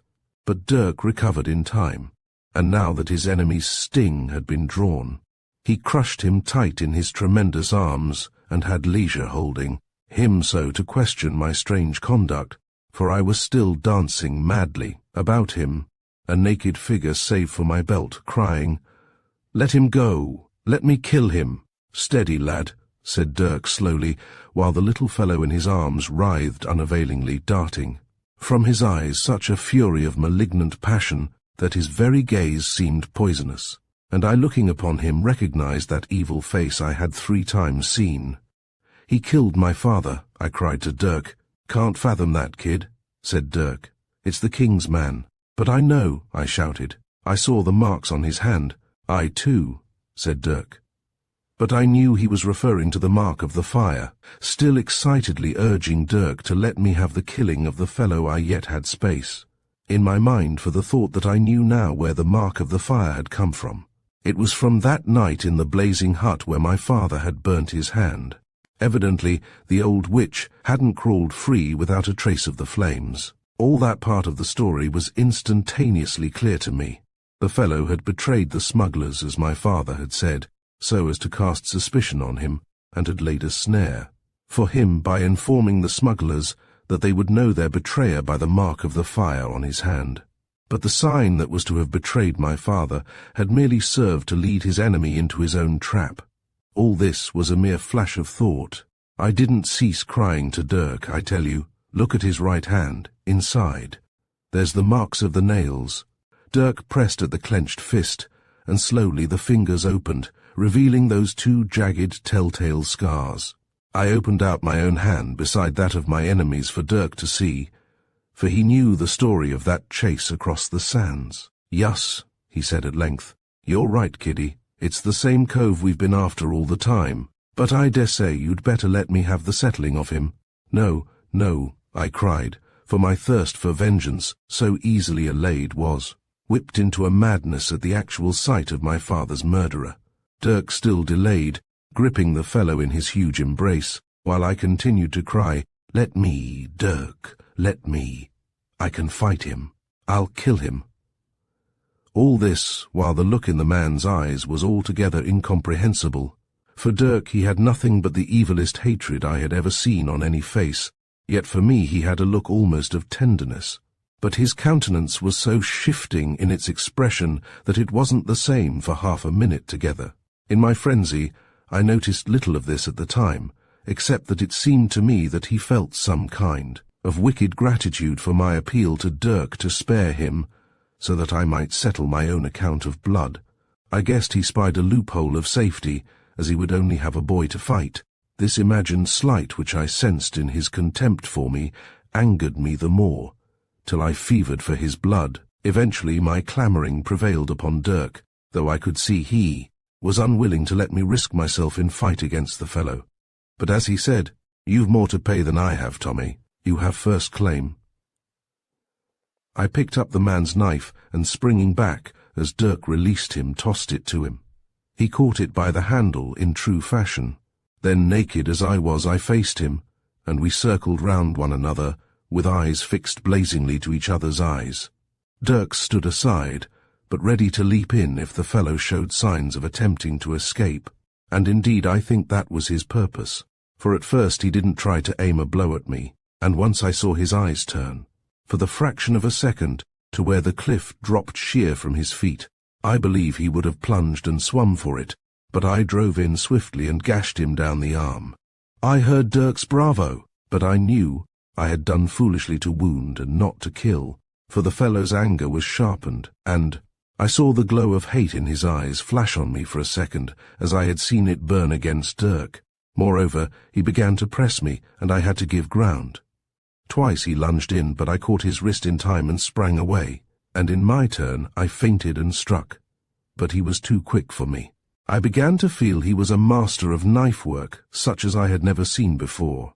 My father had been quick in our mock battles, and Dirk had shown me something of what could be done in agility and parrying and swift counterfeit. But this lithe, swarthy creature, who circled stealthily about me and sprang in and away, with the lightness of a cat, was far nimbler and subtler than either Dirk or my father. I found myself breathing heavily as he leapt in and closed with me and bounded, back and in again before I had well recovered from the first assault. He kept me dancing to right and left and backwards and forwards without a moment's pause, till the upshot of the fight became at first sadly uncertain, and then terribly sure. I knew that sooner or later he must slip past my guard, and since that first mistake of his I hadn't once touched him.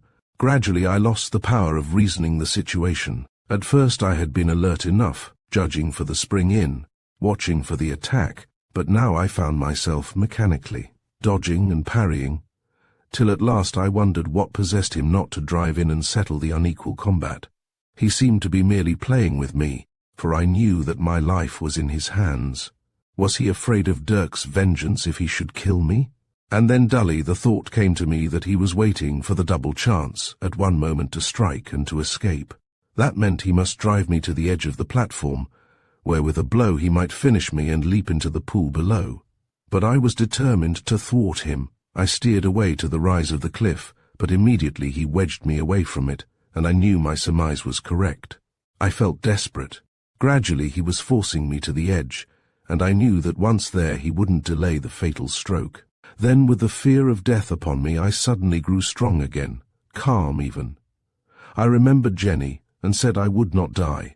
I knew just what I would do. I gave ground, and he came stepping after me, his eyes glowing with assurance of victory, then trusting to his confidence to slacken his caution, and even quivering my lip in a semblance of fear, I leapt in, and pretending to stumble, dropped my knife as he gripped my wrist, but catching it in my left hand, struck sideways as Dirk had taught me, and felt my blade jab at his ribs as it sank into his breast. For a moment I thought my end had come. His knife was brandished high over my head, and I had no hand free to stay the impending blow. But the arm above me faltered and fell limp. The knife slipped and rattled to my feet. It bounced on the rock, rolled, and fell away over the edge to splash far down beneath me in the water. The man collapsed, a huddled bundle, but as he fell, he rested his eyes on mine in such a piteous and reproachful look that I started, back half conscience-stricken at my deed, and with all the hate ebbed out of my heart. So he lay, and with one ugly choke of blood was dead. Dirk stepped up and slapped me on the back and said, "Wool, you've robbed me of my vengeance, kiddie. I wish to God he had another life. He wouldn't slip out of it with a little prick like this." And he spurned the blood-soaked corpse with his foot. "Don't, Dirk, don't!" I cried in horror. He stepped back looking amazedly at me, and saying, "Wool, strike me, Tommy. What's the game now, eh? Aren't you satisfied?" Then I think, seeing the agony in my face, he added, "Come, Tommy, you've played fair. Thank the Almighty for staking on your side, and me for teaching you the trick, and yourself for learning it all so pattern neat." But his words were lost on me, for I was gazing on the dead man's face, where death was busy smoothing out the evil lines of hate, till the lips grew gentle and the glazing eyes almost merry, as though the fellow were amused at the contemplation of some hidden irony underlying the tragedy. Dirk was repeating, "It wasn't the prick of a knife he'd got from me. 6 hours. 6 hours." I knew of what he was thinking, and dimly realized that although his blood was upon my hands, I had saved the poor wretch from a terrible fate. And then I gave a cry, and stooped over the body, gazing deep into the eyes, for the face was the face of Picardino. Picardino! And then, of course, I could read so many things clearly which before had been covered in shadow. It was Picardino who had set fire to the snowman. It was Dirk who had been on his track, and had frightened him in the night when my father had returned and whistled to me. It was Picardino who had seen my father rush into the burning building, and had heard my cry of "Daddy, Daddy!" as I ran up through the crowd. He had kept the scene in his memory, and had planned the ruse that had trapped my father at last. It was Picardino, too, who had drawn both Dirk and Worthing to Naples. It wasn't luck merely that had brought about the fatal error, for it was outside Picardino's lodging that Worthing's uncle had been waiting for his quarry, and had found me instead. And yet I couldn't help the thought that it was Picardino who would have sheltered me after he had killed my father, and who had brought me Jenny's message, so that in my gratitude I had even embraced him. My father he had hated to the death, but me he had loved. Of that I felt certain. Perhaps that was why he had been so unwilling to strike. Perhaps even at the end it had paralyzed the blow which might so easily have fallen on my unprotected heart. "Picardino!" I gazed at him in a mist of sadness and wonder, till the face seemed to change again. Indeed, in life, as he had gazed from Dirk to me, I had noticed its shifting, mobility of expression, and in death it seemed to be settling, back through all its stages from the hate that had last inspired it, to whatever might have been its ruling emotion in life. Now the amusement was yielding to a calm and serene content, and of a sudden it was no longer the face of Picardino, but the face of Abu that stared up at me. In spite of all absence of that mighty beard which had veiled the living Abu, I knew him now as he lay dead. Dimly I remembered how Dirk had said that the fellow had more shapes than a cloud, and more voices than the wind. Abu! And now the shadow lifted further. The whole mystery lay bare to me, except indeed the motive which had driven him to kill my father. For now I knew how it was that Dirk had made that mistake at Sunset Towers. It was Abu he had been stalking that night. It was Abu who had been crouched in the darkness of the archway beside me. It was Abu who, in the person of Picardino, had told of the haunted house, hoping that my father would be led into the trap, thinking the mysterious mansion a good hiding place.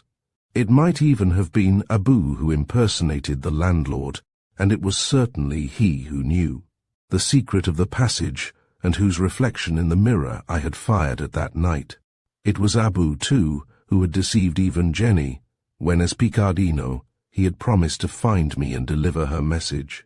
It was Abu who had taken the manuscript to Sunset Towers, where Worthing or his uncle had found it. Indeed, it must have been one of them I had heard that evening in Jenny's room. Worthing must have guessed something of the bond that united the captain's story with my father's, and with the clue I had given him of the opening of the secret passage, he had been able to search for the connecting link at Sunset Towers. Either he or his uncle, which I should never know. But the card with the captain's address had been discovered, and so they had been able to trace Abu in London. And lastly, I remembered it was Abu who had asked to be sent back to his own people, because of the persecution of Dirk, I assumed, and it was in pursuit of him that we had sailed away to the east. But in his amazing intuition, he had felt his master needed him again, and he had turned back on his journey, and it was his trail we had followed to such a tragic end at Naples. Yes, it was all quite clear except for the motive. Again I told myself that Abu loved me, though he had hated my father. It was he who had been the go-between when Jenny and I had quarrelled. It was he who had smoothed over the angry passages by his calm voice and gentle manner. And I had killed him! Yet it was some consolation to know that at least I had saved him from a death far more horrible than the one I had dealt him.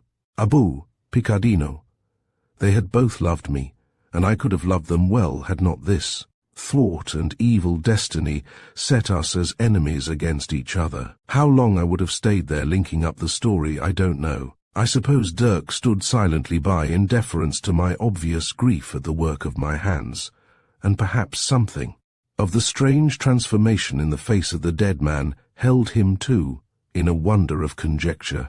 But at last his patience was exhausted. Supposing, as I imagine, that a strong command was what was needed to put backbone into my collapsed will, he said sharply, "You put on that gear of yours, and person. I know the best hole for this." He nodded down at the corpse, and jerked his thumb at the pool below. I knew he meant to hide the body in Driftwood Cavern, and the knowledge hurt me. "No," I cried. He faced me sternly, and I hung my head. Indeed, I knew there was no other way unless I wished to swing. So I began mechanically pulling on my clothes, while Dirk shouldered the dead man, and set off down the cliff. When I was dressed, I wiped my knife in the earth.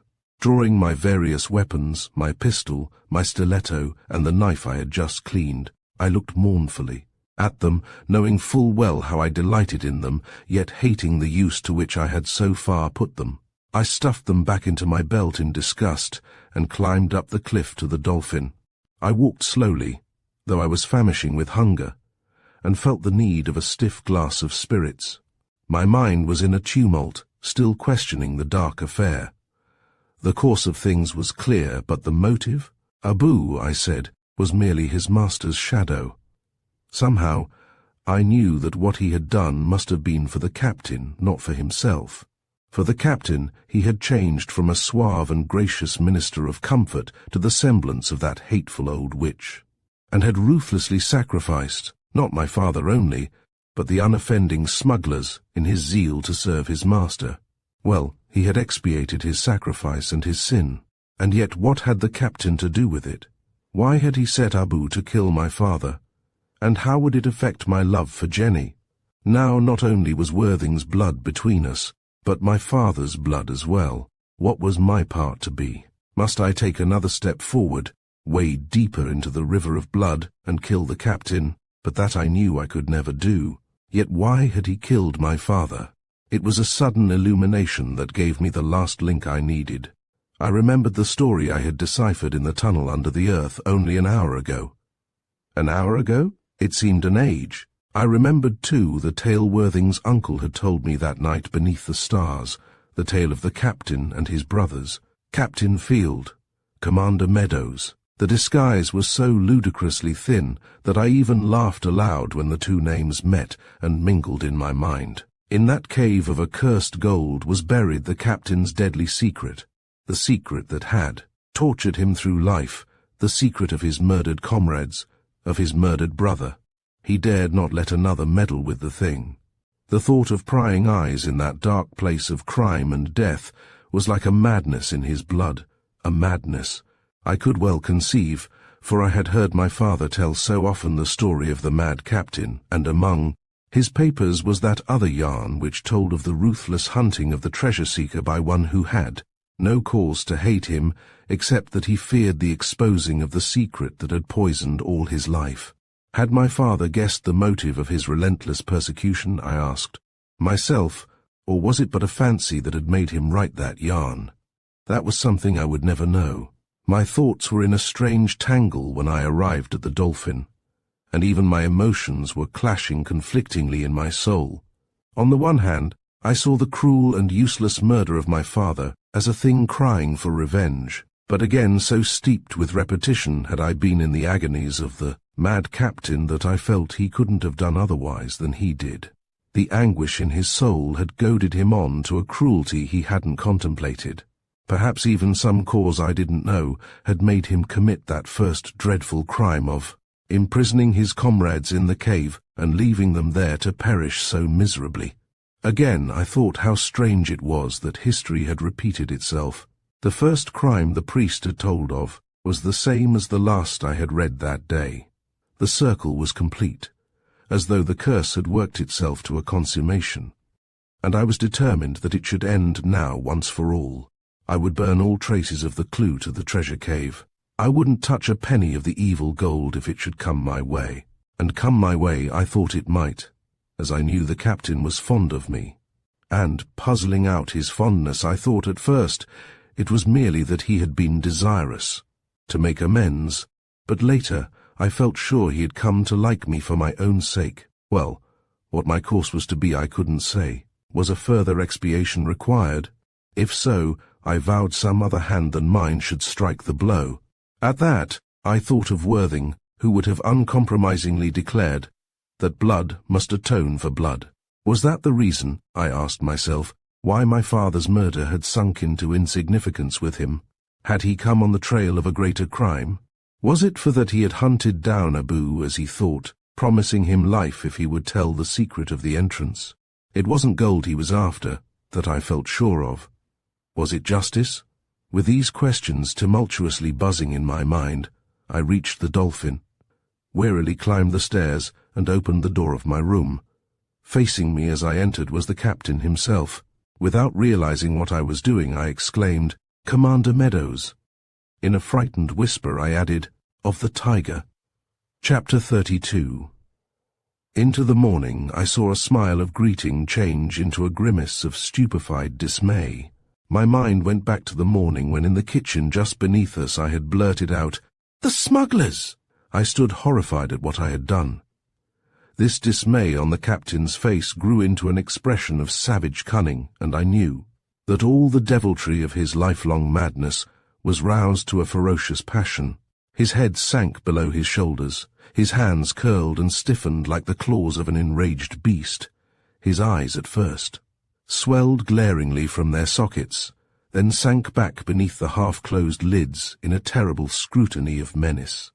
And suddenly he sprang upright with his hands thrown behind his head and burst into a peal of demoniac laughter, more terrifying than the brutal crouching of his first posture.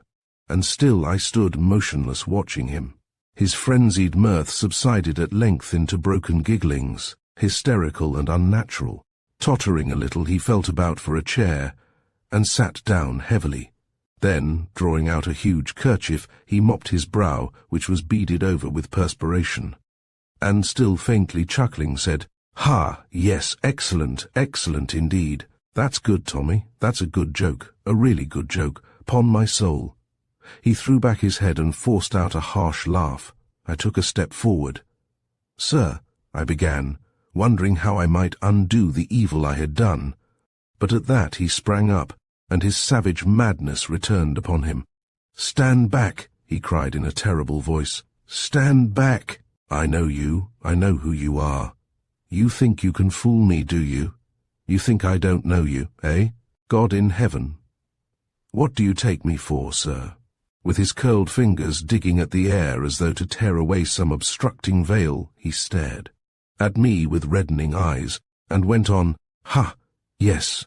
You think you look like Tommy, do you? But I know you. You would hunt me down, blast your eyes. You would tell me of the bodies lying there. You would put the world upon my track. Ha! You would drag me out into the light, point at me, set men's eyes upon me, name me murderer. So, murderer, am I? Killed my own brothers, did I? Trapped them and left them there to die." His voice rose more shrilly with each word, and he finished with a scream, suddenly covering his face with his hands. "And I did. Oh God!" He sank sobbing to the floor. I didn't know what to do. It was terrible, it was piteous, but I knew he was mad and dared not approach him. Presently he seemed to regain control of himself. Still huddled on the floor, he threw out a hand to me, and looking up at me from flushed and swollen eyes began in a strained, low, monotonous tone, "See here. This is how it was. And you will know sooner or later. They'd have killed me. I tell you, they'd have killed me. Yes, my own brothers would have killed me for the gold. But I found out how it lay. I trapped them there. But one escaped, the youngest. I loved him. I tell you, I loved the boy, and he would have killed me for the gold. I tell you." He broke off. His head fell between his hands. "You don't believe me," he moaned reproachfully. "You don't believe a word I say." "Sir," I cried, "I do believe you." Slowly he peered up at me, and I saw a wicked gleam lighten his face. "So," he said, "then come and kiss me, boy." I think I would have ventured all and gone to him to see if I might pacify his tortured spirit. But I remembered how once before he had snared me so at Sunset Towers. I held back doubtfully. though I yearned to run to him and comfort him. At my hesitation, his face grew frightful. He sprang to his feet and cried, "He hates me. Tommy hates me because I killed his father. I killed." He stopped short and, staring at me, said deliberately, "You lie. It's all a lie. I didn't kill him. My name is Field, Captain Field, I'd have you know. And the crying you hear at night, Tommy, it's the ghost. You know it's the ghost." "Yes, sir," I said, "I've seen it." For I thought to lead his mind back to earlier associations, but he chuckled to himself and said, "Little fool. Seen it, eh? Little fool." The thought seemed to amuse him. He laughed quietly for a while. Then again I saw his eyes slanting round at me. He stopped laughing and, gazing at me stupidly, said, "Still here, eh? What do you want with me, eh? God in heaven, can't you say what you want?" He stood so for a moment, and I couldn't say a word. Then he passed his hands across his eyes, and his face took on a look of horror. "Tommy?" he asked. "Isn't it Tommy?" "Yes, sir," I said. "I'm Tommy." "Liar," he cried. "Liar. I know you, Pa. There's the smell of blood in the air. You've come from the grave down there in the woods." "I know. Why can't you leave me in peace? Why must you follow me? They told me it was quiet in the grave. Why can't you lie still? Why can't you rest? What have I done to you? What have I ever done to you that you should follow me like this? Yes, always follow me. Away, I say, away." He sprang towards me with his hands before his eyes, lurching blindly as though afraid to face me. I slipped to one side, and we changed places. He removed his hands, and looking before him thought for a moment I had gone. "Ha," he muttered. I thought I saw him. I must be going mad. Then he turned. I thought he would have fallen dead at my feet. With mouth foaming and eyes staring, he tottered dizzily forward and collapsed to the floor without a struggle. I would have stepped to him, but he lifted his face and looked furtively up at me, from under his brows, and said in a broken-hearted voice, "I tell you I'm sorry. I can't say more. It had to be. Blood breeds blood. You should have taken the money and gone away. But you took the money and followed me. Always you followed. What could I do? I knew he was mistaking me for my father.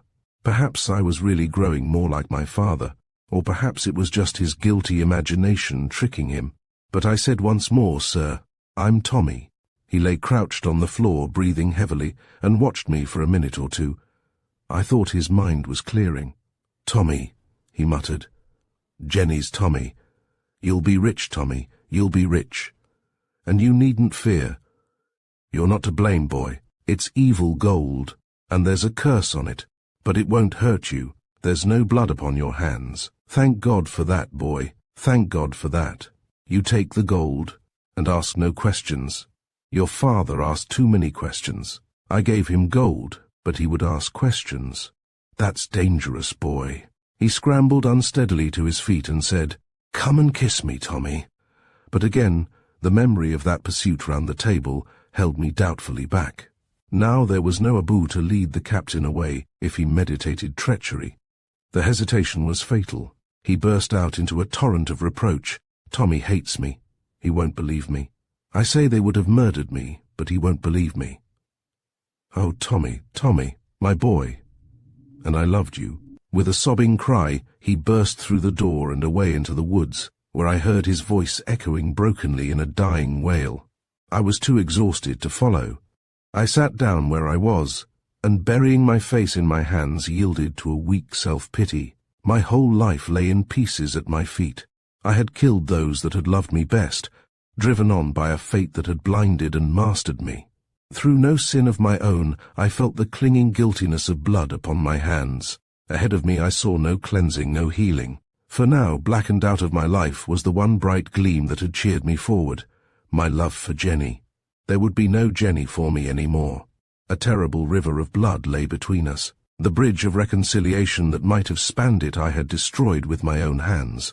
If I had stifled my suspicions and gone to the captain when he had called me, all might have been well.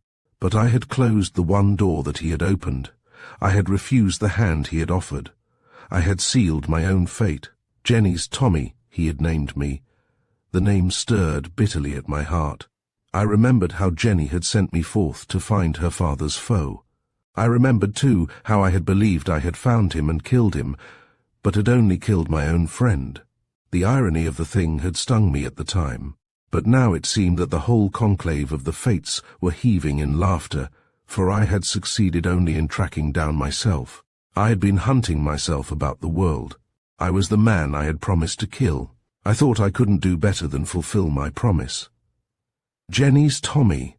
There would be no Jenny for me. How Dirk found me I needn't relate, nor how he took me back to London, comforting me in his rough way when by broken fragments I gave him all my story. He saw nothing to mope over. "Girls," he said, "don't let a spot of blood upset them." But I couldn't bring myself to face Jenny. Not merely was I afraid of meeting the captain again, but the thought of naming love to Jenny sickened and disgusted me. I was awakened into some kind of alertness when, after we had been in London, some days, Dirk told me the captain hadn't returned to his home. He knew the house, for he had tracked Abu there before he had set out for the Dolphin on his last journey. Jenny had been left in the care of the maid, while the captain, too restless to wait for Abu to find me, had followed him after some days of fretful anxiety. Jenny, Dirk had learnt, was still awaiting her father, unconscious of the tragedy that had befallen him. The news set me packing. I announced to Dirk that I was off to Sunset Towers to seek the captain, for I knew where he must have gone, and I dreaded what might have happened to him. Dirk offered to take me on the brig, but I asked him merely to sail to the Rancy and await me there. Somehow I felt I must make the journey alone. The thought of company was like the rubbing of rough garments on an open wound, for I seemed to be embarked on a pilgrimage of atonement. I determined to find the captain, and mad or sane, I would beg his forgiveness, and close forever the terrible account of blood that lay between us. Full of this resolve, I travelled slowly northwards. On the way I repeated the whole story to myself, having all the clues in my hands now, even the mystery of my father's little fortune, which had evidently been hush money paid by the captain to turn him from his quest. I felt chastened and subdued, unable to fix the blame. My father had certainly not offended to the penalty of death, and on the other hand the captain, whipped to a madness at the memory of the crime he had been forced into, so much against his kindly nature as I knew, wasn't to be charged to the full with the blood he had shed to cover his traces.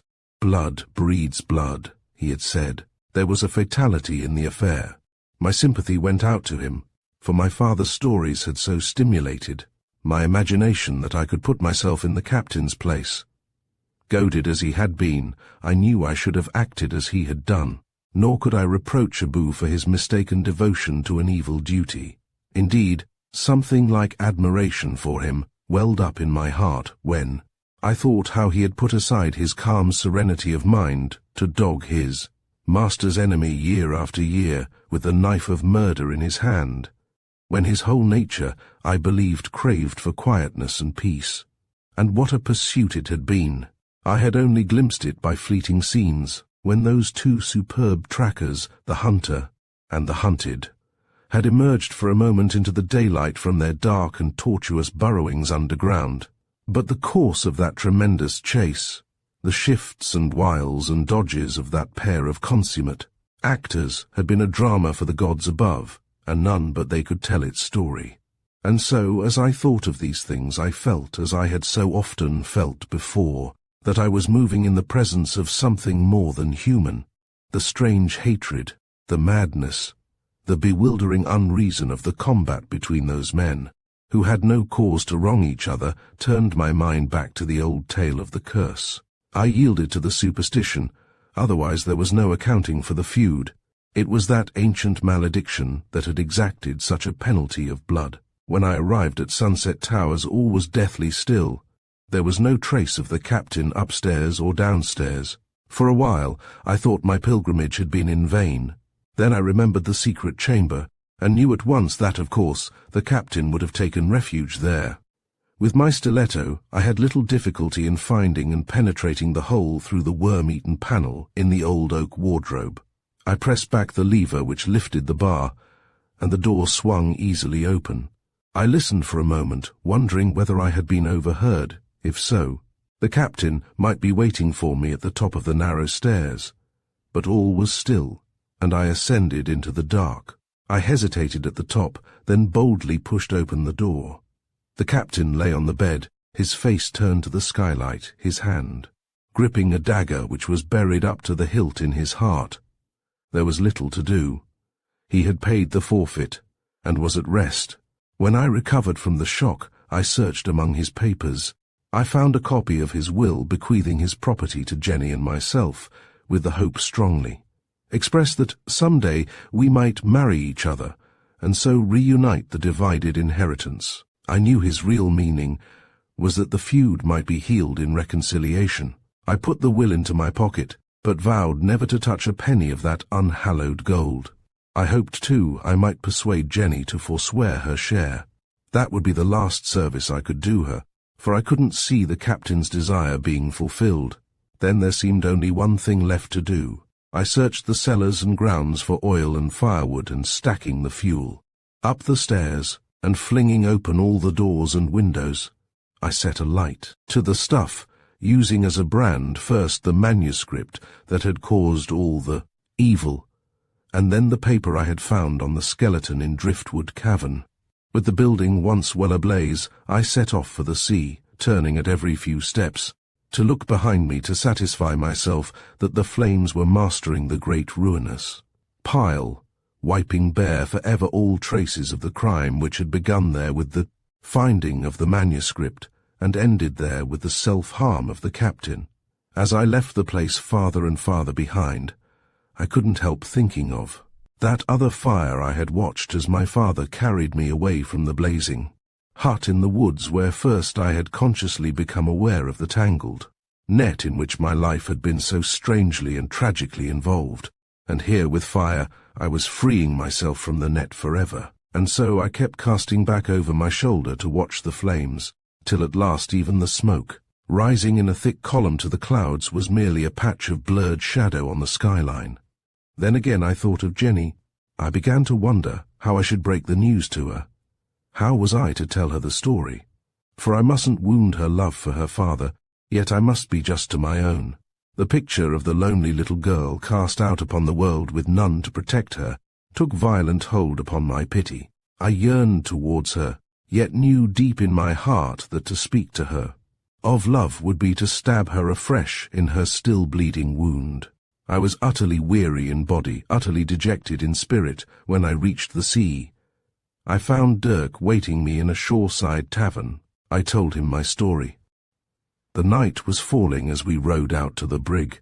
I retired to my bunk, where I lay a long while sorrowfully tossing, and at last fell into a troubled sleep.